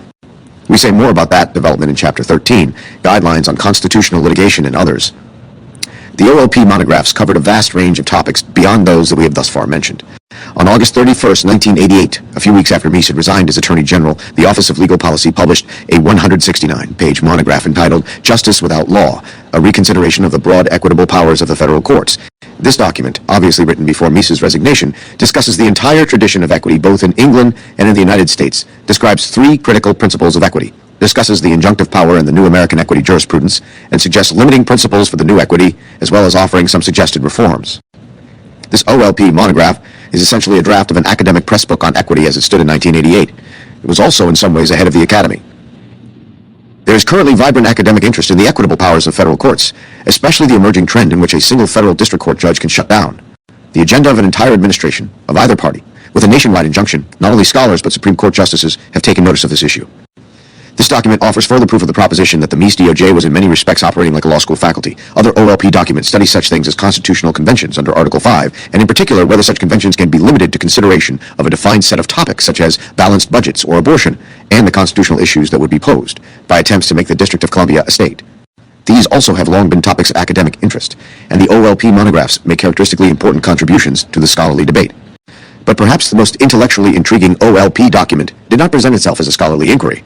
It was a manual for litigators. When Ed Meese announced that the DOJ was going to pursue originalism as its official interpretative approach, that was likely at best puzzling and at worst anathema to the career staffers who were responsible for the department's day-to-day litigation activities in district courts. They surely learned nothing about originalism in law school, and if they had even heard of originalism, interpretivism, or anything resembling it in school, it would doubtlessly have been with dismissive disdain from the professor. Once out of school as litigators, their primary object was presumably to win cases, and originalism in the mid-1980s was no more popular in the courts than in the academy. To the extent that they were seeking to push the law in some direction, their background and training in elite law schools surely meant that any such direction would be both non-originalist and leftist. So how could the Meese DOJ translate its originalist commitments into effective legal policy? In Chapter 10, we will explore how these questions were raised and answered in connection with litigation in the Supreme Court and the Courts of Appeal. But only a tiny fraction of cases end up in the appellate system, much less in the Supreme Court. Most of the cases take place in the district courts, managed by line attorneys. Those attorneys needed to be instructed to employ and educated in how to use the jurisprudence of original meaning. Accordingly, on February 19, 1988, the OLP produced Guidelines on Constitutional Litigation, which describes itself as a manual on how to think clearly about principles of interpretation. This document, consisting of 124 single-spaced pages of dense text plus another 30 pages of appendices, is remarkable on several levels. First, it summarizes the 1988 state-of-the-art understanding of originalism as a doctrine which says that constitutional language should be construed as it was publicly understood at the time of its drafting and ratification. 68. Much of the document explains in some detail, with examples drawn from cases across the country's history, how this methodology can be applied to specific constitutional provisions and recurring issues. But second, and more importantly, it then adds to this detailed description of originalism that government attorneys should attempt to construct arguments based solely on the ordinary usage of the words at the time the provision at issue was ratified. 69th, more specifically, government briefs should clearly set out the text and original understanding of the relevant constitutional provisions, along with an analysis of how the case would be resolved consistent with that understanding. For those provisions couched in clear, unambiguous terms, little more than citing to and noting the original meaning of the terms employed will be necessary for this exegesis. For the less precise provisions, more detailed discussions of original meaning gleaned from the language, history, and context of those provisions will be necessary. Perhaps anticipating the response of career litigators that the courts would not accept originalist arguments in most settings, the guidelines responded. The inclusion of an original meaning section will help to refocus constitutional analysis on the text of the Constitution. Not only will it serve to ensure that government attorneys give careful consideration to the original meaning of the constitutional provisions at issue, it will help to focus judges on the text of the Constitution and away from their personal preferences or from incorrectly reasoned court precedent as the appropriate basis for decision-making. Instead of looking exclusively to years of questionable precedents and their equally questionable accretions, the courts will at least be more likely to review the original constitutional text. Because the litigators to whom the manual is addressed are arguing to district courts, which are bound by Supreme Court precedent, and the precedent of their Circuit Court of Appeals, the government lawyers will often have to continue to fashion arguments based on seemingly incorrect precedents. 72. In such cases, many of these guidelines are expressed in terms of working to prevent the courts from compounding existing errors. 73. Thus, the DOJ School of Law needed to educate both its own attendees and the federal judiciary about the Constitution's original meaning. There was, of course, no assurance that the courts were going to be receptive students. Might not an approach that emphasizes original meaning thereby lose some cases that otherwise could be won if the lawyers emphasized or sought to extend non-originalist arguments or precedents? Of course it might. The guidelines acknowledged and accommodated this possibility by making clear what the department regarded as winning or losing. This manual is in part intended to reassure government litigators that their first priority is to ensure faithful execution of the laws rather than to win particular cases. More optimistically, it is intended to help government attorneys begin to measure what constitutes a win in terms of how closely the resulting court interpretations actually mirror the laws construed, rather than in terms of a more simplistic win-loss score sheet. Put as simply as possible, for the Meese Justice Department, the ultimate client was not Congress, the President, or the particular agency whose action was at issue in any particular case. The ultimate client was the Constitution. The academic conferences sponsored by the Meese Department of Justice, the monographs produced by the Office of Legal Policy, and the day-to-day conversations that took place at work and at home show that the Meese DOJ was a beehive of intellectual and academic inquiry. Many of those ideas were clarified, developed, and put into effect by making judicial appointments, issuing Office of Legal Counsel opinions, and arguing cases in court. In addition, the alumni of the Meese DOJ have carried its legacy into many high places and institutions, including the mainstream legal academy. The DOJ School of Law was only open for a few short years, but its legacy survives today. Chapter 9. Judicial Selection in the Meese Justice Department. Just as originalism was the official litigating position of the Meese DOJ, it was also the key to the Reagan administration's approach to judicial selection. Federal judges are appointed by the President with the advice and consent of the Senate, so the final decision on whom to appoint the vacancies on the federal bench rested with President Reagan. But, as with most things, President Reagan relied heavily on the advice of Ed Meese, who knew the President's mind better too than anyone else. Ed Meese, in his own words, knew that Ronald Reagan's vision was that judges were recommended to him for nomination believed in the original understanding of the Constitution. This meant that judges should interpret the law, not make up the law, and that the Constitution should be interpreted and applied as it actually read, and the judges should not substitute their own political preferences, their policy ideas, or their personal biases for what the Constitution and the laws made under it actually say. The goal, in short, was a constitutionally faithful judiciary, as we suggested in the previous chapter. Looking for constitutionalist judges is not the same thing as looking for conservative judges, if by the latter one means judges who are systematically going to rule in favor of or against particular parties, such as accused criminals. The OLP guidelines on constitutional litigation made this clear, noting that principles of originalism are neither conservative nor liberal, but are simply faithful to our Constitution. 3. The hard part was to find people who would be faithful originalists and not simply faithful conservatives, especially in a world in which originalism had not been widely theorized or taught. The job was even harder because of the prominence of notions of judicial restraint, which some people confused, and even today still confuse, with originalism. Some people argue that courts act best when they act least, even in the face of claims that seem grounded in actual constitutional law, such as the Second Amendment. Meese clarifies this distinction for us. Well, I think the idea that judicial restraint means limiting a judge in enforcing the Constitution is the wrong construction to put on the idea of judicial restraint. Judicial restraint is not a limitation on activeness in terms of enforcing the Constitution, but it's a restraint on judges substituting their ideas or their political or policy preferences for what the Constitution actually says. So judicial restraint is a phrase that talks about restraining them from substitution of things that are not in the Constitution for what's actually there. It's not a restraint on being energetic, you might say, in enforcing the Constitution in appropriate cases. It was vital to the success of the Meese Revolution to pick judges who understood the differences among originalism, judicial restraint, and conservatism, and whose true allegiance was to originalism and the Constitution. The vast majority of cases are heard by lower court judges, so getting those picks right was vital. Lower court judges bound and determined to resist the Supreme Court can succeed to a large degree simply because of the Supreme Court's small caseload. To put this in context, we would note that in 2024, the Federal Circuit Courts of Appeals hear about 62,000 cases a year. State Supreme Courts hear a very large number of cases that involve federal law. But the Supreme Court hears only about 80 cases a year. Obviously, the selection of Federal Circuit Court of Appeals judges and of State Supreme Court justices is essential to having an originalist judiciary. Later in this chapter, we will talk about the Reagan administration's selection process for lower court judges. But the Supreme Court has outsized importance, not just because it is formally the highest court, and its rulings formally, even if not always practically, bind the lower courts, but because it is the most visible legal institution in the country. Getting originalism represented on the Supreme Court has ripple effects throughout legal practice, as lawyers who need to get the votes of originalist justices to win cases must learn to make persuasive originalist arguments. Law schools that fail to train lawyers to make those originalist arguments will produce losing lawyers. And, of course, because there are only 9 Supreme Court justices and more than 800 lower court judges, hits or misses at the Supreme Court have more consequences. Thus, we start with the process by which the Meese DOJ advised President Reagan on Supreme Court nominations. The Meese Supreme Court selection effort. Sometime in 1985, Chief Justice Warren Burger gave secret notice to President Reagan and Attorney General Meese of his intention to retire at the end of June of 1986. Ken Cribb remembered Burger giving as much as a year's notice, while others remembered perhaps 8 months. Notwithstanding the difficulty of imagining secret and Washington, D.C. appearing in the same sentence, for close to a year, there were no leaks about the upcoming Supreme Court vacancy. Steve Calabresi, for example, was told the news 10 minutes before President Reagan held a press conference to announce that Associate Justice William Rehnquist was being nominated for Chief Justice, and Antonin Scalia was being put forward to replace Rehnquist as Associate Justice. Meese explained that the key to secrecy in this setting was that it was a very small group who knew about this. Here was no one even in the White House who was told about this.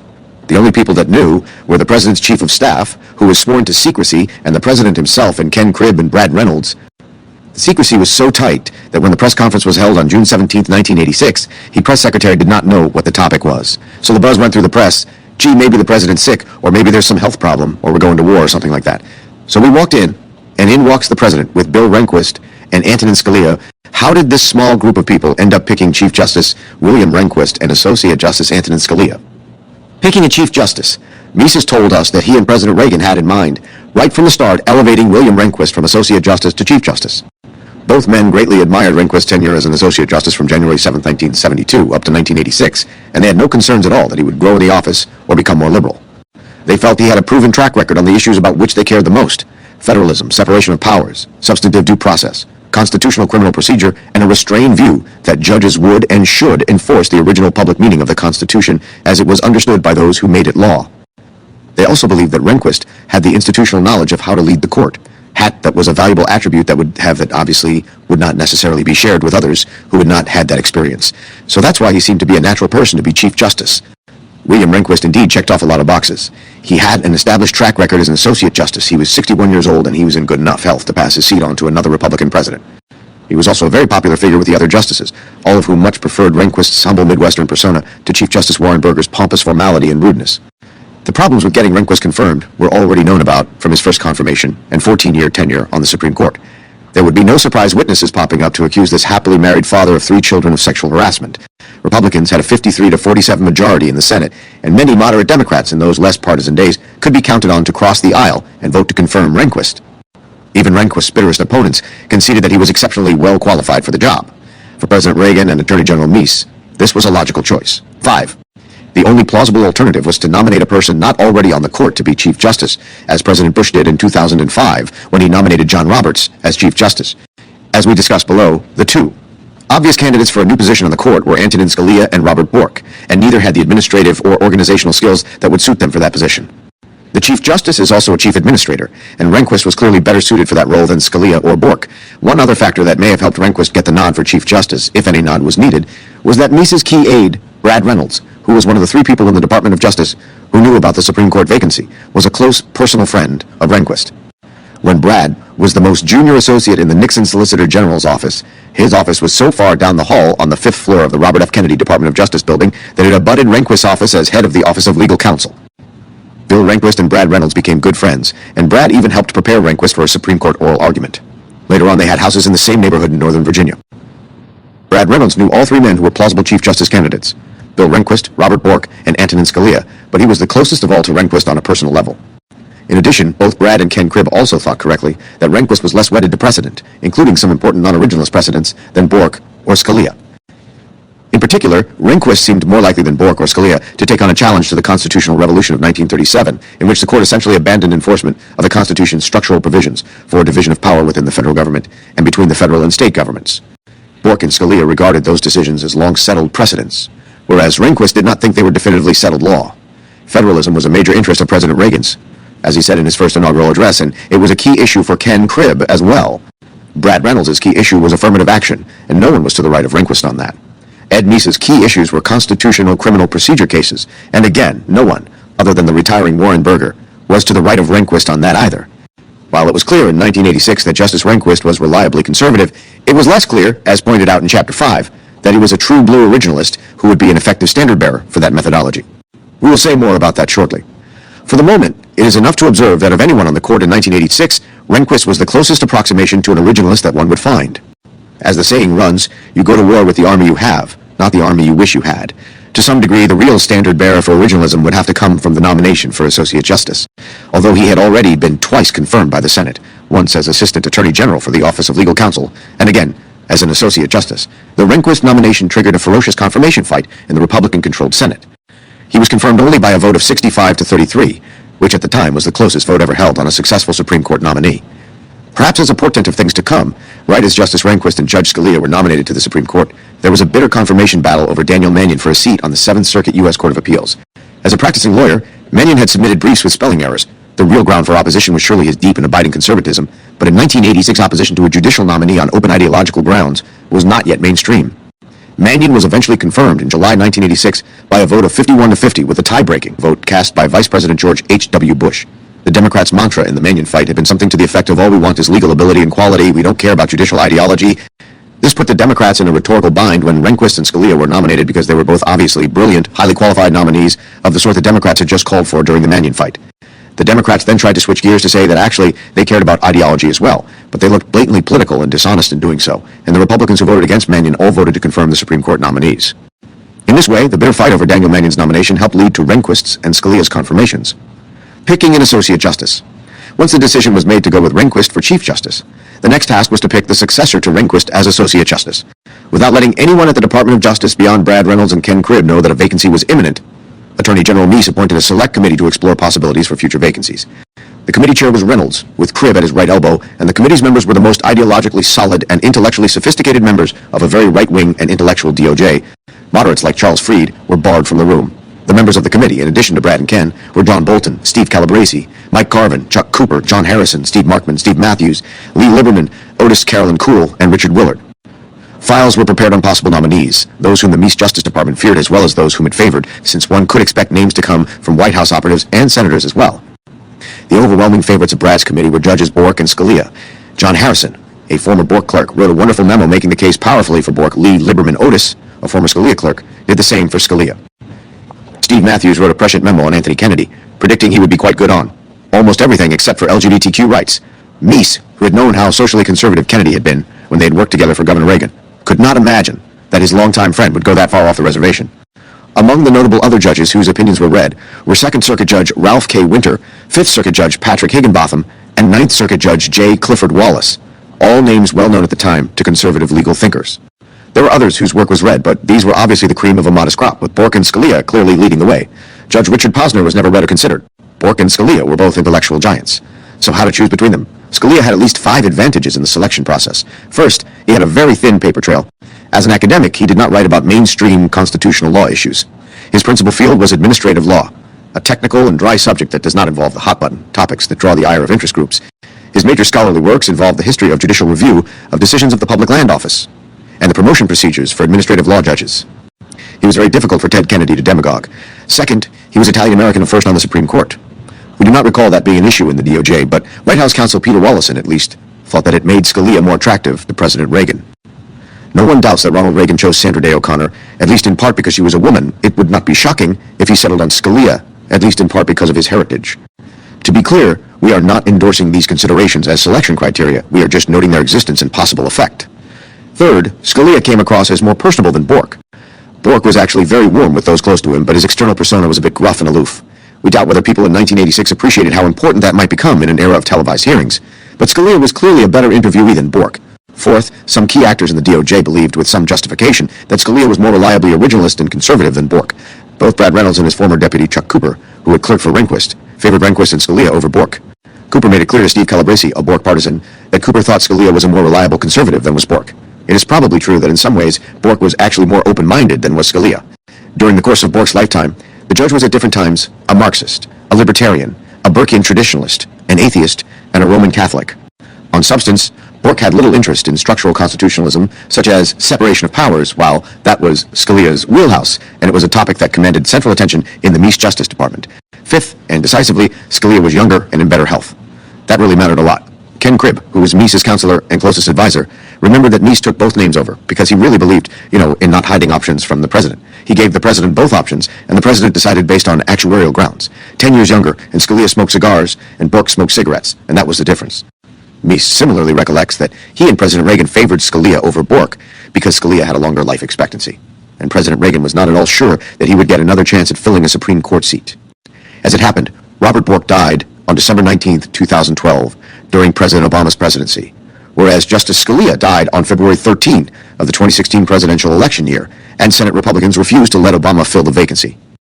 Scalia was succeeded as an Associate Justice by Neil Gorsuch, a staunch originalist. President Reagan and Attorney General Meese were right to go with the actuarial tables. Most people in the Department of Justice were elated with the dual choices of Rehnquist and Scalia. Ken Cribb recalls waiting with Brad Reynolds to hear the news of Reagan's decision. Ken said, "The stakes were so high that Brad and I never left Meese's private office after Ed Meese left the Justice Department to go to the Oval Office to hear President Reagan's final choice of Supreme Court nominees.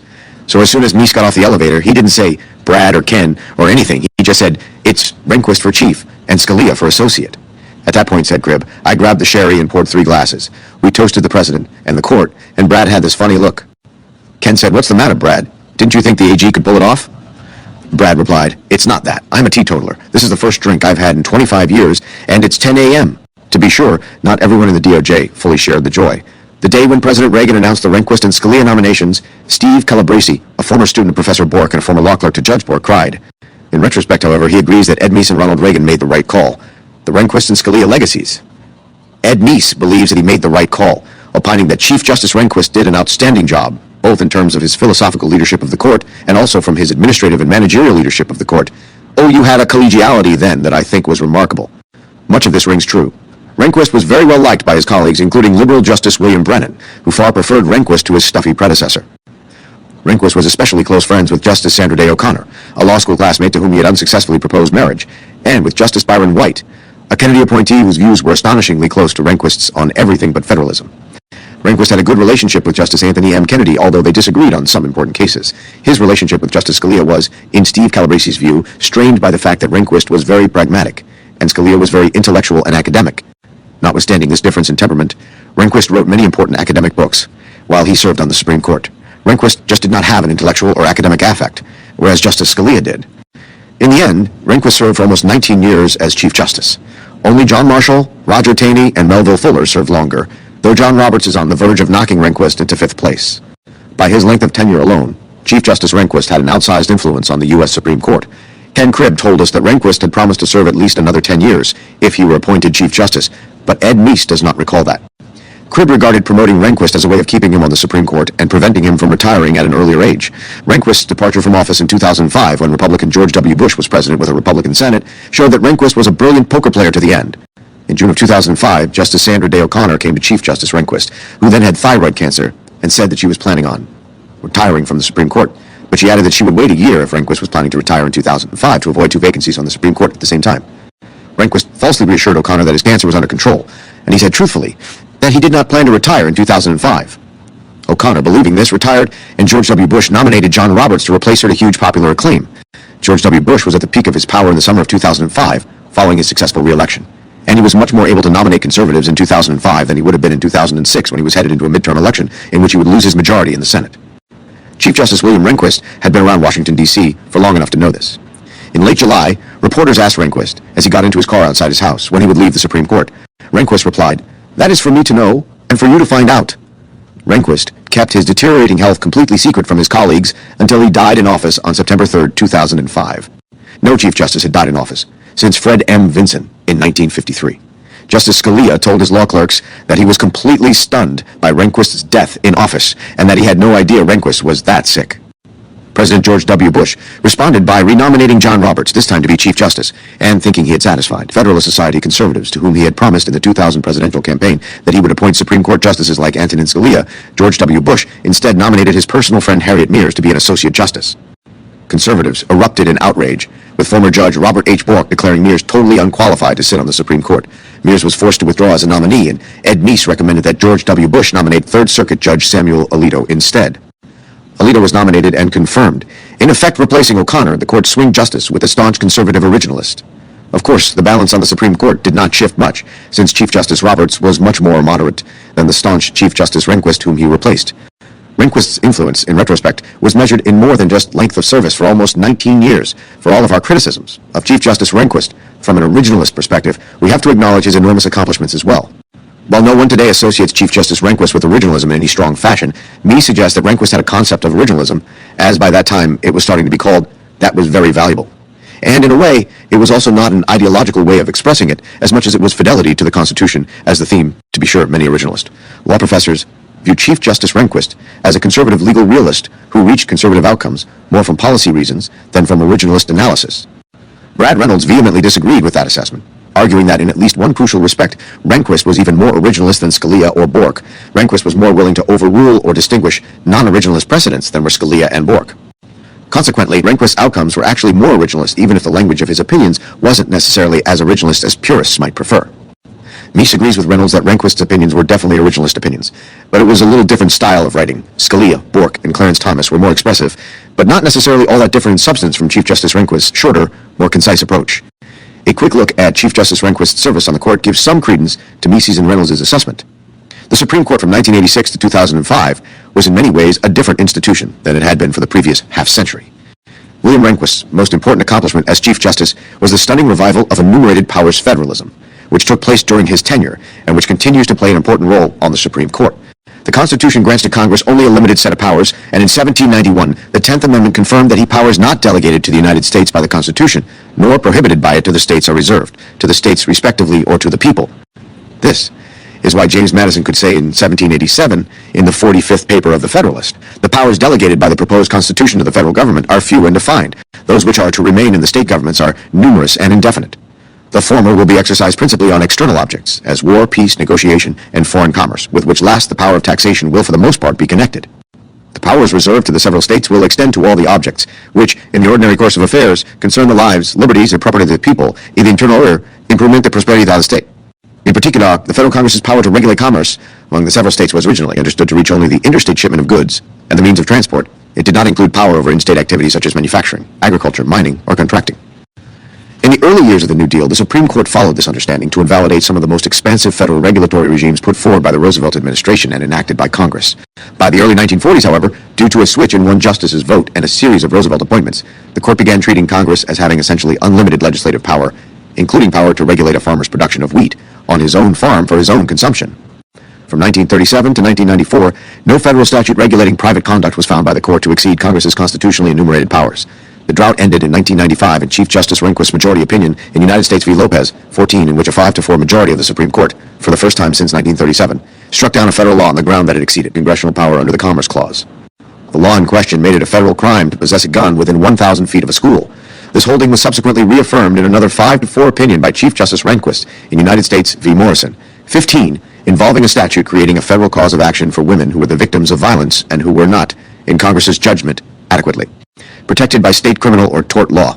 These holdings were reaffirmed by the Roberts Court in NFIB v. Sebelius, 16, a case which upheld on taxing clause grounds the individual mandate in President Obama's healthcare law. Although 5 justices also wrote that the law exceeded the scope of Congress's power under the Commerce and Necessary and Proper clauses. This latter holding was an enormous victory for originalism. It is difficult to find words to describe the importance of the federalism revolution launched by Chief Justice Rehnquist. From 1937 to 1995, it was unthinkable that any federal law might violate the Commerce Clause. Lawson, in 1994, right on the eve of the Lopez decision, wrote in the Harvard Law Review that in this day and age, discussing the doctrine of enumerated powers is like discussing the redemption of imperial Chinese bonds. 17 after the Rehnquist Court's decisions on the scope of federal power, however, that was no longer correct. Moreover, the enumerated powers revolution was even more pronounced in eviscerating congressional power to enforce the Reconstruction Amendments to the Constitution. A move, as it happens, that we are not all sure is correct, as a matter of original meaning. The 13th, 14th, and 15th Amendments, enacted in the 5 years after the Civil War, all give Congress power to enforce their terms through appropriate legislation. In City of Bourne v. Flores, 19, a 5-4 majority of the Supreme Court, in an opinion written by Justice Kennedy, held for the first time in American history that congressional laws enforcing the 14th Amendment had to be congruent and proportional, and not merely rational. The Supreme Court has stuck with this test down to the present day in 2024, and it marks a severe curtailing of federal power to pass civil rights laws that do not obviously respond to defects in state processes. Although Justice Kennedy wrote the opinion in City of Bourne v. Flores, it reflected the passion and spirit for reviving federalism that William Rehnquist had brought back into Supreme Court jurisprudence. The case held unconstitutional a statute that had passed both houses of Congress by a nearly unanimous vote, the Religious Freedom Restoration Act. As a result of City of Bourne v. Flores, RFRA applies today to only the federal government and not to the states. The Rehnquist Court, in opinions variously written by Rehnquist, Justice Kennedy, Justice O'Connor, and Justice Scalia, limited Congress's power to authorize lawsuits against states, imposed a clear statement rule on congressional laws seriously implicating federalism, which requires Congress to speak unambiguously when it wants to press the boundaries of the constitutional structure, and forbade Congress from ordering state legislators or executives to act. Chief Justice Rehnquist also authored a whole series of 5-4 opinions, holding that Congress could not abrogate state sovereign immunity in federal court using its enumerated powers. In the most pro-Congress decision of that era, Gonzalez versus Raich, 23, allowing Congress to ban possession of homegrown marijuana plants in a terminal cancer patient's kitchen. Chief Justice Rehnquist joined Justice O'Connor's dissenting opinion, as did Justice Clarence Thomas. It is doubtful whether any of the other jurists whom President Reagan could have appointed to replace Chief Justice Burger would have launched a Rehnquistian federalism revolution.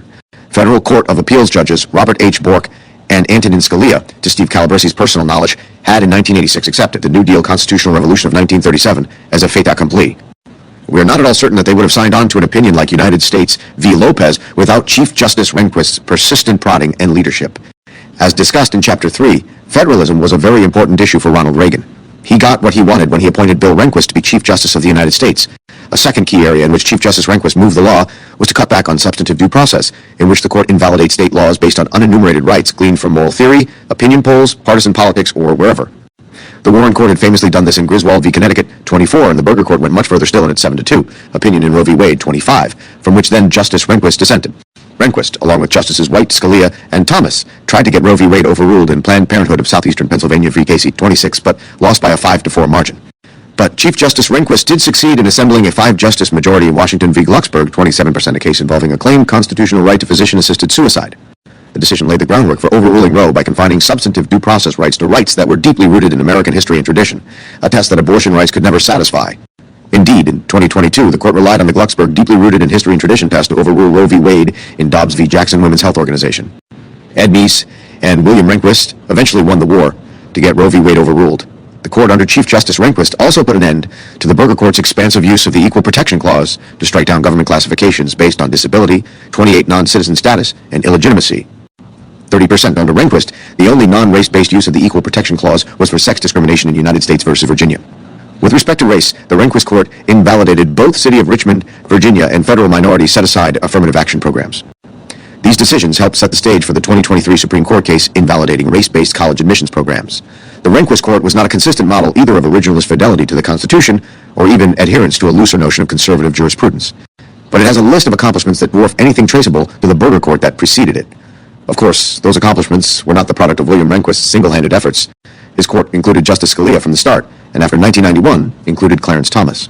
Because Justice Scalia was also a Reagan-Meese appointee, a few words about his influence are appropriate. Justice Scalia took a seat on the U.S. Supreme Court on September 26, 1986, and he held it until he died in office on February 13, 2016, during the middle of a presidential election. He was 50 years old when he was appointed, he was 79 when he died, and he served 29 years on the U.S. Supreme Court, which is the 16th longest term of service among the 116 men and women who have been justices. When he was appointed, Justice Scalia was a bracing breath of fresh air to a Supreme Court that had octogenarian William J. Brennan Jr., septuagenarian Thurgood Marshall, Harry Blackmun, and Lewis Powell, and a 69-year-old Byron R. White. Brennan was the last remaining Eisenhower appointee, White was the last remaining Kennedy appointee, Marshall was the last remaining Johnson appointee, and Blackmun was within 2 years of becoming the last remaining Nixon appointee, as Powell was nearing retirement. Gary Lawson had the great privilege of clerking for Justice Scalia in the October 1986 term, his first year on the court, and Steve Calabresi had the same great privilege of clerking for Justice Scalia in the following October 1987 term. Scalia's youth, energy, and enthusiasm made him a striking contrast to the 5 older justices listed above, at least 4 of whom were clinging to their jobs on the Supreme Court when they were well past their primes in the hopes of denying President Ronald Reagan the ability to appoint their successors. Justice Brennan was mentally sharp, but he was so weak, physically, that he had to have one law clerk hold each arm when he walked down the hallway. Justice Marshall was also failing physically, and he would lose control of his cognitive faculties at times, a fact that was occasionally publicly and sadly apparent at oral arguments. While Brennan and Marshall outlasted Ronald Reagan's presidency, they both collapsed during the presidency of George Herbert Walker Bush. Brennan was replaced by Justice David Souter, and Marshall was replaced by Justice Clarence Thomas. Justice Byron White was mentally and physically very able when both of us served as Supreme Court law clerks, but his 25 years on the bench and his untheoretical and even anti-theoretical approach to jurisprudence made him cynical and careless in the decision of cases. He seemed to have little interest in deciding the cases correctly. Once his law clerk came to him with a draft opinion from another justice's chambers, and the clerk carefully explained why the opinion in question mangled the relevant statute. Justice White responded by saying, "We have done worse, things to statutes before," and he signed the draft majority opinion. Lawson also recalls pointing out to one of Justice White's clerks that certain language in a draft opinion from Justice White's chamber seemed needlessly to address an important and dizzyingly complex issue not directly presented or briefed by the parties in the case.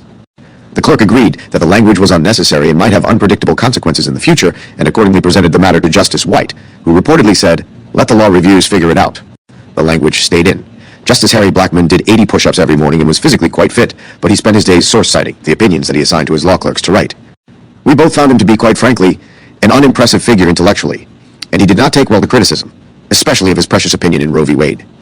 By 1987 to 1988, when Steve Calabresi clerked for Justice Scalia, one seat on the court was empty because Justice Lewis Powell had retired just before turning 80, and Justice Anthony Kennedy was only sworn in to replace him on February 18, 1988. This meant that during the 1987 to 1988 term of the Supreme Court, only Chief Justice Rehnquist, Justice John Paul Stevens, Justice Sandra Day O'Connor, and Justice Scalia himself were fully functional. That adds up to 4 functional justices on a court with 9 seats. Not only were liberal law clerks writing all the Brennan, Marshall, Blackmun, and White opinions, but the justices themselves did not welcome office visits by Justice Scalia, who wanted to drop by to talk about the cases. The Supreme Court in 1987 to 1988 was a geriatric home, not a court. Lawson observed only slightly better matters in 1986 to 1987. The lack of serious dialogue and the seemingly lockstep ideological voting patterns clearly frustrated former Professor Scalia. Justice Scalia, meanwhile, was full of energy and ideas, eager to engage, and asked lots of questions at oral arguments. Even Chief Justice Rehnquist lacked the energy to keep up with Justice Scalia. More importantly, Scalia began championing Ed Meese's jurisprudence of original public meaning of texts, both the Constitution and statutes, though not even Rehnquist or O'Connor were willing to go along with him.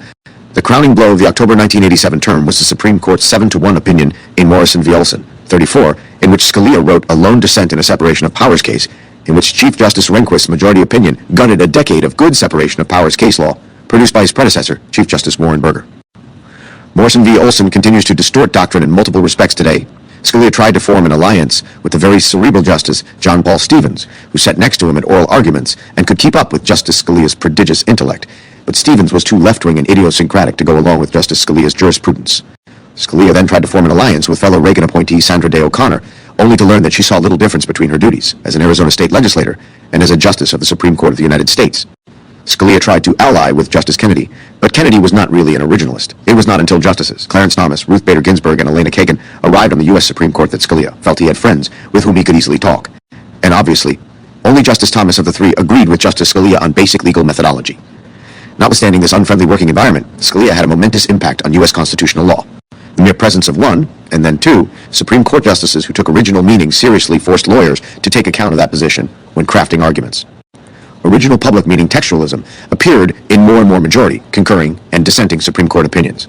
In 2004, a majority opinion from Justice Scalia overturned a quarter-century of case law, treating the Sixth Amendment right of criminal defendants to confront witnesses against them as a mere policy to be balanced against law enforcement needs and the control of court dockets. The opinion in Crawford v. Washington carefully parses the language, history, and context of the Sixth Amendment, and it stands as perhaps the exemplary use of originalist methodology in a Supreme Court opinion. 4 years later, in District of Columbia v. Heller, 37 Justice Scalia wrote a quintessentially originalist opinion concerning the Second Amendment's guarantee of an individual's right to own a gun. Significantly, Justice Stevens' dissenting opinion in the Heller case was also crafted almost entirely in the language of originalism. These events, even if merely episodic on a court with only 2 originalists, were almost inconceivable in 1985. Scalia led a more successful revolution on the Supreme Court regarding statutory interpretation, arguing vigorously for the use of text over legislative history. In 1986, it was unheard of for the court to issue an opinion in a case involving the meaning of a statute that did not include, and likely focus on, the legislative history. By the time of Justice Scalia's death, it was equally unheard of for legislative history to play a prominent role in a majority opinion, and that remains true today. In 2012, along with Brian Garner, the country's leading legal lexicographer and the editor of Black's Law Dictionary, Justice Scalia wrote perhaps the most influential book on statutory interpretation ever published, which has become a standard reference source for lawyers, scholars, and judges at all levels. We could write an entire book on Justice Scalia's jurisprudence and influence, but others have already done that. Justice Scalia made major contributions in just about every area of law. He was a force of nature in separation of powers cases, about which he cared deeply. He lost more often than he won, but his powerful dissenting and concurring opinions are increasingly working their way into the mainstream. He wrote some key opinions on standing to sue, which limits who can bring cases in federal court, especially when the complaints seem better suited for legislatures than courts. And in an often underappreciated aspect of his jurisprudence, he played a huge role in the development of criminal procedure law, especially with regard to Sixth Amendment confrontation rights and Fourth Amendment search and seizure law. His His focus on the original meaning of the text of the Bill of Rights, many of whose provisions are obviously designed to protect criminal defendants, sometimes put him at odds with conservative justices more interested in locking up guilty crooks than in correctly interpreting the text of the Constitution. Perhaps just as importantly, Justice Scalia diligently pored over the Supreme Court's certiorari petitions, finding plausible reasons to hear fewer cases than had been the norm before his arrival. He single-handedly persuaded the justices to decide only 80 cases a year and to do a better job on them rather than hear 150 cases a year and decide them sloppily, as the court had been doing before Scalia was appointed to it. The court's docket today is less than half as large as it was in 1986. Judicial restraint begins by not hearing cases, and Ed Meese and Ronald Reagan wanted a more judicially restrained court. Thanks in part to Justice Scalia, they got one. Justice Scalia spent hours arguing with his colleagues to remove language from their draft opinions that would generate unnecessary litigation and would confuse and divide lower courts. He often won these battles by threatening to concur separately or dissent. Justice Scalia told Steve Calabresi during his clerkship that the most important victories he won on the Supreme Court were the ones that the public would never see. He was referring here to his efforts to keep dicta out of his colleagues' opinions and to his reduction in the size of the Supreme Court's caseload. While this book is about Ed Meese, rather than a survey of 4 decades of jurisprudence, it is hard to discuss Justice Scalia's impact divorced from changes on the court during his tenure. The first shift came in 1987 when, after Justice Scalia's first year on the bench, Justice Lewis Powell was replaced by Justice Anthony Kennedy. We will say more about Justice Kennedy shortly. For the moment, it is enough to note that, while Scalia found Kennedy's style to be grating at times, especially in substantive due process cases, Kennedy was far more intellectual and conservative than the decidedly untheoretical Lewis Powell. A more seismic change happened when, in consecutive years, William Brennan and Thurgood Marshall were replaced by David Souter and Clarence Thomas. Although Souter was a bitter disappointment to conservatives, he was immeasurably more conservative than Brennan, who was the intellectual engine of the Warren Court. Souter was not an originalist by inclination, but his opinions were often full of arguments from text, history, and precedent. There is no question that the Supreme Court became more conservative, and even slightly more originalist, when David Souter replaced Bill Brennan, even though the Souter appointment was a big missed opportunity for the first Bush administration. Clarence Thomas, on the other hand, has for 3 decades been the court's most consistent and forceful originalist, more so than Scalia, and more so even than Neil Gorsuch. Thomas is much more likely than was Scalia to resort to original meaning over precedent, which is a crucial distinction given the volume of non-originalist precedents. Suddenly, in 1991, Scalia had a good friend on the bench, who was to his right in almost every case they decided together where they differed, which was seldom. 2 years later, the ornery and cynical Justice Byron White, who derisively called Scalia the professor, was replaced with Justice Ruth Bader Ginsburg, Justice Scalia's closest friend, when they had served together on the D.C. Circuit. Scalia and Ginsburg went to the opera together, they shared New Year's Eve together, and they were warm friends. While they disagreed sharply on methodology, and often on results, they had a mutual respect that could serve as a model in sharply polarized times. Jurisprudentially, the shift from Byron White to Ruth Bader Ginsburg was almost inconsequential. Scalia lost a vote to overturn Roe, but he gained a close friend. For all practical purposes, the Supreme Court was much more Scalia-friendly after this appointment than it had been before. 1 year later, Justice Harry Blackmun, the author of Roe v. Wade, and by 1994, a Brennan-like leftist who thought capital punishment had always been unconstitutional, was replaced by moderate Democrat Stephen Breyer, a Harvard Law School professor, a distinguished First Circuit Court of Appeals judge, and a former Senate staffer who talked Senator Ted Kennedy into championing airline deregulation. Senator Orrin Hatch gushed with praise over the appointment, which replaced the Supreme Court's last remaining hardcore leftist with an economically sophisticated intellectual who was far more congenial to Justice Scalia than Justice Blackmun had ever been.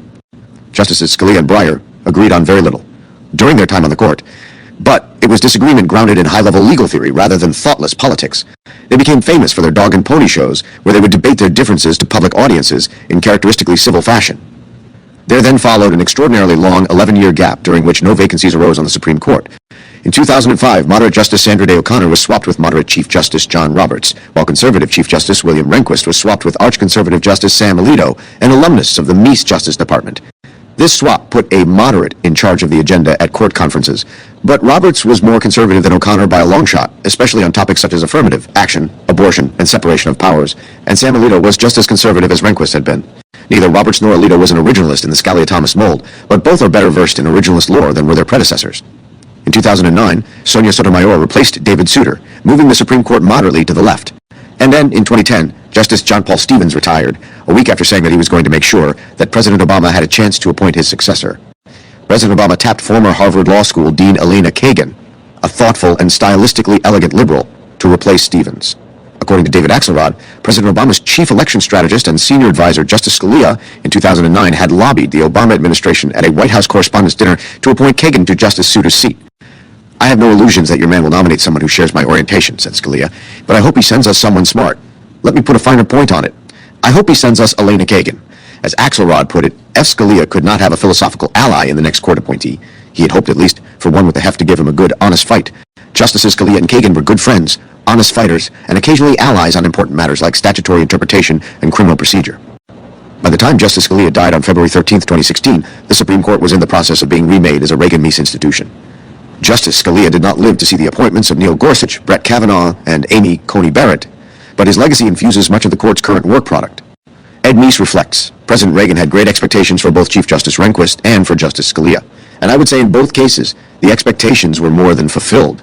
If you look at the entire history of the Supreme Court, there's never been a better justice of the court as far as I'm concerned, both in terms of his fidelity to the Constitution, but also his qualities to judge as a human being. His integrity, his consistency, his ability to write, his ability to stand courageously, even when criticized by the news media or the legal professorate. Whatever happened, he was just a man of unusually great accomplishments and stature. And I would say no question as Chief Justice Bill Rehnquist was also excellent in what he did, and particularly holding the court together when you have such strong positions on both sides. Yes, so I would say both worked out extremely well, and both were great losses when ultimately they passed away. The next vacancy, the year after the Rehnquist and Scalia appointments, Lewis Powell retired, giving Ronald Reagan and Ed Meese another opportunity to pick a justice. The decision was easy, as it had already been made the prior year when the choice had come down to Scalia or Bork. As Meese put it, when the vacancy did come about, there was no question that Judge Bork was at the top of the list. We didn't have to go out and have a search. Ed Meese found out about Justice Powell's retirement before it got to the press, and he called Ken Cribb on a secure phone line from a government plane to tell Cribb the news over the weekend. Cribb immediately remembered that National Review founder William F. Buckley Jr. had told him after the Scalia nomination that President Reagan had personally assured Buckley that Robert Bork would be his next Supreme Court nominee. By then, Cribb was working in the West Wing of the White House for Howard Baker, who was the Chief of Staff. Cribb tried to call Bill Buckley but could not reach him because he was out in Texas filming a special session of Firing Line, which he did once a year. Cribb set the White House operators to work on finding Bill Buckley, and they tracked him down in Texas so Cribb could talk to him.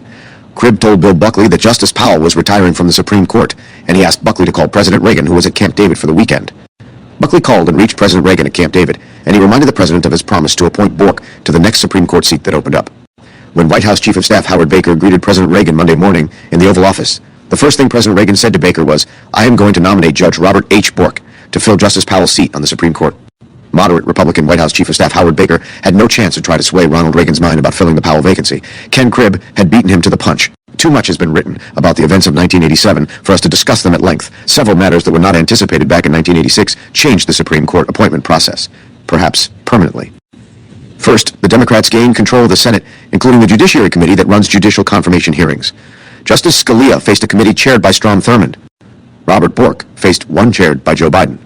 Second, as Meese describes it, there'd grown up some very vitriolic organizations on the left, such as the so-called People for the American Way, the so-called Hawaiians for Justice, and these were effective special interest groups of the left with respect to judicial selection for the first time in American history. The Bork nomination led to massive nationwide advertising campaigns against the Supreme Court nominee. And then, Meese continues, the third thing was that there was a definite movement within the Democrat Party.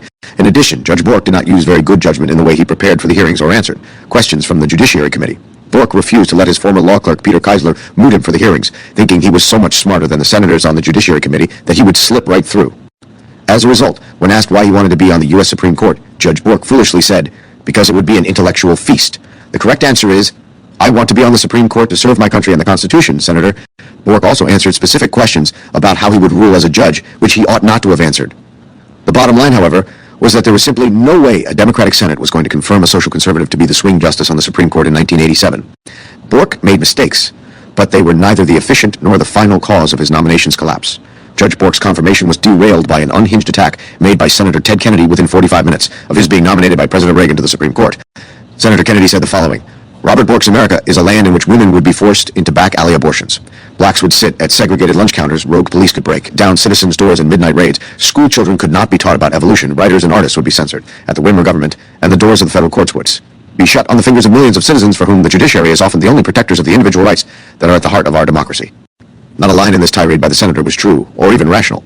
Bork had called for overruling Roe v. Wade. He had not called for outlawing abortion. Bork had repeatedly in print defended the correctness of Brown v. Board of Education, and he had never defended segregation. Bork had not supported violations of the Fourth Amendment by the police. He had not argued that. School children could not be taught evolution, and he had not argued for censorship of anyone. Senator Kennedy surely knew this. As is true of many politicians, truth was not something that he valued highly. The purpose of Senator Kennedy's tirade was to freeze in place Southern Democrats, like Howell Heflin of Alabama, and Western Democrats, like Senator Dennis DiConcini of Arizona, to prevent them from endorsing Bork as qualified. Senator Kennedy then drummed up Democratic primary challengers against Heflin and DeConcini to run against them if they supported Bork in the Senate Judiciary Committee, of which they were members. He did the same thing to other Southern and Western Democrats. The televised hearings were a farce in which Judge Bork tried to defend originalism in a neutrally principled way, while the Democrats, along with the insipid Republican, later turned Democrat, Senator Arlen Specter, ranted in response. Judge Bork's nomination was defeated after a bloody 4-month fight by a vote of 58 to 42. In the end, none of us will ever forgive the senators who disgracefully voted against Robert Bork's confirmation. Judge Bork gave a definitive account of this travesty of a smear campaign in 1990 in The Tempting of America, the political seduction of the law. Once Bork's nomination failed, who was next in line? That was a problem. In 1986, Brad Reynolds' Supreme Court Selection Committee came up with 2 top candidates for the next Associate Justice slot, Robert Bork and Antonin Scalia, but it failed to come up with someone for third place.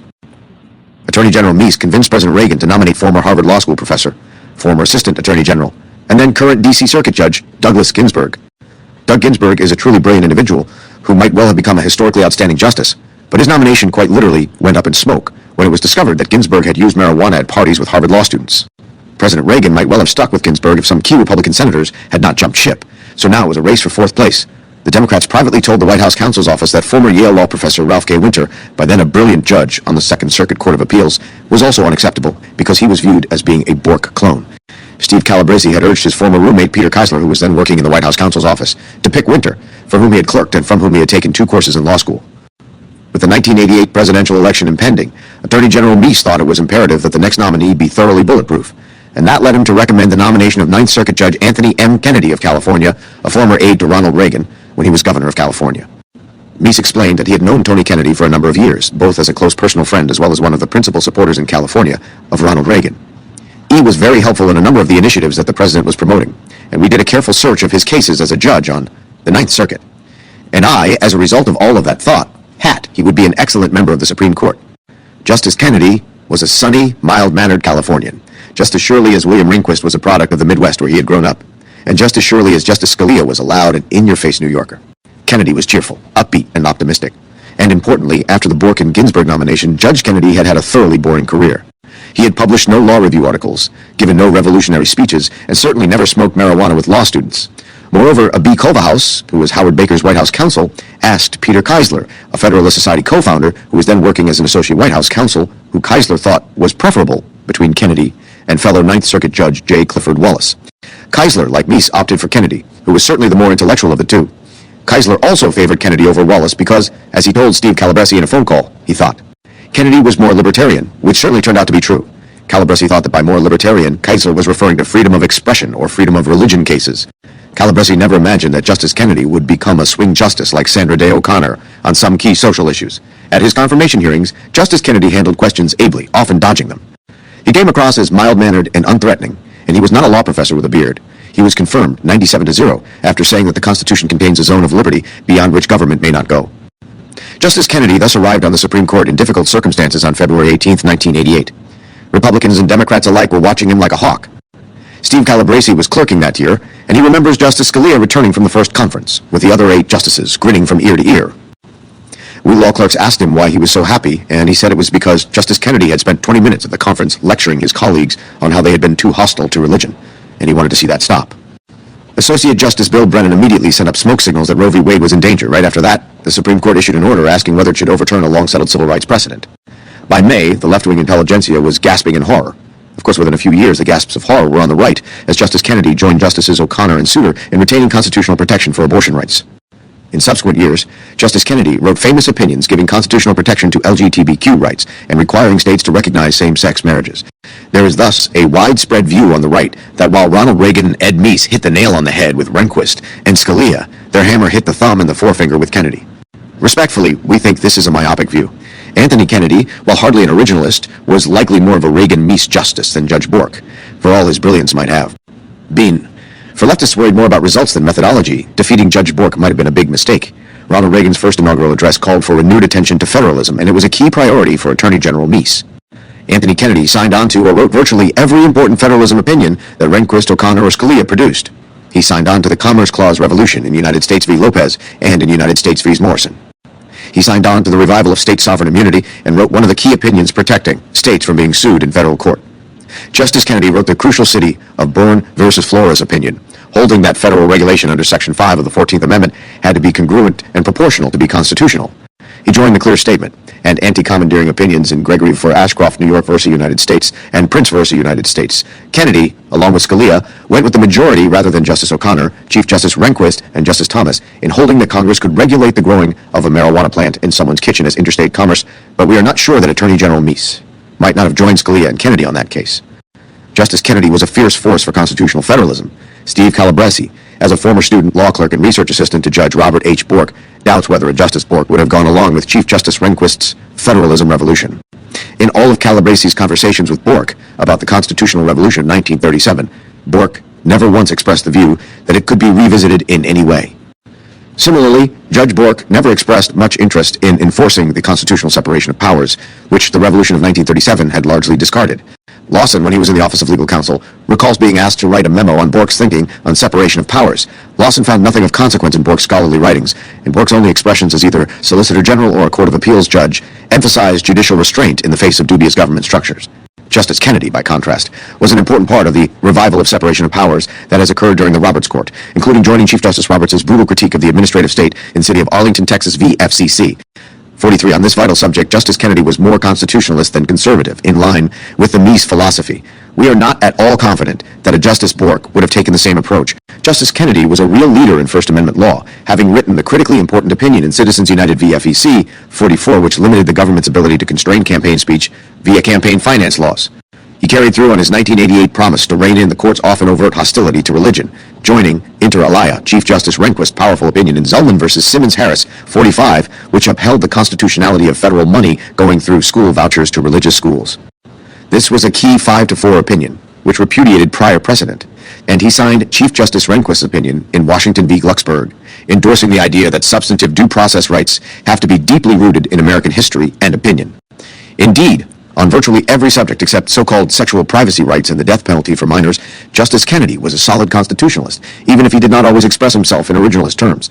For anyone who is not a single-issue voter, on either side, over those hot-button questions, Justice Kennedy's appointment must be rated a big success for President Reagan and Attorney General Meese. The Meese legacy in the Circuit Courts of Appeals. The Meese Circuit Court of Appeals selection effort. Supreme Court appointments are vital, of course, but far more cases are decided at the lower levels of the court system. The 179 federal appellate judges decide about 62,000 cases a year, and the Supreme Court reviews only 80 cases from the federal courts of appeals and the 50 state Supreme Courts. Federal Circuit Court of Appeals judges are responsible for implementing or obstructing decisions that the Supreme Court makes. The Meese DOJ gave an unprecedented degree of thought and attention to selecting Court of Appeals judges. The Meese Circuit Court of Appeals selection effort began in the summer of 1985, just as Steve Calabresi arrived at the Meese Justice Department as a special assistant to the Attorney General. As it happened, the judicial selection effort was initially entrusted to Grover Reese, a friend of Steve Calabresi's from Yale College. Reese left fairly promptly to accept an appointment as Chief Justice of the Supreme Court of American Samoa. He was replaced by Ken Cribb's incredibly sound and smart former roommate, Steve Matthews, who conducted the job as a Deputy Assistant Attorney General to Steve Markman in the Office of Legal Policy. Matthews and Markman would identify candidates to interview for each Court of Appeals vacancy. These candidates had to be interviewed generally for an hour by 3 Assistant Attorneys General and then by members of Meese's personal staff, such as Steve Calabresi or John Harrison, or by trusted Deputy Assistant Attorney Generals like Lee Liberman Otis in the Civil Division or Mike Carvin in the Civil Rights Division. These hour-long interviews took up a significant part of Steve Calabresi's day, and that was no doubt true as well for other members of the department. Calabresi was looking for candidates who were not only opposed to Roe v. Wade and opposed to it for constitutionally correct reasons, but who were also willing to challenge the New Deal revolution of 1937 and its abandonment of basic constitutional principles of limited federal powers and of the separation of powers. Calabresi was acutely aware that Franklin Roosevelt appointees Felix Frankfurter and Stanley Reed had become bitter opponents of William O. Douglas and Hugo Black, that Eisenhower appointees Earl Warren and William Brennan had become opponents of John Marshall, Harlan the Younger, and Potter Stewart, that Kennedy appointees Byron White and Arthur Goldberg had become opponents, and that Nixon appointees Harry Blackmun and William Rehnquist had become opponents. Those administrations, to the extent that they devoted any serious thought to the appointment process, were looking for judges who would rule a certain way in certain cases, not judges who had coherent constitutional philosophies that could be applied to numerous unknown cases in the future. Roosevelt got his New Deal approved, and Nixon got some guilty crooks locked up, but neither Roosevelt nor Nixon, for all their numerous appointments, secured a federal judiciary with a consistent approach to constitutionalism and law. Steve Calabresi was determined that the associate justices he recommended to Brad Reynolds and the Court of Appeals judges he recommended to Ed Meese would all be people who were reasoning in the right originalist way. He wanted Reagan appointees who would join forces in opposing the huge number of Carter appointees on the federal appellate bench by presenting a textually grounded and united jurisprudential front. By and large, the Meese Justice Department was uniquely successful in attaining that goal. Meese noted that President Reagan largely ended a practice of presidential deference to senators on Federal Circuit Court of Appeals judges, and he insisted that senators submit 3 candidates for federal district court appointments instead of only 1. This brought about a near revolution in federal judicial selection. That President Reagan and Attorney General Meese were able to pull this off was nothing short of astonishing. Steve Calabresi never asked a judicial candidate about Roe v. Wade itself, but he did ask about a substantive due process right to physician-assisted suicide, which the Supreme Court found a decade later not to be a constitutional right. He also asked judicial candidates about their views on Lochner v. New York, Wickard v. Filburn, and Baker v. Carr, all cases that implicated fundamental questions about the extent of constitutional limitations and powers and about the appropriate judicial role. Finally, he asked them about originalism versus the living Constitution. After an hour of this, it was pretty clear where all the judicial candidates stood on just about everything.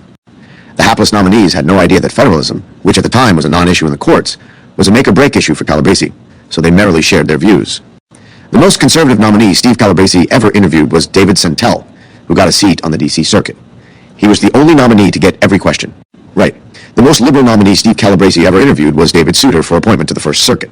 Professor Calabresi concluded he would be a John Paul Stevens-like judge, which also proved to be exactly right. Ironically, shortly after Calabresi interviewed Souter, Calabresi's uncle, Yale Law School Dean Guido Calabresi, called him. Steve Calabresi mentioned that he had just talked to a good friend of Guido's, David Souter, who was, along with Guido, a member of the Rhodes Scholarship Selection Committee for New England. Guido Calabresi exploded with anger and said, "You had better not be considering him for appointment as a judge because he is one of the most right-wing reactionaries I know." Steve Calabresi asked his uncle why he thought that, and Guido Calabresi responded that he had once had a 2-hour argument with Souter in which he was unable to persuade Souter that Brennan and Marshall were right that the death penalty was, always and everywhere, unconstitutional. This persuaded Steve Calabresi that he was right that Souter was more like John Paul Stevens than he was like Brennan and Marshall. That was hardly ideal, but it was not catastrophic. Ed Meese never interviewed a single Court of Appeals candidate, but with the team of people he had interviewing those candidates, he did not need to. Again, that team included Brad Reynolds, Ken Cribb, Chuck Cooper, Steve Markman, Steve Matthews, Richard Willard, Steve Calabresi, John Harrison Lee Lieberman Otis, and Mike Carvin, among others. No Harry Blackmans were going to get by that group. An unusually large number of the Reagan judicial appointees were former law professors of great distinction, including Robert H. Bork, Antonin Scalia, Ralph K. Winter, Richard Posner, J. Harvey Wilkinson, Frank Easterbrook, Stephen Williams, Douglas Ginsburg, Pasco Bowman, and John Noonan. Meese explained the rationale. The president felt that the more you knew about a person who was being considered for nomination, the better his nominees would be. And that is why many of the nominees for appellate court judges in particular were either law professors or sitting judges on the trial courts or in the state court systems. You had a record essentially to look at, to see, and to give you an indication of. Their adherence to the rule of law and their decision-making process and basically what they would do if they were put on the federal bench, to be sure, looking at academic records circa 1985, required making some inferences. Very few of those academics wrote on constitutional theory, rather than, for example, antitrust, corporate law, or administrative law. One had to rely on general habits of reasoning, which, if applied to constitutional theory, would push people as judges toward originalism. That is why the interview process mattered. The result was a very different federal appellate bench by 1988 than had existed in 1980, when the two of us entered law school, the D.C. Circuit. The Reagan Revolution made a big hit with the judges it named to the prestigious United States Court of Appeals for the District of Columbia Circuit. The en banc majority of the court went from liberal to conservative during Meese's tenure as Attorney General, building on good work done in the previous 4 years. The D.C. Circuit is often considered to be second in power only to the U.S. Supreme Court. Many politically and constitutionally charged cases tend to arise in Washington, D.C. In addition, a disproportionate number of Supreme Court nominees have been drawn from the ranks of the D.C. Circuit. Finally, many D.C. Circuit clerks go on to clerk on the U.S. Supreme Court, where they play a consequential role. On vital questions of administrative law, which governs how the vast federal administrative state conducts its business, the D.C. Circuit is more important than the Supreme Court, because most such questions never reach the Supreme Court level, and an outsized share of those cases end up in the D.C. Circuit. Attorney General William French Smith urged President Reagan to appoint future Supreme Court nominees Robert H. Bork and Antonin Scalia, both staunch originalists, to the D.C. Circuit in 1982. The foundational nature of these two appointments cannot be overstated. Both men were towering intellectuals and forces of nature who contributed mightily to the development of originalism as a theory of constitutional interpretation. White House counselor Ed Meese was strongly behind the Bork and Scalia appointments during Ronald Reagan's first term. William French Smith then urged President Reagan to appoint his 37-year-old counselor, liberal Republican Ken Starr, to the D.C. Circuit in 1983. Steve Calabresi clerked on the D.C. Circuit for Judge Bork in 1,984 to 1,984 wasn't big cases and small. Lawson clerked for Judge Scalia at the same time and had a modestly more optimistic view of Judge Starr, though Starr's writing style was sometimes over the top. Starr was not an originalist, and indeed did not have a discernible jurisprudential approach. Starr was subsequently named Solicitor General under President George Herbert Walker Bush, where he tacked so far left that Attorney General Richard Thornburgh, urged on by future Attorney General William Barr, threatened to resign in protest if Starr was nominated by Bush to the Supreme Court. President Bush instead nominated David Souter, passing over the outstanding Edith Jones. Starr later gained fame, or infamy, depending on one's outlook, as the independent counsel investigating Bill Clinton. That job, fairly or not, permanently ended Ken Starr's career in politics as a government official, which led to a long stint in university administration as Dean of Pepperdine Law School and President of Baylor University. In the end, Starr as a judge was a good deal better jurisprudentially than the court's Democratic appointees, but we doubt that he would have made it through the Meese DOJ gauntlet if his candidacy had come up a few years later. When Meese became Attorney General on February 25, 1985, he thus inherited two superb D.C. Circuit judges, one moderate Republican, and half a dozen mostly hostile Democratic appointees, plus an eclectic mix of senior judges who frequently sat on panels, often as randomizing elements. Attorney General Meese's first recommendation to President Reagan for the D.C. Circuit was the brilliant but temperamental Lawrence Silberman. Silberman had served in the Nixon and Ford administrations, where he had been the author of Nixon's affirmative action plan, an idea that he had come to reject as being evil. Silberman had then also served as Deputy Attorney General under President Ford and was good friends with Bork and Scalia. He was widely considered to be a possible Supreme Court nominee himself, though his personality was probably too prickly to make that fully realistic. Silberman took his seat on the court on October 28, 1985, and he continued to hear cases as a senior judge on the D.C. Circuit until his death on October 2, 2022. While serving on the D.C. Circuit, Judge Silberman was appointed by Chief Justice Rehnquist to be, in addition, a judge of the United States Foreign Intelligence Surveillance Court from 1996 to 2003. President George W. Bush then appointed Judge Silberman to be the chair of the Iraq Intelligence Commission in the executive branch in 2004 to 2005, a job that was compatible with Judge Silberman remaining on the D.C. Circuit. As a jurist, Silberman was sharp, often acerbic, and absolutely committed to the rule of law. By any available metric, Attorney General Meese's urging of the appointment of Larry Silberman to the D.C. Circuit was an act of brilliance. Silberman played a leading role on the D.C. Circuit for more than a third of a century. One of his former law clerks, Amy Coney Barrett, went on to clerk for Justice Antonin Scalia, and she was appointed to the Supreme Court herself by former President Donald Trump to replace Justice Ruth Bader Ginsburg, who died in the middle of the 2020 presidential election. We should add that Ken Cribb gets some credit here due to his longtime friendship with Judge Silberman and his then-wife, Ricky.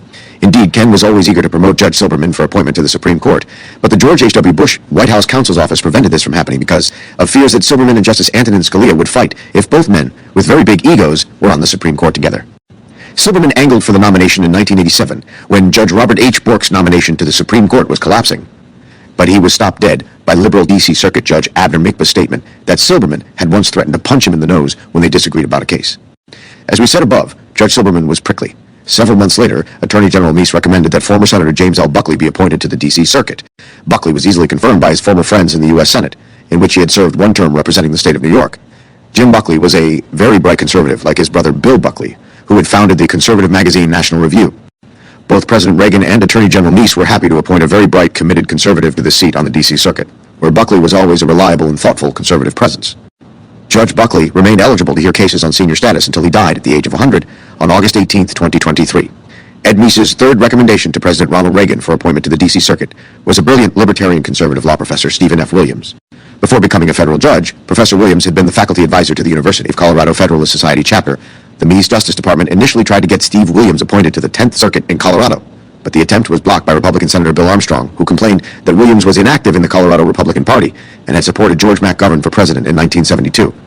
Fortunately, Steve Williams' father was very close to Bill Buckley, who called Meese to vouch for Williams. The appointment went forward as appointment to the D.C. Circuit, with Judge Williams taking his seat on June 16, 1986. Steve Calabresi was primarily responsible for this appointment, and he takes great pride in it. Indeed, Calabresi unsuccessfully lobbied the administration of the first President Bush to appoint Steve Williams to the Supreme Court instead of David Souter, but Williams was deemed to be unconfirmable and was thus not considered seriously.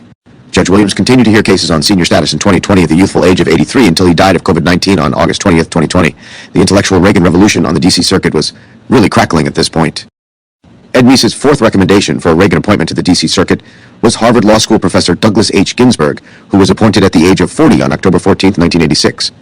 Ginsburg had been Meese's Assistant Attorney General for the Antitrust Division, where he followed the economic approach pioneered by Robert Bork as a Yale Law School professor in the 1960s and 1970s. This was a spectacular appointment of a brilliant man who knew a lot about law, economics, and regulation, and who could help push Ronald Reagan's deregulation efforts through the D.C. Circuit in the face of sometimes lawless opposition. As was noted above, Ginsburg was nominated to the U.S. Supreme Court in 1987, a move both of us cheered at the time. Judge Ginsburg is still only 77. In the year 2024, He has senior status on the D.C. Circuit, where he can hear cases if he wishes, and he teaches at the Antonin Scalia Law School at George Mason University. Ed Meese's fifth and final recommendation for appointment to the D.C. Circuit was North Carolina District Judge David B. Sentell. Judge Sentell wears cowboy boots, has a very strong personality, and is the most conservative judicial nominee Steve Calabresi ever had the pleasure of interviewing. The interview went on for over an hour and established that Calabresi and Sentell both regretted Franklin D. Roosevelt's judicial revolution of 1937. Judge Sentell was confirmed to the seat that Judge Scalia vacated when he was appointed to the Supreme Court. Both Ken Cribb and Steve Calabresi strongly supported the Sentell appointment, which was particularly the work of Meese's judge picker Steve Matthews. Judge Sentell played an unusually important role as a federal judge because Chief Justice William Rehnquist, with whom Sentell played poker, appointed Sentell the chief judge of the three-judge special court that appointed independent counsels under the Ethics in Government Act.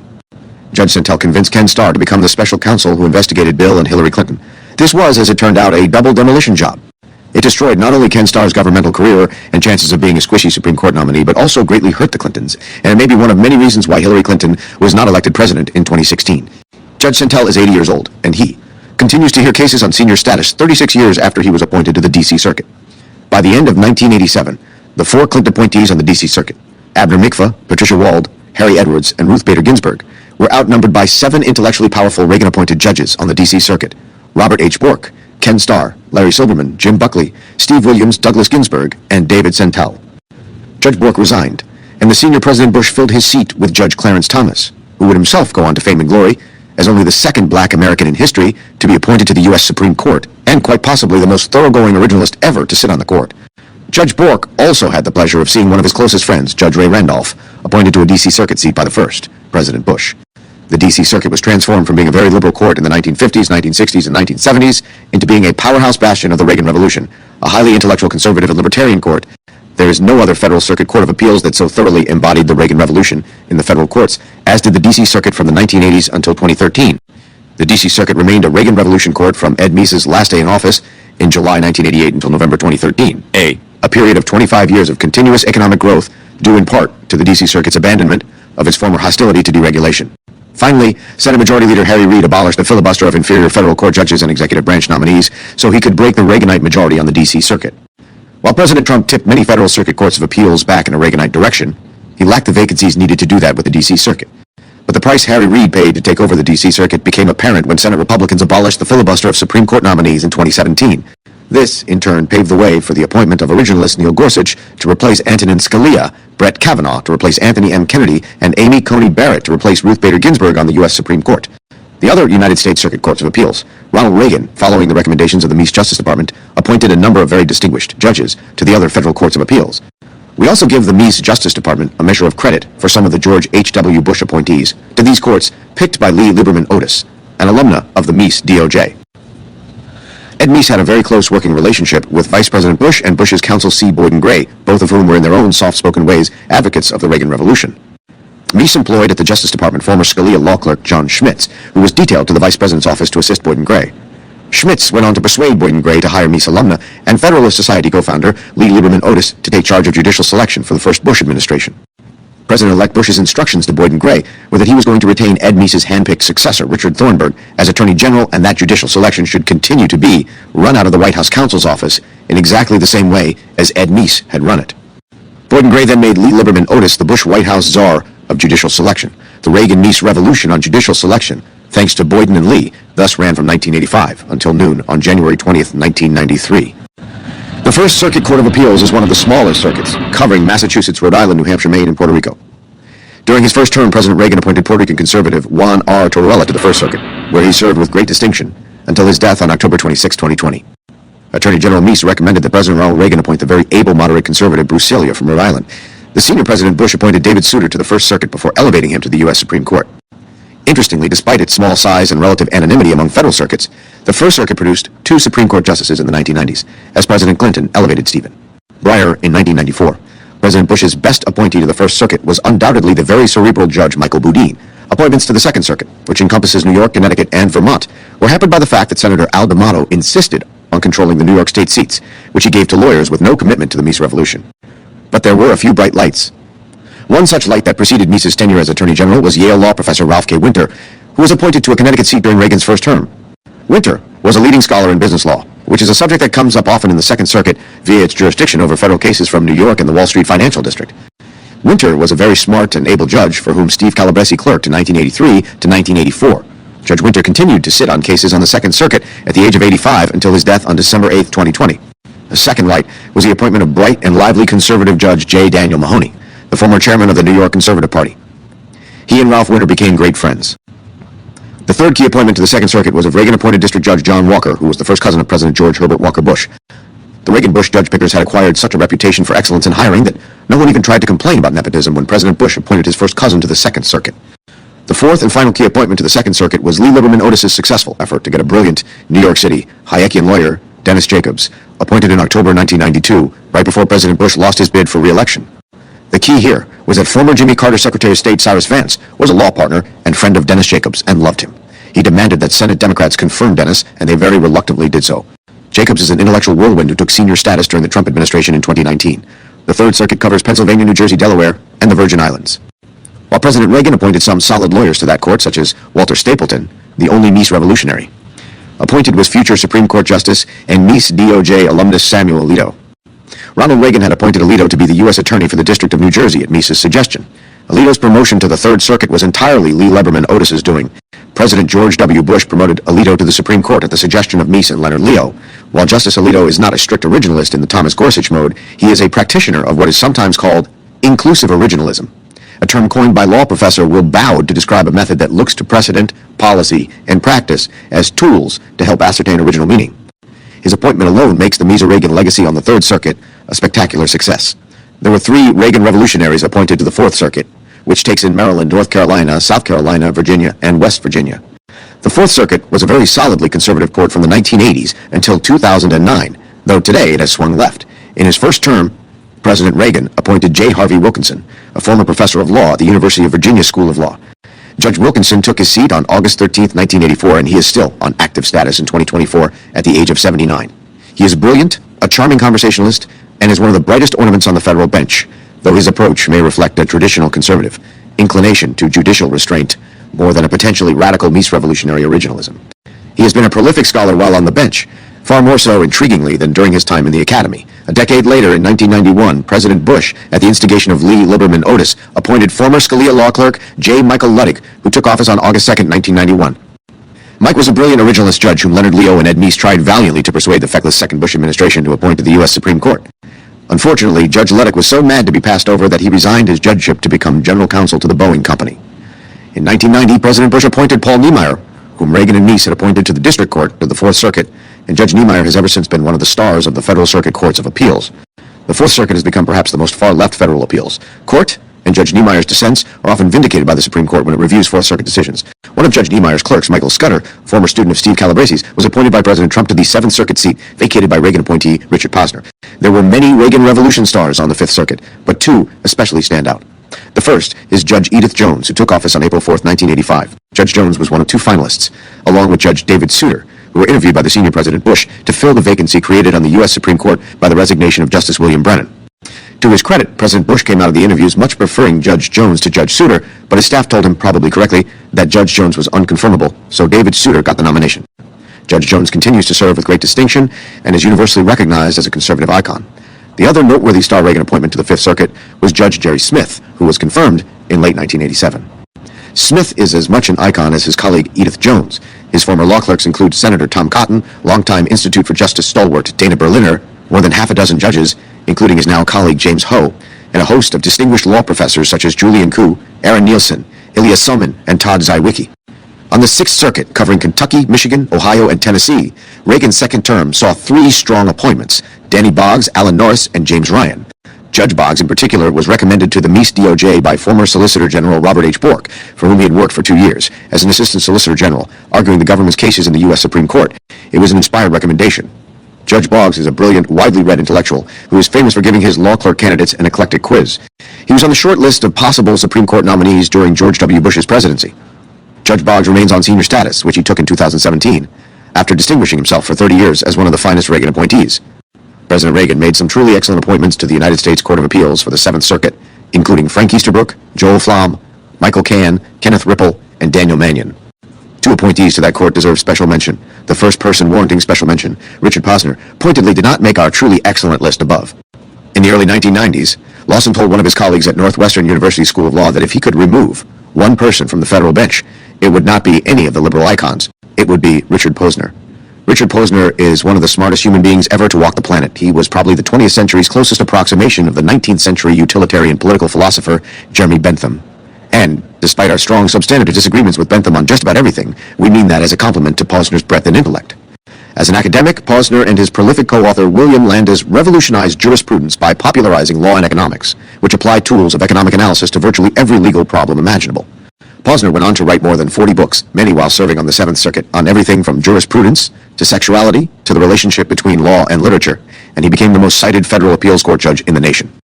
He remains one of the most important figures in American legal thought, and Lawson would have been honored to have him as a colleague on any law faculty in the world.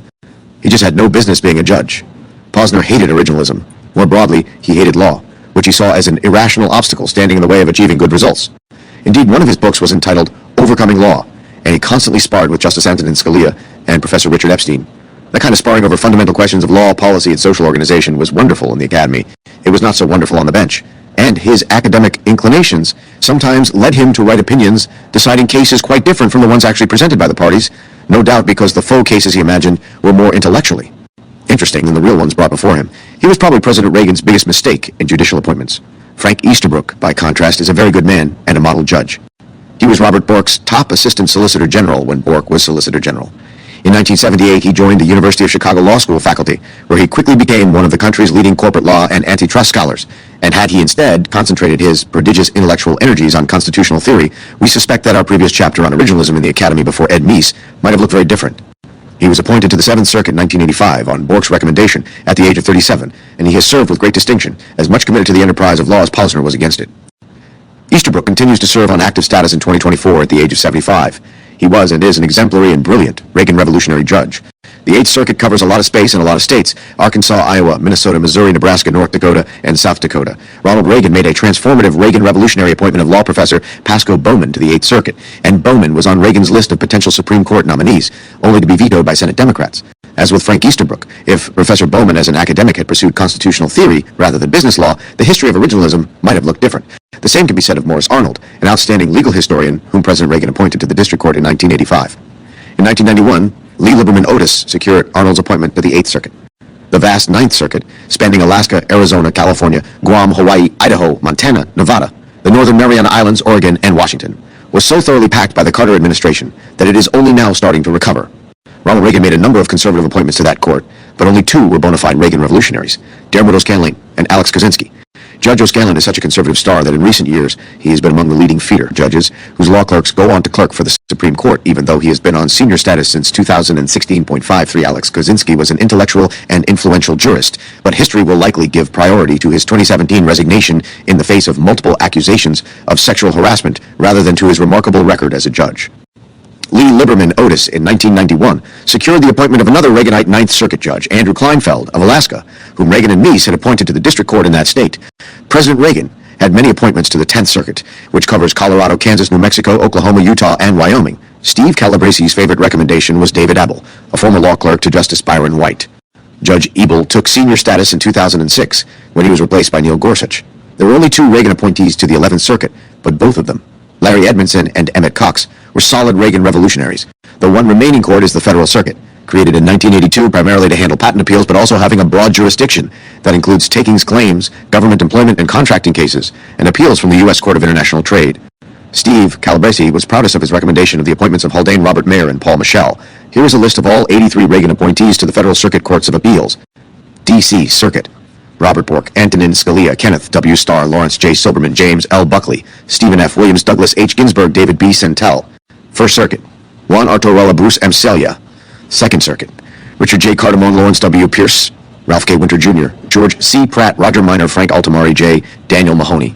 Third Circuit: Edward R. Becker, Carol Loss Mansman, Walter King Stapleton, Morton Ira Greenberg, William D. Hutchinson, Anthony Joseph Sirica, Robert Cowan, Richard Lowell Nygaard. Fourth Circuit: Robert F. Chapman J. Harvey Wilkinson, the Third Emery M. Sneeden William Walter Wilkins, Fifth Circuit William Lockhart Garwood Patrick Higginbotham, E. Grady Jolly W. Eugene Davis Robert Madden Hill Edith Jones, Jerry Edwin Smith John M. Doohy Jr. Sixth Circuit Leroy John Conti Jr., Robert B. Krupansky Harry W. Welford, Herbert Theodore Milburn, Ralph B. Guy Jr., David Aldrich Nelson James L. Ryan, Danny J. Boggs Alan Eugene Norris. Seventh Circuit Jesse E. Eschbach Richard Aposner John Lewis Coffey Joel Flom, Frank Easterbrook, Kenneth Francis Ripple, Daniel Mannion, Michael Stephen Cann.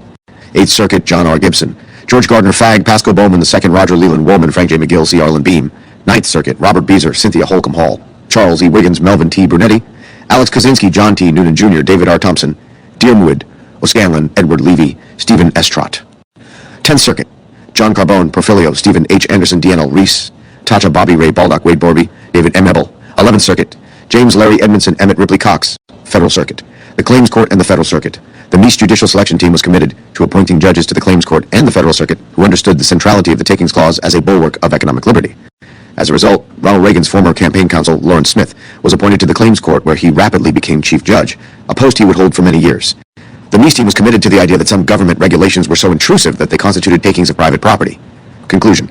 We could say much more about the Reagan record on judicial appointments, and there are many Circuit Court of Appeals judges of the 83 Reagan appointed, including some that we did not name here, who merit sections or even chapters of their own.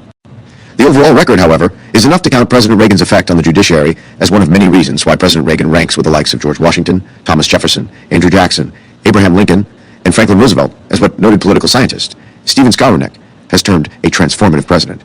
Ed Meese and his Department of Justice deserve at least some credit for that. When President George H.W. Bush took office, White House counsel C. Boyden Gray replaced Ed Meese as the key lawyer who had the president's ear. Attorney General Richard Thornburg was a rare carryover appointment from the Reagan administration after President Bush's establishment-oriented personnel shop fired 90% of President Ronald. Reagan's political appointees. Bush owed his victory in November 1988 to Reagan's growing economy, peace with foreign nations, and hard campaign work by his 77-year-old predecessor, who had gone to Orange County, California, the weekend before Election Day to campaign for Bush. Bush carried California and was the last Republican ever to do so as of 2020. Two fortresses of the Reagan Revolution held out in an administration composed largely of Gerald Ford Republicans, Vice President Dan Quayle's office, which was nicknamed Fort Reagan, and C. Boyden Gray's office, where John Schmitz got off Ed Meese's payroll and onto the White House staff. Schmitz persuaded Boyden to hire Lee Liberman Otis to be the head judge picker, as well as hiring young conservative stalwarts like Brent Hatch and Nelson Lund. Lee Liberman Otis did an absolutely spectacular job at picking Circuit Court of Appeals judges and in getting Justice Clarence Thomas appointed to the U.S. Supreme Court. As a result of her hard work, George H.W. Bush's administration was as good as the Reagan administration with respect to judicial appointments. Legal policy during the George H.W. Bush years continued on autopilot once Meese resigned as Attorney General. Attorney General Thornburg wisely made few changes to the course Meese had set, and Reagan administration alumnus Bill Barr held to that course when he replaced Thornburg. Judicial appointments at the circuit court level were as good as they had been under Meese, but Supreme Court selection was compromised by the fact that Bush had inherited a Senate of 55 Democrats and 45 Republicans. This was not a great state of affairs, but there were still in those days enough Southern and Western moderate Democrats to confirm a good Supreme Court justice. Clarence Thomas, after a searing fight, was confirmed 52-48. Boyden Gray and Lee Liberman Otis are often criticized by conservatives for the mistaken appointment of David Souter to the Supreme Court. But conservatives should remember that the most conservative and originalist Supreme Court justice of the last 40 years is without a doubt George H.W. Bush's appointment of Justice Clarence Thomas. They should. Also reflect on the list below of President George H.W. Bush's stellar set of 42 appointments to the Federal Courts of Appeals. D.C. Circuit. Clarence Thomas, Karen L. Henderson, and Raymond Randolph, 1st Circuit. Conrad K. Sear, David H. Souter, Michael Booty, Norman H. Stahl, 2nd Circuit. John M. Walker Jr., Joseph M. Mac Laughlin. Dennis Jacobs, 3rd Circuit. Samuel A. Alito Jr., Jane Richards Roth, Timothy K. Lewis, 4th Circuit. Paul V. Niemeyer, Clyde H. Hamilton, J. Michael Ludig, Karen J. Williams, 5th Circuit.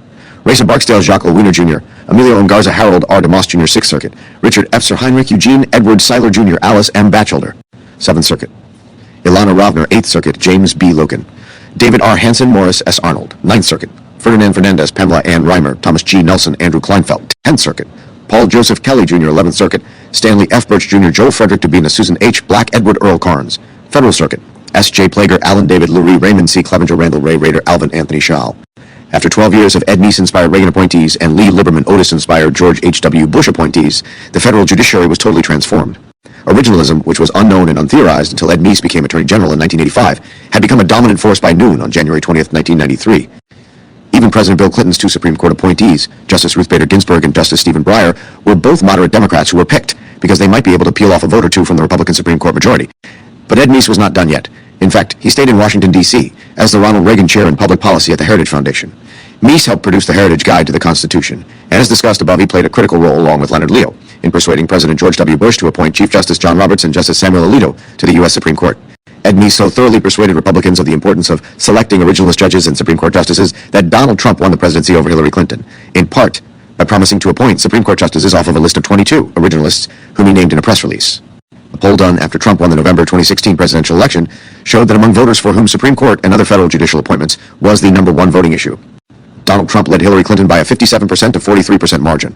The death of Justice Scalia, who was beloved by Republicans in the middle of the 2016 campaign, and the knowledge that whoever won in November would appoint Scalia's successor, motivated conservative and religious voters to turn out in big numbers to vote for Donald Trump in 2016. Justice Scalia's final legacy to the country was that the timing of his death led to the appointment to the Supreme Court of 3 originalist justices, who would end up turning some of Scalia's dissents and concurrences into majority opinions. In fact, Ed Meese and Ken Cribb had lunch at a National Lawyers Convention event at the Mayflower Hotel with Widener University Commonwealth Law School graduate Don MacGahn, who became an ardent Federalist Society member in the mid-1990s. MacGahn was thrilled to have lunch with 2 such famous and modest people, and he never forgot it. MacGahn went on to become President Donald Trump's first White House counsel, where he played the key role in the appointment to the U.S. Supreme Court of 3 spectacular originalist justices, Neil Gorsuch, Brett Kavanaugh, and Amy Coney Barrett. MacGahn filled his White House counsel's office with Federalist Society members who interviewed and picked President Trump, superb Federal Court of Appeals and District Court judges. Ed Meese and Ken Cribb deserve a lot of credit for their kindness and humility in getting Don MacGahn to become an ardent Originalist and Federalist Society member in the mid-1990s. MacGahn joked in a Barbara K. Olson memorial lecture to the Federalist Society that the press was wrong in saying he had outsourced judicial selection to the Federalist Society as White House counsel. He said, instead, that he had hired Originalist Federalist Society members to work for him as White House counsel, and that he would call that insourcing, not outsourcing. In all seriousness, MacGahn picked up where Ed Meese and Lee Liberman Otis had left off, and he picked much better lower federal court judges than George W. Bush was able to do, because the Democrats had abolished the filibuster of lower federal court judges in 2013, which had stymied George W. Bush. Leonard Leo helped to persuade former President Trump to appoint Pat Cipollone to be second White House counsel, and Cipollone continued to recommend originalist judges to President Trump. So the Ed Meese legacy in judicial selection lives on. Chapter 10, the Solicitor and the General. The Solicitor General's office in the Department of Justice supervise and conduct government litigation in the United States Supreme Court. One of this function includes arguing cases involving the United States before the Supreme Court, participating as an amicus curiae in cases in which the federal government is not a party but has some interest in the outcome or reasoning of the case, and asking the Supreme Court to review or not review cases decided by lower courts. The SG's office, as it is known, also review all cases decided adversely to the government in the lower courts to determine whether they should be appealed, and, if so, what position should be taken.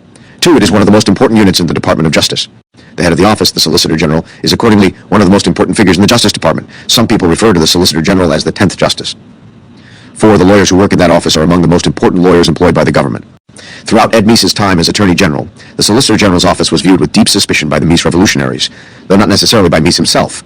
There were good reasons for this suspicion. First, most of the day-to-day work in the SG's office is done by the nearly 20 assistants to the Solicitor General, or Assistant SGS, who are supervised by 4 Deputy Solicitors General, only one of whom is a so-called political appointee chosen by the Attorney General. Those Assistant SGS and the 3 non-political deputies typically see the office as their careers, often staying for decades. Professor Thomas Merrill, a Deputy Solicitor General from 1987 to 1990, told Steve Calabresi that the career, lawyers called the political appointees, the Solicitor General and the 1 non-career deputy, the in and outers because they left after a few, and at most 8 years. During Meese's time as Attorney General, a good number of those long-serving career lawyers were hardcore leftists. We doubt whether many, or even any, of the career people in the office voted for Ronald Reagan. Second, even those assistant SGAs who were largely apolitical had agendas quite far removed from the Meese Revolution. Lawyers are trained to want to win cases, which usually means hewing closely to the status quo, including the massive non-originalist precedent that drives most court decisions. The Meese Revolution was about changing the status quo toward a focus on the Constitution's original meaning. That kind of radicalism had little attraction for the career litigators who constituted the DOJ's version of the establishment.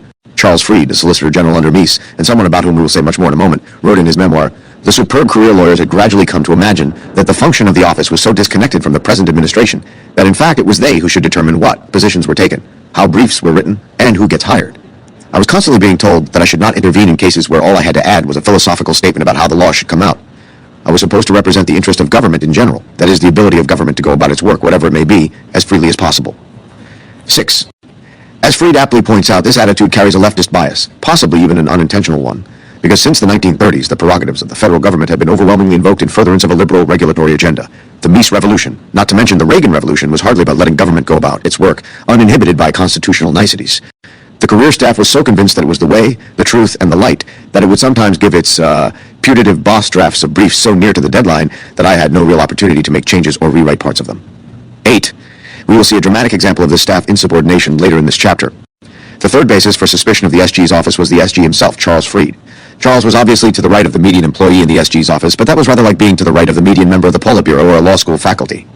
Charles Fried was not a Meese revolutionary, not by a long shot. Charles Fried was, however, one of the most academic and intellectual forces in Meese's Justice Department. Before joining the government, he was, and remained until his death in 2024, an extraordinarily distinguished professor at Harvard Law School, and after leaving the DOJ, he spent several years as a justice on the Supreme Judicial Court of Massachusetts. Charles only retired from teaching at Harvard Law School on December 31, 2023. He served as Meese's acting Solicitor General and then as the Senate-confirmed Solicitor General from 1985 until 1989, and he held that job for most of the period during which Meese was Attorney General. Throughout that time, Charles was a key part of the atmosphere that made the Meese Justice Department feel so much like a law school faculty. Charles Fried was a true intellectual who was widely read, had lots of interesting ideas, and was devoted to the life of the mind. He was also courteous and well-mannered in an almost aristocratic way. As Ken Cribb pointed out to us, Charles's good manners were a sign of the respect with which he treated other people. In addition, Charles had a wonderful sense of humor, one of the best senses of humor Steve Calabrese has ever encountered. Along with that courtesy and sense of humor came a strong sense of decency. Charles did not hold grudges. Even though he sparred with many members of the Federalist Society while he was Solicitor General, he was a longtime faithful faculty advisor to the Federalist Society's Harvard Law School chapter, where he was revered. In sum, Charles Fried can be absolved of all of the 7 deadly sins except for the one from which virtually all academics suffer, pride. He was not angry, envious, lustful, greedy, slothful, or gluttonous. He often exhibited courage, wisdom, temperance, justice, and love. For all of these reasons, Ed Meese, Ken Cribb, Steve Calabrese, and Gary Lawson all really liked Charles, and we always will. In 1991, he wrote a near-contemporaneous account of his time in the Justice Department. That book is vital for 2 reasons. First, it gives a detailed account of many of the key cases argued in the Supreme Court during the second Reagan term, and we encourage anyone interested in the full story of the Reagan Justice Department to read that account. Second, it gives vivid insight into why Charles Fried was a headache for the Meese revolutionaries, and vice versa. Charles Fried liked from the start sharing Reagan's gut-level dislike for the pretensions of government in general. 9, he did not, however, share Reagan's or Meese's constitutional vision. Charles Fried was a common law constitutionalist, meaning that he considered the text and original meaning of the Constitution no more important, and often less important, than the Supreme Court case law interpreting the text. It is unsurprising that he would think this way, since his academic specialty was contract law, 10% which in America is predominantly a common law subject with no text with an original meaning to apply. Charles thus approached constitutional law by looking first at the case law, and only secondarily, if at all, at the text or its original public meaning. As we earlier quoted him saying, "I used to tease the lawyers in my office that the ideal SG's brief would not have one word that is not in quotation marks and attributed to some prior Supreme Court opinions. This has been the texture of common lawyers' reasoning for centuries." 11. More fundamentally, Fried doubted whether originalism was feasible in practice or internally coherent, though his understanding of originalism was a crude intentionalism that looked to 18th century views on specific practices. It speaks worlds that this primitive understanding was the Solicitor General's account of originalism, even in 1991 after the jurisprudence of original meaning utterly displaced the jurisprudence of original intention. This common law focus was consistent with Charles's overall approach to social theory, which tracked Edmund Burke's suspicion of sudden and inorganic change in social institutions. The Meese Revolution was, well, a revolution. Burkins like Charles Fried would not easily sign on to something that so unsettles the status quo. Better to stick with the case law, for all its flaws, and maybe seek incremental change at the margins, without fundamentally changing the practice. Even if he had been a fan of originalism as its practitioners, including the Attorney General, understood it, Charles would have been in a difficult and perhaps impossible position as Solicitor General. On the one hand, he faced a Supreme Court that had a liberal majority and, until the fall of 1986, not a single originalist justice. The court's conservatives, Chief Justice Warren Burger and Justices Byron White, William Rehnquist, and Sandra Day O'Connor, were all essentially conservative legal realists. They did not fully believe in law, but thought of themselves as sensible, conservative policymakers. Those in the liberal bloc thought of themselves as sensible, progressive policymakers.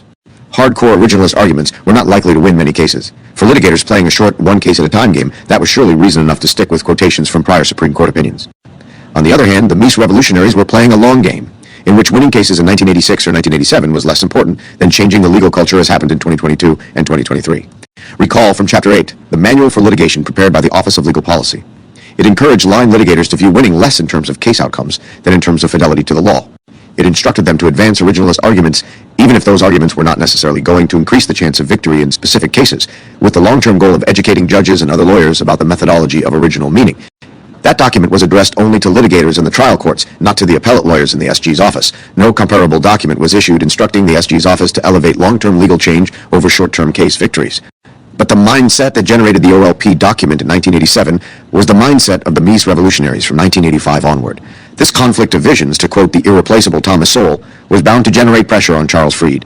He had to contend with his career staff on the left, and pretty much the entire civil side of the Department of Justice on the right, with his own sentiments leaning toward neither.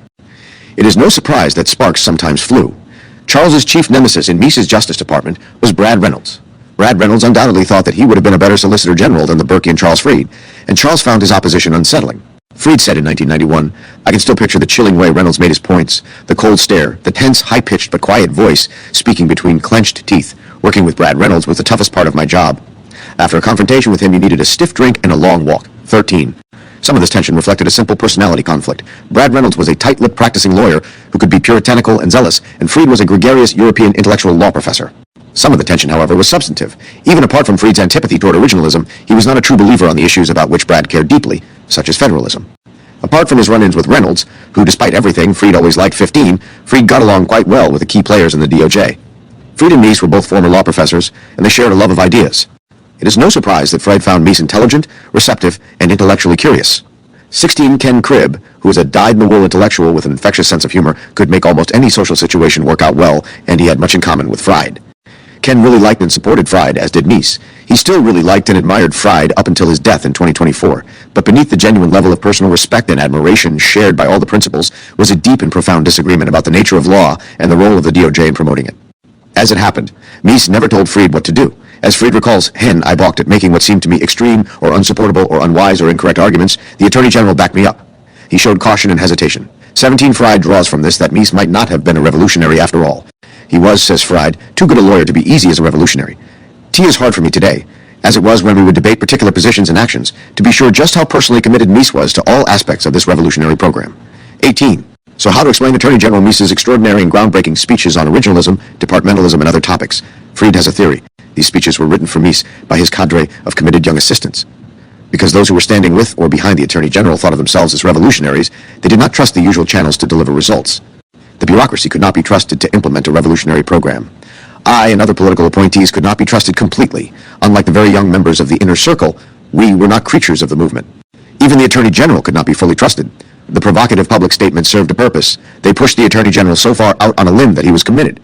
We are in one sense flattered that Charles Fried thinks that a bunch of 20-somethings 2 or 3 years out of law school could engineer a coup within the Department of Justice. We are in another sense offended that he could think us capable of plotting to undermine someone that we respected and even revered, like Ed Meese. In any event, it seems never to have occurred to Fried that Meese gave his speeches because he believed in what he was saying and thought a revolution in constitutional law was needed, or that he gave Fried space to get things wrong simply because Meese believed that it was the correct way to run the DOJ. Fried not only did battle with Meese's speechwriters Gary McDowell and Blair Dorminey, but also with many of the assistant attorneys general like Chuck Cooper and Brad Reynolds and their deputies like Mike Carvin in the Civil Rights Division. The revolutionary cadre of 20-somethings on the Attorney General's personal staff also spent much of its time butting heads with the SG's office, which perhaps explains why Fried's memoir invested it with so much power. Meese and Cribb hired 2 former Robert Bork clerks, Steve Calabresi and John Harrison, to monitor constitutional law issues within the DOJ. Calabresi and Harrison were specifically assigned by Cribb to keep an eye on what Fried was doing and to interview judicial candidates for the Federal Circuit Courts of Appeals. Calabresi and Harrison were both Yale Law School graduates who went on to become chaired professors at, respectively, Northwestern Pritzker School of Law and the University of Virginia School of Law. They are among the leading originalist scholars of the past 4 decades. The youthful cadre about which Fried complained was a knowledgeable and elite group of individuals who knew just as much about the Constitution as did Fried, and, importantly, knew much more about originalism than did Fried. One anecdote reveals how Fried viewed the cadre. The Washington, D.C. Lawyers Division chapter held a monthly luncheon for Federalist Society lawyers working in the Washington area.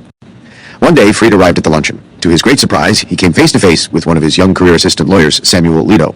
Fried memorably blurted out, "Why, Sam, I did not know you were a member of the Federalist Society. Why, this is just so awkward, so strange, kind of like running into a good friend at a bordello."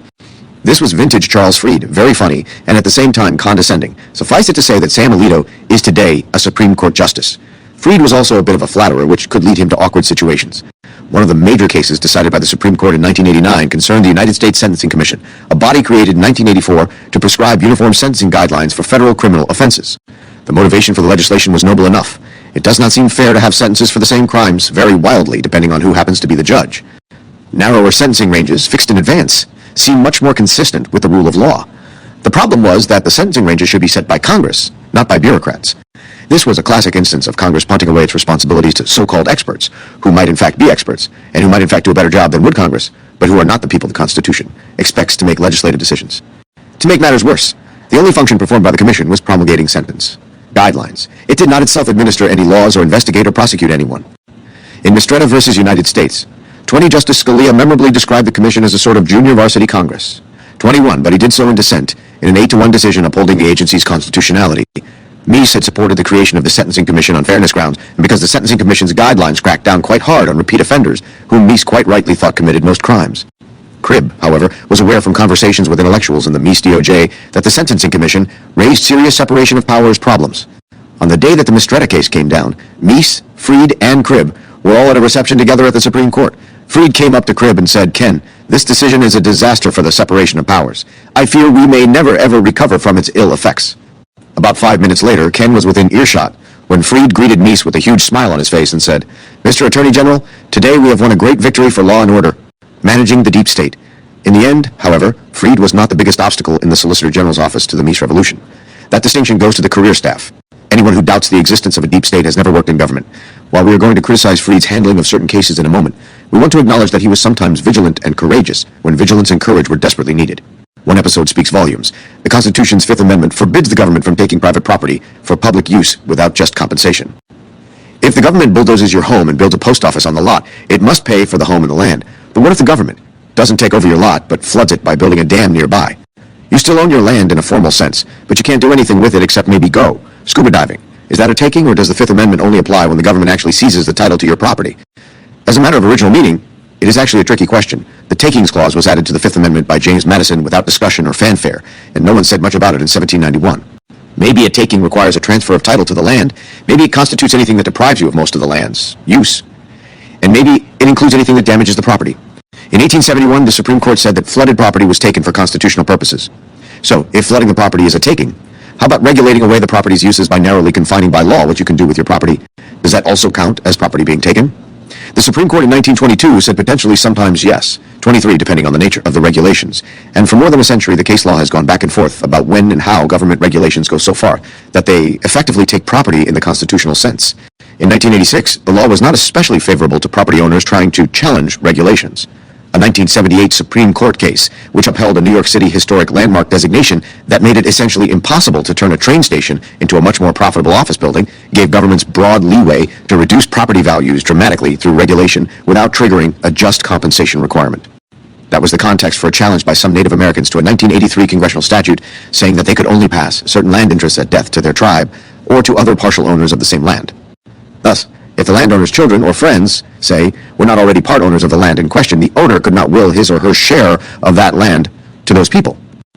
Was the statute the kind of regulation of land that amounts to a constitutional taking? Under the case law of 1986, it was a tough argument for the Native American landowners. A 1979 case had held that the federal government could, without owing compensation, essentially ban all uses of and transactions involving eagle feathers except displaying them on a mantle. Here, the Native American landowners could do more than just display their land. They simply couldn't pass it by will to their beneficiaries of choice. Nonetheless, the Eighth Circuit Court of Appeals found a taking, and the Supreme Court agreed to hear the case. There was no question that the DOJ was going to defend the statute. The precedents presented a strong case for the government, and the answer as a matter of original meaning is somewhat obscure. The question was how the government was going to defend the statute, and thereby hangs a tale. The story begins, humbly enough, with Gary Lawson in the Office of Legal Counsel writing a memorandum commenting on a federal statute that tells states when they have to commence running their statutes of limitations on tort actions stemming from environmental hazards. One possible issue was whether the federal statute might take property if it revived a cause of action for which the state's own statute of limitations had already run out. Knowing that the government was filing briefs in several takings cases coming to the court in the October 1986 term, Lawson asked to see drafts of the briefs to make sure that his memo did not contradict the government's litigating position. In the early draft brief for Hodo v. Irving, the case involving the Native American lands, Lawson was surprised to see an argument, apparently authored by career SG lawyers Ed Needler and Larry Wallace, saying, "Moreover, every sovereign possesses the plenary power to regulate the manner and terms upon which property may be transmitted at death, as well as the authority to prescribe who shall and who shall not be capable of taking it." Much of this statement was uncontroversial. No one doubts that governments can regulate the passage of property by will. There have long been statutes defining how to write a valid will, limiting to some extent the power fully to disinherit certain family members, and so forth. The key to the draft brief's argument was the word plenary. The word plenary in this context means unqualified, absolute. Thus, the SG's office was arguing that governments at all levels, including the federal government, in its role as trustee for Native American lands, had total power over testation, including the ability to abolish it altogether. Thus, any regulation of the power to pass property by will, including its complete abolition, was just fine, and since this statute fell short of abolition, it must be fine a fortiori. There was actually language in a New Deal-era case supporting this claim of plenary governmental power over testation. But it struck Lawson as a bit odd for the Reagan administration to be arguing that the United States could turn socialist in one generation by having governments claim all property once the current owners die. He mentioned the issue to Chuck Cooper, wrote his memo on statutes of limitations, and thought no more of it. Only much later did he hear of the resulting firestorm throughout the Justice Department regarding the word plenary, Richard Willard in the Civil Division, Hank Habicht in the Lands Division, Chuck Cooper at OLC, and Fried, as the Solicitor General, all agreed that the government should not be making such an argument, even if New Deal case law supported it. Indeed, Fried announced that he could not sign his name to any brief that contained such an argument. The career SG litigators, however, saw no problem, and the language about plenary power over wills kept appearing in drafts. Finally, the definitive order was given to describe the government's power over wills in broad terms, but specifically to avoid describing the power as plenary. Recall how Fried mentioned that he sometimes received briefs from his staff with little or no time to make revisions. This time, he received printed copies of the brief, several dozen of them, ready to be filed with the Supreme Court. The brief described the government's plenary power over testation, including its ability to abolish altogether people's power to pass down their property. There was then no way to make revisions to the briefs. They were in final printed form. Charles Fried found a way. On the eve of filing the briefs in the Supreme Court, he took a marker and personally, by hand, blacked out the word plenary in every printed copy of the brief. Today, when everything is digitized, this remarkable event is in danger of disappearing. But if one can locate a hard copy of the brief, or a PDF that accurately reproduces the original document, one will see a handmade deletion in every copy. This was Charles Fried at his finest, and the career staff in the SG's office doing what it did. There is a coda to the story. Even after Fried's heroic effort at damage control, if one held up the marked-out portion of the printed brief to the light, one could faintly see the word plenary underneath.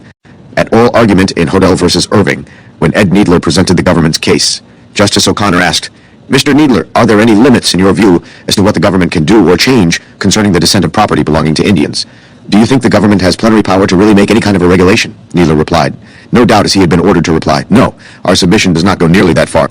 He then added, however, that court has described the power of the legislature over the descent of property in very broad terms, suggesting that the right to pass property and to receive it by descent or by will is creation of statute, and not a natural right. It is a privilege that can be conditioned or even abolished, but the court has never been confronted with a situation where it had to address that, and it isn't here. A simple no, of course, would have sufficed. But Needler insisted on emphasizing at least the possibility that governments could abolish the transfer of property at death. Justice O'Connor followed up, "Well, do you take the position that it can be abolished?" Needler responded, "That is not part of our submission here, no," and sought to explain the limited scope of the law actually at issue in the case. Another justice then chimed in, leading to an intriguing colloquy that prompted open laughter from the gallery. Question. May I follow up on the question asked by Justice O'Connor? On page 17, the brief states, "Every sovereign possesses the power to regulate the manner and terms upon which property may be transmitted at death, as well as the authority to prescribe who shall and who shall not be capable of taking it." Author's note, this was the sentence containing the blacked out word, plenary. Doesn't that say that the government may disinherit anyone it wishes to disinherit? I am surprised that the Solicitor General would. Mr. Needler, I don't. We did not intend for that language to be taken to its full implications. Question, you didn't intend for it to be taken the way it reads? Mr. Needler, well, this is, Congress obviously can. I think there is an element of reasonableness in anything Congress does in a situation such as this in terms of defining who may be qualified to take property, what sort of property can pass, and within reasonable limitations. We are not suggesting here that Congress could simply pass a statute providing for all property to escheat to the government after one generation. Of course, Ed Needler and Larry Wallace were most definitely suggesting that Congress could simply pass a statute providing for all property to escheat to the government after one generation. That obviously was not the position of the Meese DOJ or Solicitor General Fried, but the career staff had its own agenda. The Supreme Court, by the way, found the statute unconstitutional by a 9-0 vote, though there was a splintering of opinions about the reasons for that result. Privacy. Thus, there were times when Fried was both an effective Solicitor General and an effective messenger for the Reagan-Meese revolution. At other times, however, there was sharp tension between the Meese message, Fried's own inclinations, and Fried's conception of victory as securing 5 votes in Supreme Court cases, rather than laying the foundation for possible future victories. That tension was nowhere more evident than with regard to the so-called right to privacy. There is no right to privacy in the U.S. Constitution or in any of its 27 amendments. There are provisions that expressly protect certain aspects of privacy, such as the Fourth Amendment's requirement that searches and seizures be reasonable, and the overall scheme of enumerated federal powers gives federal actors only limited capacity to restrict privacy rights. But there is no overarching privacy norm that trumps express grants of constitutional power. Moreover, all of these provisions apply only to federal actors. The vast majority of cases complaining about privacy violations involve state action, for which the only relevant constitutional provision is the 14th Amendment, which forbids states from abridging the privileges or immunities of citizens or depriving people of the equal protection of the laws or due process of law.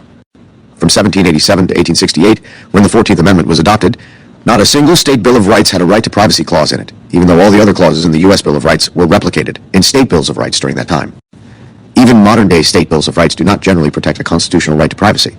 32 is thin gruel for generating an overarching right to privacy against state action from the unpromising language of the 14th Amendment, however appealing such a right might be as a matter of policy.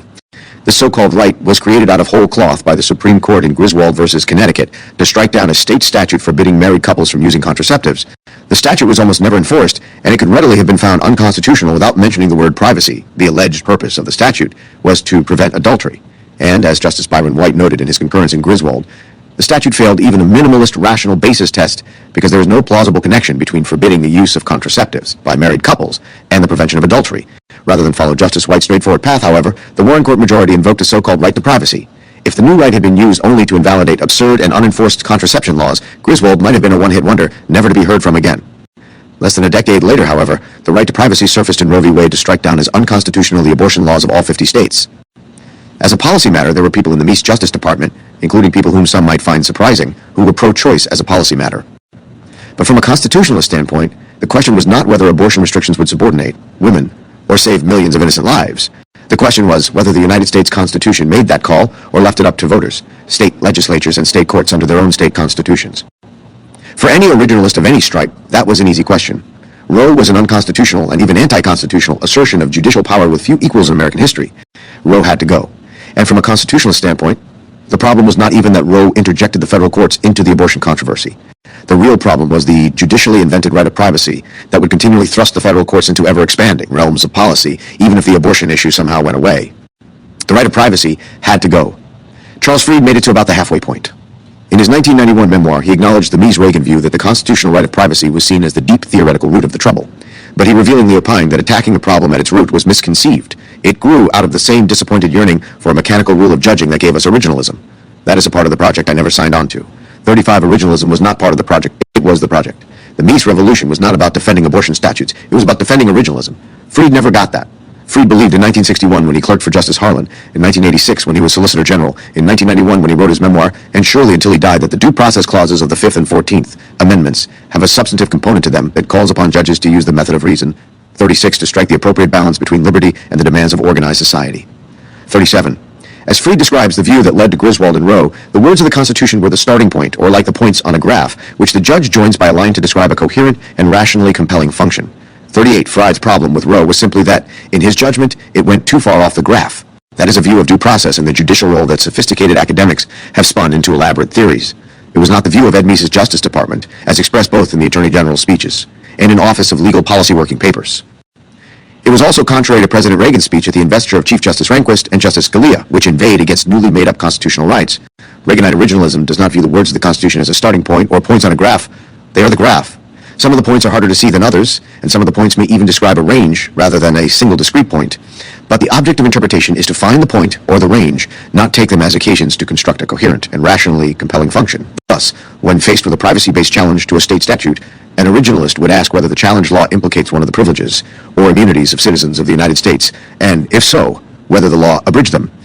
That inquiry could well involve exercise of some of the reason and judgment that Freed favored, and it might even yield a decent chunk of the results that he treasured.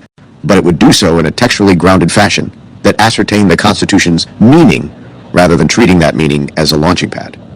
This was precisely Justice Thomas's position in his concurring opinion when the court finally overruled Roe in 2022, 41. Charles Freed was not an originalist. Accordingly, when the Meese DOJ had its first opportunity to weigh in on abortion as an amicus curiae in Thornburg versus American College of Obstetricians and Gynecologists, the brief was disappointing to many. Much of the SG's brief explained with considerable force how the Pennsylvania statute at issue, which did not prohibit abortion as such but regulated the procedures used in abortions, information provided to patients, and access to abortion by minors, was consistent with prior case law, including Roe. At the end of the brief, the government asked the court to overrule Roe. We cannot reproduce that entire argument here, but it can fairly be described as softcore. A large part of the argument concerned the unworkability and arbitrariness of the trimester framework established by Roe, a framework that the court, in fact, abandoned in 1992, 30 years before it formally overruled Roe altogether, 44 when it came time to challenge the underlying foundations of Roe in the invented right to privacy. The two words that best describe the argument are academic and equivocal. It contains a few mentions of history and the need to ground analysis of phrases like due process of law in original intentions. But the real flavor of the argument is captured by a representative passage. History is invoked in another way to take account of developments in society and the law. Such an approach has seemed particularly plausible in determining the application of the Fourth Amendment's protections to such undreamt of developments as wiretapping, electronic surveillance, the searches of automobiles and airplanes. History in this sense appears as a vector, in which the original understanding is seen as the point of departure for developing values implied and the inchoate at the point of origin. But the court has always taken pains to trace its point of origin back to specific constitutional provisions, by a route either inferential or historical. In Roe v. Wade, by contrast, the connections by either route were wholly missing, and the court was forced to leap to its conclusion. Certainly, the course of legal attitudes and practice, the compelling traditions of the legal profession, permit no extrapolation from the past to the court's conclusion in Roe v. Wade. The story traced by the court does not show a steady and growing acceptance of a point of view until the practice, in a few jurisdictions, can be characterized as anomalous. There was also, unsurprisingly, a paean to Justice Harlan's opinion in Poe v. Ullman, likely written by law clerk Charles Freed, described by the brief as the classic statement of how a specific constitutional text is seen to harbor the germ of a theory that establishes a general and fundamental right. This is not, in either substance or style, the argument of a Meese revolutionary, but it might have been the argument of a Meese DOJ, nonetheless. Obviously, the brief was not constructed without input. Freed's memoir describes the consultation process, which included sign-offs by Meese and Brad Reynolds. Why would Meese and Reynolds agree to this unoriginalist slop? This was perhaps the first major brief filed by the Meese DOJ. A full-throated originalist argument would have secured at most one vote on the court in 1986, and even that one probably would not have accepted the reasoning of a hardcore originalist brief. Coming out swinging would surely anchor most of the justices, including moderate swing justices like Powell and O'Connor, to be deeply suspicious of subsequent DOJ arguments. Or so one could readily imagine experienced lawyers like Meese and Reynolds thinking, and Meese surely did not want to start his tenure as Attorney General by setting a precedent of telling the Solicitor General how to do his job. As Freed pointed out, Meese never once told him what to do. Having said that, a Meese revolutionary, or even someone who took originalism at all seriously, could have found a way. One could have made all the incremental precedent-based arguments crafted by Freed and also included a section for posterity, if for no other reason, instructing lawyers, judges, and even the public about original meaning. In 1987, as we have seen, the OLP instructed line litigators to do precisely that in district court cases. It could have been done for Supreme Court cases as well. There were long-term costs of compromising on a commitment to originalism. During the first Bush administration, when Freed was no longer Solicitor General, he was asked to come back to present oral argument for the government in another abortion case, Webster v. Reproductive Health Services. He saw the argument as a unique occasion to remove from the campaign to reestablish the law in general and the effort to overrule Roe in particular, the albatross of originalist rigorism. His oral argument emphasized that we are not asking the court to unravel the fabric of unenumerated and privacy rights which the court has woven. Rather, we are asking the court to pull this one thread. This half-hearted, overtly anti-originalist advocacy was bound to make the justices worry about what pull this one thread would do to the court's fabric of unenumerated and privacy rights. The right way to begin an argument calling for the overruling of Roe v. Wade is to point to the Constitution and analogize Roe to past substantive due process blunders like Dred Scott v. Sanford. One needs, in other words, adherence to constitutional principle. It is noteworthy that in a New York Times op-ed that coincided with oral argument in Dobbs v. Jackson Women's Health Organization, Freed recanted his oral argument in Webster and said that if one pulled the one thread of Roe, the whole fabric of the right to privacy would unravel. Thankfully, the Supreme Court in 2022 chose the Constitution over Freed's threads, graphs, and functions, race. Freed did a much better job representing the Meese revolution in race discrimination cases, in part because his heart was really in the fight for colorblindness in a way that was lacking in the abortion cases. It was also a lot easier to get Justice Sandra Day O'Connor's and Justice Anthony M. Kennedy's votes in a race discrimination case than in a case seeking to overrule Roe. Freed believed that the affirmative action push toward quotas dangerously aggrandizes government. It is a threat to liberty and to the basic right of every person to be considered as a distinct individual and not in terms of the groups to which government says he belongs. 49. That was in keeping with the general sentiment of the Meese DOJ.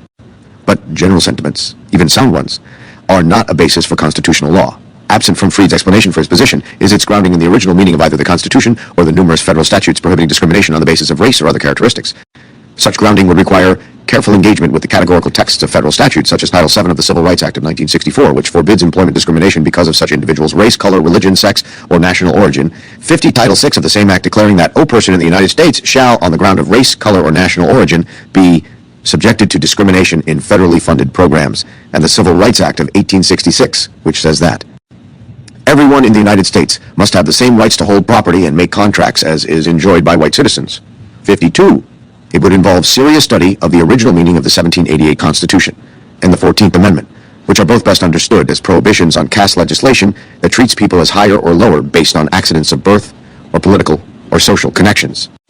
This kind of study of the Constitution could generate any number of conclusions: that the Constitution requires that all state and federal governmental action be colorblind, that all state and federal action be presumptively colorblind, with race-conscious decisions justified only in narrow and extreme circumstances, such as preventing prison riots, that all state and federal action be presumptively colorblind, but with race-conscious decisions more easily justified, or a host of other possibilities within this range.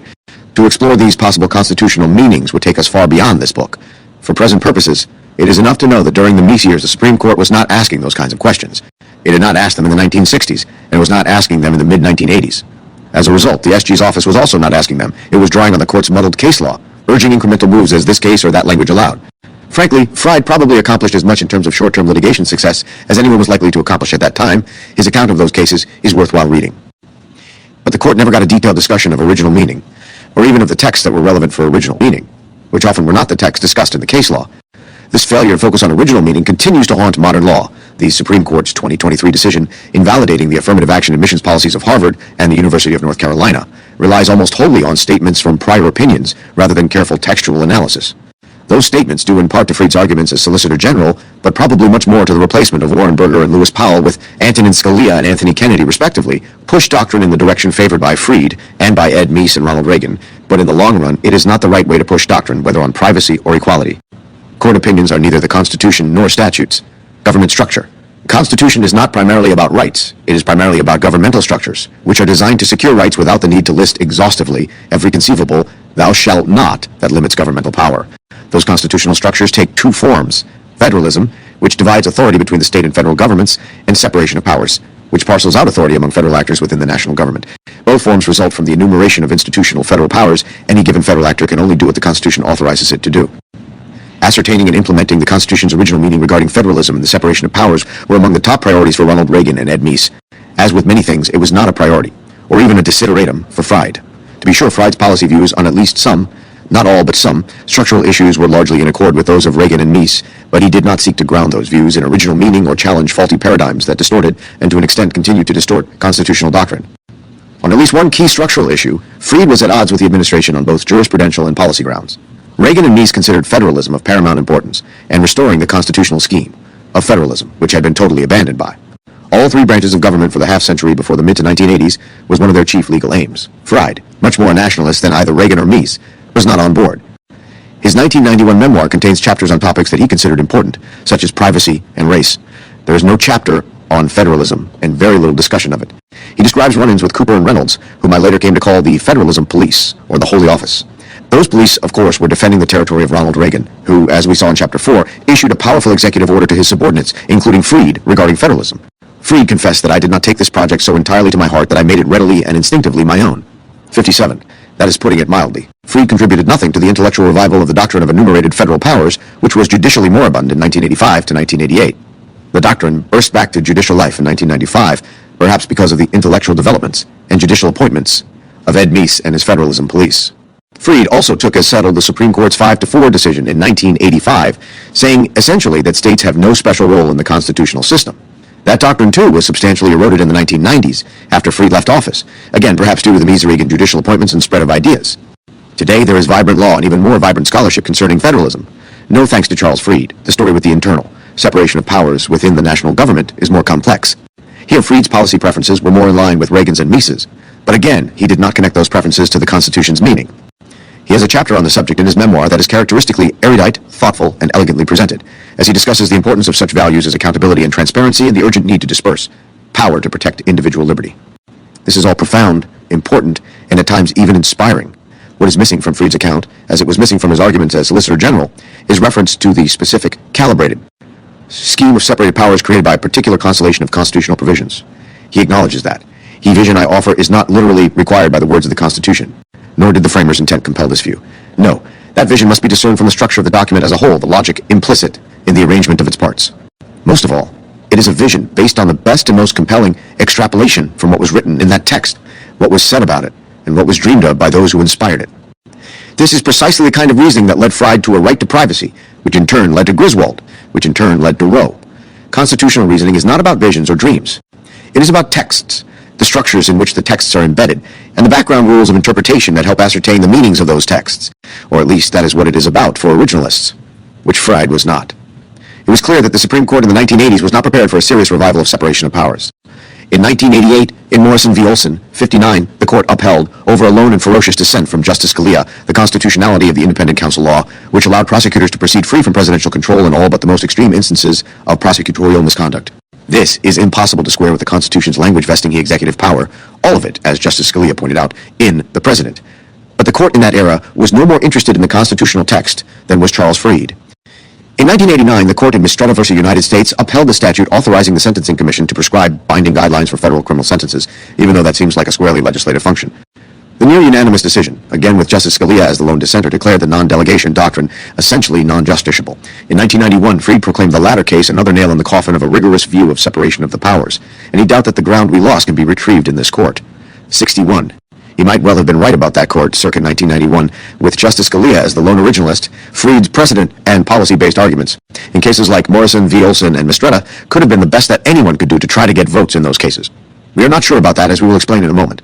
But even assuming that this was so, the question is whether getting votes in those cases was the right way to craft arguments for those playing the long game, with the hope of eventually seeing cases decided based on the Constitution rather than on snippets from past court decisions. Perhaps the better strategy was to set out the Constitution's original meaning. The SG's briefs during the Reagan administration did not do that, but alumni of the Meese DOJ did so in prodigious waves of scholarship in ensuing years. Subsequent appointments brought more and more judges and justices who take seriously the Constitution's original meaning, including and even especially the original meaning of structural provisions. The result has been a revival of separation of powers doctrine and theory that Freed thought unimaginable in 1991. It got no support from the Solicitor General's office from 1985 to 1989. Moreover, it is not at all clear that the state of doctrine regarding separation of powers in the 1980s was quite as bad as the state of doctrine regarding federalism. The latter was dead until the 1990s, but the former had shown some signs of life. In 1976, the court for the first time in 4 decades had found a congressional statute in violation of the Constitution's separation of powers. More importantly, it did so not by appeals to policy, but by carefully studying and then quoting, more than once, the precise language of the Constitution's Appointments Clause, which specifies how important figures in the executive and judicial branches must be selected. The statute provided selection procedures for all 6 members of the Federal Election Commission that flagrantly violated the terms of the Appointments Clause, as flagrantly as would a law trying to give Wyoming 6 senators or nationalizing all media. The lower court had upheld the law on the basis of 40 years of prior case authority and practice, observing that the challenger's attempt to compare the law to the actual words of the Constitution was strikingly syllogistic. 63. One would normally think of a syllogism as an especially strong argument, but in separation of powers law from 1936 to 1976, syllogisms using the Constitution as a major premise were sure losers. The court's 1976 decision was strikingly syllogistic, and it expressly rejected reliance on policy concerns as a defense to the statute. This at least opened the door to arguments premised on text and original meaning. The Reagan administration extended this modest victory in 2 important cases, the second of which was decided while Freed was Solicitor General. In Immigration and Naturalization Service v. Chadha, 64, the court invalidated an enormously popular congressional device allowing single houses of Congress, and sometimes even single committees, to veto or cancel administration regulations. The court held that Congress could only make law by following the Constitution's precisely defined procedures for making law, which involves votes by both houses of Congress and presentment of the proposed laws to the President for signature or veto. This was another strikingly syllogistic decision that eschewed policy concerns and focused on the Constitution's words and their original meanings. And Freed himself won Bosher v. Sinar in 1986, which said that Congress could not give itself power to remove executive officials except through the constitutionally prescribed processes for impeachment. There was material from which to work to make arguments about original meaning. To be sure, there was nothing resembling assurance that those arguments would work. For every separation of powers victory for constitutionalism in the 1970s and 1980s, there were at least as many crushing defeats. Cases like Morrison and Mestreda might have been unwinnable, but a focus on original meaning could at least have laid the groundwork for future developments. Mestreda was a particularly tricky case. Both Attorney General William French Smith and Ed Meese had actively supported the creation of the United States Sentencing Commission by the Sentencing Reform Act of 1984 in order to promote uniformity in sentencing and assure harsher sentences for career criminals. Freed had to defend the law, even if originalists saw it as an unconstitutional delegation of legislative power to an administrative agency. But there were ways to defend the statute while still advancing the cause of originalism. The creation of the Sentencing Commission was not an initial delegation from Congress. Congress had already effectively delegated its power to prescribe criminal sentences to courts, leaving federal district judges with virtually limitless discretion to grant or withhold sentences. The Sentencing Commission could have been defended as a means to ensure equal treatment under law, not by creating a new delegation of power, but by moving it from 700 district judges to a smaller group that would create uniform rules. This is not an argument that would convince all originalists, but it at least offers a way to uphold the statute without doing serious additional damage to the Constitution. Loyalty. Recall how some of Freed's subordinates in the SG's office pursued their own agendas. Was Freed guilty of the same offense, pursuing his own agenda rather than the originalist agenda of his immediate boss, Ed Meese, and his ultimate boss, Ronald Reagan? It is a difficult question because of the deliberate choice by Meese and the immediate choice by Reagan not to tell or even pressure Freed on what to do. By express statute, Meese could have personally executed any and every function of the SG's office if that had been his preference, and we believe that the President has similar authority under Article 2 by constitutional command. Was the decision to give Freed a free-handed tacit authorization for him to pursue his own agenda, if that is what he thought best? We do not purport to answer that perhaps unanswerable question. It is a matter that goes outside of law. We do, however, have a few concluding observations about some gaps between key tenets of the Meese Revolution and the fate of those tenets in the SG's office. Fried discusses two episodes in which his own inclinations ran counter to the wishes of Meese and Reagan, and each is instructive. In Communications Workers of America v. Beck, 69, the Supreme Court asked for the views of the Solicitor General on whether unions could use compelled dues payments to support candidates and parties, invariably of a leftist sort, though the particular orientation is legally irrelevant. The federal labor laws give unions a government-assured monopoly of the labor force. Once a union is certified by the National Labor Relations Board, the employer must bargain exclusively with that union. As a result, individual workers who do not agree with the union's political outlook find themselves compelled by federal law to pay dues that benefit candidates and parties they do not personally support. If the government directly ordered workers to donate to candidates, that would obviously violate the First Amendment. Did the same result follow when the government gave the union monopoly status by law and the union then did the dirty work? Without the monopoly status conferred by federal labor laws, the answer would be no, because the First Amendment does not apply to private entities. If the union was a wholly private institution, it could impose whatever speech restrictions or compulsions on its members that it wished, without violating the First Amendment. The Republican Party, President Reagan, and Attorney General Meese all favored the right of union members not to be compelled to fund speech with which they disagreed. Fried disagreed because he feared that if monopoly unions were labeled as being state actors for First Amendment purposes, it would not be long before all recipients of federal funds or contracts, such as universities, business organizations, and even media firms, were deemed to be state actors too. As Fried put it, in my constitutional catechism, the line between the public and the private must be drawn firmly. 70 putting aside for the moment, Fried's decided preference for judicial judgment, common law reasoning graphs, and dreams over firm lines on separation of powers, privacy, federalism, and everything else discussed in his book seemingly accept the public-private distinction. In Beck, Meese's special assistants thought that there was a sensible line to draw between government-enforced monopolies compelling speech and private corporations receiving government grants or contracts compelling speech. The SG's office, over the objection of Special Assistant to the Attorney General David McIntosh, sided with the unions. The Supreme Court ducked the constitutional issue entirely and ruled 5-3 against the union's compelled speech on statutory grounds. Fried had insisted that the relevant federal statutes did not forbid unions from using their compelled dues for political purposes, and as a textualist matter, he was likely correct about that. Justice Scalia certainly thought so, joining the dissenting opinion in the case, so we find it hard to fault Fried for not pushing the statutory argument. Do we fault him for not taking a harder First Amendment line? Yes, though it is tricky. The public-private line for constitutional purposes is actually one place where Fried's fuzzy judgment-based reasoning may actually be correct as a matter of original meaning. After all, the Congress of 1875 thought, with considerable justification, that it could use its 14th Amendment power to prevent discrimination by state governments, also to prevent discrimination by nominally private common carriers and innkeepers. Those entities were often government-sanctioned monopolies or beneficiaries of the state's eminent domain power, and there is considerable evidence that earlier generations understood them to be on the public side of the public-private divide for that reason.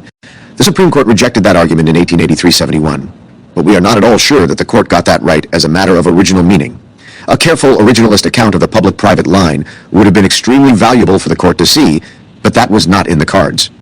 Fried also worried a lot about how to litigate cases involving government takings of property. We already mentioned how complicated this issue can be. If the Constitution's reference to private property being taken refers only to instances in which the government formally takes over the title to someone's land, then the clause has very narrow application and is easy to understand and implement. But what if the government leaves the title intact but regulates so heavily that it effectively forces the landowner to do the government's bidding at the landowner's own expense? If takings include some government actions that destroy or damage property without formally transferring the title, it becomes a difficult task to sort out permissible from impermissible government actions. Since 1871, the court has held that some actions that don't transfer title are takings, but it has been unable to articulate a clear test for how to determine which actions require just compensation. The court has proceeded using Fried's favored method of common law judgment-based adjudication. The incoherent and inconsistent results do not speak well of that method, though whether that is the fault of the court or the method is a question for another day. The October 1986 Supreme Court term is sometimes called the takings term because it presented an unusual number of cases raising key questions about the takings clause and its incorporation against states through the 14th Amendment. Though all of the cases except Hodel versus Irving involve state rather than federal action, the federal government had an obvious interest in how the court developed its takings clause jurisprudence, so the SG's office had to consider filing amicus briefs in those cases, and it filed briefs in two of those cases, once on the side of the government and once on the side of the property owner. Fried was very worried that Attorney General Meese and his young advisors, many drawn from the ranks of the then fledgling Federalist societies and often devotees of the extreme libertarian views of Chicago law professor Richard Epstein, had a specific, aggressive, and, it seemed to me, quite radical project in mind to use the takings clause of the Fifth Amendment as a severe brake upon federal and state regulation of business and property. 74% guilty as charged, Indeed, virtually the entire civil side of the DOJ, not just the young advisors, believed that courts had under-enforced the constitutional rule against uncompensated takings of property. As Freed acknowledges, the Attorney General was personally committed. 75, that is not surprising, since one of Meese's good friends was San Diego law professor Bernie Segan, whose main scholarly project was reviving more vigorous judicial protection of traditional property rights. Freed feared that if the Supreme Court enforced a vigorous regulatory takings doctrine, it would only be a matter of time before the court protected the expectations of welfare beneficiaries, government job holders, and the like. 76, as we observed in Chapter 5, this was not a paranoid fear. Constitutional welfare rights had been a major project of the academic and judicial left for several decades, and one of Freed's colleagues.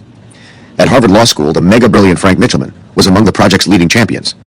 Freed was so worried that he considered resigning rather than file a brief making it easier for landowners to sue governments for damages, but he was talked out of it by his deputy, Carolyn Kuhl, because the matter was not sufficiently important. The landowner won the case, establishing the principle that once the government has taken your property, even for a short period of time, it has to pay you just compensation for that temporary taking. It can't make things right just by saying oops and giving it back. That seems obvious, and we still puzzle over why Freed was reluctant to say so. Of course, the left was going to come back with a claim for constitutional welfare rights, but it was going to do so anyway. That claim was best met on its merits, and Charles met it and defeated it with aplomb and distinction in 1988, 79. On the other hand, perhaps the most important property rights case of the term was Nolan versus California Coastal Commission, in which the California Coastal Commission would only grant landowners a permit to build on their property if they granted an easement for the general public to traverse the beach in front of their house. This practice of conditioning the grant of legally mandated permits on transfers of some portion of the property to the government, something that would be called extortion or a shakedown if done by private parties, was commonplace throughout the country. If the government had just grabbed an easement, it would obviously have to pay compensation. Could the government avoid that obligation by asking landowners to donate an easement in return for permission to build anything, including anything as small as a new mailbox, on their land? In a 5-4 decision in an opinion by Justice Scalia, the court held that governments could only condition permits on givebacks of land, or easements when those givebacks had some kind of nexus to the regulatory scheme. In Nolan, building a new house would not eliminate any public access to the beach that already existed, so the imposed condition was not offsetting some problem caused by the construction.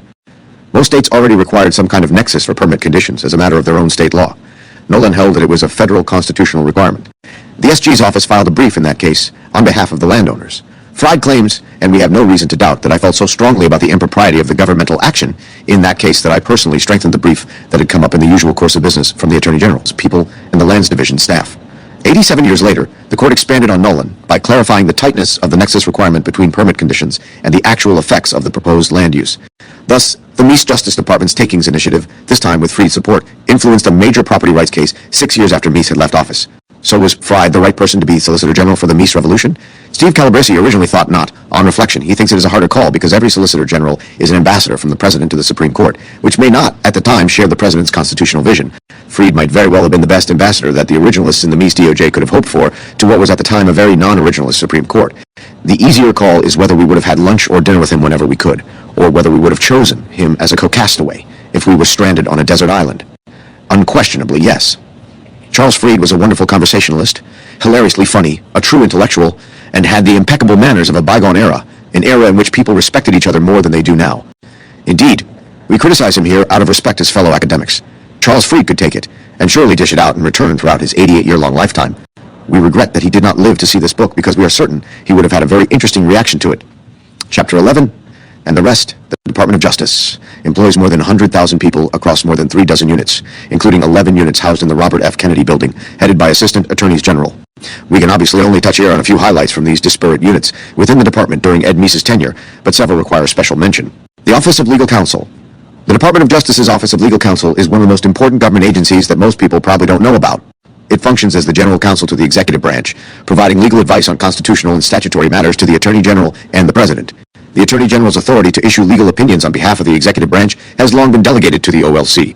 The OLC also prepares and reviews executive orders, comments on the constitutionality of proposed legislation, and resolves disputes between government agencies about the meaning of statutes. For the great mass of legal questions about governmental operations that never reach the courts, the OLC is typically the last word, and it carefully cultivates a reputation for impartial and accurate legal advice. Two Assistant Attorneys General of the OLC, William Rehnquist and Antonin Scalia, have gone on to serve with distinction on the Supreme Court, along with former OLC Deputy Assistant Attorney General Sam Alito. William Barr was the Assistant Attorney General for the OLC before serving as the nation's second youngest Attorney General under President George H.W. Bush and the nation's oldest Attorney General under President Donald Trump. The office, despite having fewer than 24 lawyers on staff, has long been a breeding ground for future academics. Just during the brief 8 Reagan years, the OLC produced for the Academy Mike Fitz, a former dean of the University of Pennsylvania Law School and currently president of Tulane University, Harold Coe, a former dean of Yale Law School, John Manning, the current dean of Harvard Law School, on leave to serve as interim provost of Harvard University, Mark Miller, the current dean of the University of Arizona Law School, and a who's who of chaired or distinguished professors with names recognizable to anyone in the legal academy. 2. With considerable justification, former Attorney General William French Smith described the OLC as the most prestigious group of lawyers in government. 3. The Assistant Attorney General for the OLC under Ed Meese was Charles J. Chuck Cooper, a 33-year-old former Rehnquist clerk and a committed Meese revolutionary who had previously served as Brad Reynolds' deputy in the Civil Rights Division.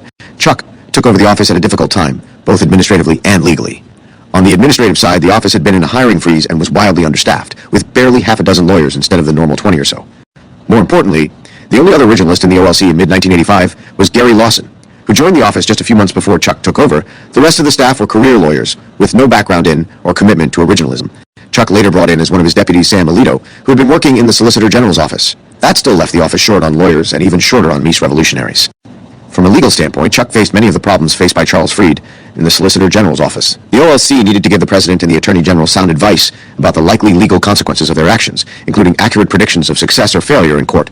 There were also considerations of institutional consistency. The OLC had a large stock of prior opinions on a wide range of topics concerning separation of powers and other constitutional and statutory matters. The courts in case law circa 1985 were decidedly non-originalist, as was a large stock of the internal OLC precedents. If the President and Attorney General actually followed the meaning of the Constitution and statutes rather than the policy-based judicial and executive precedents, there would be real-world consequences. But for originalism to become part of the legal fabric, it had to be woven into the OLC's work product. Cooper navigated that problem as well as anyone could have managed. His opinions accurately represented the existing precedents, but also shined those precedents through an originalist lens so that the President, the Attorney General, and anyone else could see the right answer as well as the precedential answer. Chuck Cooper was writing originalist and textualist opinions before Antonin Scalia joined the Supreme Court and emerged as a public champion of originalism and textualism. Cooper's opinions also displayed a subtle appreciation for separation of powers and federalism, both of which he cared about as deeply as did Meese. Cooper was the chief of the Federalism Police about whom Charles Fried complained so much. He chaired the Federalism Working Group while he was single-handedly doing much of the day-to-day OLC work in his understaffed office. A few examples show how Cooper's OLC demonstrated originalism and textualism in action before those ideas became commonplace. One of the first OLC opinions issued under Cooper's name objected to proposed legislation giving congressional committees increased access to grand jury materials, which are typically kept under strict secrecy. The OLC opinion raised concerns of separation of powers and due process. Much of the analysis was grounded in case law, but importantly, the opinion contained a substantial discussion of original meaning, citing the Constitution's prohibition on bills of attainder, the Federalist, and first principles of separated powers to emphasize the federal executive's exclusive role, and therefore Congress's non-role, in prosecuting crimes. This was a clear signal that the Meese-Cooper OLC would take originalism seriously while still providing an accurate account of existing precedents. The legislation was not enacted. The OLC, speaking through the Office of Legislative and Intergovernmental Affairs, was less successful in opposing a legislative provision that deemed certain administrative decisions affirmed by a court if the court did not issue a decision within 90 days. Congress, in other words, would effectively decide the case. The OLC objected on strict originalist grounds that Congress was not granted the federal judicial power and thus could not exercise that power even indirectly by ordering courts to issue particular decisions in particular cases. The opinion was all about first principles of separation of powers. The Constitution vests all federal judicial power in one Supreme Court and in such inferior courts as the Congress may from time to time ordain and establish. U.S. Const. Art. Ill. Section 1. Thus, our Constitution unambiguously enunciates a fundamental principle that the judicial power of the United States must be reposed in an independent judiciary. Northern Pipeline, 458 U.S. at 60. As Alexander Hamilton wrote in The Federalist, it is necessary for the judiciary to remain truly distinct from the legislature and the executive, for I agree that there is no liberty if the power of judging be not separated from the legislative and executive powers. The Federalist, number 78, at 466. Thus, it is a violation of the separation of powers for the legislative and executive branches to exercise judicial power, just as it is unconstitutional for the judiciary to engage in lawmaking or executive functions. Congress, this time, ignored the Justice Department's objections and enacted the law. A decade later, a Supreme Court opinion authored by Justice Scalia vindicated the OLC analysis, saying that Congress could not, by legislation, retroactively undo final judgments rendered by courts. The same considerations of judicial independence explain why Congress cannot force courts to issue judgments that courts do not think warranted. Congress can change the law that courts must apply, but it cannot command the results in specific cases. Before the Meese Revolution, it is quite possible that the Supreme Court would have come out the other way on this matter, perhaps instead endorsing Justice Stevens's and Justice Ginsburg's position in dissent that a strict separation of powers rule unnecessarily hinders the government from addressing difficult issues that inevitably arise in a complex society. 8. and that, quoting Justice Oliver Wendell Holmes, the machinery of government would not work if it were not allowed a little play in its joints. 9. Cooper's OLC-sponsored originalism on separation of powers eventually migrated to the Supreme Court. Just as Congress cannot tell courts how to decide cases, it cannot tell the executive how to execute the laws. Using the same originalist first principles of separated powers, Cooper's OLC explained that the Senate could not dictate the decisions made by U.S. commissioners under a treaty by conditioning approval of the treaty on those decisions. Once the treaty is approved, it is up to the executive to carry it into effect, as with other laws. Neither the Senate as a body nor Congress as a whole gets to implement the treaty. Cooper's signature OLC opinion is surely his discussion of proposed legislation creating a national lottery, the proceeds of which would go to the various Social Security trust funds. In 1986, it had been half a century since the Supreme Court had found a statute unconstitutional for exceeding Congress's enumerated powers. As a matter of case law, there were no discernible limits on Congress's power. Cooper nonetheless concluded that Congress lacks the power to establish a national lottery. 11. The OLC opinion did not begin by describing half a century of case law. Instead, it began by noting that Article 1, Section 8 of the Constitution does not endow Congress with all legislative power. 12. Hence, under the doctrine of enumerated powers, the bills in question are invalid unless the creation of a national lottery falls within one of the limited grants of legislative authority conferred upon Congress. 13. The opinion conducted an analysis of the original meaning of each of the constitutional sources of funding authority, concluding that a lottery was not a tax, duty, impost, or excise, nor an exercise of authority to borrow on the credit of the United States. The government can also raise money by selling public lands or other assets, but a lottery is clearly not a land sale. This was a tour de force of originalist reasoning. Just as the opinion did not begin by describing half a century of case law, it did not end with it either. The opinion did not describe the Supreme Court's non-originalist case law on congressional power at all. It focused entirely on ascertaining the original meaning of the constitutional provisions. This was unprecedented in modern times, as unprecedented as Attorney General Meese's speeches. The context of this opinion was crucial. The executive branch was not deciding whether or how to defend an enacted statute in court. The law had not yet been enacted. It was advising the president whether to support or potentially veto proposed legislation. From an originalist standpoint, the relevant question for the president is not whether courts would likely find the bill constitutional if it passed and became a law. The relevant question is whether the Constitution would find the bill constitutional if it passed and became a law. A president swears an oath to preserve, protect, and defend the Constitution of the United States 14, which requires independent judgment, independent of both Congress and the courts, about the Constitution's meaning. This is logical consequence of the departmentalism put forward by Ed Meese in his speeches, highlighting the difference between the Constitution and constitutional law. From the standpoint of original meaning, Cooper's analysis was spot on, even though that analysis had no traction in the courts or Congress. This was advice to the president on how to exercise the president's judgment, and it was advice grounded strictly in original meaning. 9 years later, the Supreme Court revived the doctrine of enumerated powers after nearly 60 years of dormancy. The Meese Justice Department got there first. This OLC opinion stands as a model of how to conduct originalist analysis before Justices Scalia or Thomas could show the world how to do it from a more public podium. Cooper's OLC was also ahead of the curve on statutory interpretation. One of the most important legal developments in the past 3 to 4 decades has been the rise of textualism as the principal mode of statutory interpretation, at least in the Supreme Court. Throughout the Reagan administration and into the early 1990s, the dominant approach in the courts to interpreting statutes was a crude purposivism that tried to divine the goals of the statute, using a combination of legislative history and the court's own views of wise policy. A counter-movement led by Justice Scalia emerged on the Supreme Court in the 1990s and in a remarkably short time transformed the way that cases on statutory meaning get argued and decided. While appeals to purposes and legislative history still find support among some justices, it is today as hard to find a majority opinion relying on those considerations as it was 30 years ago to find a majority opinion that did not. When Justice Kagan in 2015 said, with regard to statutory interpretation, that we're all textualists now, 16, she was exaggerating only slightly. None of this was true in the mid-1980s, where if the statute said dog, but some congressional committee reports said cat, or the judges thought that cat made better policy sense, there was a pretty good chance that a court would go with cat. Cooper's OLC, however, took as hard a textualist, originalist line with statutes as it did with the Constitution. The best illustration came from a tragedy, the rise of acquired immunodeficiency syndrome. AIDS first appeared in 1977, but its legal implications became pronounced in the early 1980s. AIDS was, and is, thankfully, very difficult to transmit, but in the early years, there was enough irrational fear of being near persons who had, or were even thought to have, AIDS that it raised serious concerns about discrimination.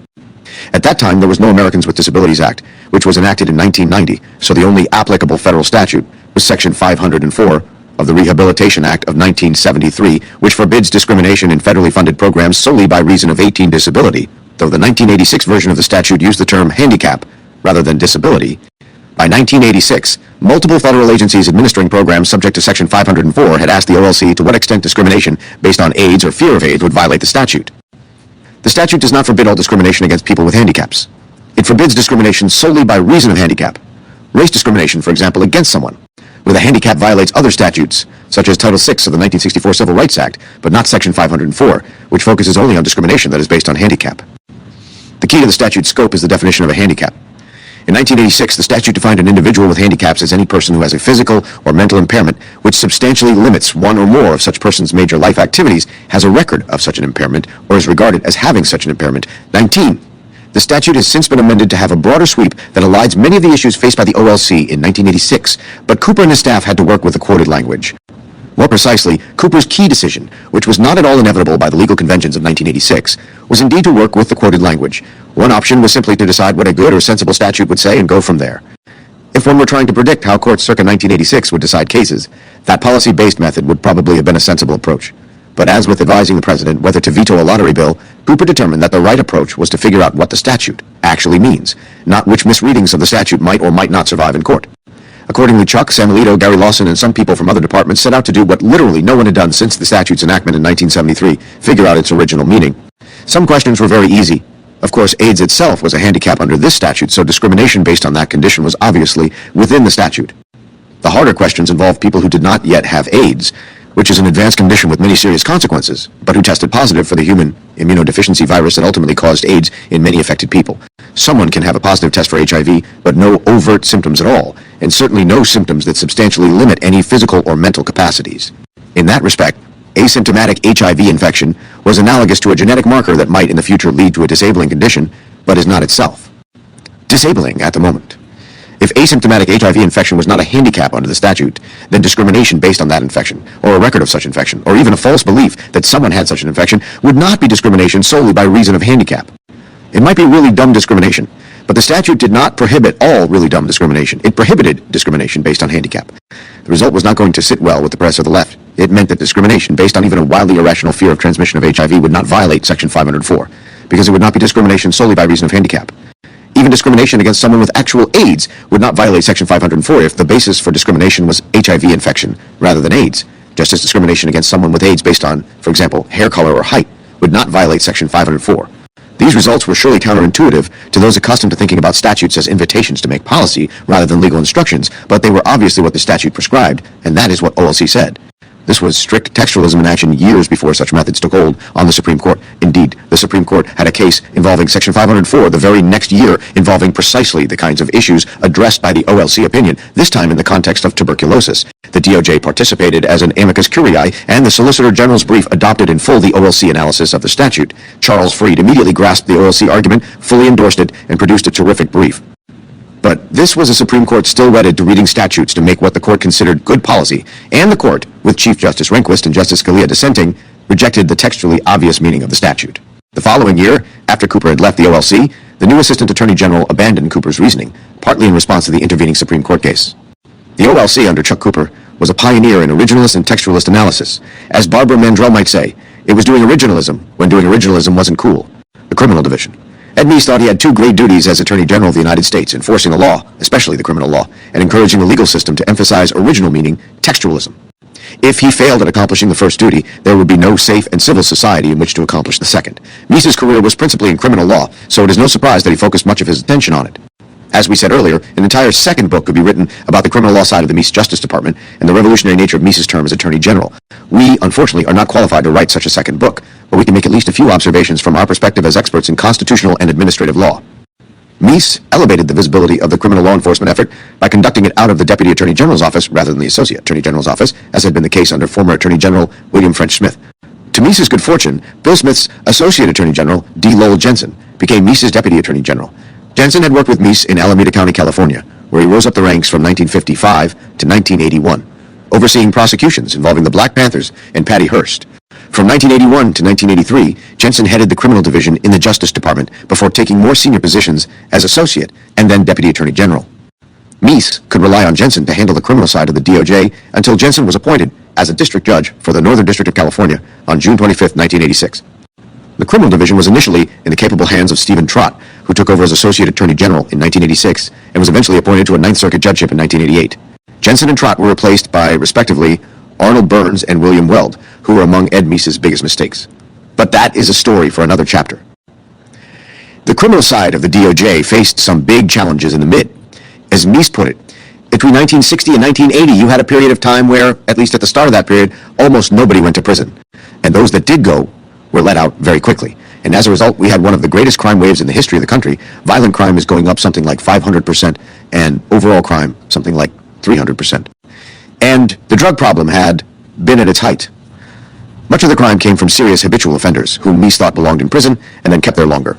The drug problem receded for a time and then rose again, partially because of the crack epidemic in the major cities. The enforcement priorities were thus continuing to keep more serious habitual criminals in prison, and secondly, to deal with the drug problem, some of the key anti-crime initiatives, such as the Sentencing Commission, which produced guidelines for harsher penalties for career criminals, and asset forfeiture laws came from the 1984 Comprehensive Crime Control Act, before Ed Meese's tenure as Attorney General. Once he took over, Meese approached criminal law issues with the same academic and philosophical bent that characterized his whole Department of Justice. Many of his speeches focused on criminal justice. They were too numerous to summarize here, but two themes emphasized by Meese stand out. One theme was the search for truth, which much criminal law doctrine then systematically stifled.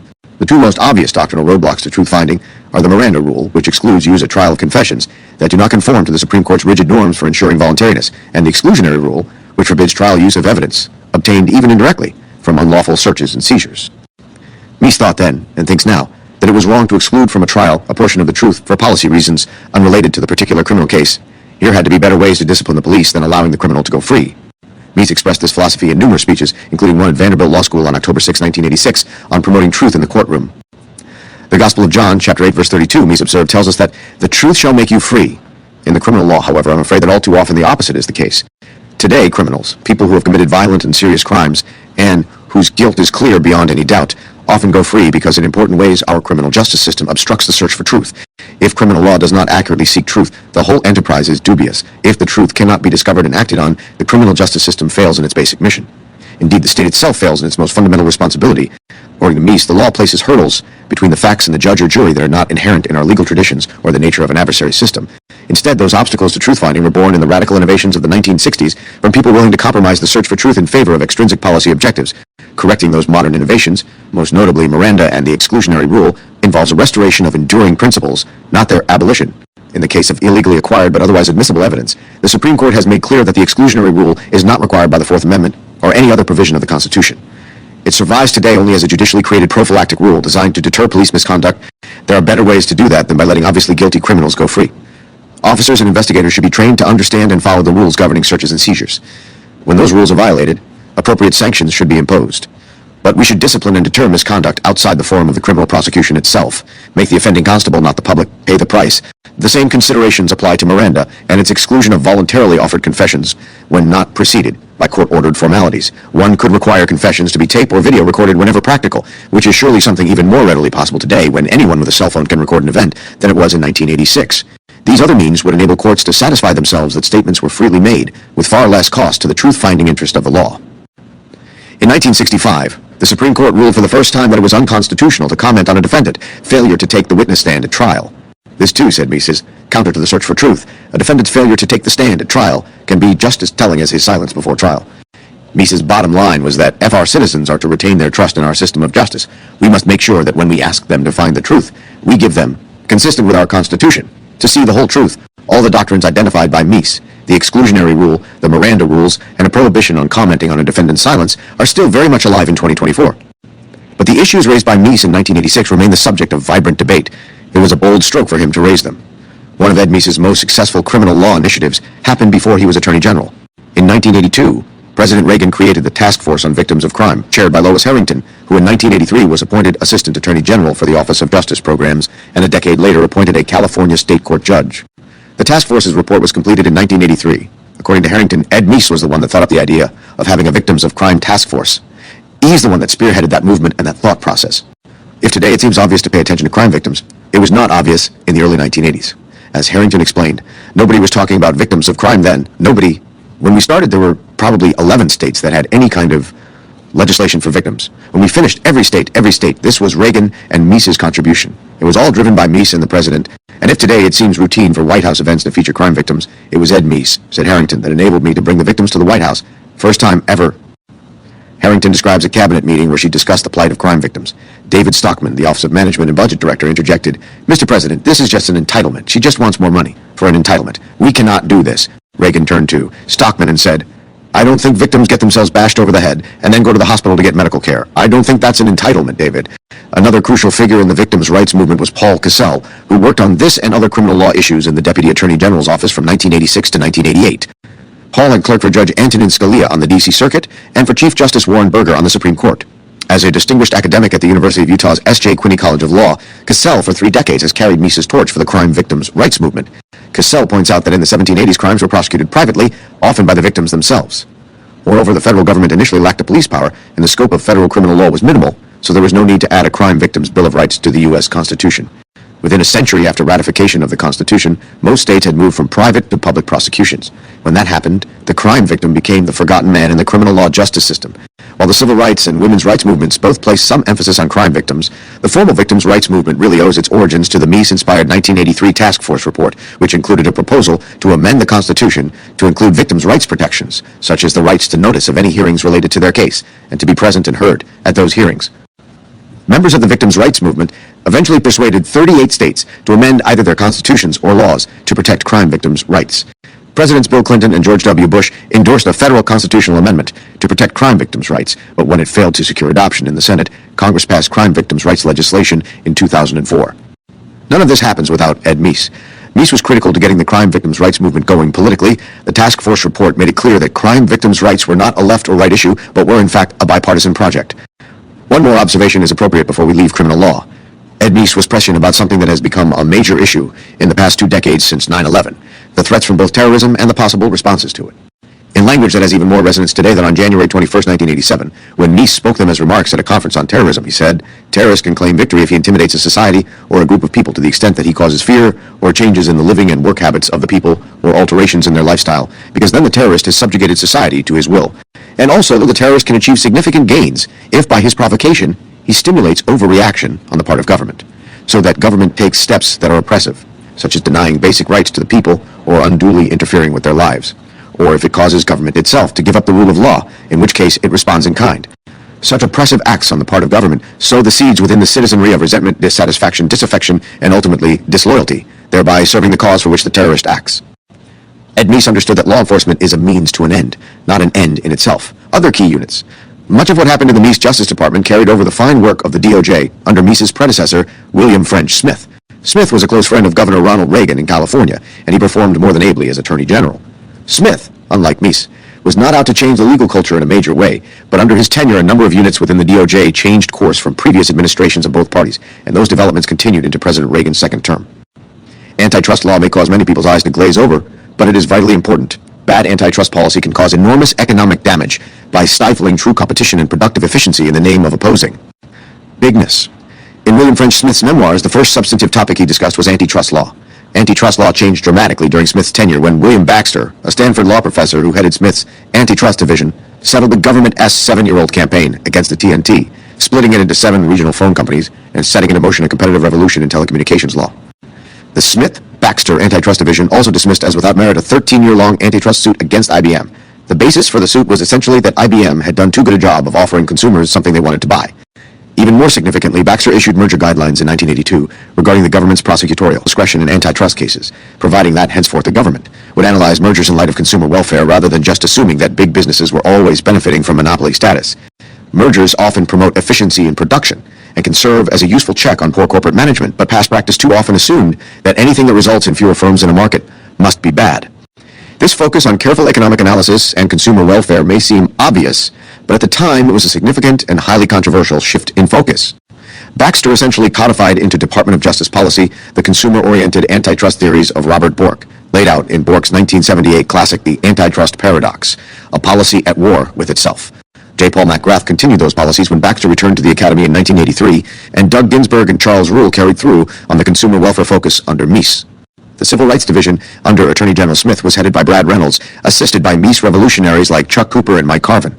The office continued, and even expanded, enforcement of discrimination laws, including voting rights laws, but it questioned prior practices regarding remedies, which often amounted to quotas in employment and forced busing in education.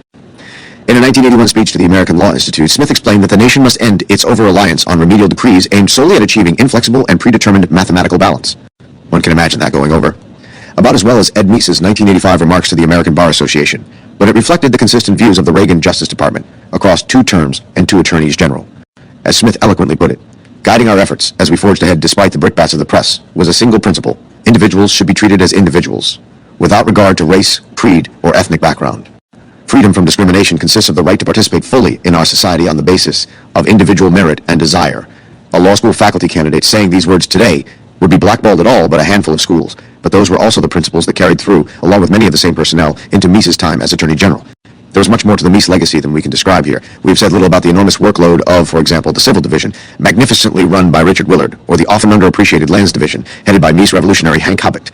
One could do a book on each division, but that is not our project here. Hopefully we have said enough to convey some sense of the intellectual ferment that permeated a Department of Justice like no other before or after it. Chapter 12. Unconstitutional prosecutors, fake news scandals, and the Iran-Contra affair. The last 5 years of Ronald Reagan's presidency, from 1984 to 1989, were dogged by fake news scandals that were pursued by a string of unconstitutionally appointed special prosecutors.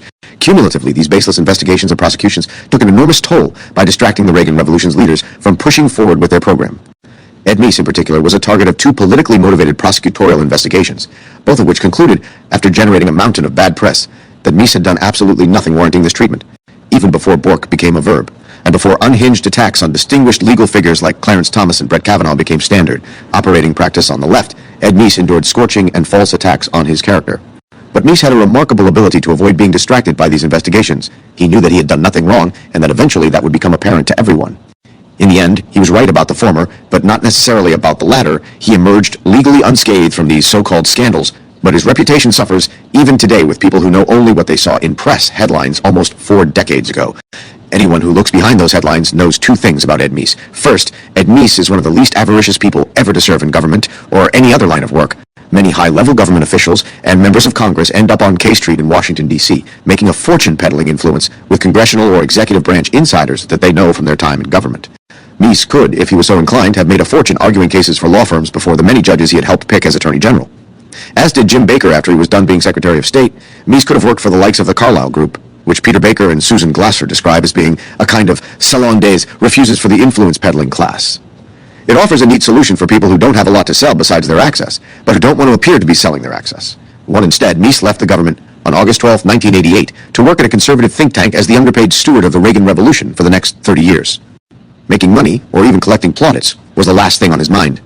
Ed Meese suffers from none of the 7 deadly sins, something few of us can claim with a straight face.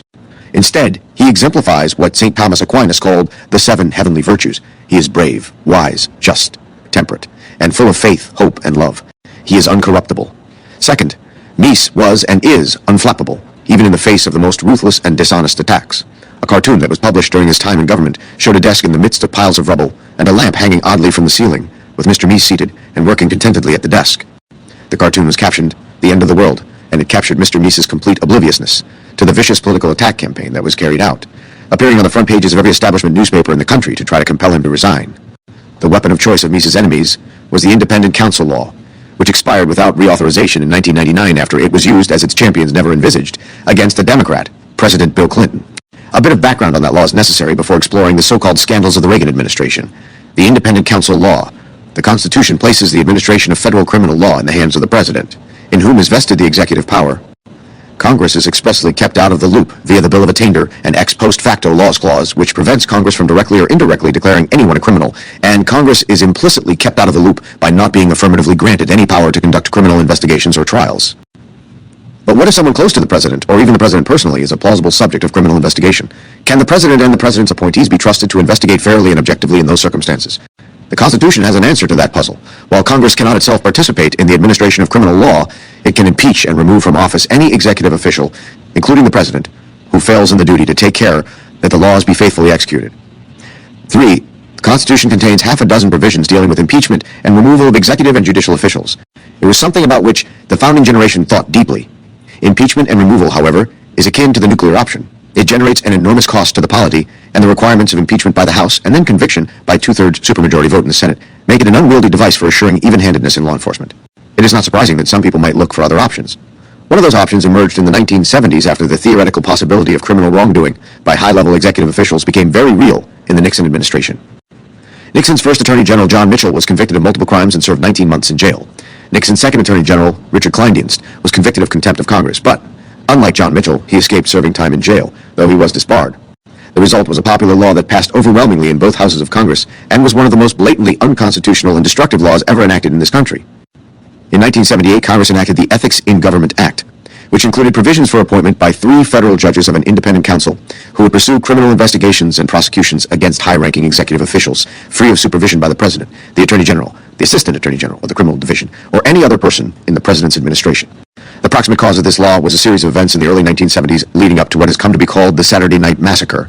President Richard Nixon employed on his White House staff a group of political dirty tricksters who were known as the White House Plumbers.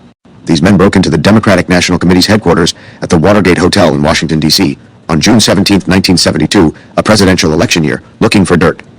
They were arrested by the police, who alerted the FBI that the men were all White House employees. The FBI opened a criminal investigation into the White House Plumbers' activities, which included inquiries into what White House senior officials, including President Nixon, knew about the Watergate break-in. President Nixon himself obstructed the FBI's investigation by calling the director of the CIA to ask him to tell the FBI to close the investigation of the Watergate burglary because the break-in was for top-secret national security reasons, which was not true. President Nixon tape-recorded his obstruction of justice, and when the tape finally became public because of a U.S. Supreme Court decision, President Nixon was forced to resign as president on August 9, 1974, to avoid certain impeachment and removal from office. Before his resignation, between June of 1972 and May 1973, President Nixon had to fire top White House aides H.R. Haldeman and John Ehrlichman, as well as Attorneys General John Mitchell and Richard Kleindienst, some of whom were sent to jail for Watergate-related crimes. Nixon then appointed liberal Republican Elliot Richardson to be Attorney General and William Ruckelshaus to be Deputy Attorney General. Richardson promised in his Senate confirmation hearings that he would appoint a special prosecutor within the Department of Justice to investigate President Nixon's role, if any, in the Watergate break-in. To the delight of liberal Senate Democrats, and especially Senator Ted Kennedy, Richardson appointed Harvard Law School professor Archibald Cox, Attorney General Robert Kennedy's Solicitor General, to be the Watergate Special Prosecutor. This was a foolish move by Richardson, since Archibald Cox was not at all independent, as he was closely allied to the Democratic Party and to the Kennedy family. In July 1973, during congressional testimony, Deputy Assistant to the President Alexander Butterfield revealed that President Nixon had tape-recorded all of his conversations in the Oval Office. Special Prosecutor Cox subpoenaed the tapes, and Nixon refused to comply. While there were strong legal grounds for maintaining that no one within the executive department could force the president to act against his will, and that, in any event, the courts had no role in adjudicating internal disputes between the president and subordinates, the only argument raised by President Nixon in opposing the subpoena was a venerable doctrine called executive privilege, which shields certain executive communications from disclosure. The D.C. Circuit Court of Appeals rejected Nixon's assertion of executive privilege on October 12, 1973.6. A week later, on Saturday, October 20, 1973, President Nixon ordered Attorney General Richardson to fire Archibald Cox, a matter entirely within the president's authority, since there was no statute even purporting to give the special prosecutor any kind of tenure of office. Richardson then resigned because he had promised the Senate, in his confirmation hearing, that he would not fire a Watergate special prosecutor. President Nixon then asked Deputy Attorney General William Ruckelshaus to fire Archibald Cox, and when Ruckelshaus refused, President Nixon fired Ruckelshaus. Nixon then asked Solicitor General Robert H. Bork, who was by then acting Attorney General, to fire Archibald Cox, and Bork did so. 2 fired Attorneys General and 1 fired Special Prosecutor in one day led to the massacre label. On Monday morning, October 22, 1973, Acting Attorney General Bork met with Archibald Cox's lawyers and asked them all to remain in their jobs while promising to appoint a new Watergate Special Prosecutor with sterling credentials. Bork appointed Leon Jaworski, a former president of the American Bar Association who had prosecuted Nazi war crimes, to be the new Watergate Special Prosecutor. At the time of his appointment by Bork, Jaworski was a private citizen, and the Department of Justice organic statutes did not give Acting Attorney General Bork the power to appoint an inferior officer special counsel. What Bork should have done was to name as special counsel one of the very best Senate-confirmed U.S. attorneys to carry on Archibald Cox's investigation. Jaworski himself did a terrific job of bringing Nixon to justice. The problem with Bork's appointment of Jaworski is that Bork did not have the statutory power to appoint a private citizen to be special counsel. In any event, Jaworski pursued the subpoena for the Watergate tapes to the U.S. Supreme Court, which unanimously ordered President Nixon to hand over the tapes to prosecutors and to Congress. Nixon complied with the Supreme Court's order. The tape of Nixon obstructing justice became public, and Nixon was forced to resign to avoid certain impeachment and removal from office. The lesson that ought to have been learned from all of this is that a Justice Department practice of appointing sitting U.S. attorneys as ad hoc special prosecutors for crimes committed outside the district in which they were appointed in politically sensitive cases would work just fine. Sure, President Nixon had fired Archibald Cox, but the only result of that was the appointment of Leon Jaworski, who drove Nixon from office. But congressional Democrats were not content with this outcome. They wanted to make sure that a Saturday night massacre would never happen again. Their first response, once Democrat Jimmy Carter became president, was to propose turning the whole Department of Justice into an independent agency, meaning that the DOJ officers would be removable only for statutorily specified causes rather than at will. President Carter's Attorney General, former U.S. Court of Appeals Judge Griffin Bell, was adamantly of the view that this was unconstitutional under a 1926 Supreme Court case holding that the president must be able to remove at will all officials performing purely executive functions. Prosecution of criminal offenses has, for the entirety of American history, been an executive power, and turning the DOJ into an independent agency would fly in the face of this history and would limit popular control through presidential elections of government law enforcement policy. Attorney General Bell argued that precedent allowed independent agencies only in rare cases where executive branch agencies were engaged in activities that look more like what legislatures or courts normally do. There was nothing quasi-legislative or quasi-judicial about the core executive powers of prosecution and taking care that the laws be faithfully executed. Congressional Democrats backed down from that ambitious plan to transform the entire DOJ, but they were still determined to set up a new special prosecutorial process for alleged wrongdoing by high-level executive branch officials, including the president. What emerged was the Ethics in Government Act of 1978, which President Jimmy Carter signed into law. Under the AGA, when allegations were made against specified high-level executive officials, the Attorney General was obliged to seek appointment of an independent counsel, so long as there were reasonable grounds to believe that further investigation or prosecution is warranted. 14. That made the standard for investigation whether there was a plausible accusation of wrongdoing, not whether there was probable cause to believe that a crime had been committed. Moreover, the appointment of the independent counsel, as well as the definition of the independent counsel's jurisdiction, was made by a three-judge special court appointed by the Chief Justice of the United States. Once appointed by the three-judge court, the independent counsel was removable only for good cause, physical disability, mental incapacity, or any other condition that substantially impairs the performance of such independent counsel's duties. 15. The EIGA was unconstitutional and even obviously unconstitutional on multiple grounds. First, and most basically, it deprived the president of his constitutional executive power to decide whether or not, and to what degree, to prosecute legal wrongdoing where there is probable cause to believe that wrongdoing has occurred. For better or worse, our Constitution has always been understood to make the president not only commander-in-chief, but also prosecutor-in-chief. Presidents George Washington, John Adams, and Thomas Jefferson all ordered particular prosecutions to be started or stopped. The constitutional remedy for misuse of this power is impeachment and removal by Congress. Second, the Constitution requires that federal officers be appointed by the president with the advice and consent of the Senate, not by a three-judge court. There is an exception for inferior officers, who can be appointed by courts, as well as by presidents or department heads, but there is no way that an official with uncontrollable power over prosecutions can be considered an inferior officer.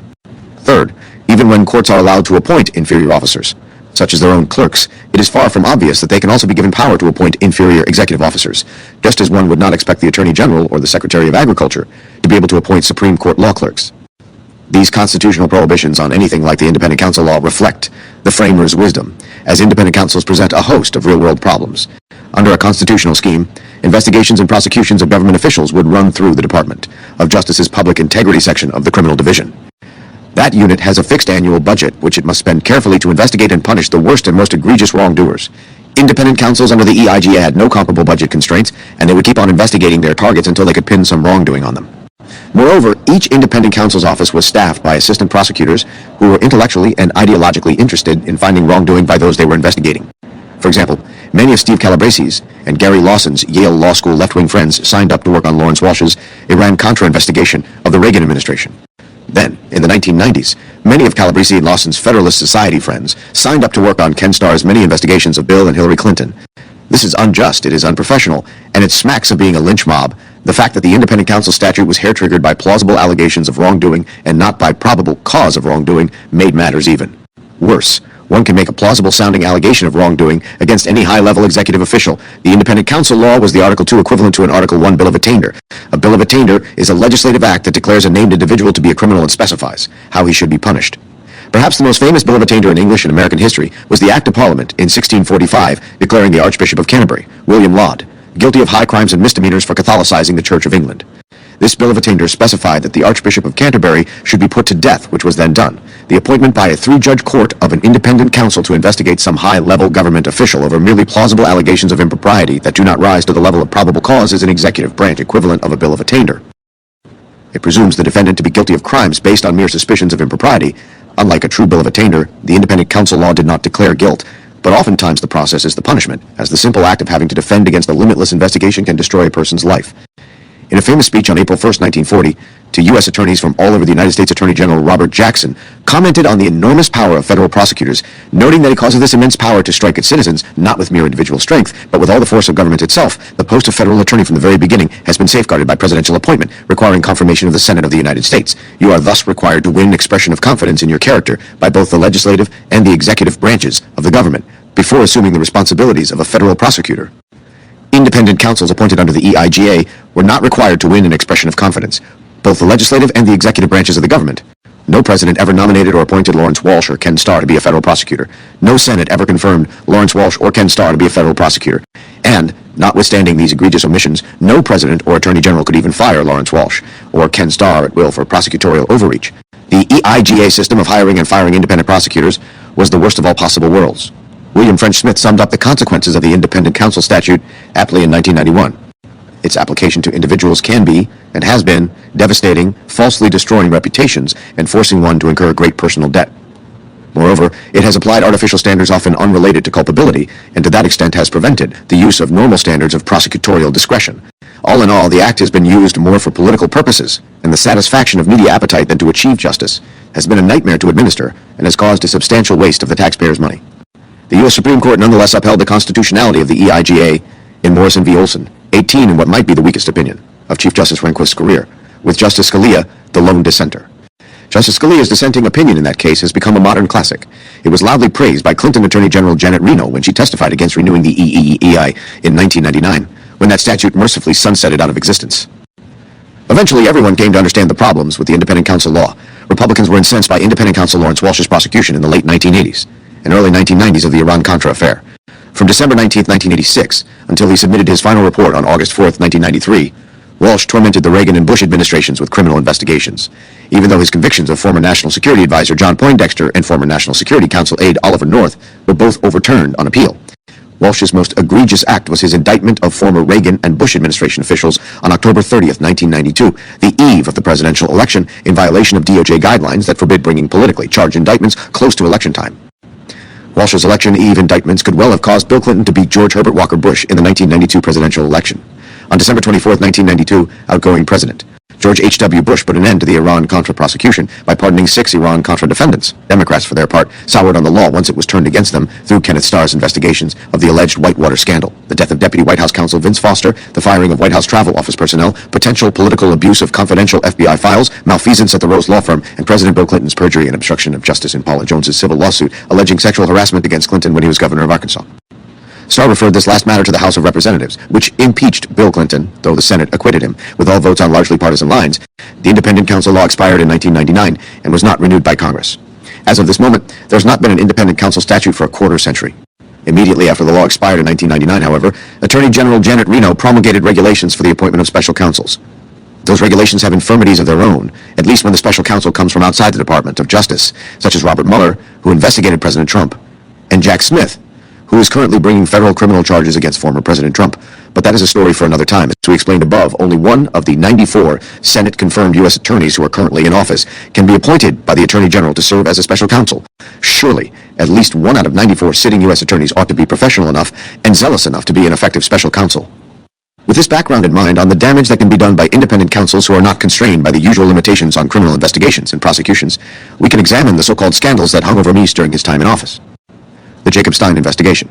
Ed Meese's first encounter with an independent counsel came in 1984, when President Reagan nominated him to replace William French Smith as Attorney General. The entire hive of liberal activist groups, 165 in all, erupted to oppose Meese's confirmation. 22, while the obvious ground for the opposition was ideological, he left-peddled every vicious rumor and charge imaginable, hoping something would stick. 23. The Senate Democrats eventually focused on some small financial matters, and Meese had to ask William French Smith to appoint a special counsel in order to move his confirmation forward. Smith invoked the independent counsel law, and a 3-judge court appointed Jacob Stein, a distinguished lawyer, to pursue the case. The independent counsel law required the Attorney General to seek appointment of an independent counsel unless the Attorney General determined that there are no reasonable grounds to believe that further investigation is warranted. 25. The allegations that rose to that minimal level, which is far below finding probable cause to investigate, mostly concerned Meese's failure to report, on a complicated financial disclosure form, a $15,000 loan to his wife from a man named Edwin Thomas. It turned out that Thomas and some other of Ed and Ursula's friends who helped them out with loans when they were having problems with their mortgage got various low-level federal jobs. Other subjects investigated included Meese's and his family's stock trading. Whether Meese had obtained special treatment from government agencies for business entities in which he had a financial interest, Meese's change of status from the retired Army Reserve to the active reserve, and his later military promotion, Meese's statements to House and Senate committees investigating how the Reagan campaign acquired possession of Democratic candidate Jimmy Carter's presidential debate briefing book, Meese's retention of cufflinks given to him by the South Korean government, Meese's receipt of payments by the Presidential Transition Trust and the Presidential Transition Foundation, Meese's reporting on his financial disclosure statements of reimbursements for travel expenses, Ursula Meese's receipt of funds from the William Moss Institute, and, finally, Meese's connection, if any, with federal grants to Pepperdine University and American University. None of these allegations rose to the level of probable cause of wrongdoing. No sensible prosecutor under ordinary circumstances would have pursued any of them. The notion that Meese knowingly and deliberately traded low-level jobs for loans was absurd on its face, and the rest of the investigatory agenda was just silly. It was a perfect example of why Stalin's secret police chief, Lavrenti Beria, would have loved independent counsel. Show me the man, and I'll show you the crime. But even Beria would not have been able to prosecute Ed Meese. On September 21st, 1984, after a 5-month investigation, Stein issued a report finding no basis with respect to any of the 11 allegations for the bringing of a prosecution against Mr. Meese for the violation of a federal criminal statute. What did it take to reach that obvious conclusion? We conducted investigative interviews with over 200 witnesses. 45% of the witnesses testified before a federal grand jury impaneled on May 8, 1984 by the United States District Court in the District of Columbia. Mr. and Mrs. Meese were among those who testified. No witness refused to testify or sought immunity in consideration of testifying. The cost to taxpayers for the Jacob Stein investigation was $312,000. The Meeses were reimbursed for their legal expenses in the amount of $750,000 by court order. All in all, the totally unnecessary and wasteful Jacob Stein investigation of Ed Meese deprived the nation of 1 year of service by its most successful attorney general in U.S. history, while costing the taxpayers $1,062,000. The James C. McKay investigation. The attacks did not let up once Meese was confirmed as attorney general. Another independent counsel was appointed in 1987, and this episode again demonstrates everything that was wrong with the independent counsel law. This investigation was even more baseless than the first, if that is possible. To be sure, there were crimes involved, it's just that none of those crimes involved Ed Meese. The facts of the case are long and complex. Anyone interested can find an account from the government's perspective in United States v. Wallach. The case began with a criminal investigation of one of Meese's law school classmates named E. Bob Wallach. Wallach was a left-leaning and very successful lawyer who left practice after Reagan's election in 1980 to move to Washington, D.C. He took an interest in the Wedtech Corporation, a small New York business that made metal parts. Wedtech's original owner was Puerto Rican, which qualified the company for government bidding preferences for minority-owned businesses. Wedtech thus got a number of military contracts without competitive bidding, even though it should have lost its minority business designation when its ownership changed. When it failed to get a small engine contract with the Army, Wedtech concluded that it needed help lobbying the government for favors. Wallach offered his services for a hefty fee as someone who could connect Wedtech with government officials. Lynn Nofziger, Reagan's chief political affairs advisor, also was engaged by Wedtech after he left government service in 1982 and formed a lobbying firm. In 1986, an independent counsel was appointed to investigate Nofziger for possibly violating laws that prohibited lobbying so soon after leaving government service. The independent counsel, James McKay, secured several convictions against Nofziger, but they were reversed on appeal. Wedtech and Wallach, meanwhile, came under the scrutiny of Rudy Giuliani. Giuliani is a familiar figure with a colorful career, including time as the chief of staff to the Deputy Attorney General, the Associate Attorney General to Attorney General William French Smith, the mayor of New York City, including during the 9/11 terrorist attack, and most recently the subject of a state RICO indictment by a Georgia district attorney. For present purposes, his relevant role was U.S. Attorney for the Southern District of New York from 1983 to 1989, where he became infamous for arranging public and televised perp walks for financiers whom he arrested on Wall Street, but whom he later declined to prosecute because of a lack of evidence. Wedtech was a fertile source for investigation. There were numerous charges of bribery, racketeering, and financial shenanigans, many of which resulted in prosecutions, including prosecutions of both state and federal government officials. Wallach, who received a lot of money for his influence peddling from Wedtech, was among those charged and convicted, though his conviction was also overturned on appeal when it was revealed that government witnesses in his case had perjured themselves. One might ask, what does any of this have to do with Ed Meese? Some of the claims in the Wedtech investigations were that Wallach, Meese's former law school classmate, and Nofziger, a fellow Reagan revolutionary, both tried to contact Meese to get his help securing contracts for Wedtech. Meese testified at Wallach's trial that Wallach had never asked him to do anything improper. As it happened, Wallach conceivably could have asked for something improper without Meese ever being aware of it. Anne Rondeau relates how, during the Iran-Contra investigation to be discussed shortly, the FBI wanted to search Meese's desk. He told them to search anything they wished. What did they find? Says Rondeau. Well, in the back of his center desk drawer were all these unopened letters from this guy. Nobody trusted the man. Well, it was the funniest thing, because the FBI came in and all of the letters that E. Bob Wallach had written were unopened in the back of his center desk drawer. Ed Meese did not even open the letters that were sent to him by E. Bob Wallach. Meanwhile, Nofziger, one should remember, was being investigated and prosecuted by an independent counsel. As soon as Meese's name came up as a possible object of lobbying, the independent counsel's authority was expanded to include investigation of Meese's possible improper role in aiding WETTEC. Of course, there wasn't any such improper role to find, which is exactly what independent counsel James McKay concluded after an exhaustive investigation. McKay found no substantial evidence that Ed Meese's involvement with matters concerning well-built WETTEC violated any criminal law, nor any evidence that Mr. Meese, at any time, knowingly received any money or thing of value from anyone in return for or on account of any official act he performed which benefited the company. McKay recommended no criminal charges against Meese. In a sane world, that would have been the end of the matter, but in the world of independent counsels, that was just the beginning. Along with his conclusion that Meese had done nothing warranting criminal charges, McKay added an 800-plus page report criticizing some of Meese's conduct, including opining that there might be crime somewhere, having nothing at all to do with WETTEC. This was totally contrary to standard Department of Justice practice, which is not to throw dirt on someone the DOJ has decided not to prosecute. Moreover, the investigation wound up going far beyond anything involving WETTEC, roaming into foreign policy matters involving a possible Middle Eastern pipeline jointly run by Israel, Iraq, and Jordan, and just about every aspect of Meese's life. After a $3 million investigation spanning more than a year, McKay found nothing warranting prosecution, but he did suggest, something a responsible prosecutor would never do, that Meese might have committed some financial non-disclosure crimes. Here's what that was really about, as described in the devastating rebuttal to McKay provided by Meese's lawyer, Nathan Lewin. When Mr. and Mrs. Meese transferred away all their stock after he became Attorney General in 1985, they were unable to find the stock certificates for 17 shares of each of the 7 Baby Bell companies. Faced with a deadline, they executed a transfer of property document, which assigned to Mr. Chin the ownership of the law certificates. Mr. McKay now opines, 3 years later, that the transfer of property document was legally invalid. Based upon this after-the-fact legal opinion, Mr. McKay declares, in a wholly gratuitous portion of his report, that Mr. Meese probably violated a provision of the federal conflict of interest laws because he was present at Justice Department meetings in 1985 and 1986 when certain telecommunications issues were discussed. The essence of Mr. McKay's position is that Mr. Meese attempted to divest his ownership in the Baby Bell stocks, but that attempt was, in Mr. McKay's opinion, unsuccessful. As a result, Mr. Meese is labeled a felon by Mr. McKay for failing to recognize the inadequacy of the divestiture. This is an unjust misapplication of established principles of criminal law. McKay's other scurrilous allegation was equally absurd. A squadron of 5 first-arrest agents spent months scrutinizing all of Mr. Meese's personal finances for the past 7 years. The result of this painstaking and meticulous review was a totally clean bill of health. The exhaustive review did, however, turn up one personal financial matter on which Mr. McKay and his staff disagree with the judgment made by Mr. Meese and his accountant. At issue is the capital gain on the 1985 sale of the Meese's stock. This sale had been promised, in part, during Mr. Meese's confirmation hearings, and it was accomplished in May 1985, with substantial notice to the entire Justice Department. Because the information regarding the cost of the transferred stock was not available to Mr. Meese when the deadline came for him to file his 1985 tax return, his accountant, a respected California CPA, advised him to defer recognizing any gain or loss and file an amended return when he obtained the necessary information. With Mr. Meese's concurrence, the accountant filled out the tax return and filed it precisely as he had advised. In order to avoid completing his 14-month fishing expedition with an empty net, Mr. McKay now declares that this omission, plainly done in good faith, violated 2 criminal tax laws. Mr. McKay's conclusion is so far beyond the scope of reasonable argument that it would be laughable if it did not have potentially serious consequences for Mr. Meese's reputation and professional standing. Concerns about damage to reputation were not hypothetical or overblown. The Washington Post ran a story on McKay's final report that noted McKay's allegations of likely criminal wrongdoing, saying, "T is no badge of honor for the Attorney General of the United States to be told he has probably committed 2 criminal offenses, but they don't rise to a level that merits prosecution."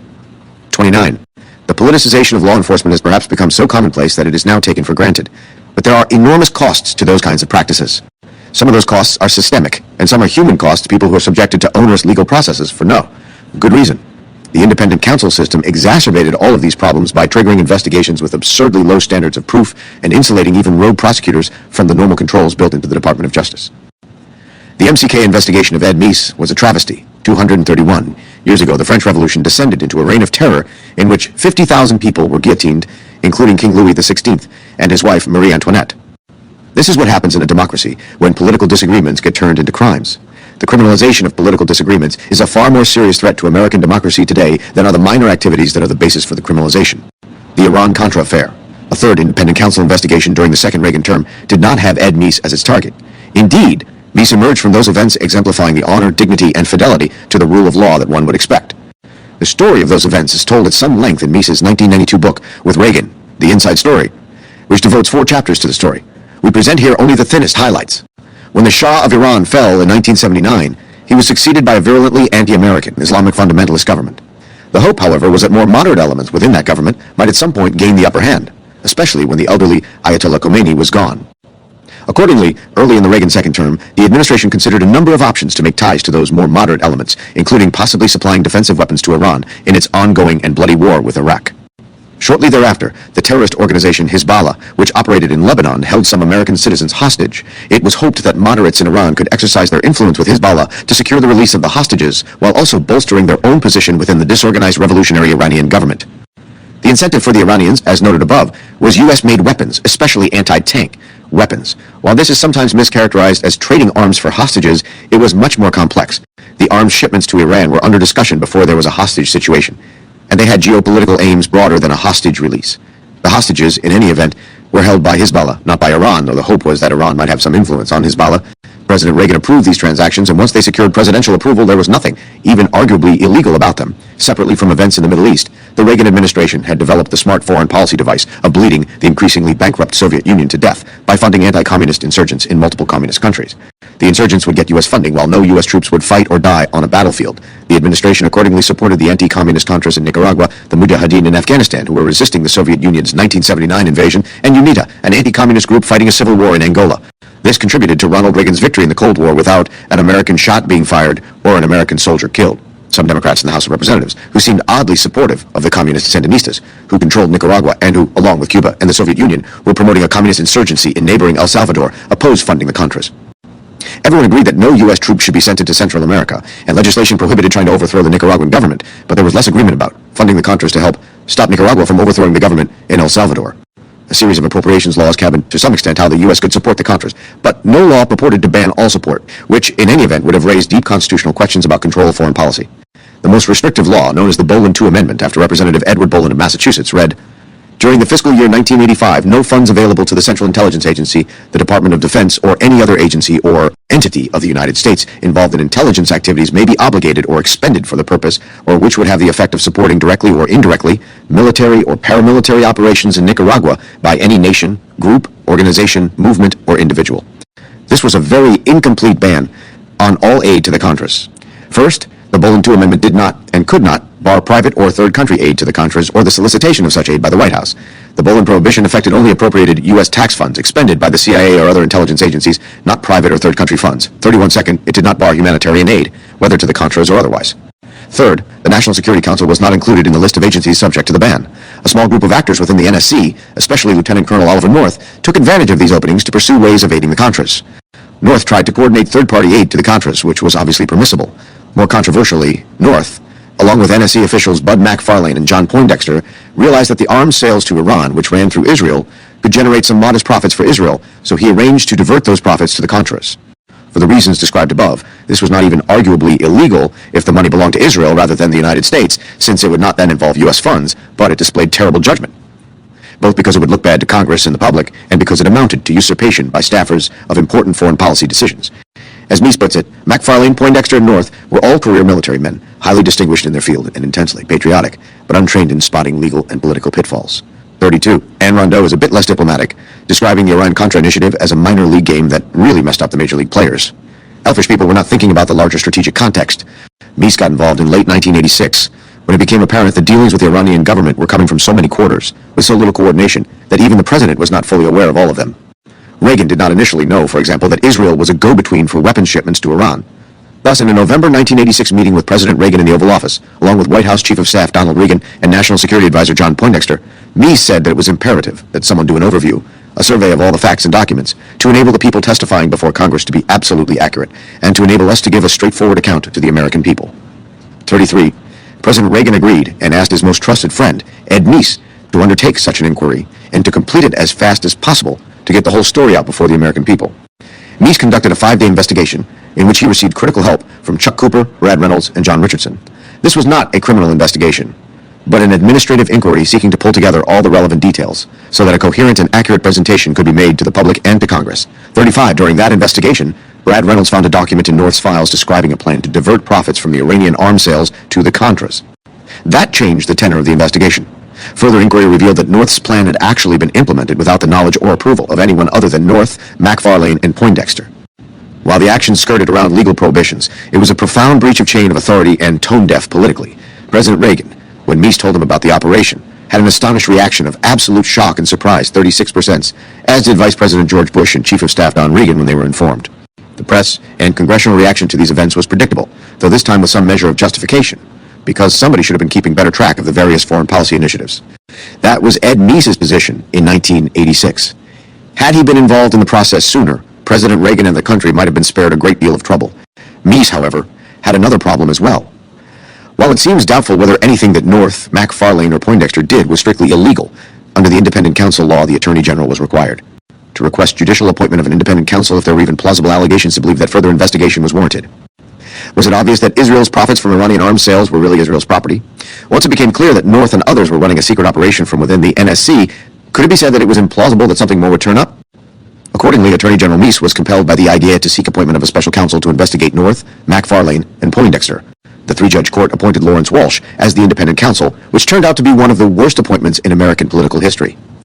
Walsh's tenure as independent counsel lasted for 7 years, longer than the tenure of most attorneys general. It probably would not take 7 years to figure out whether the U.S. or Israel owned the profits from Iranian arms sales, though that legal question turned out not to be the subject of Walsh's prosecutions. Instead, Walsh's investigation resulted in convictions of Poindexter for lying to Congress and destroying documents, and of North for similar offenses, and also for using government funds to build himself a private security fence. All of the convictions were overturned on appeal for various prosecutorial abuses, such as use of compelled testimony against the defendants. Without defending North or Poindexter, it does seem a bit much to spend 7 years and untold resources on such matters, much less to treat those matters as the stuff of an administration-defining scandal. But that would be the subject of a very different book. Chapter 13. Come the Revolution? Much has happened in the 36 years since Ed Meese was Attorney General. The constitutional world of 2024 is very different from the constitutional world of 1988. Roe v. Wade was seismically overruled in 2022.1. Achieving this outcome had been the major preoccupation of originalists in the Meese Justice Department. Another major preoccupation had been getting the Supreme Court to reverse course on affirmative action. In 2023, the Supreme Court took a major step toward a colorblind interpretation of the Constitution and federal anti-discrimination statutes, invalidating race-conscious college admissions programs and thereby calling into question race-conscious employment practices as well. In 2019, 5 justices indicated a willingness to reconsider the court's generous attitude toward Congress's subdelegation of its legislative authority to administrative agencies, and in the October 2021 and 2022 terms, court majorities in multiple cases applied a clear statement rule that requires Congress at a minimum to speak clearly and unambiguously when granting agencies lawmaking power over important or major questions, tracking a similar rule regarding federalism that has been in place for 3 decades. Justice Amy Barrett did not sign on to a clear statement rule per se, but her common-sense textualism led her to the same outcome in a case in which President Biden had excused all student debt based on very dubious statutory grounds. In a series of cases from 2010 to the present, the court has emphasized that the Constitution vests executive power in the president, not in the president's subordinates, and that Congress must therefore tread carefully when trying to insulate bureaucrats from presidential control. The Second Amendment right to keep and bear arms, which was essentially a dead letter in 1988, is now treated on a par with the other constitutional rights that surround it in the Bill of Rights. Religious liberty, which for many decades has been treated almost as badly as Second Amendment rights, now receives robust protection, ranging from allowing high school coaches to pray, to allowing merchants to exercise their free speech rights rather than have government tell them how they must speak, to treating religious education as education. Much of the left is so unhappy with the current state of constitutional jurisprudence that it openly speaks of packing the court to get back its once secure agenda. But even if the Supreme Court were to be packed by the Democrats in 2025, the 36-year Meese legacy of adherence to originalism would not just disappear. Instead, Republicans would simply repack the Supreme Court at their first opportunity. The originalism genie, which Ed Meese let out of the bottle, can never be put back in the bottle. It is now a permanent part of American legal history. The forms of argument that take place in constitutional law are very different than they were 4 decades ago. Originalist arguments, sure losers in 1988, now show up routinely in opinions, and any lawyer who does not know how to make a persuasive originalist argument, along with arguments from precedent and other modalities of legal argumentation, has no business arguing a constitutional case in 2024. Ed Meese did not bring about this change in legal practice single-handedly, but for the reasons we have given in this book, it is unlikely that the world would look anything like it does without Ed Meese. If there has indeed been a constitutional revolution, it amply deserves to be called the Meese Revolution, which Don McGahn completed. Many of these developments came to fruition in the October 2021 term, reinforced somewhat by the events of the October 2022 term. The court's October 2021 term thus bears some striking similarities to the 1937 Supreme Court term that, in conjunction with several succeeding terms and were dramatically transformed constitutional law. Legal scholars often talk about the constitutional revolution of 1937, which led to something called the New Deal settlement, which was essentially a bipartisan agreement to ignore constitutional limits on the federal government. The New Deal, which began in 1933, saw unprecedented innovations in government pushed through by President Roosevelt and the New Deal Congress. Those innovations vastly expanded the scope of federal regulatory authority to include such matters as agriculture, labor contracts, and, in the case of the National Industrial Recovery Act, literally every aspect of business operation. This legislative program was revolutionary in several ways. First, under the Constitution, federal legislative authority is confined to the topics identified in the Constitution. One of those topics is commerce. Among the several states, but for a century and a half before 1932, it had been understood that commerce was something distinct from manufacturing, mining, and agriculture, and that in-state contracting involving labor, insurance, or anything else was not commerce among the several states. Roosevelt and the New Deal Congress discarded those traditional categorizations by claiming federal power to address anything that seemed to be a problem of national significance. Second, and perhaps more importantly, the forms in which federal governmental power were exercised changed. Administrative agencies had long helped implement the president's executive power by carrying laws into effect, and that executive power had long been understood to include some measure of power to interpret the laws. There had been occasional disputes about whether Congress had left executive officials with too much discretion, so that their executive power looked like it was shading into exercises of legislative powers. But the Supreme Court in the 18th and 19th centuries never found that line crossed. The New Dealers took that as a license to give federal agencies sweeping power to promote vague goals, such as pursuing the public interest, acting in a fair and equitable fashion, and the like. Third, agencies were given power not only to act like mini-legislatures by fashioning, under vacuous mandates, rules that functioned like statutes, they were also given broad authority to adjudicate disputes in the fashion of courts. But agencies are not courts. Agency officials, unlike federal judges, do not have tenure during good behavior and protections against having their salaries reduced because of decisions that do not please Congress, and there are no juries in agency adjudications. In the founding era, the jury was considered one of the chief bulwarks against government oppression and moving dispute resolution from courts to agencies dispenses with juries. Fourth, while the Constitution takes great care to separate lawmaking, law execution, and judging across three different branches, the New Deal model of governance placed all of those functions within administrative agencies. The agencies make rules under vague and essentially meaningless statutes, thus essentially making the law. The agencies then decide whether and how to prosecute under the laws that they just made, and the agencies adjudicate the disputes generated by their own decisions to prosecute under their own laws. This combination of functions within a single entity is what James Madison labeled the very definition of tyranny. The New Deal model of governance thus largely undid the Constitution's schemes both for dividing powers vertically between the national and state governments and for dividing powers horizontally within the national government. During Franklin Roosevelt's first term, the Supreme Court invalidated at least some of these innovations. Among other things, it struck down Congress's cartelization of agriculture and coal production, refused to permit Congress to regulate the fiscal affairs of states through bankruptcy laws, and, most importantly, invalidated on multiple grounds, including unconstitutional subdelegation of legislative authority, the National Industrial Recovery Act, which was the centerpiece of the New Deal plan for industrial cartelization. In 1936, Franklin Roosevelt was re-elected president with more than 60% of the vote. The Democrats controlled 76 out of 98 Senate seats and 334 out of 435 seats in the House of Representatives. In the winter of 1937, Roosevelt proposed legislation to pack the Supreme Court by adding 6 new justices, one for every justice over the age of 70. Congress never enacted the plan, surely at least in part because of what happened at the Supreme Court in 1937. The 1937 term produced 2 watershed decisions. One did not involve the New Deal, but rather the court's approach to state legislation. The Constitution does not treat the state and federal governments the same way. The federal government can only do what it is authorized to do, while state governments can do anything that the Constitution does not specifically forbid them from doing. And the Constitution contains relatively modest limitations on what states can do.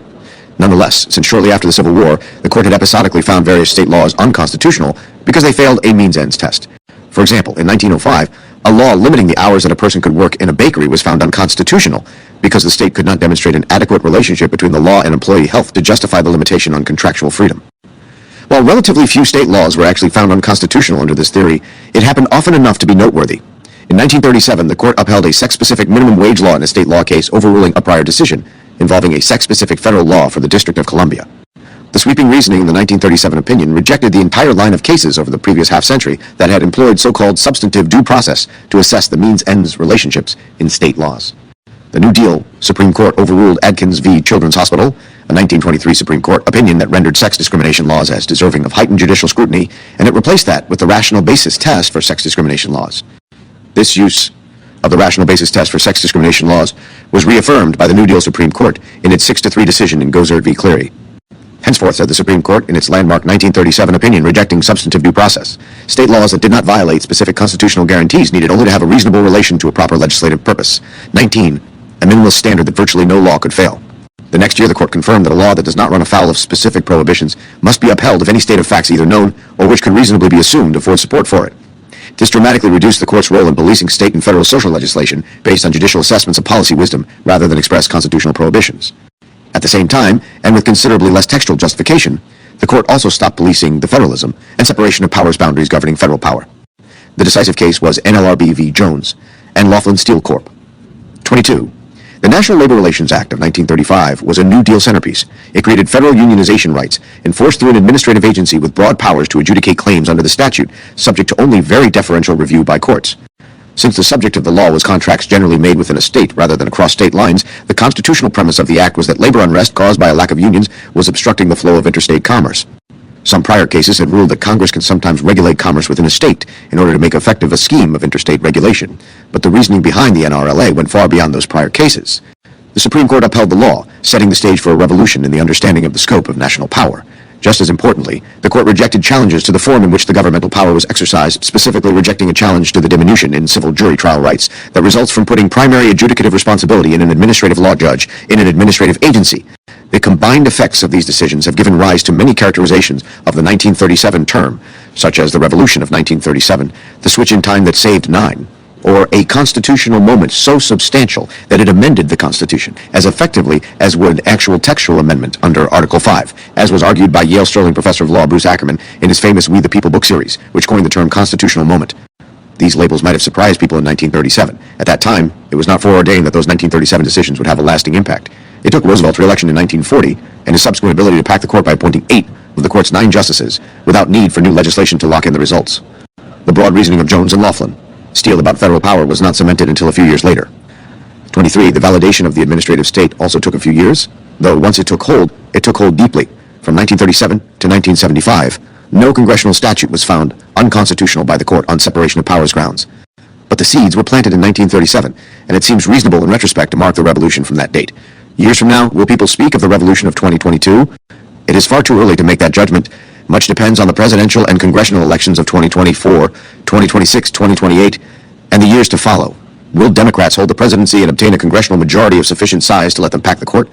Will the current jurisprudential tide outlast Justices Clarence Thomas and Sam Alito, who are in their 70s? We don't know, and neither does anyone else.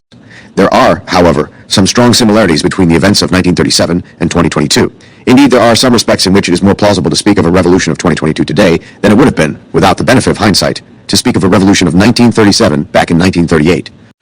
1937 was a revolution in results, but not necessarily a revolution in methodology. The court became far more deferential to social and economic legislation, both state and federal, than it had been in prior years. But that was driven by results rather than by any deep theory of constitutional interpretation, and the cases that cemented those results also had no clear method driving them. Franklin Roosevelt eventually appointed 9 members of the court: Hugo Black, Stanley Reed, Felix Frankfurter, William O. Douglas, Frank Murphy, James Burns, Harlan F. Stone, Robert Jackson, and Wiley Rutledge, replacing every pre-New Deal member of the court except for Justice Owen Roberts. They all agreed, in varying degrees, on upholding the key elements of the New Deal, but they agreed on very little beyond that. There was no overarching philosophy of interpretation that yielded that grand conclusion. It was a shared conclusion without a theoretical foundation. Black, Douglas, and Stone were activists of various stripes. Reed, Frankfurter, and Burns were champions of judicial restraint, and Murphy, Jackson, and Rutledge had muddled outlooks somewhere in the middle. Beyond upholding the New Deal, the Roosevelt justices splintered on almost everything else.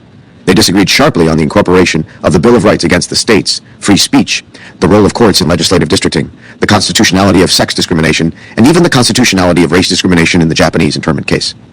The conservative bloc on the Roberts Court of 2023 is also not a monolith. Justices Thomas and Gorsuch do not act in lockstep with each other, much less in lockstep with Justice Alito, much less in lockstep with Justices Kavanaugh and Barrett, much less in lockstep with Chief Justice Roberts.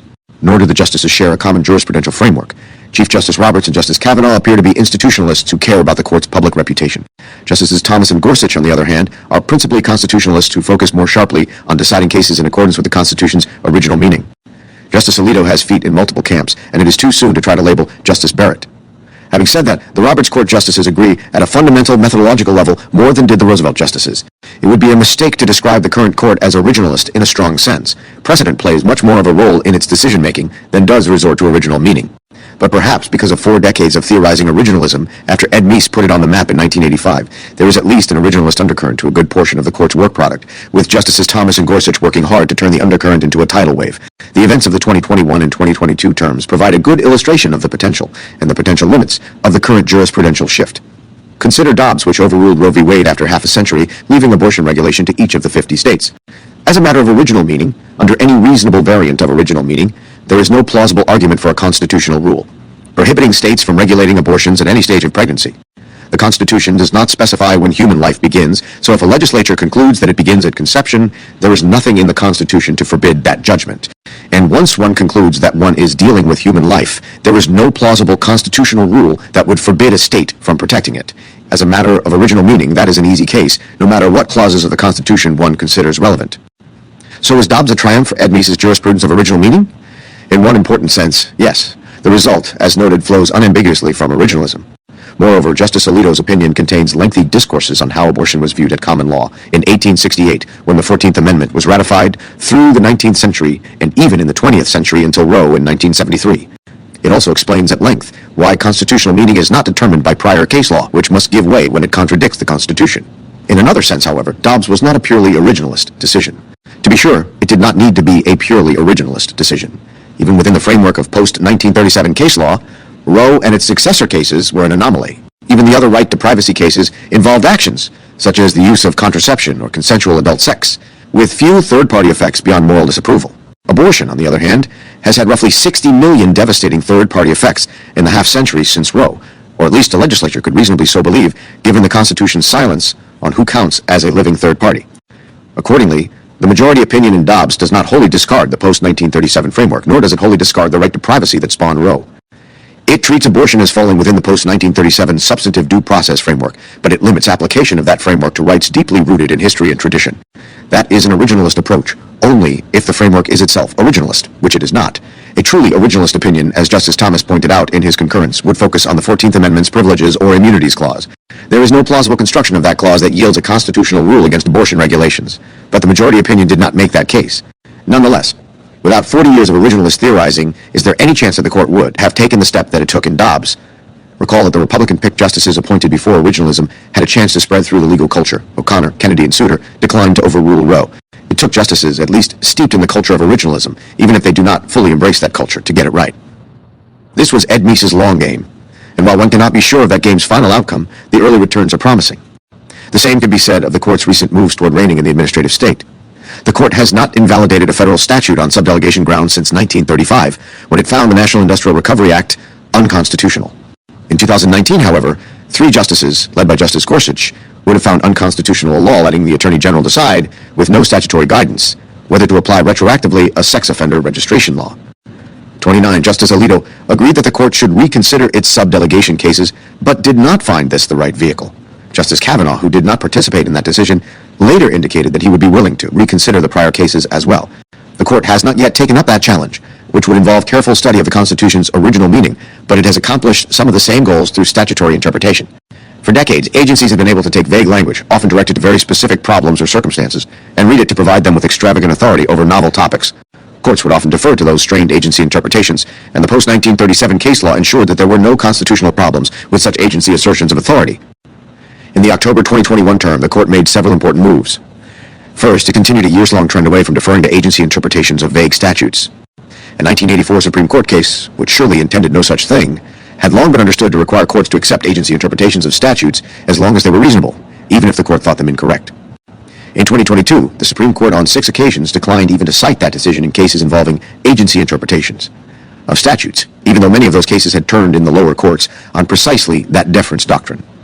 The October 2023 term presents a case in which the court is explicitly considering whether to overrule its 1984 Chevron decision.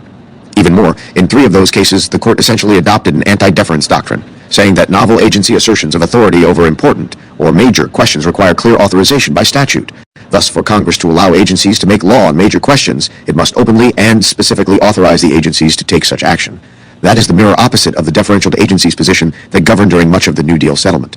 Those 3 cases from the October 2021 term are a good illustration of the operation of the administrative state under the New Deal settlement post-1937 and the possible implications of a lasting change in court doctrine.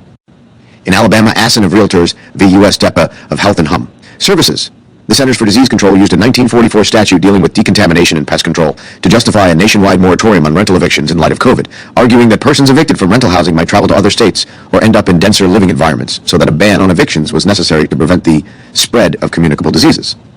38. The agency read the statute which spoke of fumigation and destruction of animals to authorize it to do anything and everything it thought best to address communicable diseases. And in a world in which agencies can act unless expressly forbidden by statute, the agency's argument carries weight. The Roberts Court, however, found the agency's interpretation to be an obviously strained effort to find power that the agency was never granted.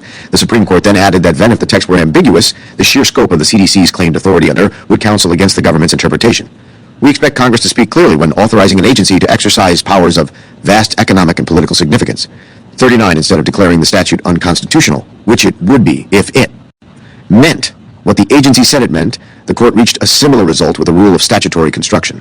The court used the same approach in National Federation of Independent Business v. OSHA, in which the Occupational Safety and Health Administration construed its authority to promulgate Occupational Safety and Health Standard 41 to allow a COVID vaccine mandate on workplaces with 100 or more employees. This swept in more than 80 million workers in every job, from meatpacker to landscaper. 42. If the statute authorizes the agency to do anything and everything it thinks wise with regard to health for anyone who is working, and if one regards that kind of subdelegation of authority as constitutional, the agency wins. 3 justices took that view, which neatly reflects the New Deal settlement. But as with the CDC, this was an agency straining to find power that it was not given, and that would be unconstitutional if it existed. OSHA is authorized to regulate workplace hazards. COVID, like the flu and the common cold, might well be a hazard that one could encounter in a workplace, and there might even be some specific workplaces where the conditions of employment elevate that hazard beyond its baseline level, but it is not a hazard that distinctively results from a workplace, such as the risk of a mine collapse, poor ventilation in an office building, or exposure to toxic chemicals at a construction site. The agency's interpretation, said the Roberts Court, would significantly expand OSHA's regulatory authority without clear congressional authorization. 44. In a separate opinion, Justice Gorsuch, joined by Justices Thomas and Alito, expressly linked this major question's interpretative principle to the constitutional subdelegation doctrine. F. The statutory subsection the agency cites really did endow OSHA with the power it asserts that law would likely constitute an unconstitutional delegation of legislative authority. 45. Thus, as framed by Justice Gorsuch, the major questions doctrine requires not just boilerplate grants of authority to agencies to pursue health, safety, the public interest, or some other catch-all verbiage, but something that specifically and directly indicates that Congress authorized the kind of action involved. It is not strictly originalism, but it is a doctrine driven by originalist concerns for the separation of powers. The third case from the October 2021 term, West Virginia v. EPA, 46 saw the Environmental Protection Agency use a provision authorizing performance standards for coal-fired plants to try to force power companies away from the use of coal and other fossil fuels altogether. That was obviously an absurd construction of the statute, and the Trump administration, EPA, repealed it. A liberal D.C. Circuit panel repealed the repeal, and the Biden EPA defended the lower court's position. The Supreme Court sided with the Trump EPA. Chief Justice Roberts' majority opinion noted that in prior cases involving major questions, the expansive interpretations of agency authority had a colorable textual basis, 49%, but that more was needed to validate agency action, something more than a merely plausible textual basis for the agency action is necessary. The agency instead must point to clear congressional authorization for the power it claims. 50. Justices Gorsuch and Alito joined the majority opinion in full, but added that the major questions doctrine was needed to let courts act as faithful agents of the Constitution. 51. Thus, the major questions doctrine is not designed to protect Congress from courts or agencies. It protects, however imperfectly and indirectly, the Constitution's separation of powers 52% from a Congress that is often unconcerned, with constitutional limits and an executive branch eager to run with what it is given. The court re-emphasized the major questions doctrine in 2023 in Biden v. Nebraska. 53. The Biden administration tried to use a post-9/11 statute authorizing loan forgiveness for people affected by terrorist attacks to justify a nationwide student loan cancellation on the ostensible grounds of COVID. Everyone, including the Biden administration, understood that this was a straightforward election year gambit to buy the votes of young people with student loan debt that had no basis in the statute. As with the 3 cases from the previous term, however, it was at least linguistically possible to take Congress's open-ended grants of authority to the agency as authorization to do whatever the agency thought best. Rather than find the statute unconstitutional, the court again said that agencies need to ground major decisions in clear authorizations rather than linguistically possible but contextually absurd interpretations of vague statutes. Justice Barrett wrote separately to deny that the major questions doctrine is a clear statement rule, but even she thought the Biden administration had erred as a matter of common sense in its reading of the relevant statute. Dobbs, as a counterpart to West Coast Hotel on substantive due process in the major questions cases as counterparts to Jones and Laughlin Steele on governmental structure, are enough to prompt comparisons between October 2021 and spring 1937. But there was much more that happened in 2021 to 2022 that reflects the Meese legacy and potentially portends a lasting change in jurisprudence. One of the greatest triumphs of originalism was the Supreme Court S. 2008 decision in District of Columbia v. Heller, 54, which recognized that the Second Amendment right to keep and bear arms actually protects a right to keep and bear arms. The majority and dissent both argued along strictly originalist lines, which in the long run is more important even than the outcome. 2 years later, the court said that the same principles apply to state and local legislation restricting gun owners' rights. In the ensuing 12 years, Lower courts and legislatures paid little attention to the rulings. For example, New York, along with half a dozen other states, required gun permit applicants to show a special need to carry a gun in self-defense. In New York State Rifle and Pistol Association, Inc. v. Bruin, 57. The Supreme Court, in an opinion by Justice Thomas, struck down the special need requirement, focusing, as did Heller before it, on constitutional text and history. 58. In 1985, such a case, if it reached the court at all, would surely have been decided by balancing the interests of gun owners against claimed policy reasons advanced by legislators, with a thumb on the scale for the latter. The Bruin decision openly rejects that kind of judicial assessment of the importance of the constitutional right. Rather, the Second Amendment's plain text covers an individual's conduct. The Constitution presumptively protects that conduct. The government must then justify its regulation by demonstrating that it is consistent with the nation's historical tradition of firearm regulation. 59. Again, the method, an attempt to ascertain the original meaning of a constitutional provision, is more important than the result. Bruin reflects the impact of the jurisprudence of original meaning in a fashion hardly conceivable back in 1985, but now firmly a part of the constitutional dialogue. One can tell a similar story about religious liberty, which has been precarious in this country for some time, at least when religious liberties conflict with the policy preferences of those in power. The 2022 Supreme Court broadened religious liberty protections in two key cases, Carson v. Macon and Kennedy v. Bremerton School District. 61. The latter got more headlines, but the former may be more important. In 1875, Rep. James Blaine introduced a constitutional amendment that would have forbidden the states from ever providing public funds to religious institutions, including Catholic parochial schools. Blaine's proposed amendment did not make it through the Senate, so it never came up for a ratification vote in the states. Had it done so, it might have passed. 38 of the 50 states have so-called Blaine amendments in their state constitutions. The rather obvious motive behind these amendments was anti-immigrant, and especially anti-Catholic immigrant animus. In Locke v. Davey in 2004, the Rehnquist Court, with Justices Scalia and Thomas dissenting, found it constitutional for a state to exclude ministerial education from a state-funded scholarship program. While the decision was potentially narrow, it contained some broad language suggesting that states had considerable freedom to treat religious people differently from non-religious ones. In 2020, the Roberts Court rejected a broad interpretation of Davey, saying in a 5-4 decision that a state-based scholarship program that provides public funds for students to attend private schools cannot discriminate against religious schools. The issue returned to the Supreme Court in 2022 in Carson v. Macon. Maine enacted a program of tuition assistance for parents who live in school districts so small that they do not operate a secondary school of their own. But under Maine's program, state funding is only available for non-religious schools. The court, in a 6-3 opinion authored by Chief Justice Roberts, said that Maine's non-sectarian requirement for its otherwise generally available tuition assistance payments violates the free exercise clause of the First Amendment. Regardless of how the benefit and restriction are described, the program operates to identify and exclude otherwise eligible schools on the basis of their religious exercise. 64. One could perhaps reach the same results on grounds of equal protection, but either way the decision sweeps away some of the country's most long-standing interferences with the free exercise of religion. The 38 state constitutional Blaine amendments have now been trumped by the incorporated Free Exercise Clause of the First Amendment. The counterpart to the Free Exercise of Religion Clause is the First Amendment's prohibition on laws respecting an establishment of religion. The original meaning of that clause was obviously to make clear that Congress could not interfere with state efforts to establish religion within their borders. But by 1868, when the 14th Amendment was ratified, 2/3 of state constitutions forbade establishments of religion in their state bills of rights. Most of the court's Establishment Clause cases have involved state laws. For example, in 1991, Justice Kennedy wrote the opinion of the court in Lee v. Weissman, 67, which held that prayers at public high school graduations violated the Establishment Clause because they subtly coerced and offended some graduating students and their parents. The Roberts Court again cut back on some of the broader implications of past cases in Kennedy v. Bremerton School District. Kennedy, a high school football coach, had a practice of privately praying at the 50-yard line after football games, and many players from both teams voluntarily joined him. Kennedy was eventually fired by his school district for putting them at risk of Establishment Clause lawsuits.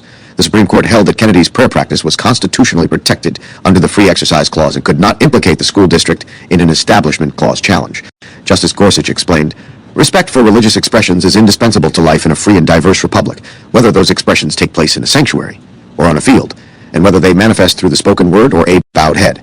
Here, a government entity sought to punish an individual for engaging in a brief, quiet, personal religious observance doubly protected by the free exercise and free speech clauses of the First Amendment. And the only meaningful justification the government offered for its reprisal rested on a mistaken view that it had a duty to ferret out and suppress religious observances, even as it allows comparable secular speech." Even more importantly, Justice Gorsuch explained the methodology behind this conclusion, noting that an analysis focused on original meaning and history, this court has stressed, has long represented the rule, and that the lower courts erred by failing to heed this guidance. 69. Ed Meese would grade the Supreme Court of 2022 very differently on religious liberty than he graded the Supreme Court of 1985 in his speech to the ABA. 2022 may or may not turn out to be a year that legal historians treat like 1937. But if the last 2 years turn out to be even close in significance to 1937, it will be a lasting tribute to the influence of Ed Meese, the most important person ever to serve as United States Attorney General. Chapter 14, The Most Influential Attorney General. This book claimed at the outset that Ed Meese was the most influential and powerful Attorney General in American history.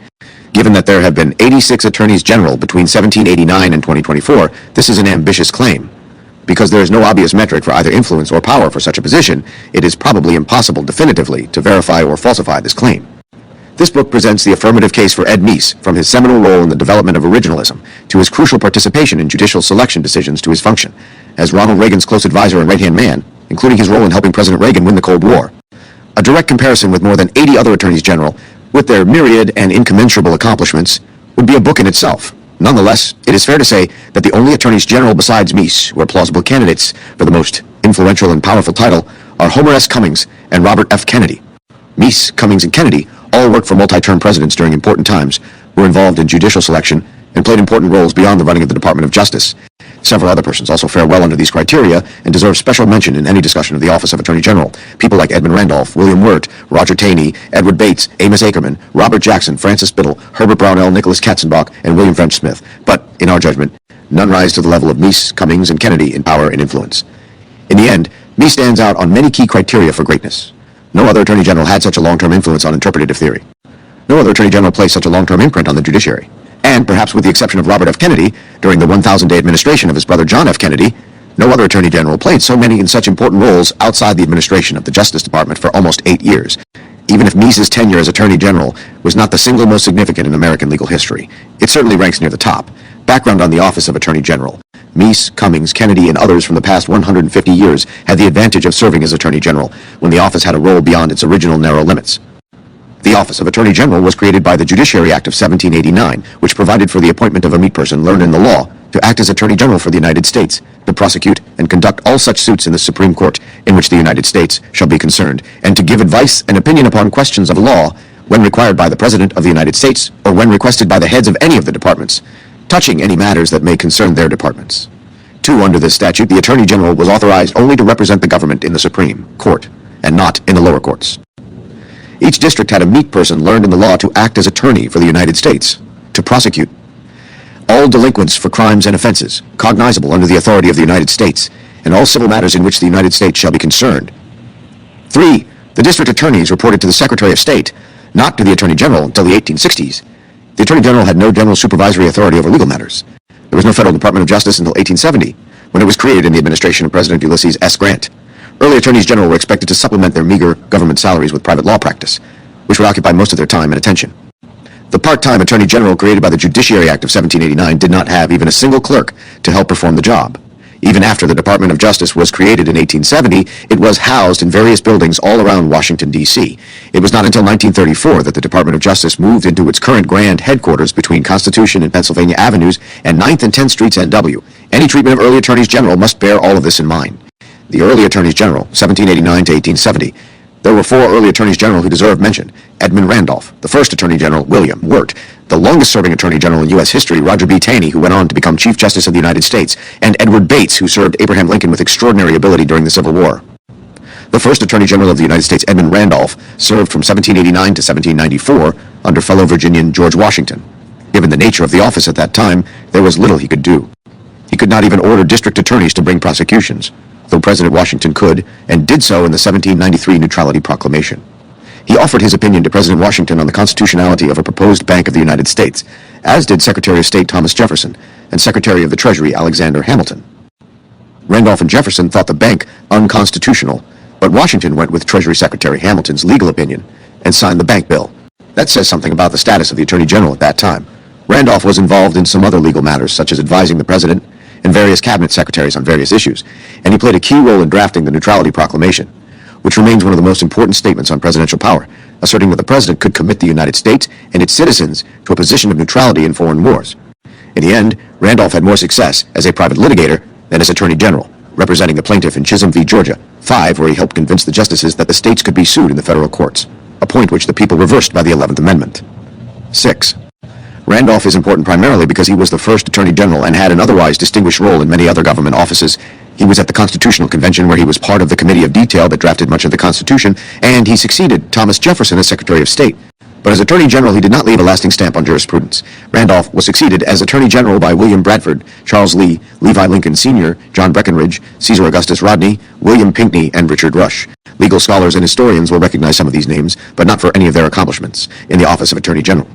More noteworthy is William Wirt, who served from 1817 to 1829, the longest tenure of any Attorney General in United States history. Wirt was first appointed by President James Monroe and was continued in office by President John Quincy Adams. Wirt definitely brought previously lacking heft to the office of Attorney General. Wirt created a record-keeping system for the office and persuaded Congress to give him a clerk and an office.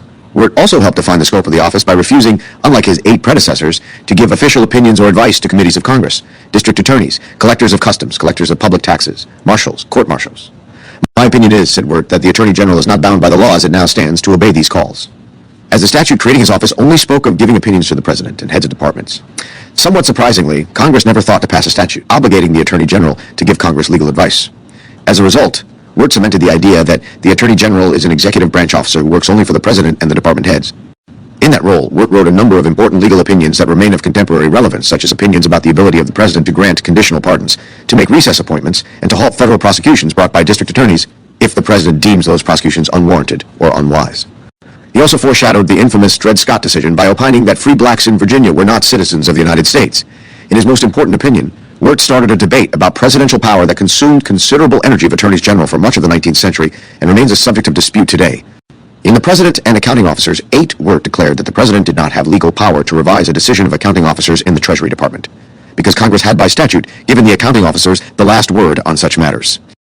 It is certainly true that the President will not normally wish to get involved in the minutiae of account auditing, but that is different from saying that the President cannot do so, given that the Treasury auditors are clearly exercising executive power. Other attorneys general went back and forth on that question for decades afterward, and even today the law is not clear on the President's power to make, revise, or cancel decisions by subordinates when Congress seems to give those subordinates the final decision-making power. Wirt's opinion continues to be cited in those debates 2 centuries later. In the end, Wirt may have been more noteworthy for his consequential private practice of law than for his work as Attorney General. Wirt was one of several lawyers who argued for the prevailing parties in the Supreme Court in such famous cases as Dartmouth College v. Woodward, McCulloch v. Maryland, 11, and Gibbons v. Ogden. 12, as Attorney General, he did not have, and at the time surely did not have the opportunity to have, anything like the influence on law, policy, Supreme Court appointments, or presidential campaigns that later successors like Cummings, Kennedy, and Meese enjoyed. Nor did Wirt espouse or evangelize for a particular theory of legal interpretation. He was an important Attorney General, but his impact was more limited than some of his modern counterparts. John Macpherson Berrien followed Wirt, and his name will draw blanks with most legal scholars. Not so Roger Taney, who served as Attorney General from 1831 to 1833 under Andrew Jackson. As Attorney General, Taney was involved in many important actions, such as helping draft President Jackson's veto message of the bill that would have reauthorized the Bank of the United States. That veto message is one of the seminal documents championing the idea that all 3 branches of the federal government have co-equal and independent power to interpret the Constitution. It also questions the importance of Supreme Court precedents in constitutional law cases, noting that mere precedent is a dangerous source of authority, and it contains a powerful and prescient critique of monopolies. It effectively killed the Bank of the United States, which had existed from 1791 to 1811 and from 1816 to 1836. No bank of the United States was ever created again until Congress and President Woodrow Wilson created the Federal Reserve Board on December 23, 1913. Taney deserves mention for this one opinion alone. Taney also wrote a key opinion outlining the President's power as Chief Law Enforcement Officer, confirming the President's power to decline or dismiss federal prosecutions. He authorized the Treasury Secretary to remove the U.S. government's deposits in the Bank of the United States and to deposit them in state banks instead. And in his most infamous opinion, he defended an unconstitutional South Carolina law forbidding free African Americans from entering the state, arguing that free descendants of African Americans could not become citizens of the United States. In his later role as a Supreme Court Justice, Taney applied that view in Dred Scott v. Sanford, 14 helping to precipitate the Civil War. Taney is certainly among the most important attorneys general. He was a vital player in President Jackson's administration. Some of his most consequential actions, however, happened when he served in other roles, and while Attorney General, he did not have the involvement in foreign and domestic policy or Supreme Court appointments that one can see in Meese, Kennedy, or Cummings. Nor did he advance a distinctive theory of legal interpretation. Taney was followed by a string of attorneys general who do not stand out as uniquely influential or important: Benjamin Franklin Butler, Felix Grundy, Henry D. Gilpin, John J. Crittenden, Hugh S. Lagar, John Nelson, John I. Mason, Nathan Clifford, Isaac Toucey, Reverdy Johnson, John J. Crittenden again, Caleb Cushing, Jeremiah S. Black, and Edwin Stanton. While some of these men were historically important in other roles, none stands out as having been a great or influential attorney general. Edward Bates, who served under Abraham Lincoln from 1861 to 1864, deserves a closer look. Bates was Attorney General during one of the most legally complex periods in American history, which tested the scope of presidential power during a civil rather than foreign war. Bates defended President Lincoln's suspension of the writ of habeas corpus without congressional action, prevented state courts from releasing, drafted Union soldiers on state writs of habeas corpus, persuaded Congress to pass a statute criminalizing the aiding of the insurrection without automatically requiring the death penalty, and winning the prize cases, 16 which upheld the legality of Lincoln's naval blockade of all southern ports. Finally, Bates supported and assisted Lincoln in drafting the Emancipation Proclamation. That is more than enough to put Bates near the top of any list of important attorneys general. He does not reach the very top tier because his role was limited. Bates did not play a key role in the selection and appointment of nominees to the U.S. Supreme Court or the district courts. The federal courts of appeals did not even exist yet, nor did the inferior courts have jurisdiction to hear federal questions until 1875. He did not propound a Batesian mode of judging or interpretation, the way that Ed Meese put forth originalism. He was not Abraham Lincoln's key advisor on domestic and foreign policy in the way that Ronald Reagan relied on Meese. After Bates, the next four attorneys general were James Speed, Henry Stanbury, William M. Evarts, and Ebenezer R. Hoar, some of whom performed with distinction in other jobs, but not as attorneys general. Hoar was the first person appointed attorney general who served as head of the Department of Justice, which was created in 1870. But it was President Ulysses S. Grant's second attorney general, Amos T. Ackerman, who achieved greatness in the job despite serving only for a single year from 1870 to 1871. The rise of the Department of Justice, 1871 to 1933. When the Department of Justice was created, supervision of the district attorneys, today called U.S. attorneys, was transferred from all other government agencies to the new DOJ. The fledgling agency was given enormous new responsibilities because of a slew of post-Civil War federal statutes protecting civil rights. By 1871, under Amos Ackerman, the Justice Department had indicted 3,000 Ku Klux Klansmen and had secured 600 sentences, with ringleaders confined in a federal prison in New York. Had he served longer, Ackerman would surely be better known, and his impact might have been greater.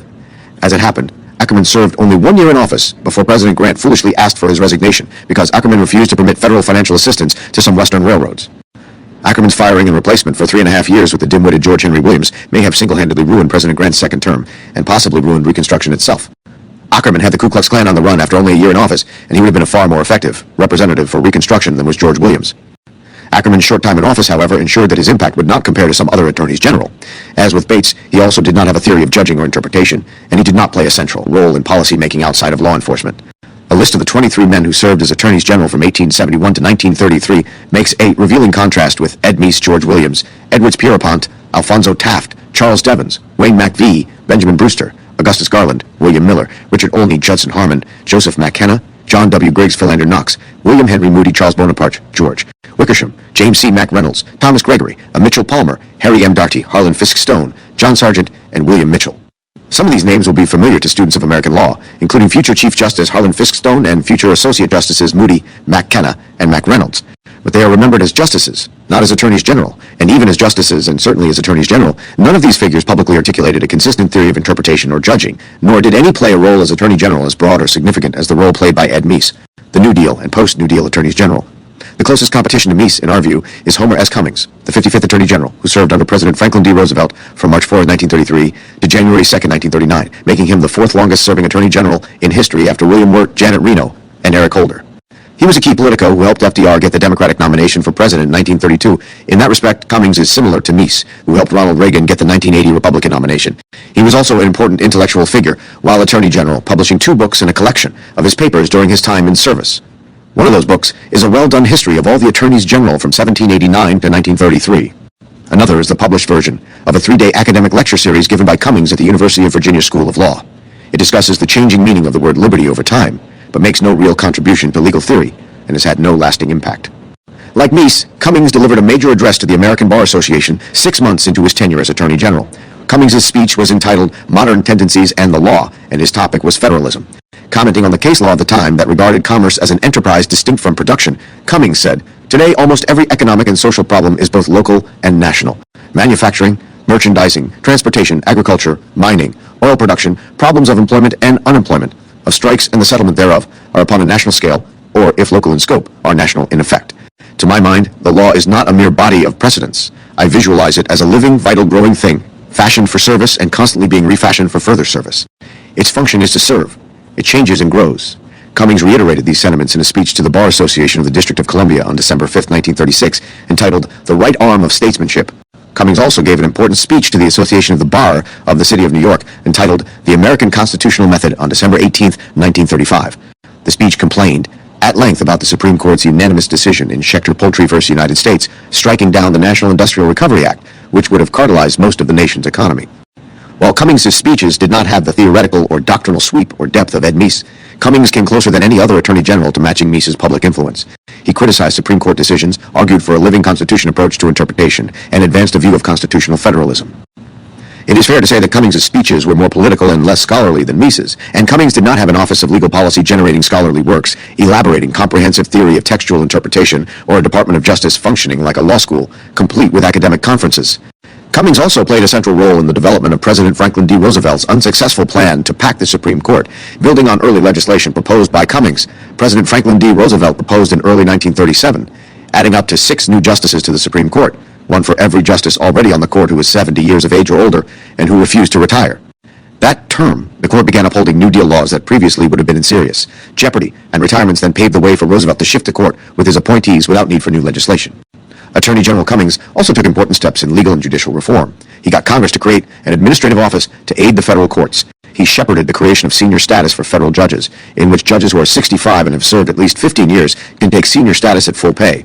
Cummings helped revolutionize federal civil and criminal procedure by persuading Congress to allow the Supreme Court to propose formal rules of procedure in law as well as equity that take effect unless Congress alters them. Cummings encouraged construction of the famous federal prison at Alcatraz in San Francisco Bay, expansion of the number of federal crimes, enhanced police training, and the creation of new lower federal court judgeships. He also helped President Roosevelt choose Hugo Black, William O. Douglas, Stanley Reed, and possibly Felix Frankfurter as Supreme Court justices. Note that Hugo Black and William O. Douglas were committed judicial activists, whereas Stanley Reed and Felix Frankfurter were committed advocates of judicial restraint. They agreed on getting rid of the pre-1937 Supreme Court case law, but they disagreed on everything else. FDR did not have the impact on the Supreme Court that Meese did because his attorneys general did not articulate a theory of judging in the way Meese did, or in the way the 6 Republican-appointed Supreme Court justices in 2024 have done. Cummings' record makes for an impressive resume. It stacks up to Meese's resume of accomplishments better than that of any other attorney general. Cummings comes up just short, however, in 2 vital respects. First, while Cummings sharply criticized the justices standing in the way of the New Deal, he did not have, or at least did not articulate, a thought-out theory of legal interpretation that extended beyond the results of the moment. Consequently, Cummings had little long-term impact on interpretative theory, while Meese was the central figure in the development and rise of theorized originalism. Second, Cummings did not have a role outside the traditional confines of an attorney general comparable to Meese's broad role in the Reagan administration, including helping win the Cold War, serving for nearly 8 years as the most important member of the National Security Council or chairing the Domestic Policy Council during President Reagan's second term. Cummings had no role in the development of domestic policy outside law. Cummings was an enormously important and effective attorney general, but it goes to Meese by slightly more than a nose. After Cummings, President Roosevelt had some other important attorneys general, but they were better known for activities conducted in other offices.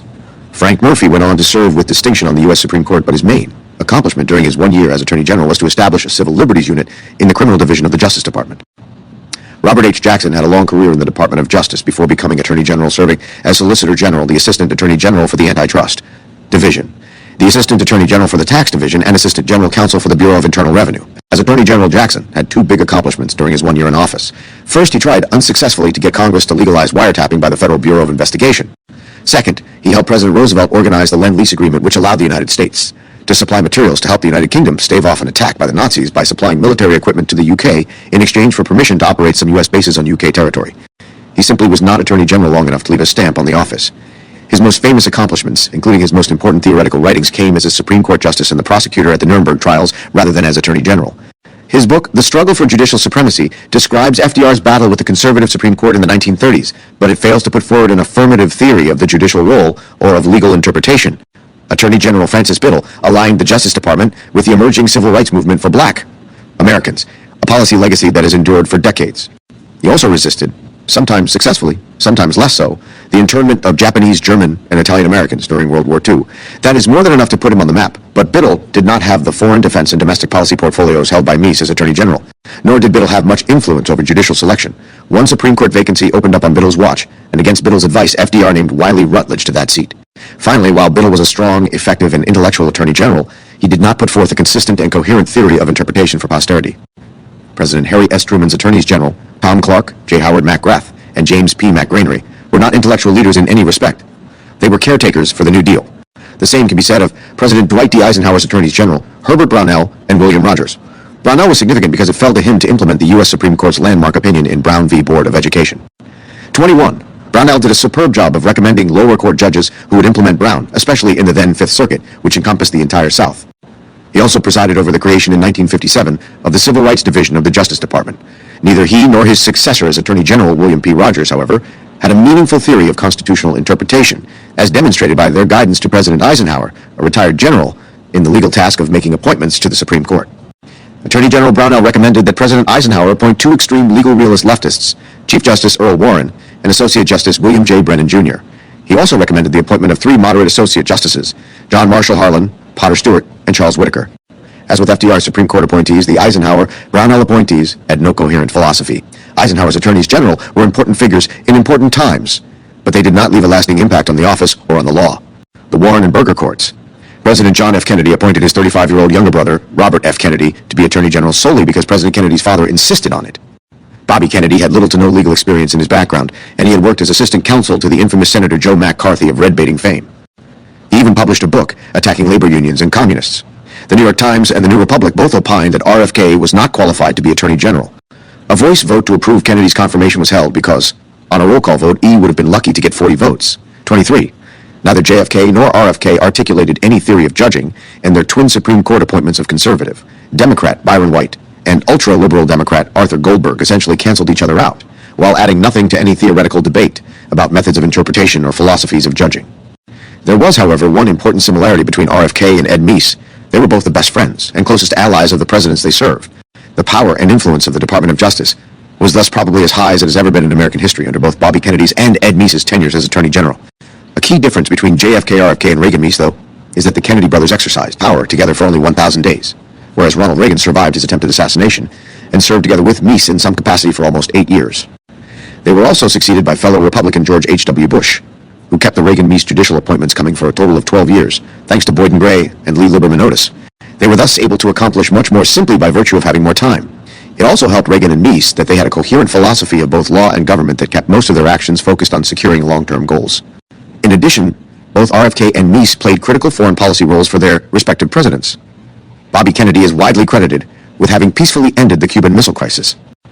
Meese, from 1981 until 1988, played a key role in helping President Ronald Reagan win the Cold War. RFK, however, did not play the big role in non-Justice Department domestic affairs that Meese played for Ronald Reagan. RFK made two contributions as Attorney General that stand out as especially significant. First, he made desegregation and protecting civil rights a top priority of his brother's presidency. Under RFK's stewardship, the Justice Department played a lead role in drafting the Civil Rights Act of 1964. Kennedy put his very able hand-picked Deputy Attorney General and successor for 2 years as Attorney General Nicholas Katzenbach in charge of getting the Civil Rights Act passed. Katzenbach went on in President Lyndon Johnson's administration to draft and secure passage of the Voting Rights Act of 1965. Robert F. Kennedy was thus a key legal architect of the legislation that ended formal de jure race discrimination in the United States. Second, RFK arm-wrestled his Solicitor General, Harvard Law School professor Archibald Cox, into supporting the so-called one person, one vote 25 cause in the Supreme Court, which was vindicated in revolutionary Supreme Court decisions like Baker v. Carr, 26 Wesbury v. Sanders, 27, and Reynolds v. Sims. 28 Solicitor General Cox started out as an adamant opponent of involving the judiciary in reapportionment because he was a New Deal advocate of judicial restraint. Kennedy worked mightily to change his mind. The rule against large disparities in district size forever transformed American politics, both in elections for the U.S. House of Representatives and in elections for state legislatures. Prior to these decisions, some districts had 10 times as many people in them as did others. In general, rural areas were overrepresented at the expense of cities and the newly emerged suburbs. There was no norm of redistricting every 10 years after the census, and some states had gone for as long as 60 years without passing a redistricting bill. The overrepresentation of rural areas in both the House of Representatives and the state legislatures made those bodies more conservative politically than was the nation as a whole. RFK was thus a key participant in some of the most important legal developments in modern times. But he did not have anything like Meese's, or even Homer Cummings's, influence on theories of constitutional and statutory interpretation, which translates into influence decades down the road. The events in the early 1960s were momentous, but they did not match the judicial revolution of 1937, which Cummings helped to engineer, or the judicial revolution of 2022-2023, which Meese helped to engineer, not to mention Meese's role in winning the Cold War. Perhaps with more time, RFK could have been a contender, but history deprived him of that opportunity. Robert F. Kennedy recommended that Nicholas J.B. Katzenbach succeed him as Attorney General when Kennedy resigned on September 3, 1964, to run successfully for the U.S. Senate from New York. After President Lyndon B. Johnson first offered the position to someone else, who declined, there were months of speculation that President Johnson did not want to pick someone so close to RFK. President Johnson eventually nominated Katzenbach to be Attorney General in January of 1965, and he was confirmed and appointed on February 11, 1965. As Attorney General, Katzenbach further argued for civil rights, successfully defending the Civil Rights Act of 1964 in the Supreme Court and seeking a court order preventing Alabama from interfering with Martin Luther King Jr.'s march from Selma to Montgomery. Dirty Katzenbach went on to help Congress draft and pass the Voting Rights Act of 1965, which revolutionized voting rights by black Americans. Notwithstanding these considerable accomplishments, Katzenbach did not have the broad and lasting influence or impact of a Meese, Cummings, or Kennedy. The next 8 Attorneys General, from 1966 to 1981, were Ramsey Clark, John N. Mitchell, Richard Kleindienst, Elliot Richardson, William Saxby, Edward Levi, Griffin Bell, and Benjamin Civiletti. Some of these names are familiar, but none leaps out as an all-time great Attorney General.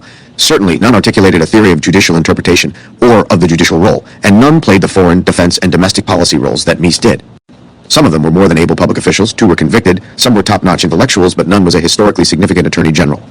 The Meese Revolution and beyond. William French Smith, Ed Meese's predecessor, was an excellent Attorney General, but on metrics of influence and importance, he does not quite reach the top. Nonetheless, Meese inherited a first-rate Department of Justice, which obviously helped him accomplish as much as he did. Even though Smith was more an establishment figure than a Meese revolutionary, he deserves at least part of the credit for the success of the Meese Revolution. As Attorney General, Smith helped secure passage of the Comprehensive Crime Control Act of 1984, which vastly increased the uniformity and fairness of federal criminal sentencing, provided for civil forfeiture of assets used in illegal activities, and abolished parole for federal prisoners.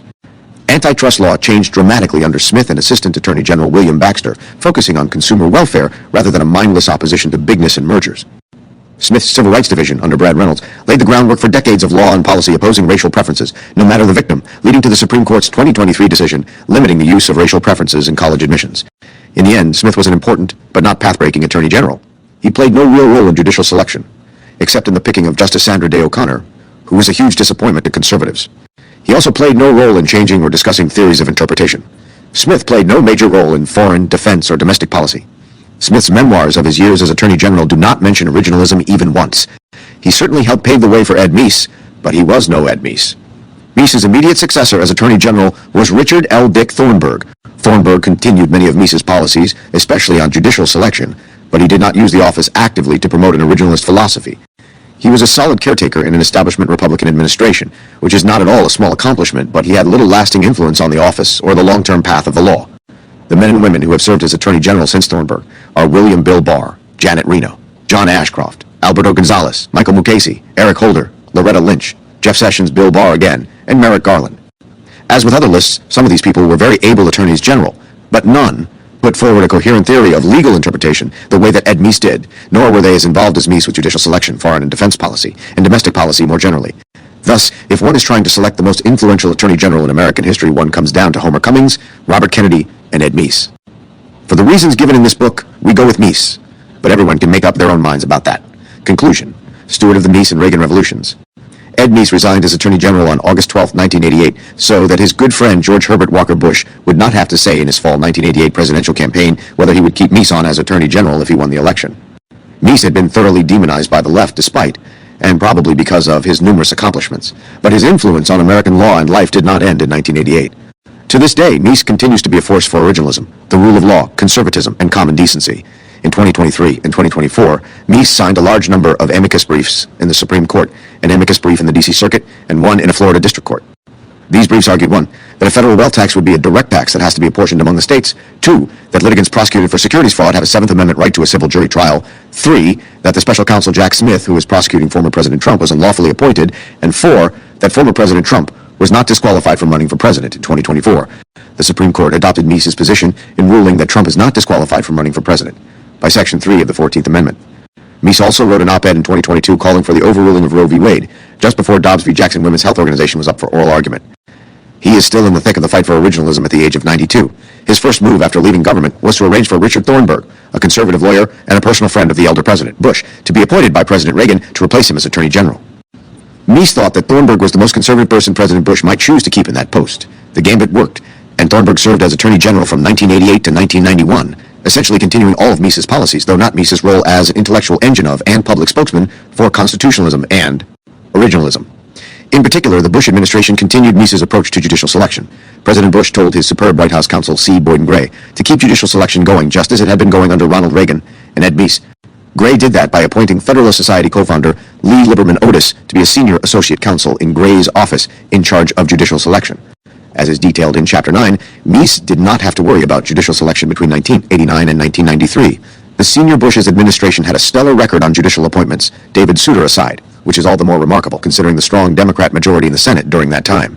Meese, upon finishing his tenure as Attorney General, was offered full-time positions by both the Heritage Foundation in Washington, D.C., and the Hoover Institution at Stanford University in California. Meese accepted the Heritage job as the organization's first Ronald Reagan Distinguished Fellow, but he agreed to work with Hoover 1 week every month. At the Hoover Institution, he worked on domestic policy issues, attended and participated in conferences, and helped to lobby donors. At the Heritage Foundation, Meese chaired the Center for Legal and Judicial Studies from its creation in 2001 until 2013, and he was the head of the advisory board that supervised production of the invaluable Heritage Guide to the Constitution. He also held a monthly conference of conservative and libertarian public interest law groups so that they could coordinate their litigation strategies. Finally, Ed Meese played and continues to play down to the present day a critical role as a member of the Federalist Society's board of directors. He has spoken at many Federalist Society National Lawyers Conventions and at other events as well. Meese also played a critical role in the judicial appointments made in the early 2000s by President George W. Bush. The trigger was Sandra Day O'Connor's announced retirement on July 1, 2005, giving President Bush a Supreme Court vacancy. Andy Card, Bush's White House Chief of Staff from 2001 to 2006, held an initial meeting with Bush's chief political advisor Karl Rove, White House counsel Harriet Miers, Leonard Leo, and Ed Meese. Everyone in the room knew that Bush very much wanted to appoint his former White House counsel and then current Attorney General Alberto Gonzales. Everyone in the room knew that Gonzales was neither conservative enough nor capable enough to be a Supreme Court justice. As one source puts it, they needed Meese's help to block the appointment of Gonzales, who would be a disaster. Leo recalls that Meese played a very, very important role in those meetings, reminding the White House that this was a defining issue. ND, that there needed to be a very strong, clear signal in the nomination of someone who had a demonstrable record. Meese's presence was vital because it was important for someone with seasoning and experience to explain, with credibility, why someone like Alberto Gonzales was the wrong choice. As alternatives to Gonzales, Meese and Leo jointly suggested the appointments of either D.C. Circuit Judge John Roberts, 3rd Circuit Judge Sam Alito, 4th Circuit Judge Mike Ludig, or then 10th Circuit Judge Michael McConnell. Bush nominated John Roberts, the least conservative person on the list and a solid establishment figure, to replace O'Connor. Within a few months, however, a second vacancy unexpectedly opened. Before resigning, O'Connor had asked Chief Justice William H. Rehnquist if he was going to retire due to his throat cancer. Rehnquist assured O'Connor that his health was fine. 2 months later, on September 3, 2005, Rehnquist died of throat cancer, startling even his closest friends on the Supreme Court, from whom he had kept secret the seriousness of his health problems. President Bush, pleased about all the liberal support John Roberts was getting as an O'Connor replacement, doubled down on Roberts, a former Rehnquist clerk, and switched Roberts' nomination to Chief Justice. Now Bush needed another nominee to replace O'Connor. Perhaps believing that Roberts was enough to placate conservatives, Bush, following the recommendation of Democrat Senate Majority Leader Harry Reid, nominated his longtime personal friend and White House counsel Harriet Miers to the second Supreme Court vacancy.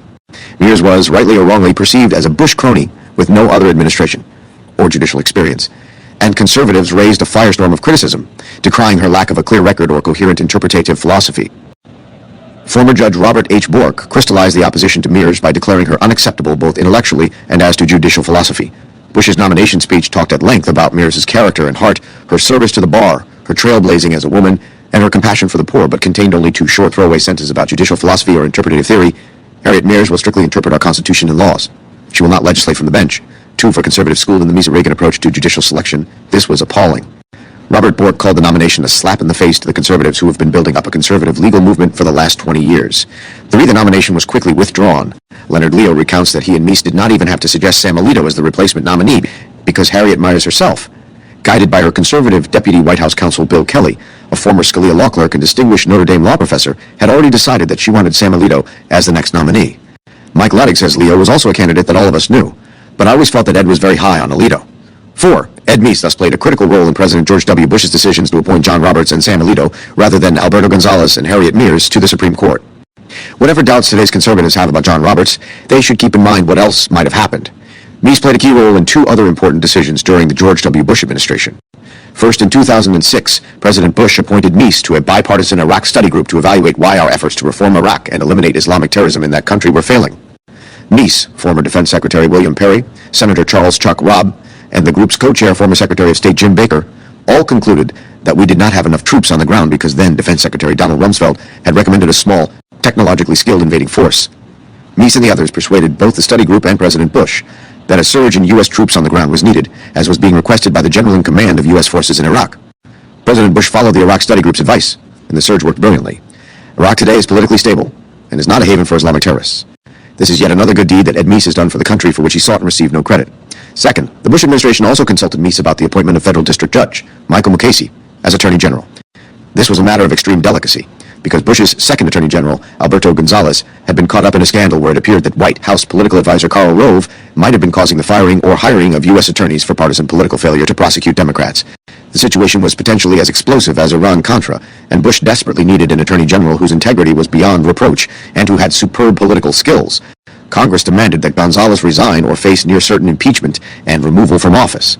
The Senate, which would have to confirm Gonzales' replacement, had a Democratic majority at this time. Democratic Senator Charles Chuck Schumer suggested his friend, New York District Court Judge Michael Mukasey, who had an impeccable record for propriety and was also a solid conservative.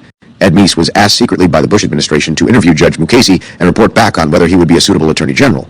Meese strongly supported Mukasey's appointment, and he believes that Mukasey did an outstanding job as Bush's third and final Attorney General. Mukasey served with Meese on the board of directors of the Federalist Society until May 2023. Meese's involvement in the nation's affairs continued with the next Republican president. Meese and former Heritage Foundation President Ed Feulner played a role in advising President-elect Donald Trump's transition team after the 2016 presidential election.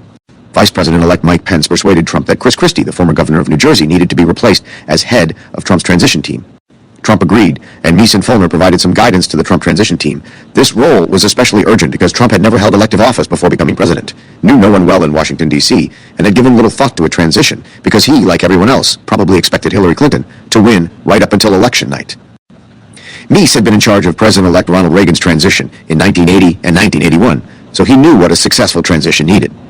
Meese and Feulner both ended up playing roles in the Trump transition, which is just another reflection of the importance of Meese's 33-year role at the Heritage Foundation as the steward of the Reagan Revolution. The Trump administration's judicial appointments continued the legacy begun by Ed Meese and Ronald Reagan and both of the two Bush presidents. President Trump made 3 Supreme Court appointments: Neil Gorsuch, Brett Kavanaugh, and Amy Coney Barrett.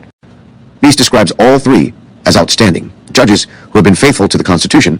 President Trump also appointed 54 circuit judges and 174 district court judges, most of whom have been steeped in and absorbed the post-Meese originalist and constitutionalist framework. According to an Atlantic article published on July 10, 2019, which is well before the last Trump judge was confirmed, President Trump had appointed 10 former Clarence Thomas law clerks, 7 former Anthony Kennedy law clerks, and 5 former Antonin Scalia law clerks to the federal bench. At the time this Atlantic article was printed, roughly 1/5 of Justice Thomas's former clerks either in the Trump administration or been nominated to the federal bench by former President Donald Trump. Justice Thomas had been on the bench for 28 years at that point, so 1/5 of Justice Thomas's former clerks was a formidable number indeed. The revolution in the law, launched by the Meese Justice Department in 1985, thus lived on from 1988 to 2024. We are not aware of any other Attorney General whose tenure so influenced the actions of his successors more than 30 years after he had left office. This then concludes our intellectual biography of Ed Meese. Everyone who knows Ed Meese personally, and we have by now talked to a whole lot of people, is always struck by Ed Meese's extraordinary modesty, kindness, lack of desire for either wealth or power, and by his essential goodness as a human being. And Ed Meese has been faced with all the temptations to human vice that are imaginable, living at the seat of government power near Washington, D.C. for 8 years during the Reagan administration, as the president's best friend, and for 35 years after that, as the steward of the Reagan Revolution. Ed Meese lives in a modest condominium with a modest vacation house, and he never cashed in on the fame and glory he had earned through his 8 years in the Reagan administration. Ed Meese is brave, wise, just, temperate, and full of faith, hope, and love. He has lived a perfect life of service to other people and to his country and to the world. Ed Meese is, like Ronald Reagan himself, a quintessential product of the American heartland. He is a sunny, upbeat, optimistic Californian, just like President Reagan. Ed Meese's hand was at work in every success President Reagan achieved, and, to top things off, Ed Meese is also the most intellectually consequential Attorney General in American history, whether one agrees with originalism or opposes it. The bottom line is that Ed Meese is an unusually virtuous and accomplished man who nonetheless led a revolution in legal interpretation, while also serving as President Ronald Reagan's right-hand man and counselor in implementing the Reagan Revolution. As this book is being written in early 2024, Ed Meese is 92 years old, sharp as a tack, and continues to serve as a vital member of the Federalist Society's Board of Directors. He is always the most mature person in the room when the Federalist Society Board of Directors holds a meeting. Perhaps Ed Meese's most important roles, however, are husband to Ursula and father to Michael, Dana, and his late son Scott. Michael and Dana have offered observations that seem a fitting conclusion to this book. When Mike learned about this book, he said, "I think what you're writing is the equivalent of Fred Greenstein's book written about Eisenhower, which was called The Hidden Hand Presidency." 6, in the same way that people did not ever give Eisenhower credit all of the things that he did. And Eisenhower didn't ever care about the credit. My father's emulating those World War II generals who, setting aside MacArthur, didn't really care about the credit. Having observed his father and the others from the greatest generation growing up, he thought that's what a public servant did. This elegantly captures Ed Meese's rare combination of effectiveness, bravery, and modesty. People underestimated President Eisenhower, and people for more than 4 decades have underestimated Ronald Reagan and Ed Meese. Ed Meese was a hidden-hand transformational attorney general. Dana captured more key features of her father's character. Why Dad is exactly how he is. There's no facade. There's no pretense. A lot of humility, very humble, very focused on what his purpose is. He's always very kind, very thoughtful, does not get stressed. He does not. Very rarely did I ever see him lose his temper or get really upset about anything. He handles everything in stride and is just focused on his purpose. And with that, his first and foremost priorities in his life are his faith and his family. He's always a good listener and very reasoned in his decisions. He's very, and I have to say I didn't realize this until I saw it in myself, but he is very justice-oriented, ensuring that the right thing is done, more important than the political ramifications, or whatever the circumstances are. He is always doing the right thing. As a husband, Dana recalls that one of the few and only times I ever saw him get upset by the cruelty of the press and the media was when they took after my mom. When they started being cruel to her, he was not worried about press criticism of himself. Dana remembers Natime that the press was just brutal on him, and I had enough, and I packed my bags and I went down to the foyer in our house, and I said, okay, that's it, we're going, let's leave, I'm done. And my dad just started laughing, and he said, who cares what they say? We know it's not true, we know the truth, it doesn't matter what they say, we know what we're here for, we know what our purpose is, and quite honestly, the more brutal they are, obviously, that shows how effective we're being. But attacks on his wife were another matter. Their relationship, says Dana, is truly second to none. He adores her. In 2019, President Trump awarded Ed Meese the Presidential Medal of Freedom. This is the United States' highest civilian honor and award for service to our country. For reasons of substance, character, and legacy, no one deserves that honor more than Ed Meese. Acknowledgements. This book could never have been written without the tireless help of Justin Braga, who spent hours on the telephone with all the interviews of the many people Steve Calabresi interviewed for this book.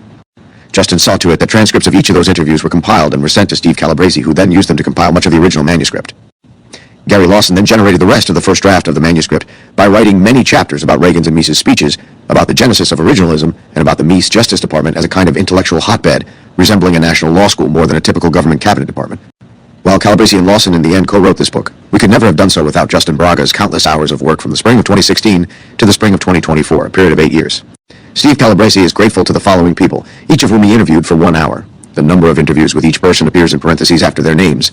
Ed Meese, Ken Cribb, Brad Reynolds, John Richardson, Steve Matthews, Lee Liberman, Otis Dana Meese, Mike Meese, George Meese, Charles Freed, Chuck Cooper, Gary McDowell, Blair Dorminey, Steve Markman, Mark Levin, Lois Harrington, Ann Rondeau, Becky Dunlop, David McIntosh, John Harrison, Leonard Leo, Terry Eastland, Paul Cassell.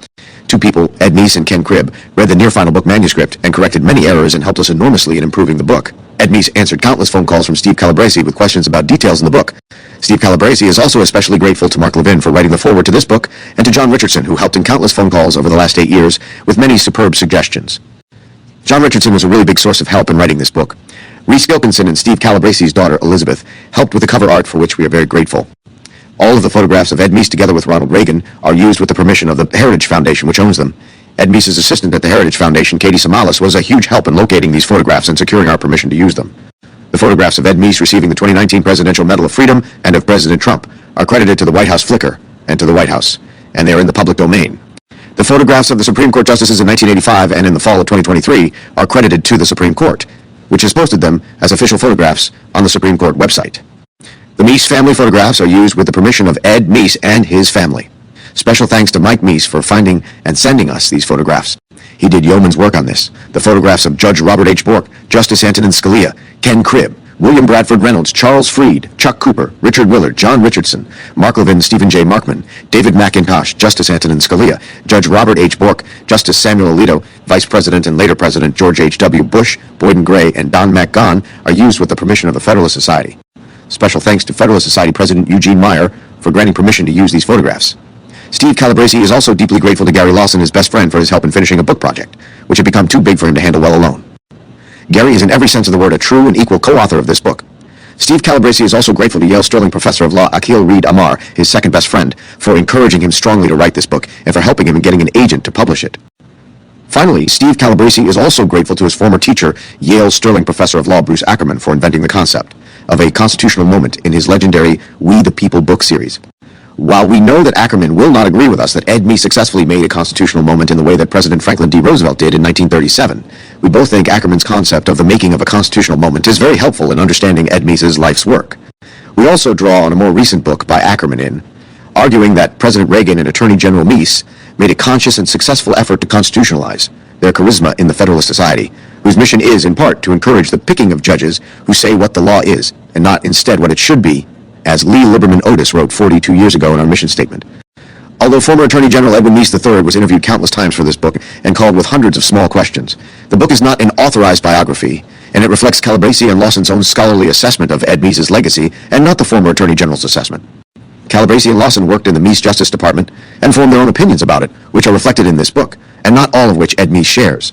Calabresi and Lawson have been law professors for more than 3 decades now, and we have seen the ripples in the judicial appointments process, in the writing of originalist judicial opinions, and in the teaching of constitutional and administrative law caused by Ed Meese's momentous service to the United States as its 75th, and, in our opinion, most consequential and best Attorney General.